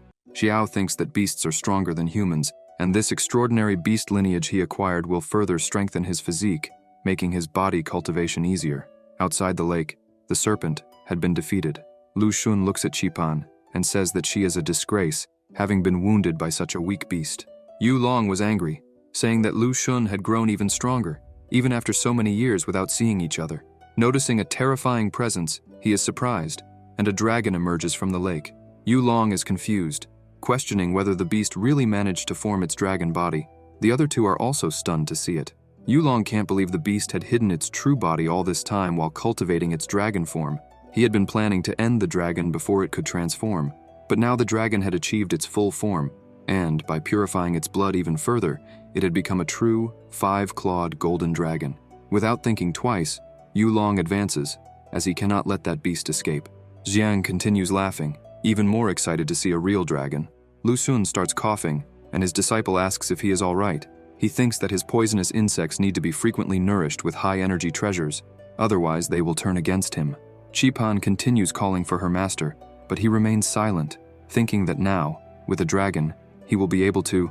Suddenly, he begins releasing a large amount of energy, attacking his disciple, as he could use her as a substitute. She tries to escape, asking why he was doing this, since, some time ago, in the battle between the Luomei sect and the venomous immortal, her powers had reached their end. At that moment, he had renounced the opportunity to form the primordial core of the 5 thrones, throwing the last divine tribulation at the venomous immortal. Because of that, she had always admired him, and when he accepted her as his disciple, it was the happiest day of her life. With trembling hands, she asks if she did something wrong to be treated this way. Lu Xun begins to laugh, and says that it was touching to see her cry, and he almost felt pity. He says that he will explain everything before she leaves forever. Lu Xun asks if Qipan believes that her parents were taken by the venomous immortal. Laughing, he admits that he was the one who ended them with his own hands, emphasizing that the venomous immortal, who almost destroyed the Luomei sect, was cultivated by him. She couldn't believe it, and Lu Xun said that if she had carefully studied the manual of the 9 transformations of the venomous demon she had been practicing, she should know that he extended his hand toward her, absorbing her energy as she screamed. Lu Xun explained that the poison manual she was practicing was incomplete. The true manual was a miraculous celestial-level book. In the book, each transformation represents a life. In the first transformation, one can only cultivate up to the qi refinement stage before perishing, requiring a new body. The second transformation is the formation of the foundations. The third, the golden core. The fourth, the nascent soul. And the ninth, when one can ascend to immortality. Lu Xun said he was in the 7th transformation in this life, and with that, he would be able to advance to the realm of great perfection. He said that she was the new body he had prepared for himself, but now that she was useless, it was better for her to be transformed into his cultivation to nourish his poisonous insects. Qipan continued screaming in pain. Rage began to consume her. Qipan thought that, if it was like this, then she should not be blamed for what she was about to do. With a swift movement, Qipan managed to attack Lu Xun, hitting his throat and interrupting what he was doing. Both fell to the ground, and she thought that, even injured, Lu Xun could not be underestimated, so she couldn't lower her guard. She knew she had to act quickly. She began to flee, but Lu Xun pursued her. Meanwhile, Xiao was with the dragon and noticed that someone was following him. Wu Ming asked if he should speed up so that the others wouldn't catch up. Zhao leapt onto his sword and said that someone had asked him to find the person who had poisoned his brother. The protagonist observed that, if he wasn't mistaken, this person was among all those who had ambushed them at the lake, but he didn't know much about poisons, so he couldn't identify who was the culprit. He decided that he would put an end to all those who had knowledge of curses and poisons in that group. Xiao asked Wu Ming what he should do, since after transforming into a dragon, he still didn't have full control over his body and wouldn't be able to fight effectively. Wu Ming warned the protagonist that, after completing the transformation, he could become a beast tattoo and adhere to the protagonist's body. Zhao was a bit confused by this, but the dragon began to glow, and its body disintegrated, becoming a mark on the protagonist's arm. Wu Ming explained that, when in this form, he could enhance his master's physical strength. The protagonist felt his strength increasing considerably, about 40%. With everything ready, he looked back and said that it was time to face the enemies who were following him. Meanwhile, Lu Xun was behind Qipan, shouting, asking how far she could run. She kept fleeing but knew that if she didn't do something soon, he would catch up. Then, she began thinking of a strategy. Suddenly, the skulls started chasing her. Qipan was startled and wondered where all that had come from. Then, Zhao's swords were thrown, easily destroying the skulls. Qipan watched, astonished. In front of her, the protagonist was surrounded by his swords, asking if the Great Ghost King, as everyone called him, could do only that, since the formation he had used was useless. Qipan remained surprised by Zhao's strength and questioned who this person was who had so easily defeated Yulong's ghost formation. Lu Xun took advantage of the moment when she lowered her guard to attack, saying that it seemed she had plenty of time to witness the spectacle. Qipan managed to dodge the attack, thinking she couldn't continue like this. She needed to find a way to get rid of this madman. She then decided to go toward the protagonist, risking everything. She began gathering energy carefully in her hand, knowing that this was her last chance. They both turned, confused, and Yulong asked where that thief had come from. Qipan attacked, thinking of apologizing, but she was desperate. Yulong easily defended the attack, telling her not to be naive, as even if her master were there, it wouldn't be enough to harm him with poison, since he had prepared for a long time and was now immune to all poisons. Qipan asks if he's serious, and tells him not to make too many moves, as it might make things worse. Yulong begins to feel something strange and, upon looking at his arm, sees that it's all bruised. He asks what that is. Zhao manages to hold one of the needles and thinks that it looks like some kind of worm, but he can't penetrate the defense of the star power. Qipan says that when it comes to poison, she really can't compare to Lu Xun. However, with worms, the story is different. Not even 10 Lu Xuns together would be a match for her. Yulong begins to feel intense pain in his body as the worms begin to spread throughout him. Qipan orders him to submit to her will. Lu Xun, who is already nearby, asks where she thinks she's going. Qipan looks at him and says she's not running away. She orders Yulong to attack his master, and he goes without hesitation. Lu Xun is confused by this behavior, and the two begin a fierce battle. Qipan watches the fight between them, thinking that Yulong is also a bad person, as he sacrificed tens of thousands of civilian lives to form his magical weapon. Because of this, she believes she's eliminating a public plague. She becomes so distracted by her thoughts that she forgets there's someone else there. When she turns, she sees Xiao at her side, holding her arm. She is startled and asks how he wasn't controlled by the worms. The protagonist replies that her move wasn't a good one, because if Yulong were fighting normally, he might have defeated Lu Xun. But by being controlled by her, who knows little about his techniques, it puts her in a difficult position. Xiao continues, saying that, in addition, controlling someone's mind and manipulating them to fight this way means Yulong won't be able to use all of his power. In other words, Yulong is destined to lose this battle. Seeing that the protagonist was right, Qipan becomes nervous. She screams, telling Xiao to let go of her arm or else she would be a little rude. Qipan is desperate, thinking she needs to use this time to escape. She attacks the protagonist, but he simply places his arm in front and all the needles break like sticks. This leaves her stunned. The protagonist asks her not to be in such a hurry, as her tricks can't hurt him. Qipan asks what he wants from her. Xiao looks at her and says that, from what he understands, she and Lu Xun are master and disciple, so why were they trying to hurt each other? She asks what that matters to him. The protagonist points out that he's interested in the worm technique she used. If she teaches him how to use it, he'll take care of the old man quickly. She is shocked by this proposal. However, Qipan still can't believe it and asks if only he would be able to do it. Xiao asks if she doesn't believe him. The protagonist says that, if that's the case, he'll have to show her. Xiao shoots one of his swords toward the old man, who is easily winning the fight. Lu Xun notices the attack and creates a shield in front of him. The sword strikes the shield and begins to crack it. The old man starts wondering what that is, as the condensed light sword didn't disperse, and the poison can't enter it at all. Also, the shield won't be able to withstand the attack. Lu Xun stops attacking Yulong, thinking that he has no choice but to gather the poison to protect his vital parts. Taking advantage of this, Yulong attacks the old man, landing a blow on his back. However, that attack barely affected Lu Xun, who counters, throwing Yulong away and telling him to stay out of it. Even in pain, Yulong is prepared to continue fighting, but Qipan says it's better for him not to push himself any further, and asks him to retreat and tend to his wounds. She thinks that her master's poison wasn't able to corrode the energy sword. Qipan remembers that the old man's poison was able to corrode even a spiritual shield of a cultivator at the union stage. She looks at the protagonist and wonders who this man is and what kind of terrifying power he possesses. Suddenly, Lu Xun appears behind her, saying that she's a traitor for conspiring with a stranger against him.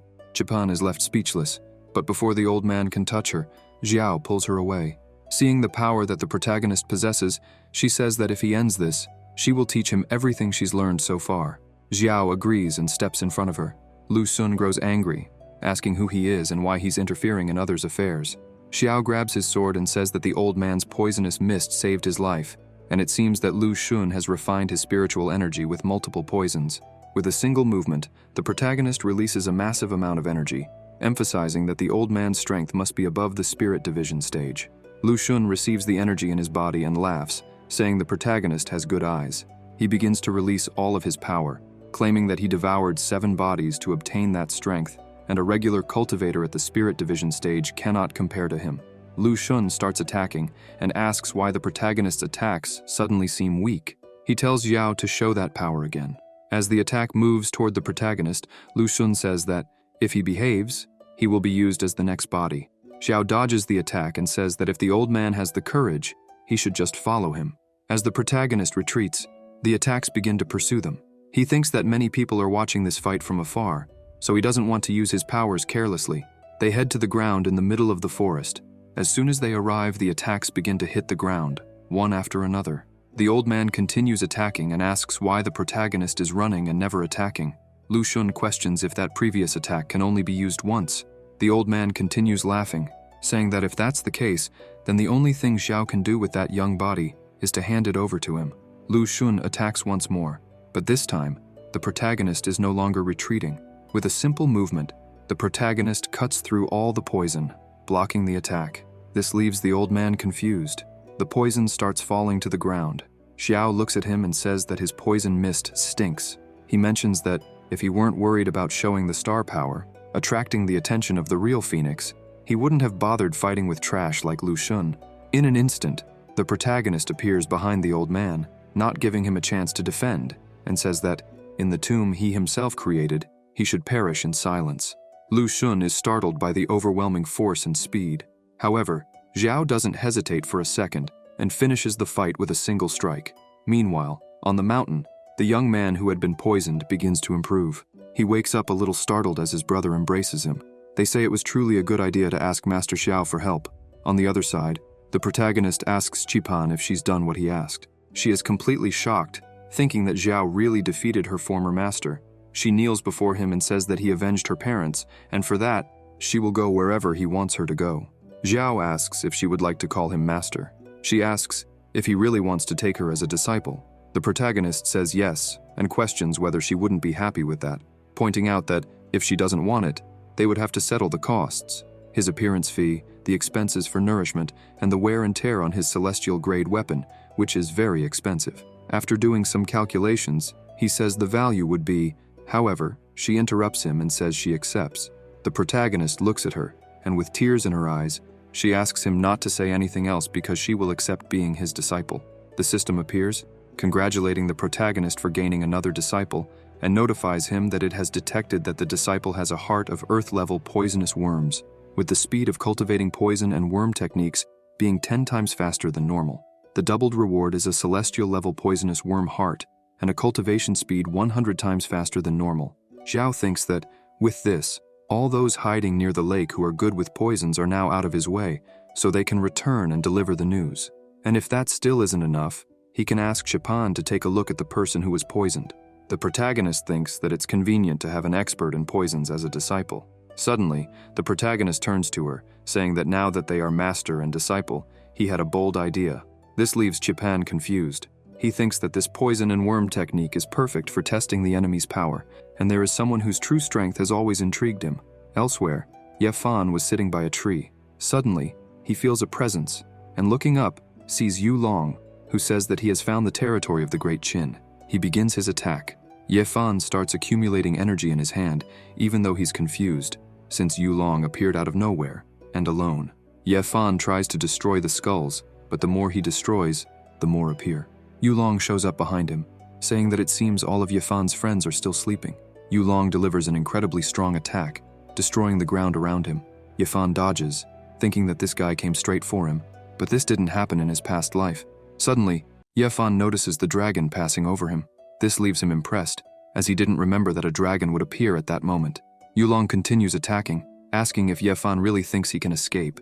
Ye Fan keeps running, thinking that he needs to find a place where no one will witness the battle. He reflects that, in this life, most events are the same as in his past life, except for a few important events where a character appeared who never existed in his previous life. He wonders if these changes are connected to Xiao.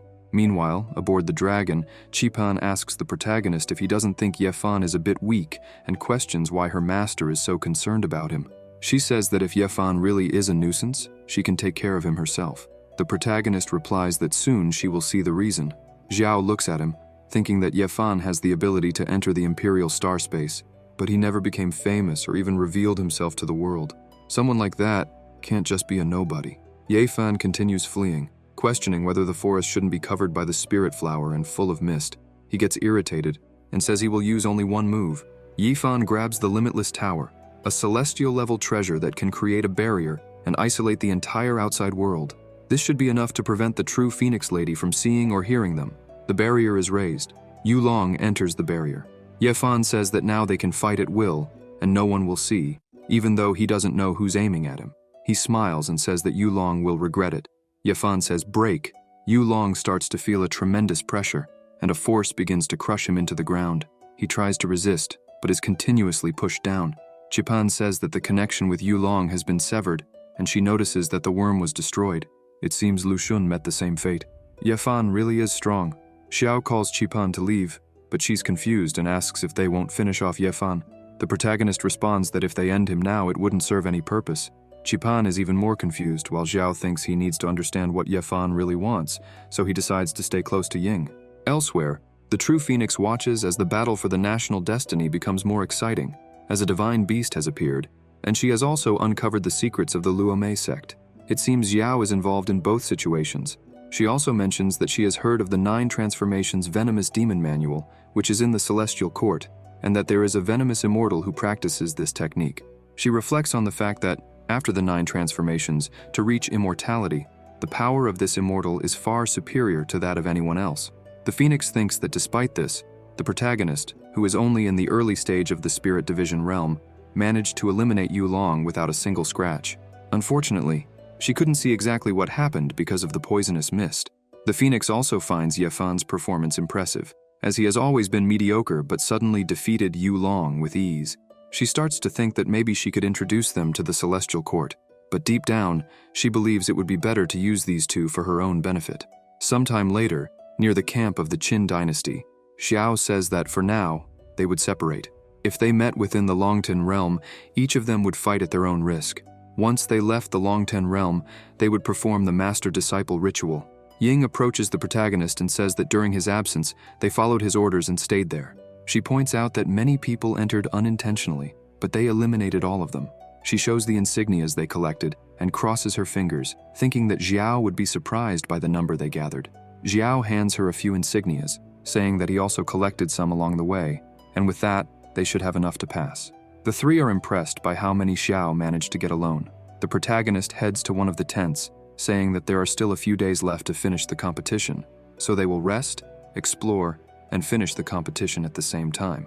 He emphasizes that, most likely, they will soon have to face members of the same group. If they accidentally encounter enemies, they should destroy them quickly.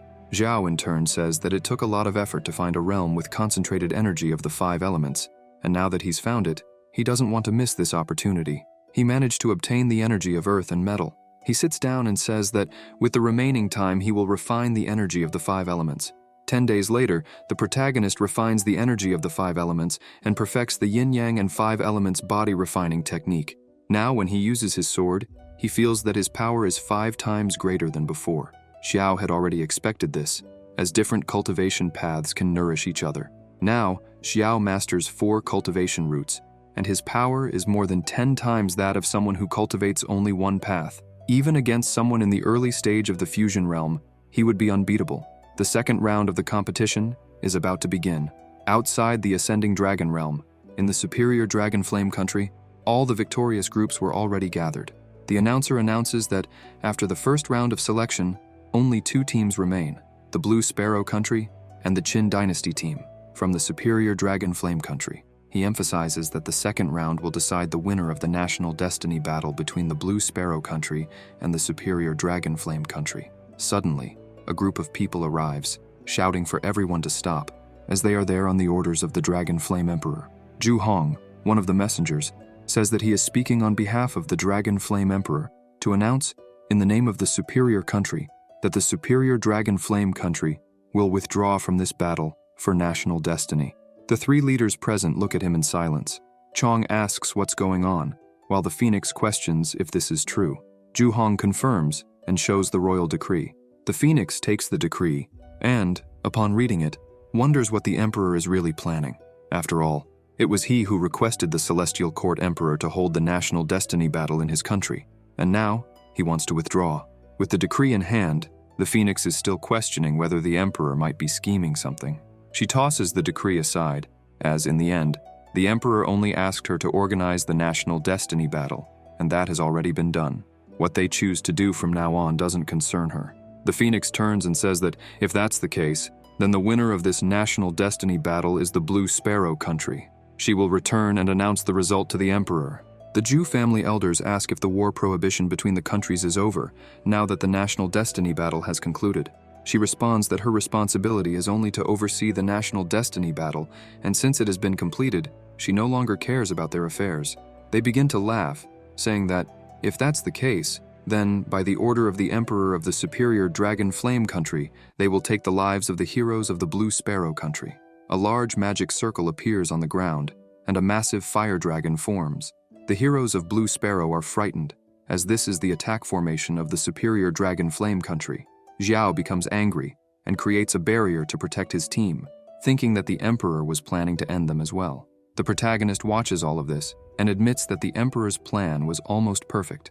After all, those who participated in the national destiny battle are the most outstanding elite of the Blue Sparrow country.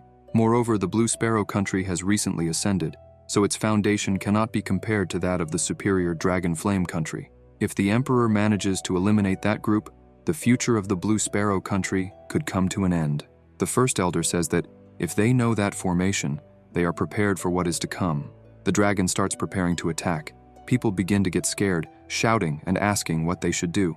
Suddenly, the leader of the Blue Sparrow team transforms and asks if they are serious, questioning what Zhu Hong was waiting for. This is Sima Ren, the Emperor of the Blue Sparrow country. Ying is surprised to see that the man is the Emperor of Blue Sparrow. Suddenly, Zhu Hong appears behind the first elder and attacks without hesitation. Zhu Hong asks why they were in a hurry, as he had promised to steal control of the Dragon Flame formation, and that is exactly what he plans to do. The second and third elders point at him shocked, saying that he has gone mad. Everyone around them is surprised, as no one expected this. Zhu Hong continues his betrayal and grabs the second elder by the neck while laughing, emphasizing that he was right all along. The item ignites. With a deep look, the family leader realizes that he has truly gone mad. He starts to explain that ever since he inherited the position of clan leader, the elders have done everything to weaken his power, taking advantage of the fact that the leader and his wife had entered seclusion to cultivate, and thus they took their eldest daughter to the border and exiled her. Sometime later, the family leader and his wife became pregnant again. Rumors spread that the daughter the leader was expecting had awakened a special constitution, and once again the elders acted, poisoning the medicine his wife took daily to maintain a healthy pregnancy. This caused his wife's death during childbirth. Moreover, this trauma led to the second daughter being born with a defective constitution, emotionless, as if she were not alive. Holding the burning item, he starts to laugh and, with tears in his eyes, admits that it has been a long time since he lost his sanity. He tightens the item and begins to release his energy, stating that the disgusting and filthy first family of the kingdom should die along with that repulsive country. The energy released by the item causes the fire dragon to attack the palace. The people there scream in despair, saying the attack is headed toward the Imperial Dragon Flame Palace. Zhu Hong continues to tighten the second elder's neck. Seeing this, the third elder collapses in fear. He points at the family leader, accusing him of treason and stating that this crime condemns the family for 9 generations, executing all their relatives. Zhu Hong throws the elder aside and shouts that, if the emperor's dog is still alive, he should execute the new generations. The leader then says he should thank him for cleaning up that messy house. The attack continues toward the palace, and people begin to panic as Zhu Hong says it's a pity that he, an old man, is about to die. However, an even greater energy holds the attack and shouts at the leader, praising him for his courage. The ground where they protested begins to crack, and his companions are startled, asking why the ground is breaking apart. Xiao notices a powerful spiritual presence has appeared. He watches the emperor move and thinks that he stood still and silent all this time, allowing the superior country of the Blue Sparrow to humiliate him.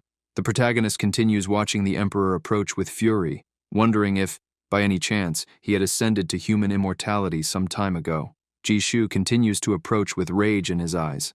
However, Zhu Hong is not intimidated and questions the old despicable man what he served, as he had hidden all that strength. With the same item in his hand, he starts laughing, saying that today he will make the emperor and his entire country disappear together.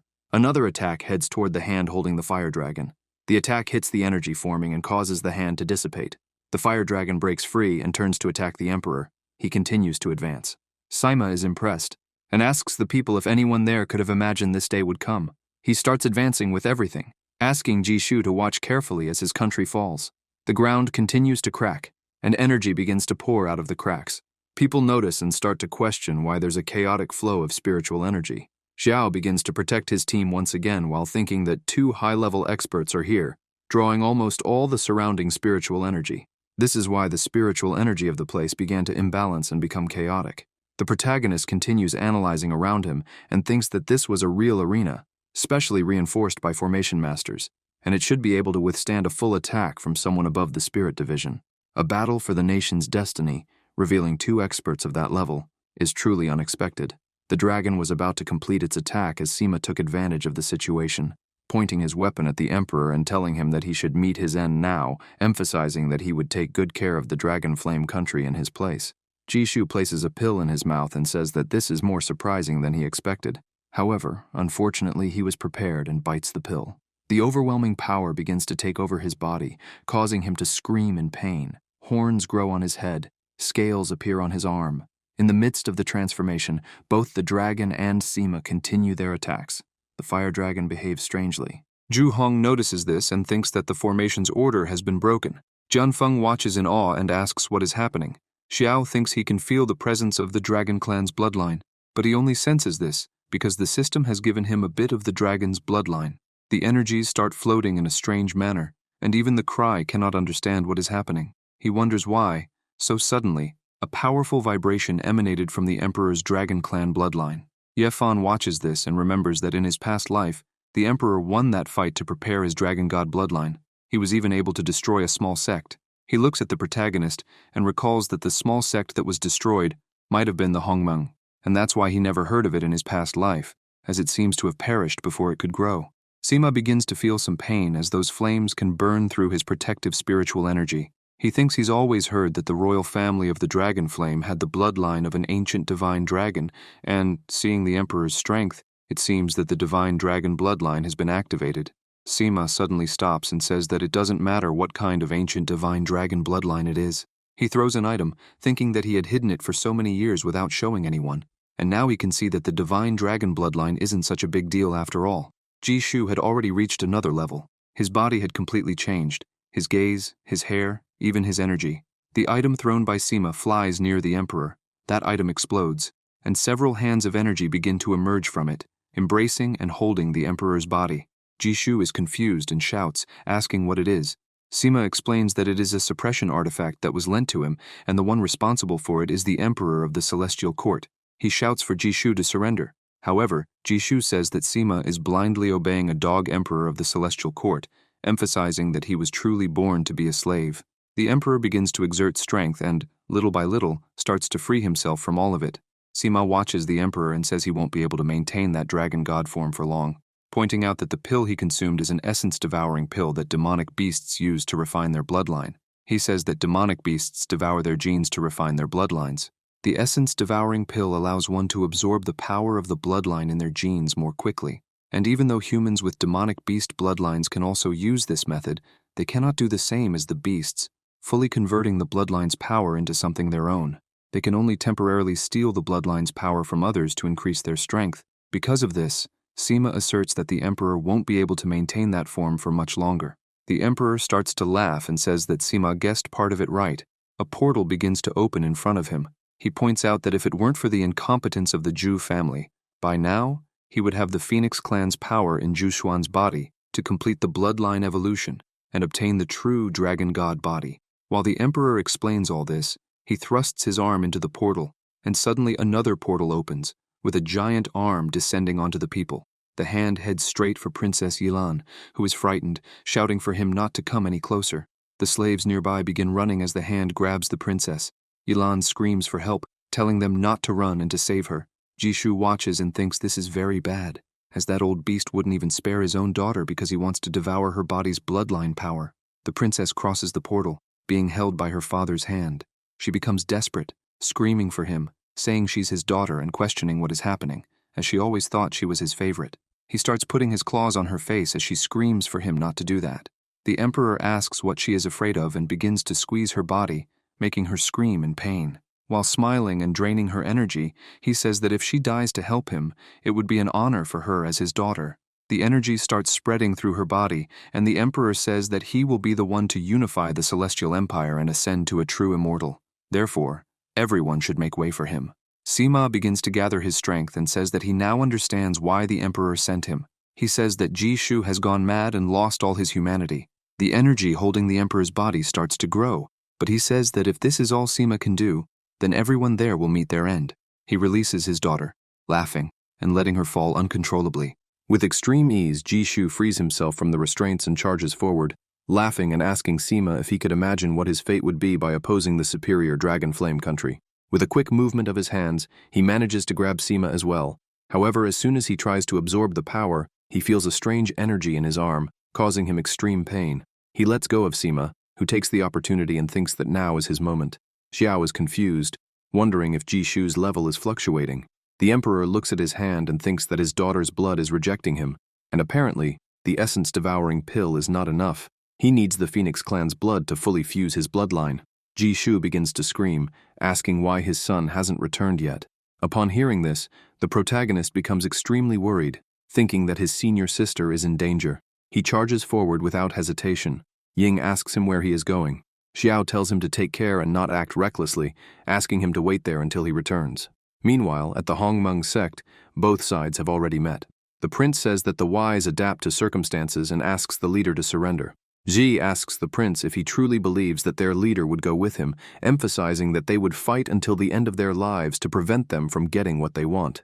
The prince's troops have already prepared their attack formation and launched it at the sect. Yixuan questions why they are being so resistant, as it will all be in vain.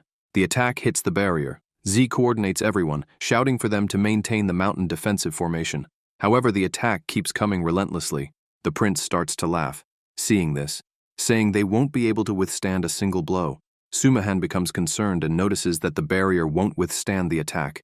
She shouts to the leader that, when the barrier breaks, they will cover for her to escape and go after Master Xiao, because if he returns to the sect, everyone will be saved. Z agrees and says she will fight to the end of her life to defeat their enemies. However, Zhu Xuan interrupts them, saying that it's too late. The leader steps in front of everyone and asks if the Dragon Flame Emperor sent them here, and questions if she surrenders and goes with them, will they leave the sect in peace? Everyone is shocked by this attitude, trying to stop her. However, the leader ignores them and says that she will go with him, but if he tries to harm any sect member, she will immediately take her own life, because if Yixuan suffered so much to come here just to find her, then he won't be able to take just a corpse. The prince applauds her and says that this is what should be expected from someone who has reached the level of sect leader, praising her courage. Some members still don't accept this, but the leader tells them not to follow her. She asks everyone to maintain the formation, protect the sect, and wait for the elder to return. As she passes the prince, he says it won't be that easy, and turns, grabbing her by the neck. He approaches and explains that if he delivers her to his father, the emperor, he will devour all the flesh and drink the phoenix's blood. This way, he will use the phoenix bloodline's regeneration characteristics to complete his divine dragon bloodline. This will help the emperor achieve the true dragon god body. However, the prince emphasizes that if this isn't enough, he will also devour her. He says that even a tiger doesn't devour its own cubs, but that man is a complete madman. Yixuan says that instead of delivering her to his father and helping him become an immortal, it's better that he drains all the phoenix bloodline she has. He starts to smile in a terrifying way, telling her not to worry, because when his dragon god body is complete, he will definitely help defeat that old beast, and by using her life, he will avenge everything he has done. Hearing this, Z loses control and charges at him, saying she will confront him with everything she has. However, before she even gets close, a slash is delivered between the two. The prince's hand has already been severed. She holds her sword, thinking about everything he said regarding the phoenix bloodline. The leader herself had delivered the strike, and thinks that, even though she doesn't know where the information about the phoenix came from, she imagines that this is why the emperor wanted to take her to the palace. Zhu Xuan analyzes the situation and thinks that his level far exceeds hers, and perhaps only with spiritual power would she be unable to harm him. It took decades for her to refine a small amount of primordial purple energy in her sword, so she must make the most of this opportunity and land a final blow. Without hesitation, the leader charges to defeat the prince, but at the last second, someone steps in front to defend the prince. Zhu Xuan steps back, surprised, as it is the blackguard from the other day. Yixuan orders his guard to end the woman's life since she cut off his arm. The guard lowers his sword and says that the emperor's order was to bring the woman alive, as his majesty wants to obtain the phoenix bloodline from her body through dual cultivation, and for that reason, he apologizes to the prince, saying he cannot follow his orders. Yixuan becomes completely enraged hearing this, as that damn dog only knew how to follow his father's orders. Zhu Xuan watches them, thinking that the primordial energy she so carefully refined has already been exhausted in her last attack. The guard releases his strength and charges, saying he is sorry. The sect leader watches the attack and thinks that, unfortunately, there is no escape for her. However, someone approaches unnoticed, and with enormous ease, Xiao blocks the attack as if it were nothing. The guard immediately retreats. Breathing heavily and trembling in fear, he looks at the protagonist. The protagonist says he was lucky to arrive in time. Zhu Xuan feels relieved to see him there. Xiao asks if she was injured. With a smile on her face, she replies that she was careless, but that small wound is nothing to her. The leader emphasizes that, thanks to Z and the others, she was able to hold on until he arrived. The protagonist asks her to rest for a while, but this worries Zhu Xuan slightly. Xiao begins to emanate a cold aura and, with hatred in his voice, says he needs to crush some vermin. The guard continues trembling in fear, wondering what is happening, thinking that this boy is only at the first level of the spirit division, yet his aura is more terrifying than someone at the peak of the spirit division. The prince doesn't waste any time and charges at the guard, who prepares himself, expecting the attack. Xiao asks what weapon dares to damage the great formation of his sect, and in seconds, the guard's sword is completely destroyed, leaving him stunned. The protagonist asks what foot dared to step on the land that belongs to his sect, and the guard's leg is also severed. What hand dares to harm your fellow sect members? And the man's arm is also cut off. Unable to defend or fight back, the guard collapses to the ground, groaning in pain as he looks at the protagonist. He screams, begging the monster not to come any closer. The prince watches, concerned. Xiao grabs the guard by the neck. Staring at the guard, the protagonist says he uses his cultivation only to harm others, and asks why the guard doesn't give him his cultivation. The protagonist begins to drain all the guard's energy, and the guard screams in desperation. A few seconds later, the guard falls unconscious to the ground. The rest of the army begins to run in panic, shouting that the man is a monster, and that they should flee. The entire sect rejoices at this. Yixuan is desperate, thinking that even Elder Nong couldn't do anything against Xiao, and that he must flee as soon as possible. However, the protagonist appears behind him, asking where he thinks he's going, asking if he is not the leader of all those people who tried to end Zhu Xuan's life. The protagonist strikes, cutting off one of his limbs, making the prince scream in pain. Yixuan begins to sweat in panic, and runs without thinking twice, thinking that this monster is extremely terrifying and he needs help. Xiao creates several swords, saying that the prince deserves his end. Without mercy, the protagonist attacks, causing a huge explosion. Yixuan falls to the ground after the protagonist's attack. The prince begins to tremble, trying to get up, thinking that he needs to escape because this monster won't let him leave alive. However, as he looks up, he notices Xiao already there. The protagonist looks at him and says that the great heir of the Dragon Flame country is crawling like a truly miserable worm, and with a terrifying smile, adds that this suits him very well. Yixuan starts to panic and screams that he is not guilty of any of this, stressing that he was only following the emperor's orders and begging the protagonist to spare him. The prince says that he is the heir, and asks if Xiao wants money, as he has plenty and could give it to him, adding that if he wanted something else, the prince could get it. Yixuan continues desperately, saying he would do anything the protagonist asked, but he only begs Xiao to let him live. The prince grabs his sword and begins to smile. However, a portal opens, and the emperor's hand appears again, telling his son that he is too slow. He grabs the prince's body, who, as he is carried away, pleads for help. The emperor's body is now completely different, with a dragon's face and a gigantic body. He says that he is tired of waiting. The prince tries to stop his father from doing anything, shouting and begging him not to do it. However, it's all in vain. The prince is dominated by his own father, who says that the little power of his bloodline still has a final use. On the other side of the portal, Zhu Xuan asks if that man has been captured. Xiao explains that it is Emperor Jishu from the superior country Longyan. The protagonist says that his true body is trapped in a magical artifact, and if they want to end this, now is the best possible time. Xiao steps away from her and says he will send someone to use the information he gathered in the Celestial Mechanisms Pavilion to establish a new large protective formation for the sect. He looks at her and asks her to protect the Hongmeng sect well and wait for him to return. The sect leader is surprised and wonders if that hand that appeared was really from the emperor, because if that's the kind of technique used to take someone's life from thousands of miles away, it means Jishu must be at least in the body fusion stage.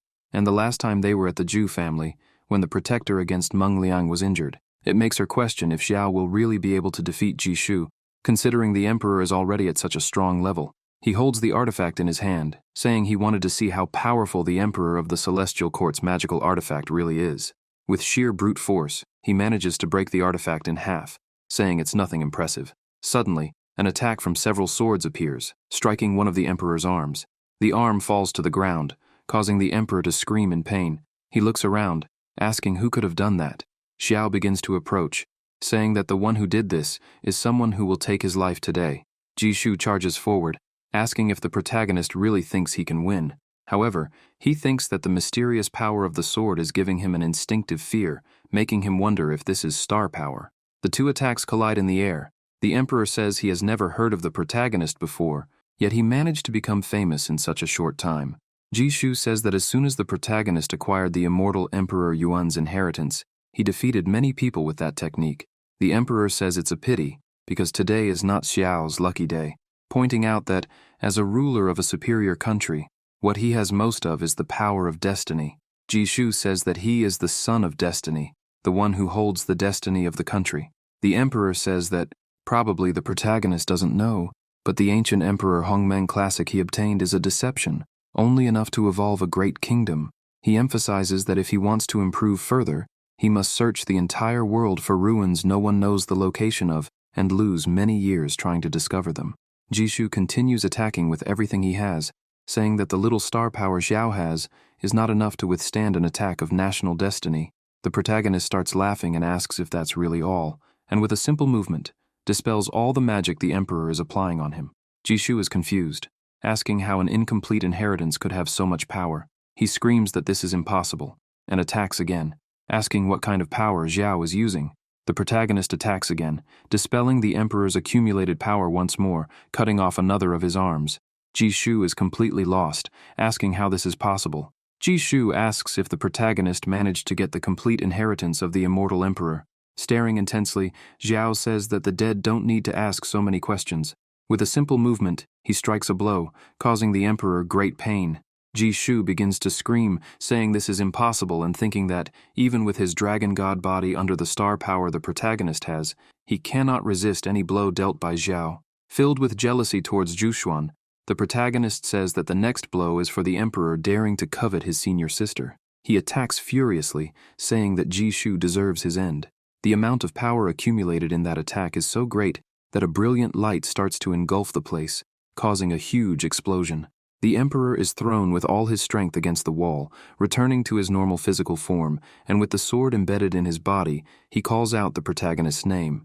Xiao creates several swords around him, saying that this next strike is to bring justice in the name of his companions from the Hongmeng sect. Jishu is unable to do anything, and simply watches as the attack approaches. Several swords begin to strike him, destroying everything around him. He starts coughing, already drained of all strength. Fallen on the ground, unable to move properly, he says that a mere mortal from the Great Qin was able to put him in this state. Jishu becomes enraged, asking if this is really where everything he dreamed of is going to end. He begins to release his power, thinking he cannot accept this, as he was supposed to unify the celestial kingdom. However, Xiao approaches and grabs him by the neck, telling him not to worry, as his end won't be so easy. The Emperor starts to panic and screams, asking what the protagonist is going to do. Xiao begins to drain all the energy, saying he will use the dragon blood to help him achieve his dragon god body. Red lightning lights up the sky. After some time, the Emperor's corpse begins to turn into ashes. The protagonist is surprised, saying that after absorbing the bloodline's power, the body started to turn into ashes. Xiao looks at his hand, which is exuding power, and thinks that he feels his physical power has increased hundreds of times. Now, he understands why Jishu was so obsessed with completing the dragon god bloodline. A magical circle appears in the sky, emitting an enormous amount of energy. The people around begin to ask what kind of celestial phenomenon this is. Suddenly, an eye appears, and with a strange voice, it asks who dared to cause trouble from the lower world during its seclusion. The people tremble in fear, saying that the pressure is extremely powerful. The strength of the experts in the fusion realm, who had just fought, seems insignificant compared to this. The pressure is so great that some of them can barely breathe. Ye Fan places his hand on his face and thinks that this is completely different from his previous life. He wonders how the Emperor could have been killed by Xiao. Ye Fan continues lost in his thoughts, saying that the power the protagonist used just now was something he had never heard of in his previous life. This makes him deduce that there is something very wrong with Xiao. He looks up and thinks that this presence can only be... In his previous life, he fought that thing for 10 days and nights, using all his powers, cards, and trump cards, yet in the end, he was careless and met his demise. Ye Fan thinks that this time, even the Emperor of the Celestial Kingdom is on alert because of the power emanating from the protagonist. The blonde man becomes worried, thinking that he cannot allow the Emperor to discover that he possesses the 9 true mantras. Ye Fan begins to use his powers and takes advantage of the fact that the Emperor's attention is completely focused on Xiao. This allows him to conceal his presence and be completely discreet. The protagonist looks at the phenomenon and says that Jishu tried to harm his loved ones and destroy his sect. This means he acted solely in self-defense. Xiao also questions who this person speaking to him is. The eye asks the protagonist if he knew that the Emperor was one of his pawns in the lower world, created to cultivate the dragon god bloodline. If he dares to covet what doesn't belong to him, then he deserves to meet his end. The spirit begins to materialize one of its swords and asks if the eye means that he, or his brothers, and the entire sect should stay quiet, while Jishu wiped them all out. A human-like form begins to materialize, and with a loud laugh, the form says that the insects could serve as food for the pawns, and adds that they should feel honored. All the people around begin to experience a strong headache just from the pressure emitted by that aura. The spirit says that the protagonist absorbed all the divine dragon blood, and because of him, he will have to become the pet in place of Jishu. It asks the protagonist not to forget to thank its mercy. A red lightning bolt shoots toward the protagonist. Xiao says that it's like talking to a wall because no one can hear, and counterattacks. Both attacks collide in the sky, causing a huge crash. Both powers cancel each other out, and the spirit is impressed, asking if this is the true and complete star power. It tells the protagonist that it will give him one last chance and asks him to swear to become its slave, requesting that he gather the complete Imperial Sutra of Primordial Chaos.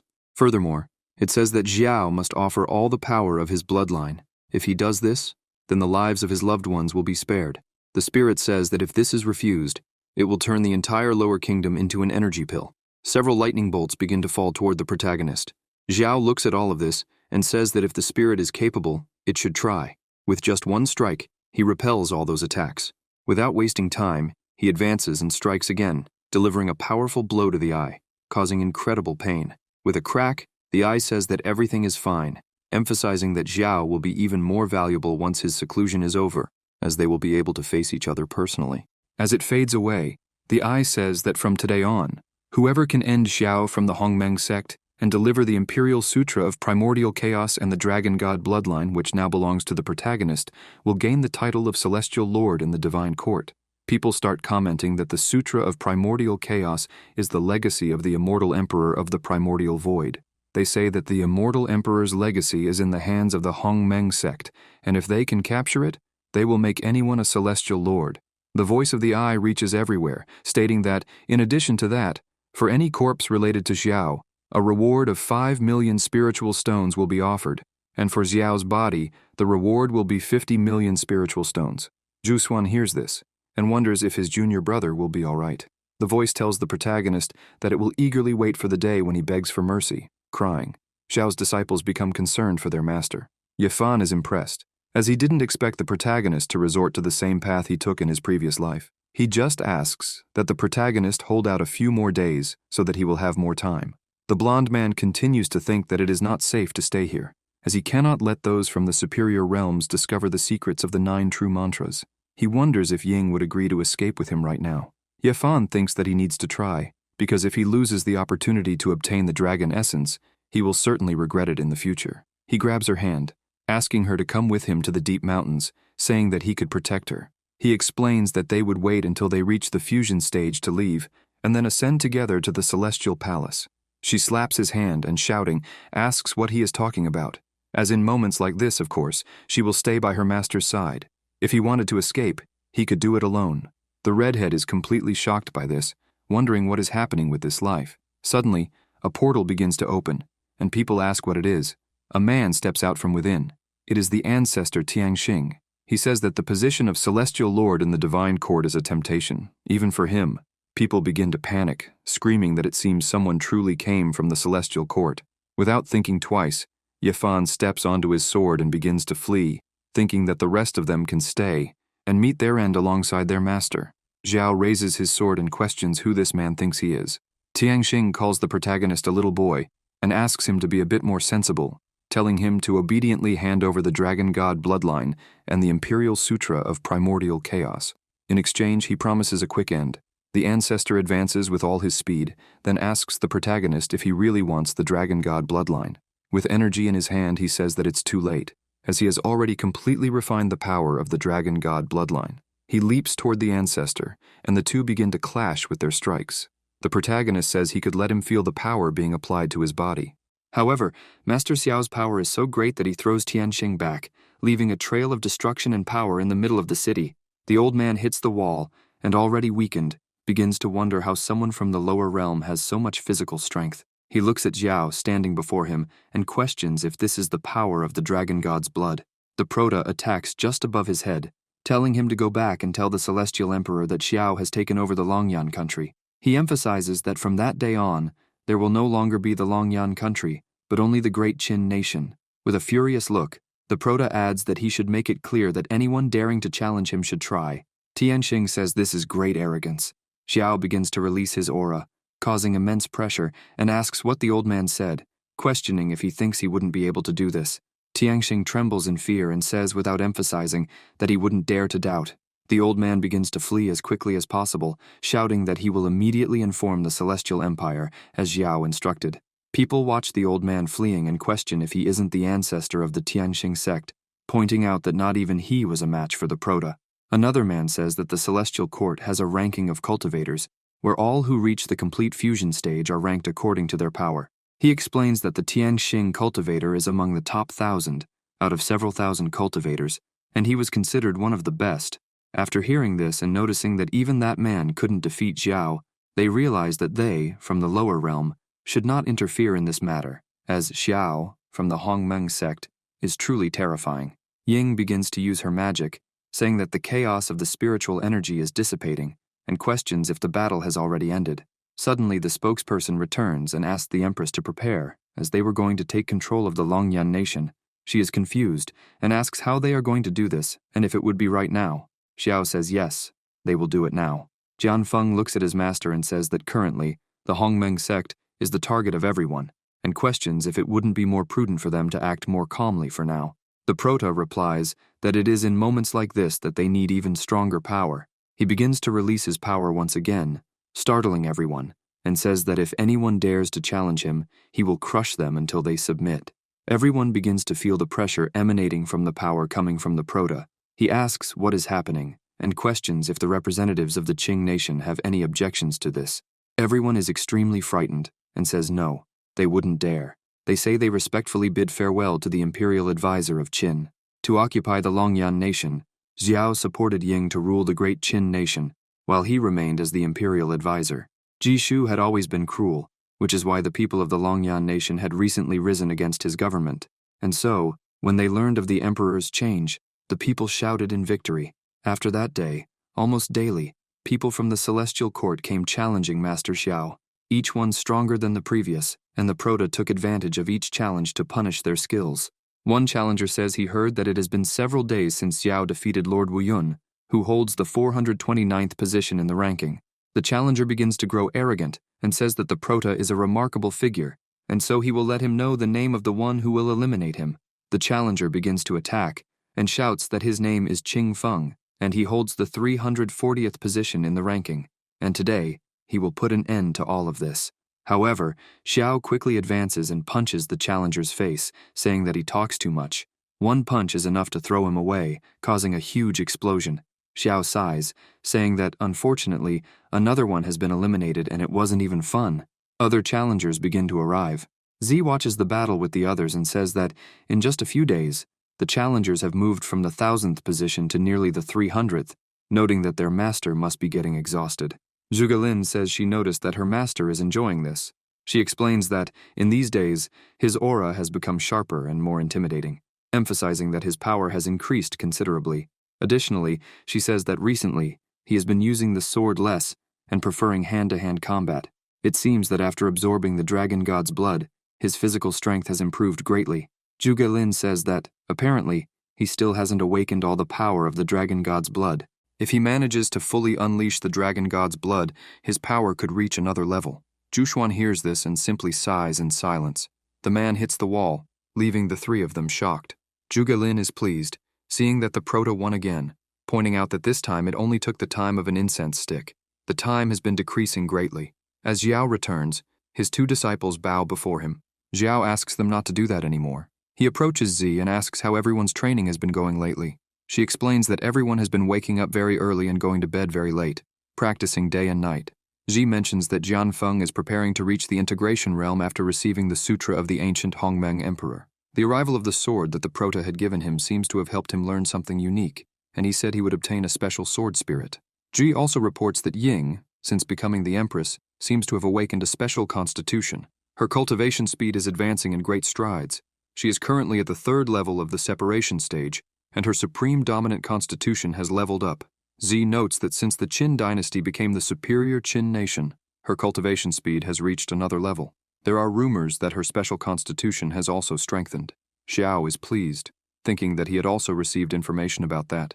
The system appears to him, stating that by helping his disciples elevate the country, they receive the blessing of a national power superior to the supreme dominant constitution of the earthly level. If he takes it to the celestial level supreme dominant constitution, the reward will be doubled, or the host will obtain the later chaos constitution of the celestial level. The later chaos constitution of the celestial level can evolve into the innate chaos constitution, requiring absorption of the primordial chaos energy. This surprises him a bit, as he hadn't expected to learn about primordial chaos energy. Z continues to report that there is also Sumuhan. She has fully dedicated herself to studying alchemy. Now, she has reached the level of a 6th grade alchemist, and her cultivation has also surpassed the separation stage. As for Wushuang, she seems to be following Sumuhan lately. On one hand, she helps with tasks. On the other, she serves as a taster for the medicines. Z reports that, thanks to the effects of the pills, her cultivation has progressed very well, almost reaching the first level of foundation establishment. Zhuge Lin takes the opportunity to thank him, saying that thanks to the Sutra of the ancient Hongmeng Emperor from Master Xiao, she is now also at the peak of the separation stage. The Prota congratulates her, and she continues by saying that she will soon be able to reach the next level. After giving the report on all the disciples, Z begins to release her power and says that, as for her, she has progressed the most among all, as she has already reached the first level of the integration realm. She says that, in addition, she has understood the method to refine purple energy into primordial chaos. Since understanding this method, she feels that not only her cultivation speed has greatly increased, but she also feels that her powers are much greater compared to others of the same level. The Prota is surprised, seeing that his disciple has independently understood a method to refine the power of destiny. He questions if she was able to do this because she is in the integration realm. He thinks that, apparently, everyone has progressed very well. Suddenly, he notices a presence and thinks that someone extraordinary has arrived. He begins to walk while telling Z that tonight he will teach her a better way to use the pure energy of primordial chaos and asks her to remember to visit him. Zhuge Lin shows respect, saying she respectfully bids farewell to her master, while Z jumps for joy at the thought of learning something new. Zhuxuan remains silent, just observing all of this. Somewhere nearby, a young woman had fallen to the ground, creating a large hole. She gets up a little dizzy and complains, saying that the lower world is really complicated, noting that she had no idea where she was at that moment. This is the sacred maiden of the divine realm, known as Ye Qing Cheng. As soon as she looks ahead, she sees Master Xiao. She is happy to see that he is there, noting that he arrived just in time, and asks where she was, questioning if she was far from the Great Qin and if he knew someone named Xiao. The Prota says that she is in the Great Qin and that he is Xiao. Qing Cheng begins to release her power, asking if he really is Xiao, noting that it is a coincidence. She charges at him, shouting that enough with the talk, he should receive her fist. The Prota starts to dodge, wondering if she is another person from the Mahayana realm. The maiden continues to attack, but he easily dodges everything. Qing Cheng says that Xiao is very fast, and if by chance he receives a punch from her, she will give him a celestial level artifact. However, he continues to dodge while she keeps asking him to stop running away. The Prota says that this is the first time in his life he's heard such a request. He wants a barrier in front of him, telling her that she should keep her word. The maiden gets excited and envelops her fists with her power, saying she will never break her word. She strikes Xiao, who is protected by his shield, shouting that if he survives her punch with full force, then she will keep her word. A huge explosion occurs, leaving the people in the city startled, asking what is happening. People say that it seems like the Imperial Advisor is fighting someone again. After the explosion, a crater forms in front of them, but nothing happened to Xiao. The Prota starts cleaning himself, saying that with all that power, a celestial level artifact isn't enough. Qing Cheng starts to breathe deeply, asking him not to act so clever. She says that, having received her punch and emerging unscathed, the reputation the Prota has is deserved, and throws an artifact to him. Xiao asks if that's a jade and questions what power the artifact holds. The maiden says he should be grateful to have received it from her. However, she gets a bit sulky, thinking that her previous punch wasn't enough, and that she wanted to try again. Qing Cheng begins to explain that the object is called the Destiny Jewel, and is an innate spiritual artifact of destiny, containing the power of the celestial laws. When fighting against a child of destiny, upon defeating them, one gains part of the person's destiny power. The Prota looks at the artifact in his hand, thinking that this is exactly what he needs. However, if this is such a powerful item, why did the person in front of him appear and give it as if it were nothing? The system appears, saying that it has detected that the host has obtained a special object, the Destiny Jewel, and that the system can start the evolution program now, as the mission has been updated. System mission: guide all disciples to reach the fusion level while you ascend, and must refine in the 4 paths: body, alchemy, poison, and sword. Mission reward: activate system update. He is impressed to learn that the system can also update because of that jewel. He looks at the woman and says that she still hasn't introduced herself, giving her name, much less saying what brings her to the Great Chin. The maiden begins to introduce herself, saying her name is Ching Chung, and that she is here because she stops speaking and asks him to first answer if he wants to dispose of the Celestial Emperor. The Prota, without hesitation, says yes. Ching Chung says she wants to make a deal. She explains that if he ascends to the Mahayana realm and defeats the top 10 talents in the ranking using the Jade's power, he will gain enough destiny from all of them.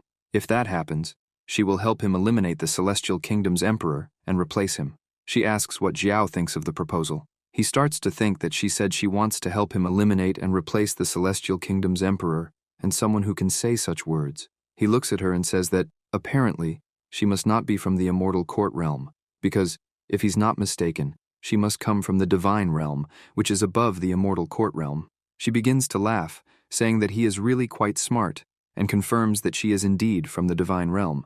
The maiden starts to leave, saying that she has spoken with him. However, she needs to recruit other talents, pointing out that they will meet again when the Prota becomes number 1 in the ranking. As she moves away, he starts to question why she would need to recruit other talents. This makes him think that perhaps the divine realm is secretly reorganizing their realm. Sometime later, at night at Xiao's house, Jushuan starts approaching the door. Suddenly, Z bursts open the door, happy, saying she understands everything now, and thanks her master, saying she will teach the method to all her younger sisters immediately. Full of happiness, she looks at her master and asks why she is standing out there, silent. Jushuan is at a loss for words, as she was caught by surprise. The Prota goes to the door and asks her why she is there, questioning if something happened. A little sad, she lowers her gaze, saying that, actually, she needed to talk to him. Z starts laughing, saying that her master wants to speak alone with her master, so she shouldn't be so indiscreet and wandering around. Jushuan becomes even more confused hearing this and tries to explain. However, the Prota interrupts her and asks her to come in and explain what is going on. Z looks at them, starts laughing, saying she will leave the two of them alone. The Prota asks Jushuan to come in, but she feels a bit embarrassed. In her mind, there are 2 versions of herself, one in the form of an angel and the other in the form of a demon. The angel form asks if she really wants to do this, and if she's sure he would want it, because if he doesn't, how will she face him afterward? However, the demon form says that if she doesn't do it now, Xiao will ascend to the Mahayana realm soon, and questions whether she thinks he would actually remember his sister Celia when he reaches that realm, emphasizing that men are creatures of desires, and if Jushuan gives herself to him that night, maybe in the future, he would remember the woman who spent a night with him. The angel form shouts, asking what madness the demon form is talking about, since Xiao is not that type of person, pointing out that they grew up together, and asking if the demon form truly didn't know the man standing there. The angel form says that if Jushuan truly loves the Prota, she should cultivate well and reunite with him in the Mahayana realm. The demon form asks what it matters if they grew up together, noting that even couples who live together for decades don't truly know each other, emphasizing that the Prota's power has increased suddenly in recent years and no one knows why, and he hasn't told anyone. The demon form questions where the angel form gets so much confidence from to say she truly knows that man. The angel form begins to retort, saying that everyone has their secrets, and asks what proof the demon form has against him, emphasizing that, since they've been together for so many years, has she forgotten the secrets they share too? Still angry, the angel form continues asking that if not for everything that happened, would they have told Xiao about their past? The demon form says that's exactly why they need to be direct. Between a man and a woman, there is only one veil, and besides, until now, the Prota isn't interested in her, so they can simply say that they did this to thank him for helping them so many times. The demon form begins to move forward, asking the angel form to doubt a little more, and starts pushing her away, while the angel form asks Jushuan not to do it. Xiao asks if she's okay. Jushuan asks him not to speak and tries to kiss him, surprising Xiao. He pulls away a bit and asks her to wait. She holds his shirt tightly, a bit embarrassed, while he questions what that was. Jushuan looks at him, a bit embarrassed, and asks why the Prota is asking so many questions, wondering if he doesn't want this. Xiao gets embarrassed and says that's not what he meant. Zhu keeps getting closer and says that if he's willing, then he should stop asking so many questions. They close the door and she starts to undress. The next morning, the kingdom is calm, and they're lying in bed.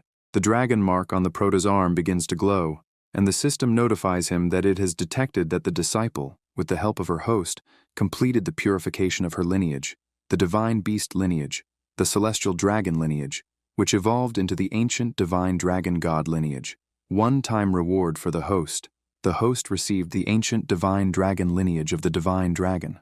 Xiao starts to think that, since he used the stellar power in the dragon realm to elevate the white dragon's lineage, allowing it to transform into a true dragon, most of the time he was absent, consuming his power. The prota is surprised because he never imagined that, due to the dragon being inside his body, not only the dragon lineage was purified, but his own too. He looks at Zhu sleeping beside him, and thinks that what surprised him the most is how things unfolded this way. He turns to her, and continues admiring her beauty, thinking that now he and Zhu.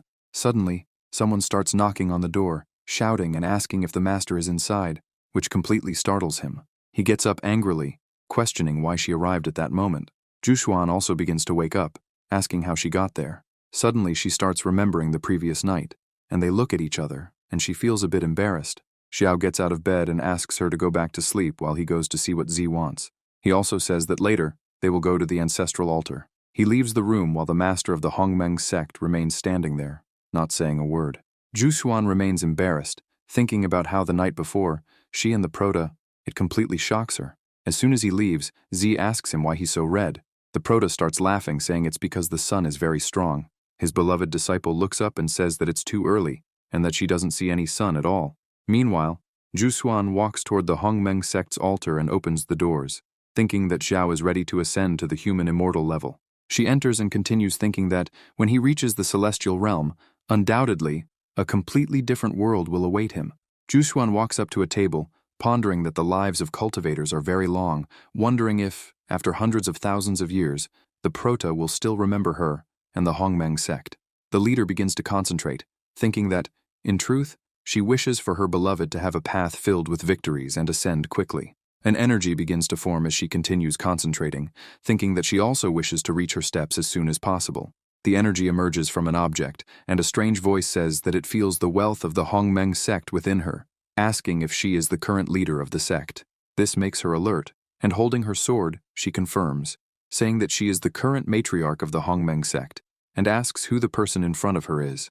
An image forms from that energy and says that it is the first leader of the Hongmeng sect, the Taoist Hongmeng. The ancient leader says that if she is truly the leader, then she must have read the celestial book he left behind.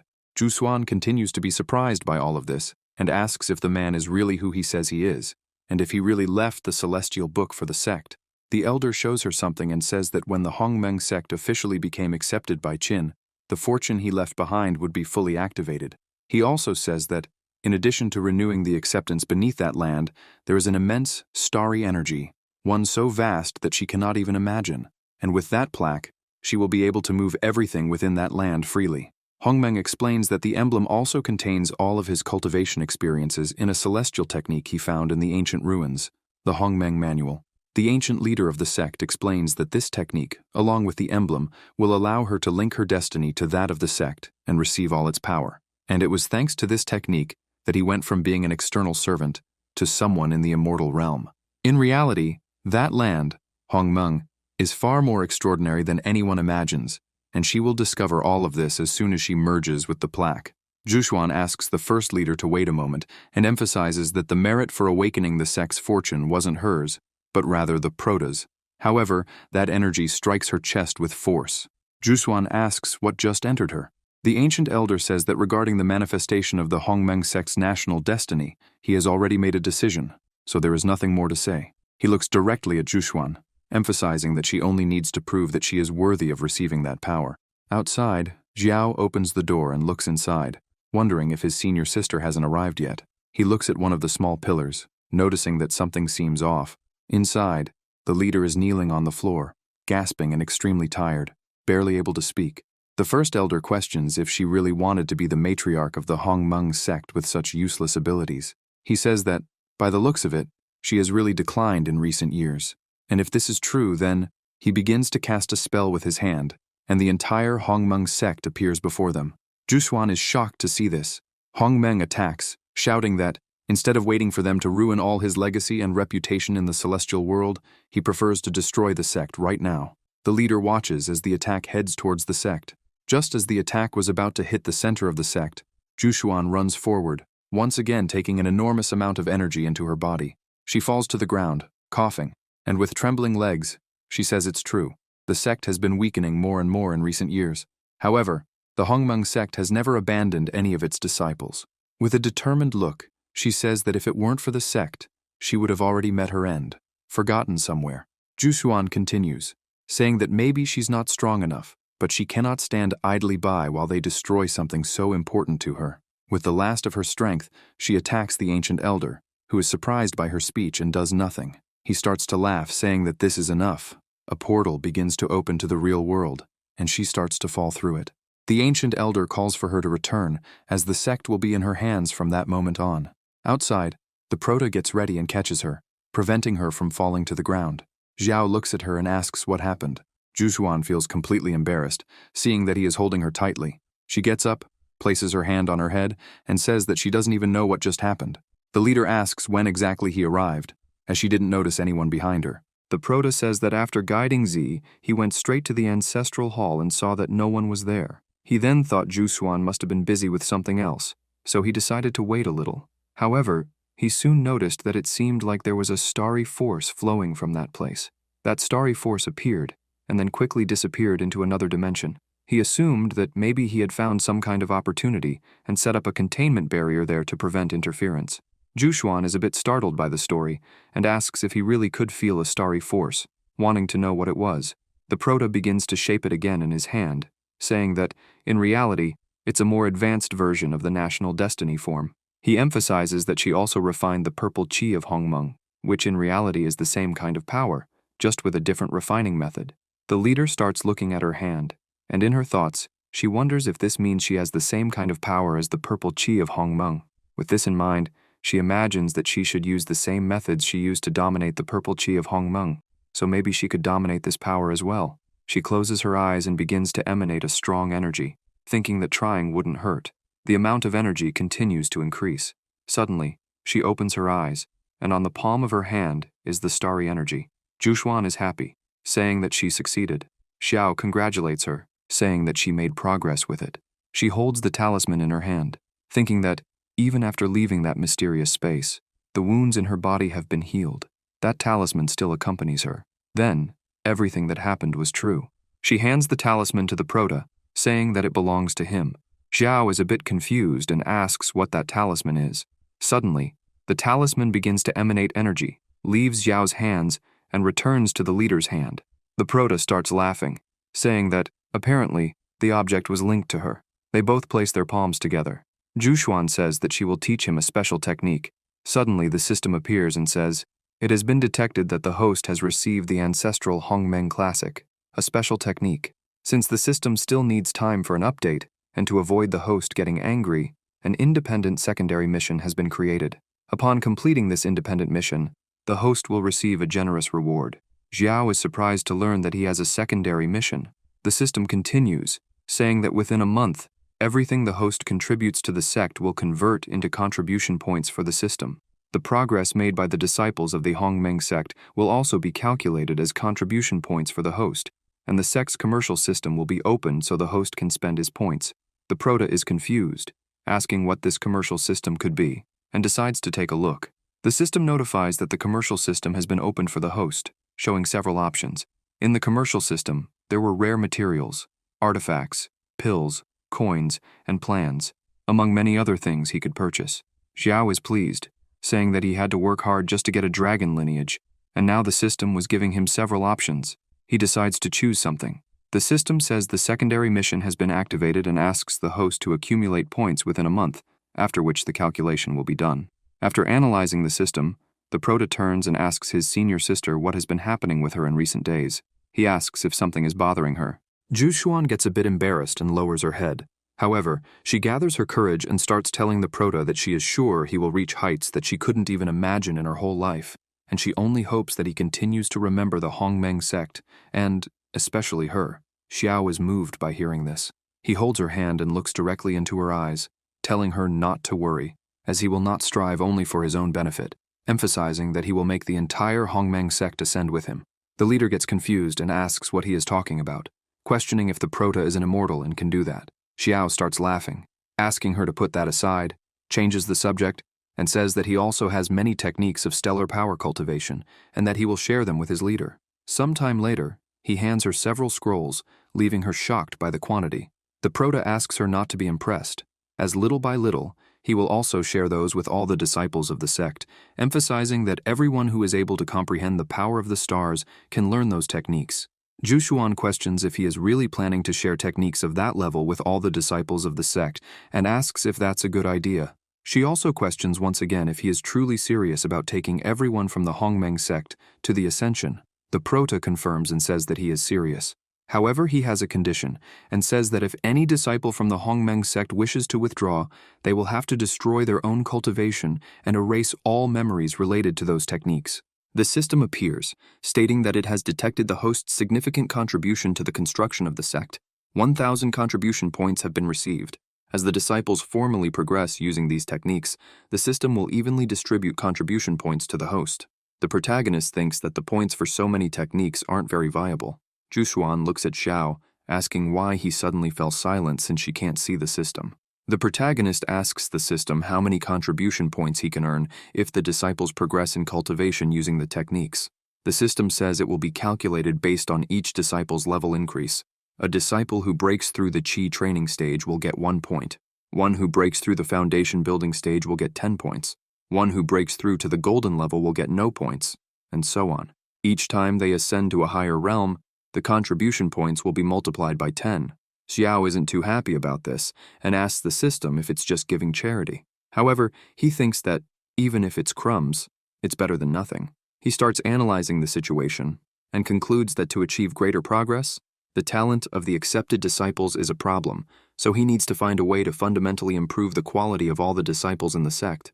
Suddenly, he becomes happy because he had an idea, even though the sect leader doesn't understand anything. He turns and starts to leave, telling his senior sister that he has something to do and will see her later. Hearing they'll see each other in the evening, she becomes embarrassed. Meanwhile, at the medicinal herb cultivation field on Mount Dantian of the Hongmeng sect, several people are working. They begin to admire the herbs, impressed by their quality and how incredible they are, emphasizing that Xiong has an innate talent for preparing medicinal herbs. Just like Elder Sumuhan, they gather and start talking about it, as they can even feel the density of the medicinal energy from afar. Suddenly, Sumuhan appears, asking what is happening and why everyone is gathered. People get startled and say they were praising senior brother Xiong for his medicinal herb cultivation. She approaches and says that the medicinal energy is indeed intense and tells Xiong that he has cultivated very well. Sumuhan also mentions that it's clear he put great care into growing those herbs. Xiong starts to get proud, saying that it's obvious his medicinal herbs are amazing. However, Sumuhan begins creating a flower in her hand, asking Xiong if it wasn't Master Xiao who brought back the wood spirit from the Longtung realm, noting that he already passed the refinement technique to everyone. She begins applying the energy accumulated in her hand, saying that when cultivating herbs, they can also supplement the fields with some wood spirit energy. This will help them grow even better. The energy starts spreading over all the herbs, leaving everyone impressed. As the energy spreads, Sumuhan says that the medicinal herbs appear stronger. Most cultivators are completely shocked by how incredible it seems, except for Xiong. He turns around angrily, shouting that he already knew this but needed her to teach him. While he's making a scene, the ground starts cracking. People get worried, asking what's happening and telling everyone to look quickly as the soil is shaking too much. Suddenly, a giant flower appears in the middle of all the others. They ask what it is, and if it might be a snow ginseng, pointing out that it's as big as a mill. The cultivators start surrounding Sumuhan, praising her and shouting that there's no doubt the elder has mastered that technique perfectly. They begin asking to learn and to have her help them in the fields as well. Xiong remains a bit distant, irritated by this. He begins thinking that it's always the same. Every time that woman shows up, people start running and shouting around her. Feeling angry and jealous about it, he begins questioning what makes her so special, no matter how skilled she is. After all, she's just a second-rate alchemist. Suddenly, the bell rings, and Sumuhan says that it's almost time for class, so everyone should start gathering their things. As everyone jumps with joy, saying they're going to class and feeling lucky to learn from the elder, Xiang continues to stand there, just watching everyone. The other two people who stayed with Xiang start questioning, saying they don't understand why Sumuhan, who's the same age as them, was appointed the peak leader by the master. The other one says that she's nothing more than a second-rate alchemist and questions what makes her so special. Xiang stays silent, irritated for a while. Suddenly, he starts to cheer up and asks what the two of them think about teaching her a lesson so she can learn that there's always someone greater than you. The chubby one asks what kind of lesson, and the other questions what he's thinking. Xiang shows a pill in his hand, saying it's a fusion pill. If someone crushes it over the medicinal herbs, it will blend with them and turn into a special impurity. Xiang explains that he tested the pill with a 6th-ranked alchemist who came to teach at the sect, noting that not even the elder's spiritual force could completely eliminate that impurity. On top of that, if it's not detected immediately, the impurity will cause an explosion. The chubby one is impressed, asking if the explosion from the other day was his fault. The bowl-cut hair one says he thought that 6th-ranked alchemist was simply incompetent. With a look of envy, Xiang says those are the herbs Sumuhan used today for a demonstration in class. He points out that the 6th-ranked alchemist was severely injured in the previous explosion, and he heard that he had to stay in bed for a month to recover. Filled with envy, he starts saying that this time he wants Sumuhan to meet her end. The three of them begin walking, as it's time for class, and from a distance, Seal watches everything. He just watches silently. In the alchemy room, several people are entering, and are surprised to see some new faces. They start questioning who the two people are since they've never seen them before. Others say that, judging by their clothes, they seem to be from the Wanlian Pavilion. This means that today, people from the pavilion are observing, and it seems like they want to start a collaboration. That little group thinks that the Wanlian Pavilion is the most prestigious alchemist organization today. If they can embarrass that woman in front of them, it will be a disgrace for all alchemists, and she'll never recover from it. Suddenly, Elder Sumuhan enters the room with a larva in her hand. She walks over to the cauldron, saying that she will now demonstrate the special method to refine the snow ginseng pill. Xiang starts laughing, thinking that now is his moment. Sumuhan throws the herb into the cauldron, and the fire begins to dissolve it. She explains that, to refine this type of pill, the most important thing is to completely eliminate the impurities from the herbs. During the fusion of medicinal energy, there shouldn't be a trace of impurity. The elder begins using her alchemy, and the cauldron starts shaking. Everyone is stunned, watching the scene. However, Sumuhan begins to get a little worried, not understanding what's happening, and wonders, what was that sound? People begin commenting that they heard something breaking, and ask if the alchemy cauldron could explode. Other students tell them to stop talking nonsense, as that couldn't happen, especially with the people from the Wanlian Pavilion there to observe them. The two visitors remain silent, just watching the scene. The elder thinks something's wrong, so she decides to fuse the medicinal liquids first, and begins using her magic. The process begins, but she notices that the fusion of the medicinal liquids fails, and wonders how this is possible. Still worried, she starts questioning if there's an impurity she didn't see before. However, she decides to stabilize it before the medicinal powers get out of control. Indeed, there are impurities that weren't eliminated, and these impurities are not typical of snow ginseng cultivation. Furthermore, they've almost completely fused with the medicinal liquid. It's impossible to eliminate them, and the only solution is to wait for the medicinal powers to spiral out of control and attack the alchemist. It's clear that someone tampered with these medicinal ingredients. They deduce that the person intends to end the life of the alchemist. Suddenly, the cauldron begins rocking violently, and people start to get scared, asking what's happening and why the alchemy cauldron is shaking so much. They begin speculating that this is a loss of control of medicinal powers, wondering if the elder might lose control as well. One of the visitors starts mocking the scene, saying that a simple second-level snow ginseng pill has already caused the alchemist to lose control. The other points out that she has poor concentration. Xiang continues happily, mentally hoping that it explodes soon. That way Sumuhan will be humiliated in front of everyone, and his greatest desire is to see her pathetic face. Suddenly she hears a voice saying, "Stay calm. If you can't eliminate the impurities, neutralize them right away." She wonders if that voice could be her master's, and, looking back, sees that it indeed is. After thinking for a moment, the elder says her master is right. After all, they're just impurities. If she can't eliminate them, she'll neutralize them. She starts separating the items one by one. She emphasizes that a small inconvenience occurred. Then, she will show everyone the special technique for refining the snow ginseng. Sumuhan says she will let everyone take a look at the process of refining the level 10 elixir. Xiang continues trembling with rage, questioning what this is. All the people present begin to be completely stunned when they hear it's a level 10 pill, a legendary pill. Even the visitors from the pavilion begin questioning if she's really going to make a legendary pill. The oldest among them says that he has lived for hundreds of years and has never heard of such a young alchemist capable of refining a level 10 pill. He points out that Sumuhan is getting too confident, so he hopes she doesn't trip over her own arrogance. However, nothing shakes the elder's confidence.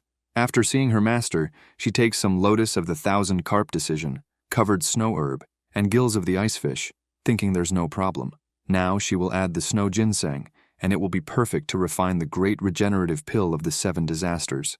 The cauldron calms down, and she thinks she's been researching the great regenerative pill of the 7 disasters for more than half a year, always missing something. But now, she understands.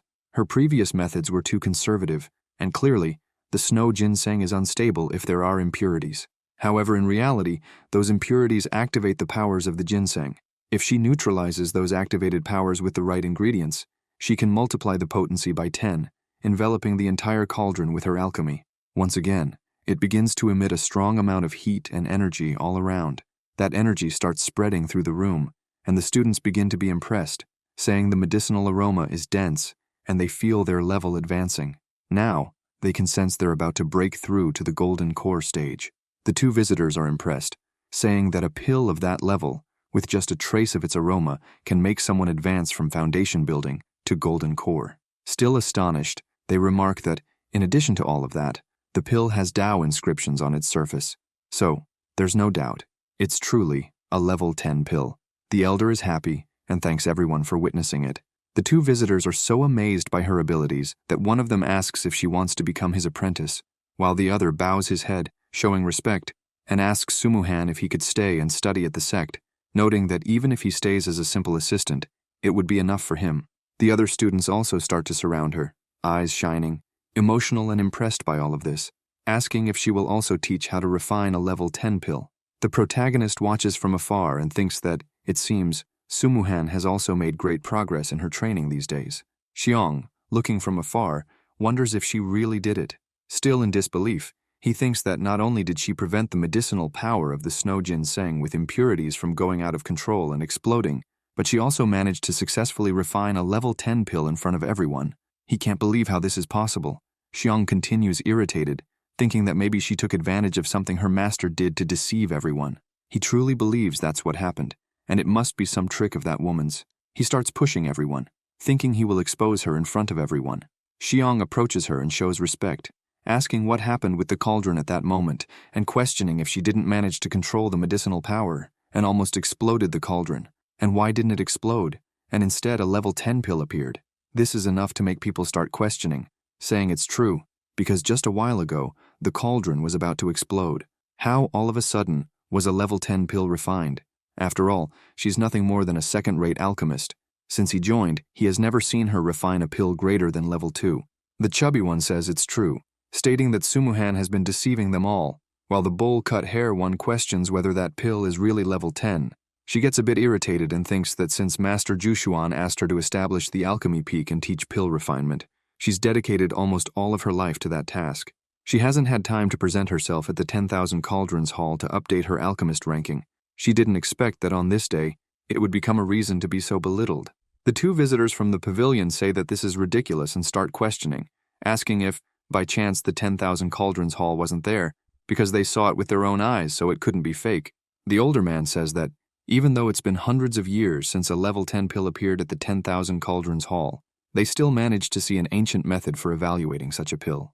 They explain that it said the main difference of a level 10 pill, compared to lower levels, is the profound Tao resonance it emits through its fragrance. Just by smelling it, one can achieve an advancement. On top of that, the Tao lines on the surface of the pill also have the power to help others break through their limits, just by observing it. The visitor asks the elder if he could examine the pill. Sumuhan holds the pill in the palm of her hand and says there's no problem.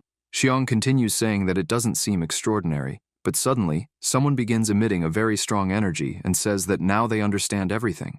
The person starts shouting joyfully, saying that it's incredible. The older visitor says that the facts speak for themselves. Xiong turns his face and starts wondering if this really is a level 10 pill, questioning how it's possible, and if the elder has been hiding her true strength all this time. Xiong shows respect once again and says that, it seems there's no doubt. It really is a level 10 pill. He apologizes, admitting he was completely ignorant. A little shaken by all of this, he says he just remembered that he has something to do, so he will leave now. However, she tells him to wait. Annoyed by the situation, Sumuhan says that she clearly remembers the snow ginseng she used earlier, which came from his plantation. Xiong continues irritated and points at her, shouting what proof she has to claim such things, emphasizing that she shouldn't point fingers at him without evidence. She starts releasing some of her power, saying that all the ginsengs in that pill had spiritual wood energy. This method of nourishing herbs with spiritual wood energy hasn't been taught to anyone yet. Today, she demonstrated it to everyone using his plantation as an example.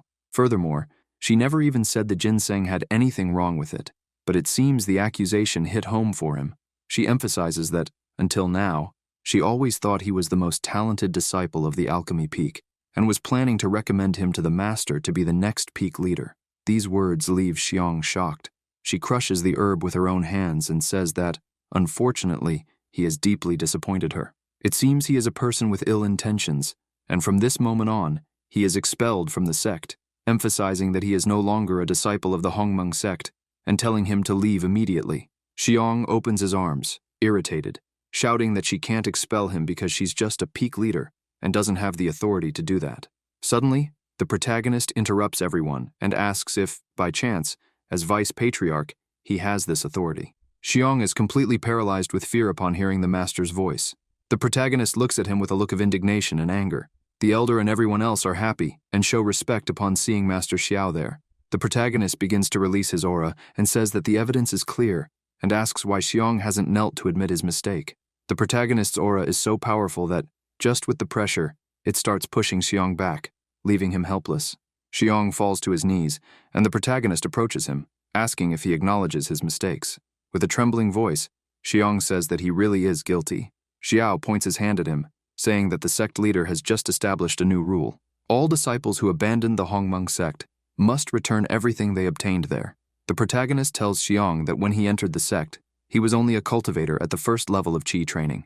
Xiao begins absorbing Xiong's abilities, saying that now he will reduce his cultivation to the first level of qi training and erase all knowledge of alchemy, expelling him from the sect.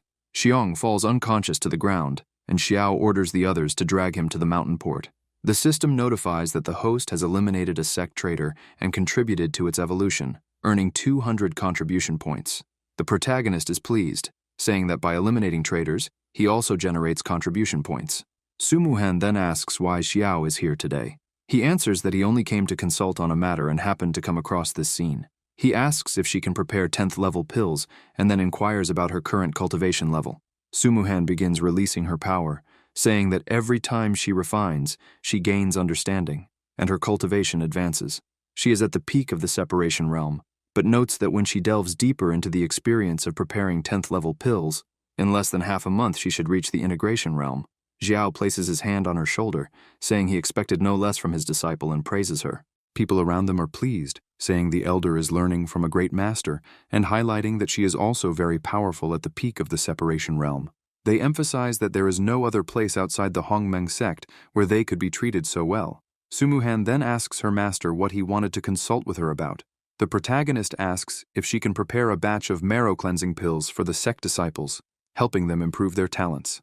The students begin celebrating, saying that even the #1 accepted disciple in the continent wouldn't be so generous, and entering the Hongmeng sect was the greatest luck they've had.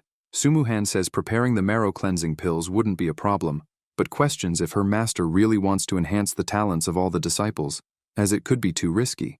The visitors in the pavilion agree with the elder, noting that, with all due respect, the heavenly treasures the protagonist possesses will be coveted and attacked, and they cannot control whether these wonders fall into the wrong hands.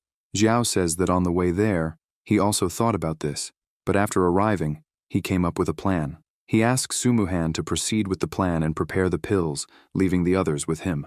She is pleased with the master's request and agrees immediately. Meanwhile, Xiong is struggling to descend the mountain, as his body has no more energy. He continues walking down the immense stairs, complaining that without his cultivation, he can't even fly on a sword, thinking he'll have to descend step by step and will only reach the bottom by morning. Suddenly, he slips and starts falling, rolling down the stairs until he crashes face first onto the ground, muttering that it's not his lucky day. A man approaches him while he's on the ground, asking if he wants to take revenge on the Hongmeng sect. Xiang looks up and asks who the man is. The man, fully hooded and dressed in black, says that no one needs to know his identity and asks Xiang to just remember that he is someone who can help him seek revenge. Sometime later, somewhere, Xiang looks at himself in a mirror and looks back, questioning if the man really said that with this, he could take revenge on the Hongmeng sect. The mysterious man places his hand on his shoulder, saying that this won't be enough. Suddenly, Xiang feels an immense pain flooding his body and screams, asking what the man is doing. The mysterious man replies that he is transferring some power to him. The mysterious man begins to remember a fight in which an old friend lost.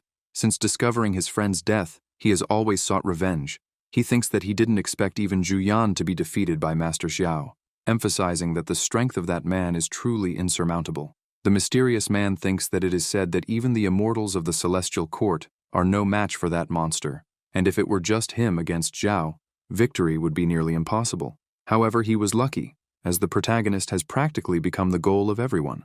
As they solve the issue of the mountain's protective formation, those who want to eliminate Zhao only increase. He thinks that he can't wait to see the protagonist lose his life. Meanwhile, at the entrance of the Hongmeng sect, Xiao was telling his disciple that, 300 miles to the west, there was a valley where demons had been seen recently. He emphasized that he had just completed the transmission of skills, but she needed real combat experience to gain more. His disciple agreed and began walking alone toward the destination her master had ordered. Xiang hid behind a tree, watching everything, and looked at the girl alone, thinking that she seemed a bit naive. This made him think that if he gained her trust, he could infiltrate the sect. They stepped on a branch and made noise, and suddenly she was surrounded by several people. As they surrounded her, Wu Shuang prepared to fight, and questioned if they were the demons causing trouble there, all wearing masks. She asked what she would do if they were demons. They all advanced together, shouting and questioning if she believed that, even alone, she could be a heroine who would eradicate the demons and defend the righteous path. She began to remember her master's teachings, saying that if she chose to specialize in body arts, the best defense would always be attack. She began moving her spear, thinking that she should remember every word of her master. However, a strange energy began to take over the spear and her body, making her question what it could be. She became trapped, seeing the demons approaching, and thought that this was not good at all. One of the demons started speaking, saying that she would now be his. She started to panic, thinking that she was in serious trouble. However, another person emerged from the forest and drove the demons away, defeating them, saying they were a bunch of cowards, attacking with superior numbers.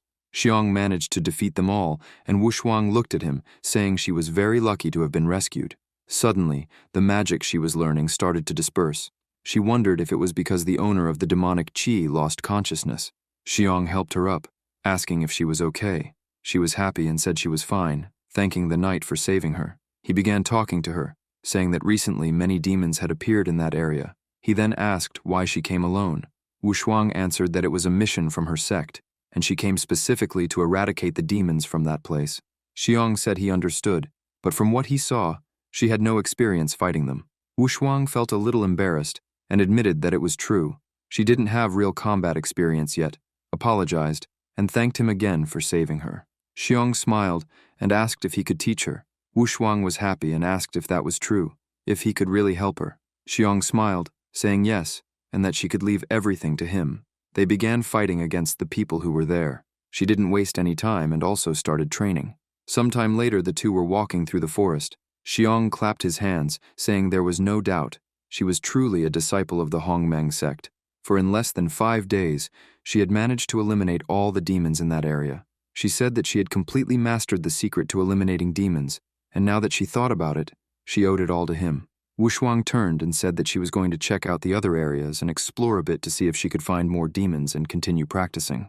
Xiang begins to smile, thinking that after taking care of all those demons, Wu Shuang will trust him more, and as long as he uses her, he will be able to enter the Hongmeng sect easily. Wu Shuang raises her spear, all happy, saying that she has finally fought on her own. Xiang watches her, thinking that soon he will take care of all of them. However, he is shocked to discover that the Hongmeng sect has established a new rule that no outsiders can enter unless they have the master's approval. He falls to the ground, upset as Wu Shuang apologizes, saying these are the rules. Still crying, he says he understands and asks her not to worry, as he didn't want to cause trouble for her. Xiang begins to wonder when the sect established these rules, as he didn't even know about them. Putting on a sad act, he says that his intention is not to put her in a difficult position. He simply wants to join the Hongmeng sect because a friend of his disappeared after joining. Xiong emphasizes that he grew up with this friend since childhood, but they lost contact and now he is searching for him. Wu Shuang is moved by the story, saying she understands. Xiong continues his act and asks her not to worry, as if it's really difficult, it's better to forget about it. He mentions that he can't take advantage of having saved her once to ask for something in return, and says he will find his friend on his own. Wu Shuang starts to leave, telling him to be careful. Xiong shouts, asking her not to be so cold, saying that if she can help him, he would like to be helped. Wu Shuang stops and thinks for a moment while Xiong makes a pitiful face. After a few seconds, Wu Shuang gets an idea and says she will introduce Xiong to her master, as he is fond of new talents, and since Xiong is stronger than her, the master will probably like him. This shocks Xiong. Wu Shuang grabs his arm and starts dragging him, saying she will take him to meet her master right now. Xiong freezes in fear and asks if they really should make such a scene. He starts thinking that he can't meet Xiao as he's too clever, and if he finds out about the whole act, he'll tear Xiong apart. He tries to break free but can't, realizing that Wu Shuang has immense strength, which doesn't make sense. Seeing he won't be able to break free, he asks her to wait.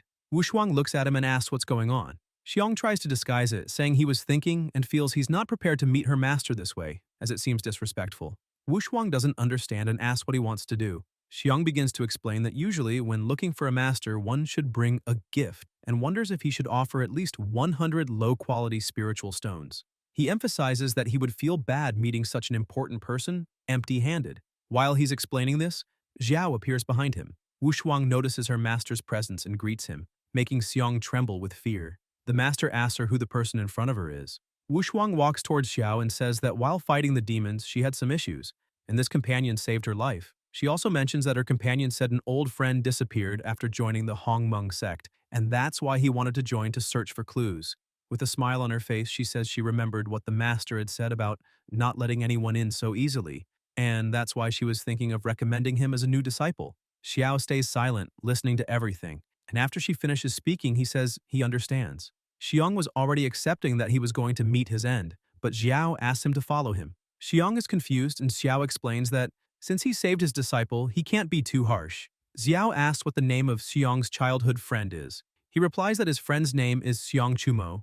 Xiao says that if it's this guy, he was expelled from the sect recently for trying to kill an important mistress. Xiong starts shouting, saying that's impossible as he knows his friend's personality well, and he would never do something like that. He emphasizes that he's sure his friend was framed and thinks that if those bastards hadn't forced his hand, he wouldn't have done that.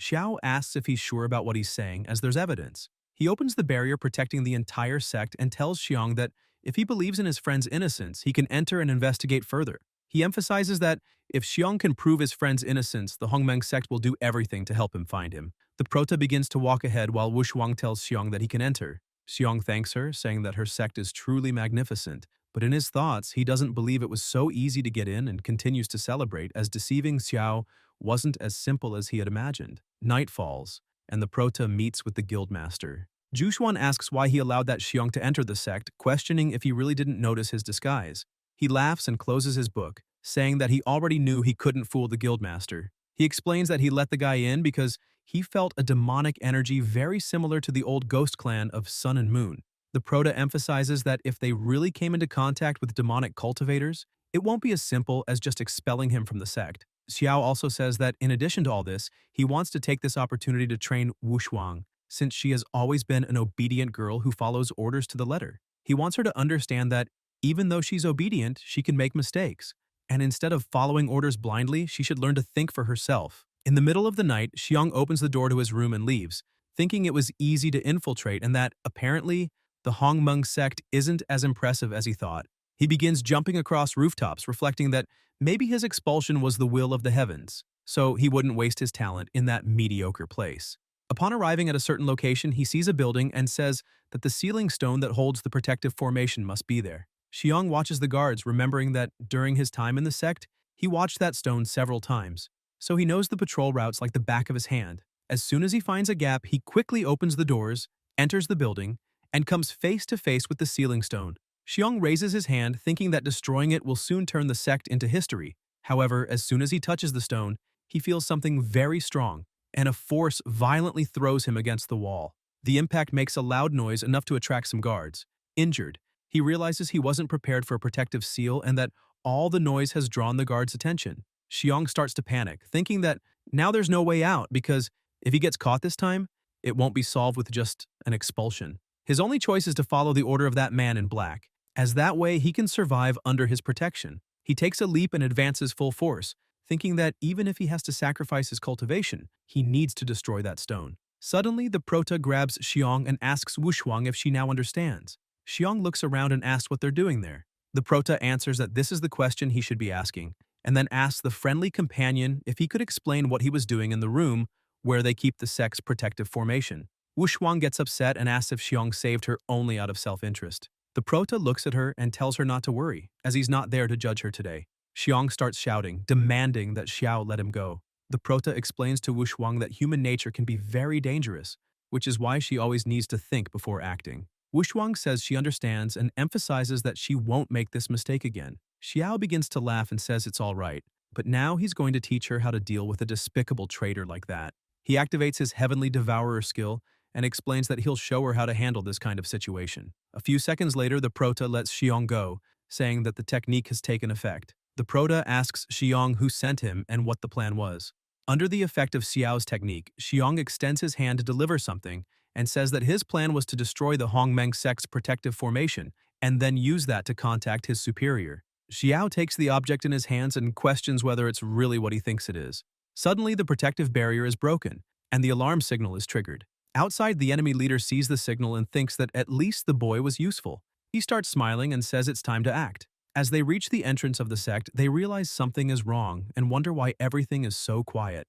One of the servants asks the leader if he really thinks something is wrong there. The leader points out that even if it's a trap, it doesn't matter, because if there's a powerful formation, it will take at least 15 minutes to reactivate it. By then, the Hongmeng sect will already have been reduced to ashes.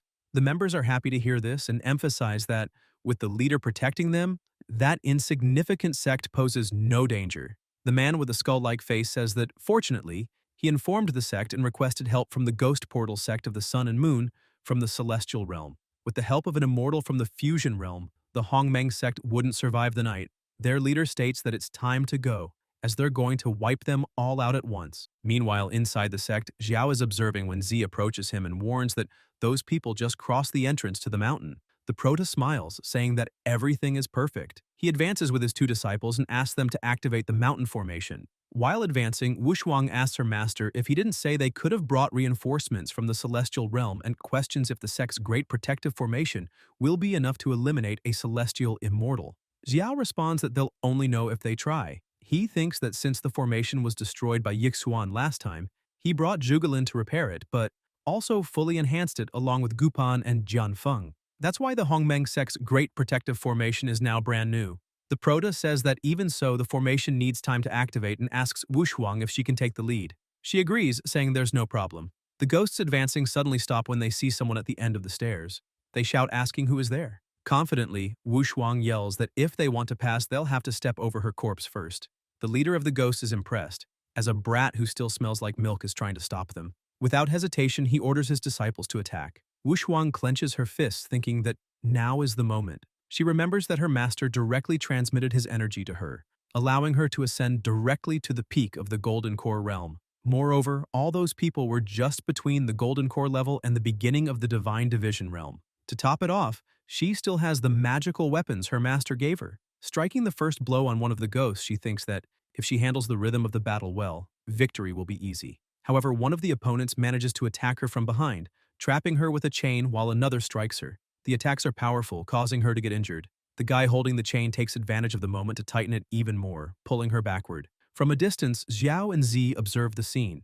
Z starts to worry about her sister, but the prota tells her not to worry, stressing that Wushuang needs to learn to fight on her own and that Z must trust her more. Despite her master's words, Z remains anxious and worried about her junior sister. Wushuang, being dragged by the chains, exerts tremendous effort to hold them and thinks she needs to get up right now. Besides having received energy from her master, the prota also strengthened her physical body, which means her physical endurance should far surpass that of an ordinary Golden Core cultivator. With this in mind, she believes she should be able to break those chains easily. The ghost holding the chain mocks her, asking his partners to look, as she's trying to break the chains of the River of Tales with just physical strength. He points out that it's ridiculous, and he and his companions start laughing, explaining that the chains were made from the bones of cultivators who practiced body refinement at the divine division level. Even so, Wushuang is trying to break them, with only golden core cultivation and brute strength. Full of mockery, they say that she couldn't possibly do it, not in her dreams. Facing their jeers, Wushuang thinks that strength has always been her greatest asset,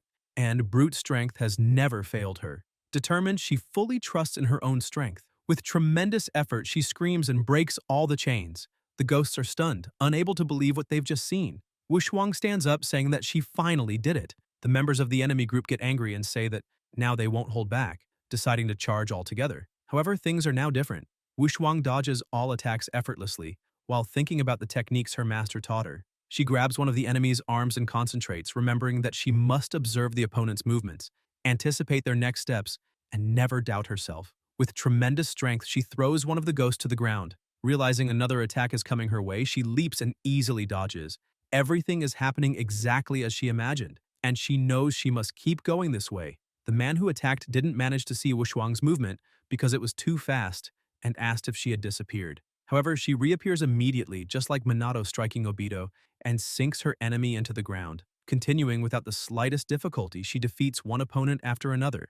Her strength was such that when she threw one of them upwards, he landed on top of the others, and shortly afterward, all of them were lying on the ground with only her standing. Smiling, she thinks she's very good and celebrates her success. However, the leader of the group charges forward in fury, calling everyone useless.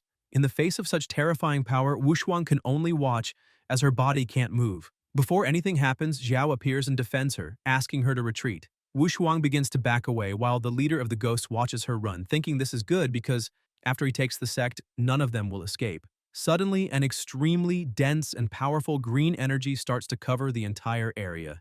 The leader of the ghosts looks at the spreading energy and wonders if the mountain's defensive formation has been activated. He then releases his own energy, reflecting that he's heard of the Tower of Destiny and its powerful formations. But he believes that won't be enough to break through his defensive technique. Several swords begin to form and advance toward him. The leader, realizing they've been discovered, decides to take the opportunity to test the formation's capabilities personally. However, as the attacks begin to hit his defense, he stops talking. The impact of the strikes is so intense that cracks begin to appear in his protection, leaving him surprised and questioning what immense power this is. The barrier continues to crack more and more while the attacks keep coming, generating large explosions. The Prota, watching the situation, orders the next wave of attacks to be fired. Confident, Z says she's sure there's not a trace left of the invaders. The Prota starts laughing, commenting that he doesn't know if the mortars from his previous world would have this much power, stressing that the feeling of long-range fire support was truly brilliant. Hearing this, Wushuang becomes confused and decides to ask her master what a mortar is. The Prota changes the subject, saying it's nothing and emphasizing that it's an adult matter, and she's still too young to understand. Suddenly, the system notifies that it detected the host eliminating powerful enemies from the sect and as a result, earned contribution points, totaling 1,000 points. The system continues saying it detected that the disciple improved her combat experience under the host's guidance and that the reward will be doubled. As a prize, the host will receive a celestial-grade superior technique for golden threads. Upon seeing the notification, Zhao laughs and says it's excellent, noting that, apparently, everything is resolved. Sumuhan appears and informs that he's finished preparing the marrow cleansing and primordial cultivation pills that the Prota requested. Xiao thanks him and asks to have the pills brought to the hall. He then instructs Z to notify everyone that they can go there to collect a vial of marrow cleansing and primordial cultivation pills as a reward for their continued efforts. Z smiles and says she understands. The sect members start to talk among themselves. One asks if it's true they'll receive the marrow cleansing and primordial cultivation pills for free. Another responds affirmatively and shows the ones they've already received. A man holding his pill comments that he doesn't understand why the sect is being so generous this time, pointing out that before, one had to complete a month of missions to get just one first-rank pill. Looking at the pill in his hand, he notices that there are so many refined patterns on it that it must be at least an 8th-rank pill, which leads people to question if they could really distribute them for free. 3 disciples are admiring the pill, commenting that it's the first time they've seen something of that level. Curious, they wonder what would happen if they consumed it. Suddenly, they begin to feel a strange energy and hear a peculiar noise. Alarmed, they scream, asking what that was and if someone inside the sect was making a breakthrough. Other disciples explain that after consuming the marrow cleansing pill, the person awakens a special type of body. They are impressed and ask if the pill can really do that. The new disciples look at the pill in their hands and conclude that if it can truly grant a special body, then the Hongmeng sect will be their new family. Without hesitation, one of the men takes the pill immediately and starts feeling power growing within him. Suddenly, an enormous amount of energy starts to pour out of his body. The man screams, confirming that the pill indeed awakens a special body. Amazed, he says he'll inform his cousins and uncles to come and become disciples of the Hongmeng sect as well. Xiao observes all the energy emanating from his sect when, suddenly, the system starts notifying him. The message informs that it has been detected that the host renewed the talent of the sect's disciples, resulting in the awakening of a special physique in 300 people, granting him a reward of 10,000 contribution points. Additionally, the host significantly improved the sect's prestige, earning another 10,000 points, and the number of disciples drastically increased with his help, granting him an additional 10,000 contribution points. Upon seeing so many accumulated points, the professor laughs, saying that this time he really received a large amount of contribution points. He wonders if this will be enough to purchase a special physique in the store and asks the system to open it. The system notifies that it's changing the store interface and then displays all the available items. Xiao, ever astute, tells the system that he has a question and asks if the items purchased in the store can only be used by him or if they could be given to his disciples and thus refunded. The system responds that it's not possible to directly transfer the purchased items to the disciples, emphasizing that this exchange is prohibited. The prote, trying to be even smarter, questions that if the system says he can't give it directly, then it means he can modify it. The system, without a response, remains silent. As he analyzes the items in the store, Zhao finds a stone called the warrior god Xing Tian's lineage, which costs exactly 10,000 contribution points from the sect. As soon as he selects it, the system informs that this item is only valid for a secondary mission, which makes him dissatisfied. Meanwhile, Wu Shuang was cultivating when the prota approaches her and is impressed to see her still training late at night. Surprised and happy to see her master, she asks what he's doing there. Xiao extends his hand and says that since she's working so hard, he brought something special to gift her.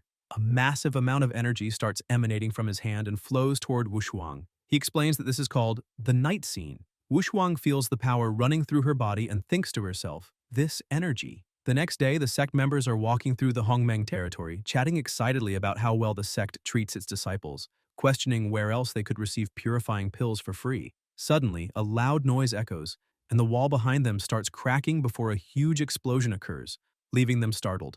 Screaming, the two disciples question what's going on. Amid the smoke, Wu Shuang emerges with a terrifying aura and holding an incredible weapon. One of the members, impressed, asks if she has awakened a special constitution. Wu Shuang, slightly embarrassed by the destruction she caused, responds affirmatively but admits that she couldn't control herself for a moment and asks if the men are injured. The energy surrounding her begins to dissipate and she wonders why this is happening to her. At that moment, Xiao and his other disciples appear.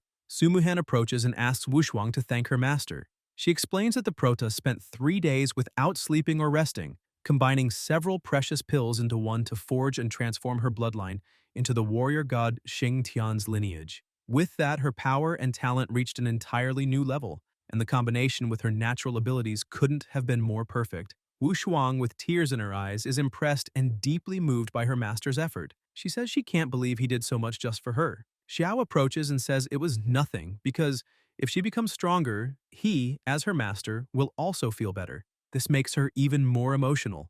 The system notifies that it detected that the disciple awakened the warrior god Xing Tian's lineage of inferior celestial rank with the help of the host, and therefore the reward will be doubled. As a result, the host obtains the warrior god Xing Tian's lineage of superior celestial rank. Still crying, Wu Shuang tells her master that she's not worthy of so much attention and that she will always carry a debt of gratitude for everything he did for her. She emphasizes that now that she's stronger, she can definitely fight against the enemies for her master's sake. Xiao, however, lightly scolds her, saying he already told her not to worry about that and questioning why she still doesn't believe him. At this moment, Z releases her aura, demonstrating impressive power, and warns Wu Shuang not to think of stealing the glory of fighting for the master, as this honor should be hers. She reveals that the prota granted her the heart of the Lord of the Nine Heavens' celestial sword, and therefore she won't allow Wu Shuang to take credit for this. Suddenly, the dragon aura begins to emanate from the prota's body, leaving everyone stunned. A man appears, saying that this is his first meeting with his senior brothers and sisters. He introduces himself as Bai and emphasizes that he is also a disciple of the master. He explains that although he had been dormant for a long time, He recently gradually awakened after receiving the ancestral dragon lineage from the Prota, which allowed him to reach the fusion realm. Jianfeng also begins to demonstrate his power, claiming that his Qianjun sword god constitution is not bad. Qipan Ah then reveals that she also awakened her lineage, stating that thanks to the Hell Serpent lineage granted to her by her master, she managed to reach the fusion realm. Sumuhan also manifests her power, explaining that the pills she refines can now directly modify a person's constitution, all thanks to the Shenong lineage given to her by the Prota. Zhuge Lin, in turn, demonstrates her strength and introduces herself, mentioning that some of those present may not know her. She identifies herself as Zhuge Lin, the current head of the Celestial Mechanisms Pavilion branch in the Upper Granqin Kingdom. She explains that a few days ago, Xiao formally accepted her as a disciple, and now that she has obtained the heart of the star god, she has finally advanced to the fusion realm. The Prota mentions that Ying is still busy with state affairs, and that Zhuge Lin will soon have more matters from the pavilion to manage. As for the others, he informs them to prepare, as they will soon ascend directly to the celestial court. The disciples bow their heads and shout in unison that they understand. The system starts to notify various rewards.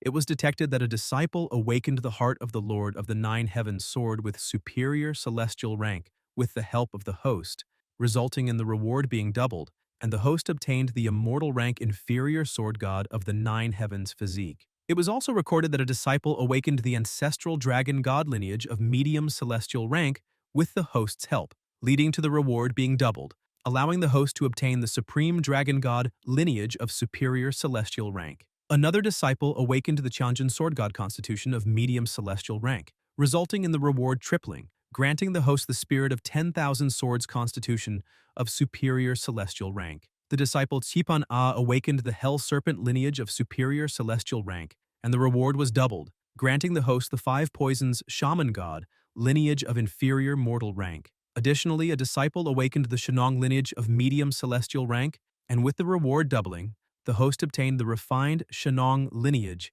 of superior celestial rank. The Prota is impressed with so many benefits and comments that everyone is incredible. 3 months later, lightning continues to fall, and the people present begin to wonder how many times someone has crossed the lightning tribulation in this period. They feel that, during these 3 months, the storm clouds above their heads never disappeared. However, no one knows exactly who is causing all of this now. The system notifies again that all the disciples under the host's tutelage have ascended to the fusion realm, and that the conditions for the system update have been met. As a result, the system update program was initiated, and an opportunity to teleport to the Immortal Gate has been earned. Upon receiving this notification, the Prota reflects on the fact that Wu Shuang also ascended to the fusion realm, but wonders about the significance of this teleportation opportunity to the Immortal Gate. Suddenly, everything begins to tremble, and the sect members ask if an earthquake is occurring. However, the entire sect begins to float, lifting off the ground, and in an instant, it simply disappears. Meanwhile, in the Celestial Court, inside the residence of the true Phoenix Lord, in the Phoenix Palace, the female disciples were quietly cleaning when suddenly a loud noise echoes, and something appears in the sky. With astonished looks, they realize that the entire Hongmeng sect has appeared right in front of them. If you enjoyed this video, subscribe to the channel, hit the bell icon, and like the video. Thank you.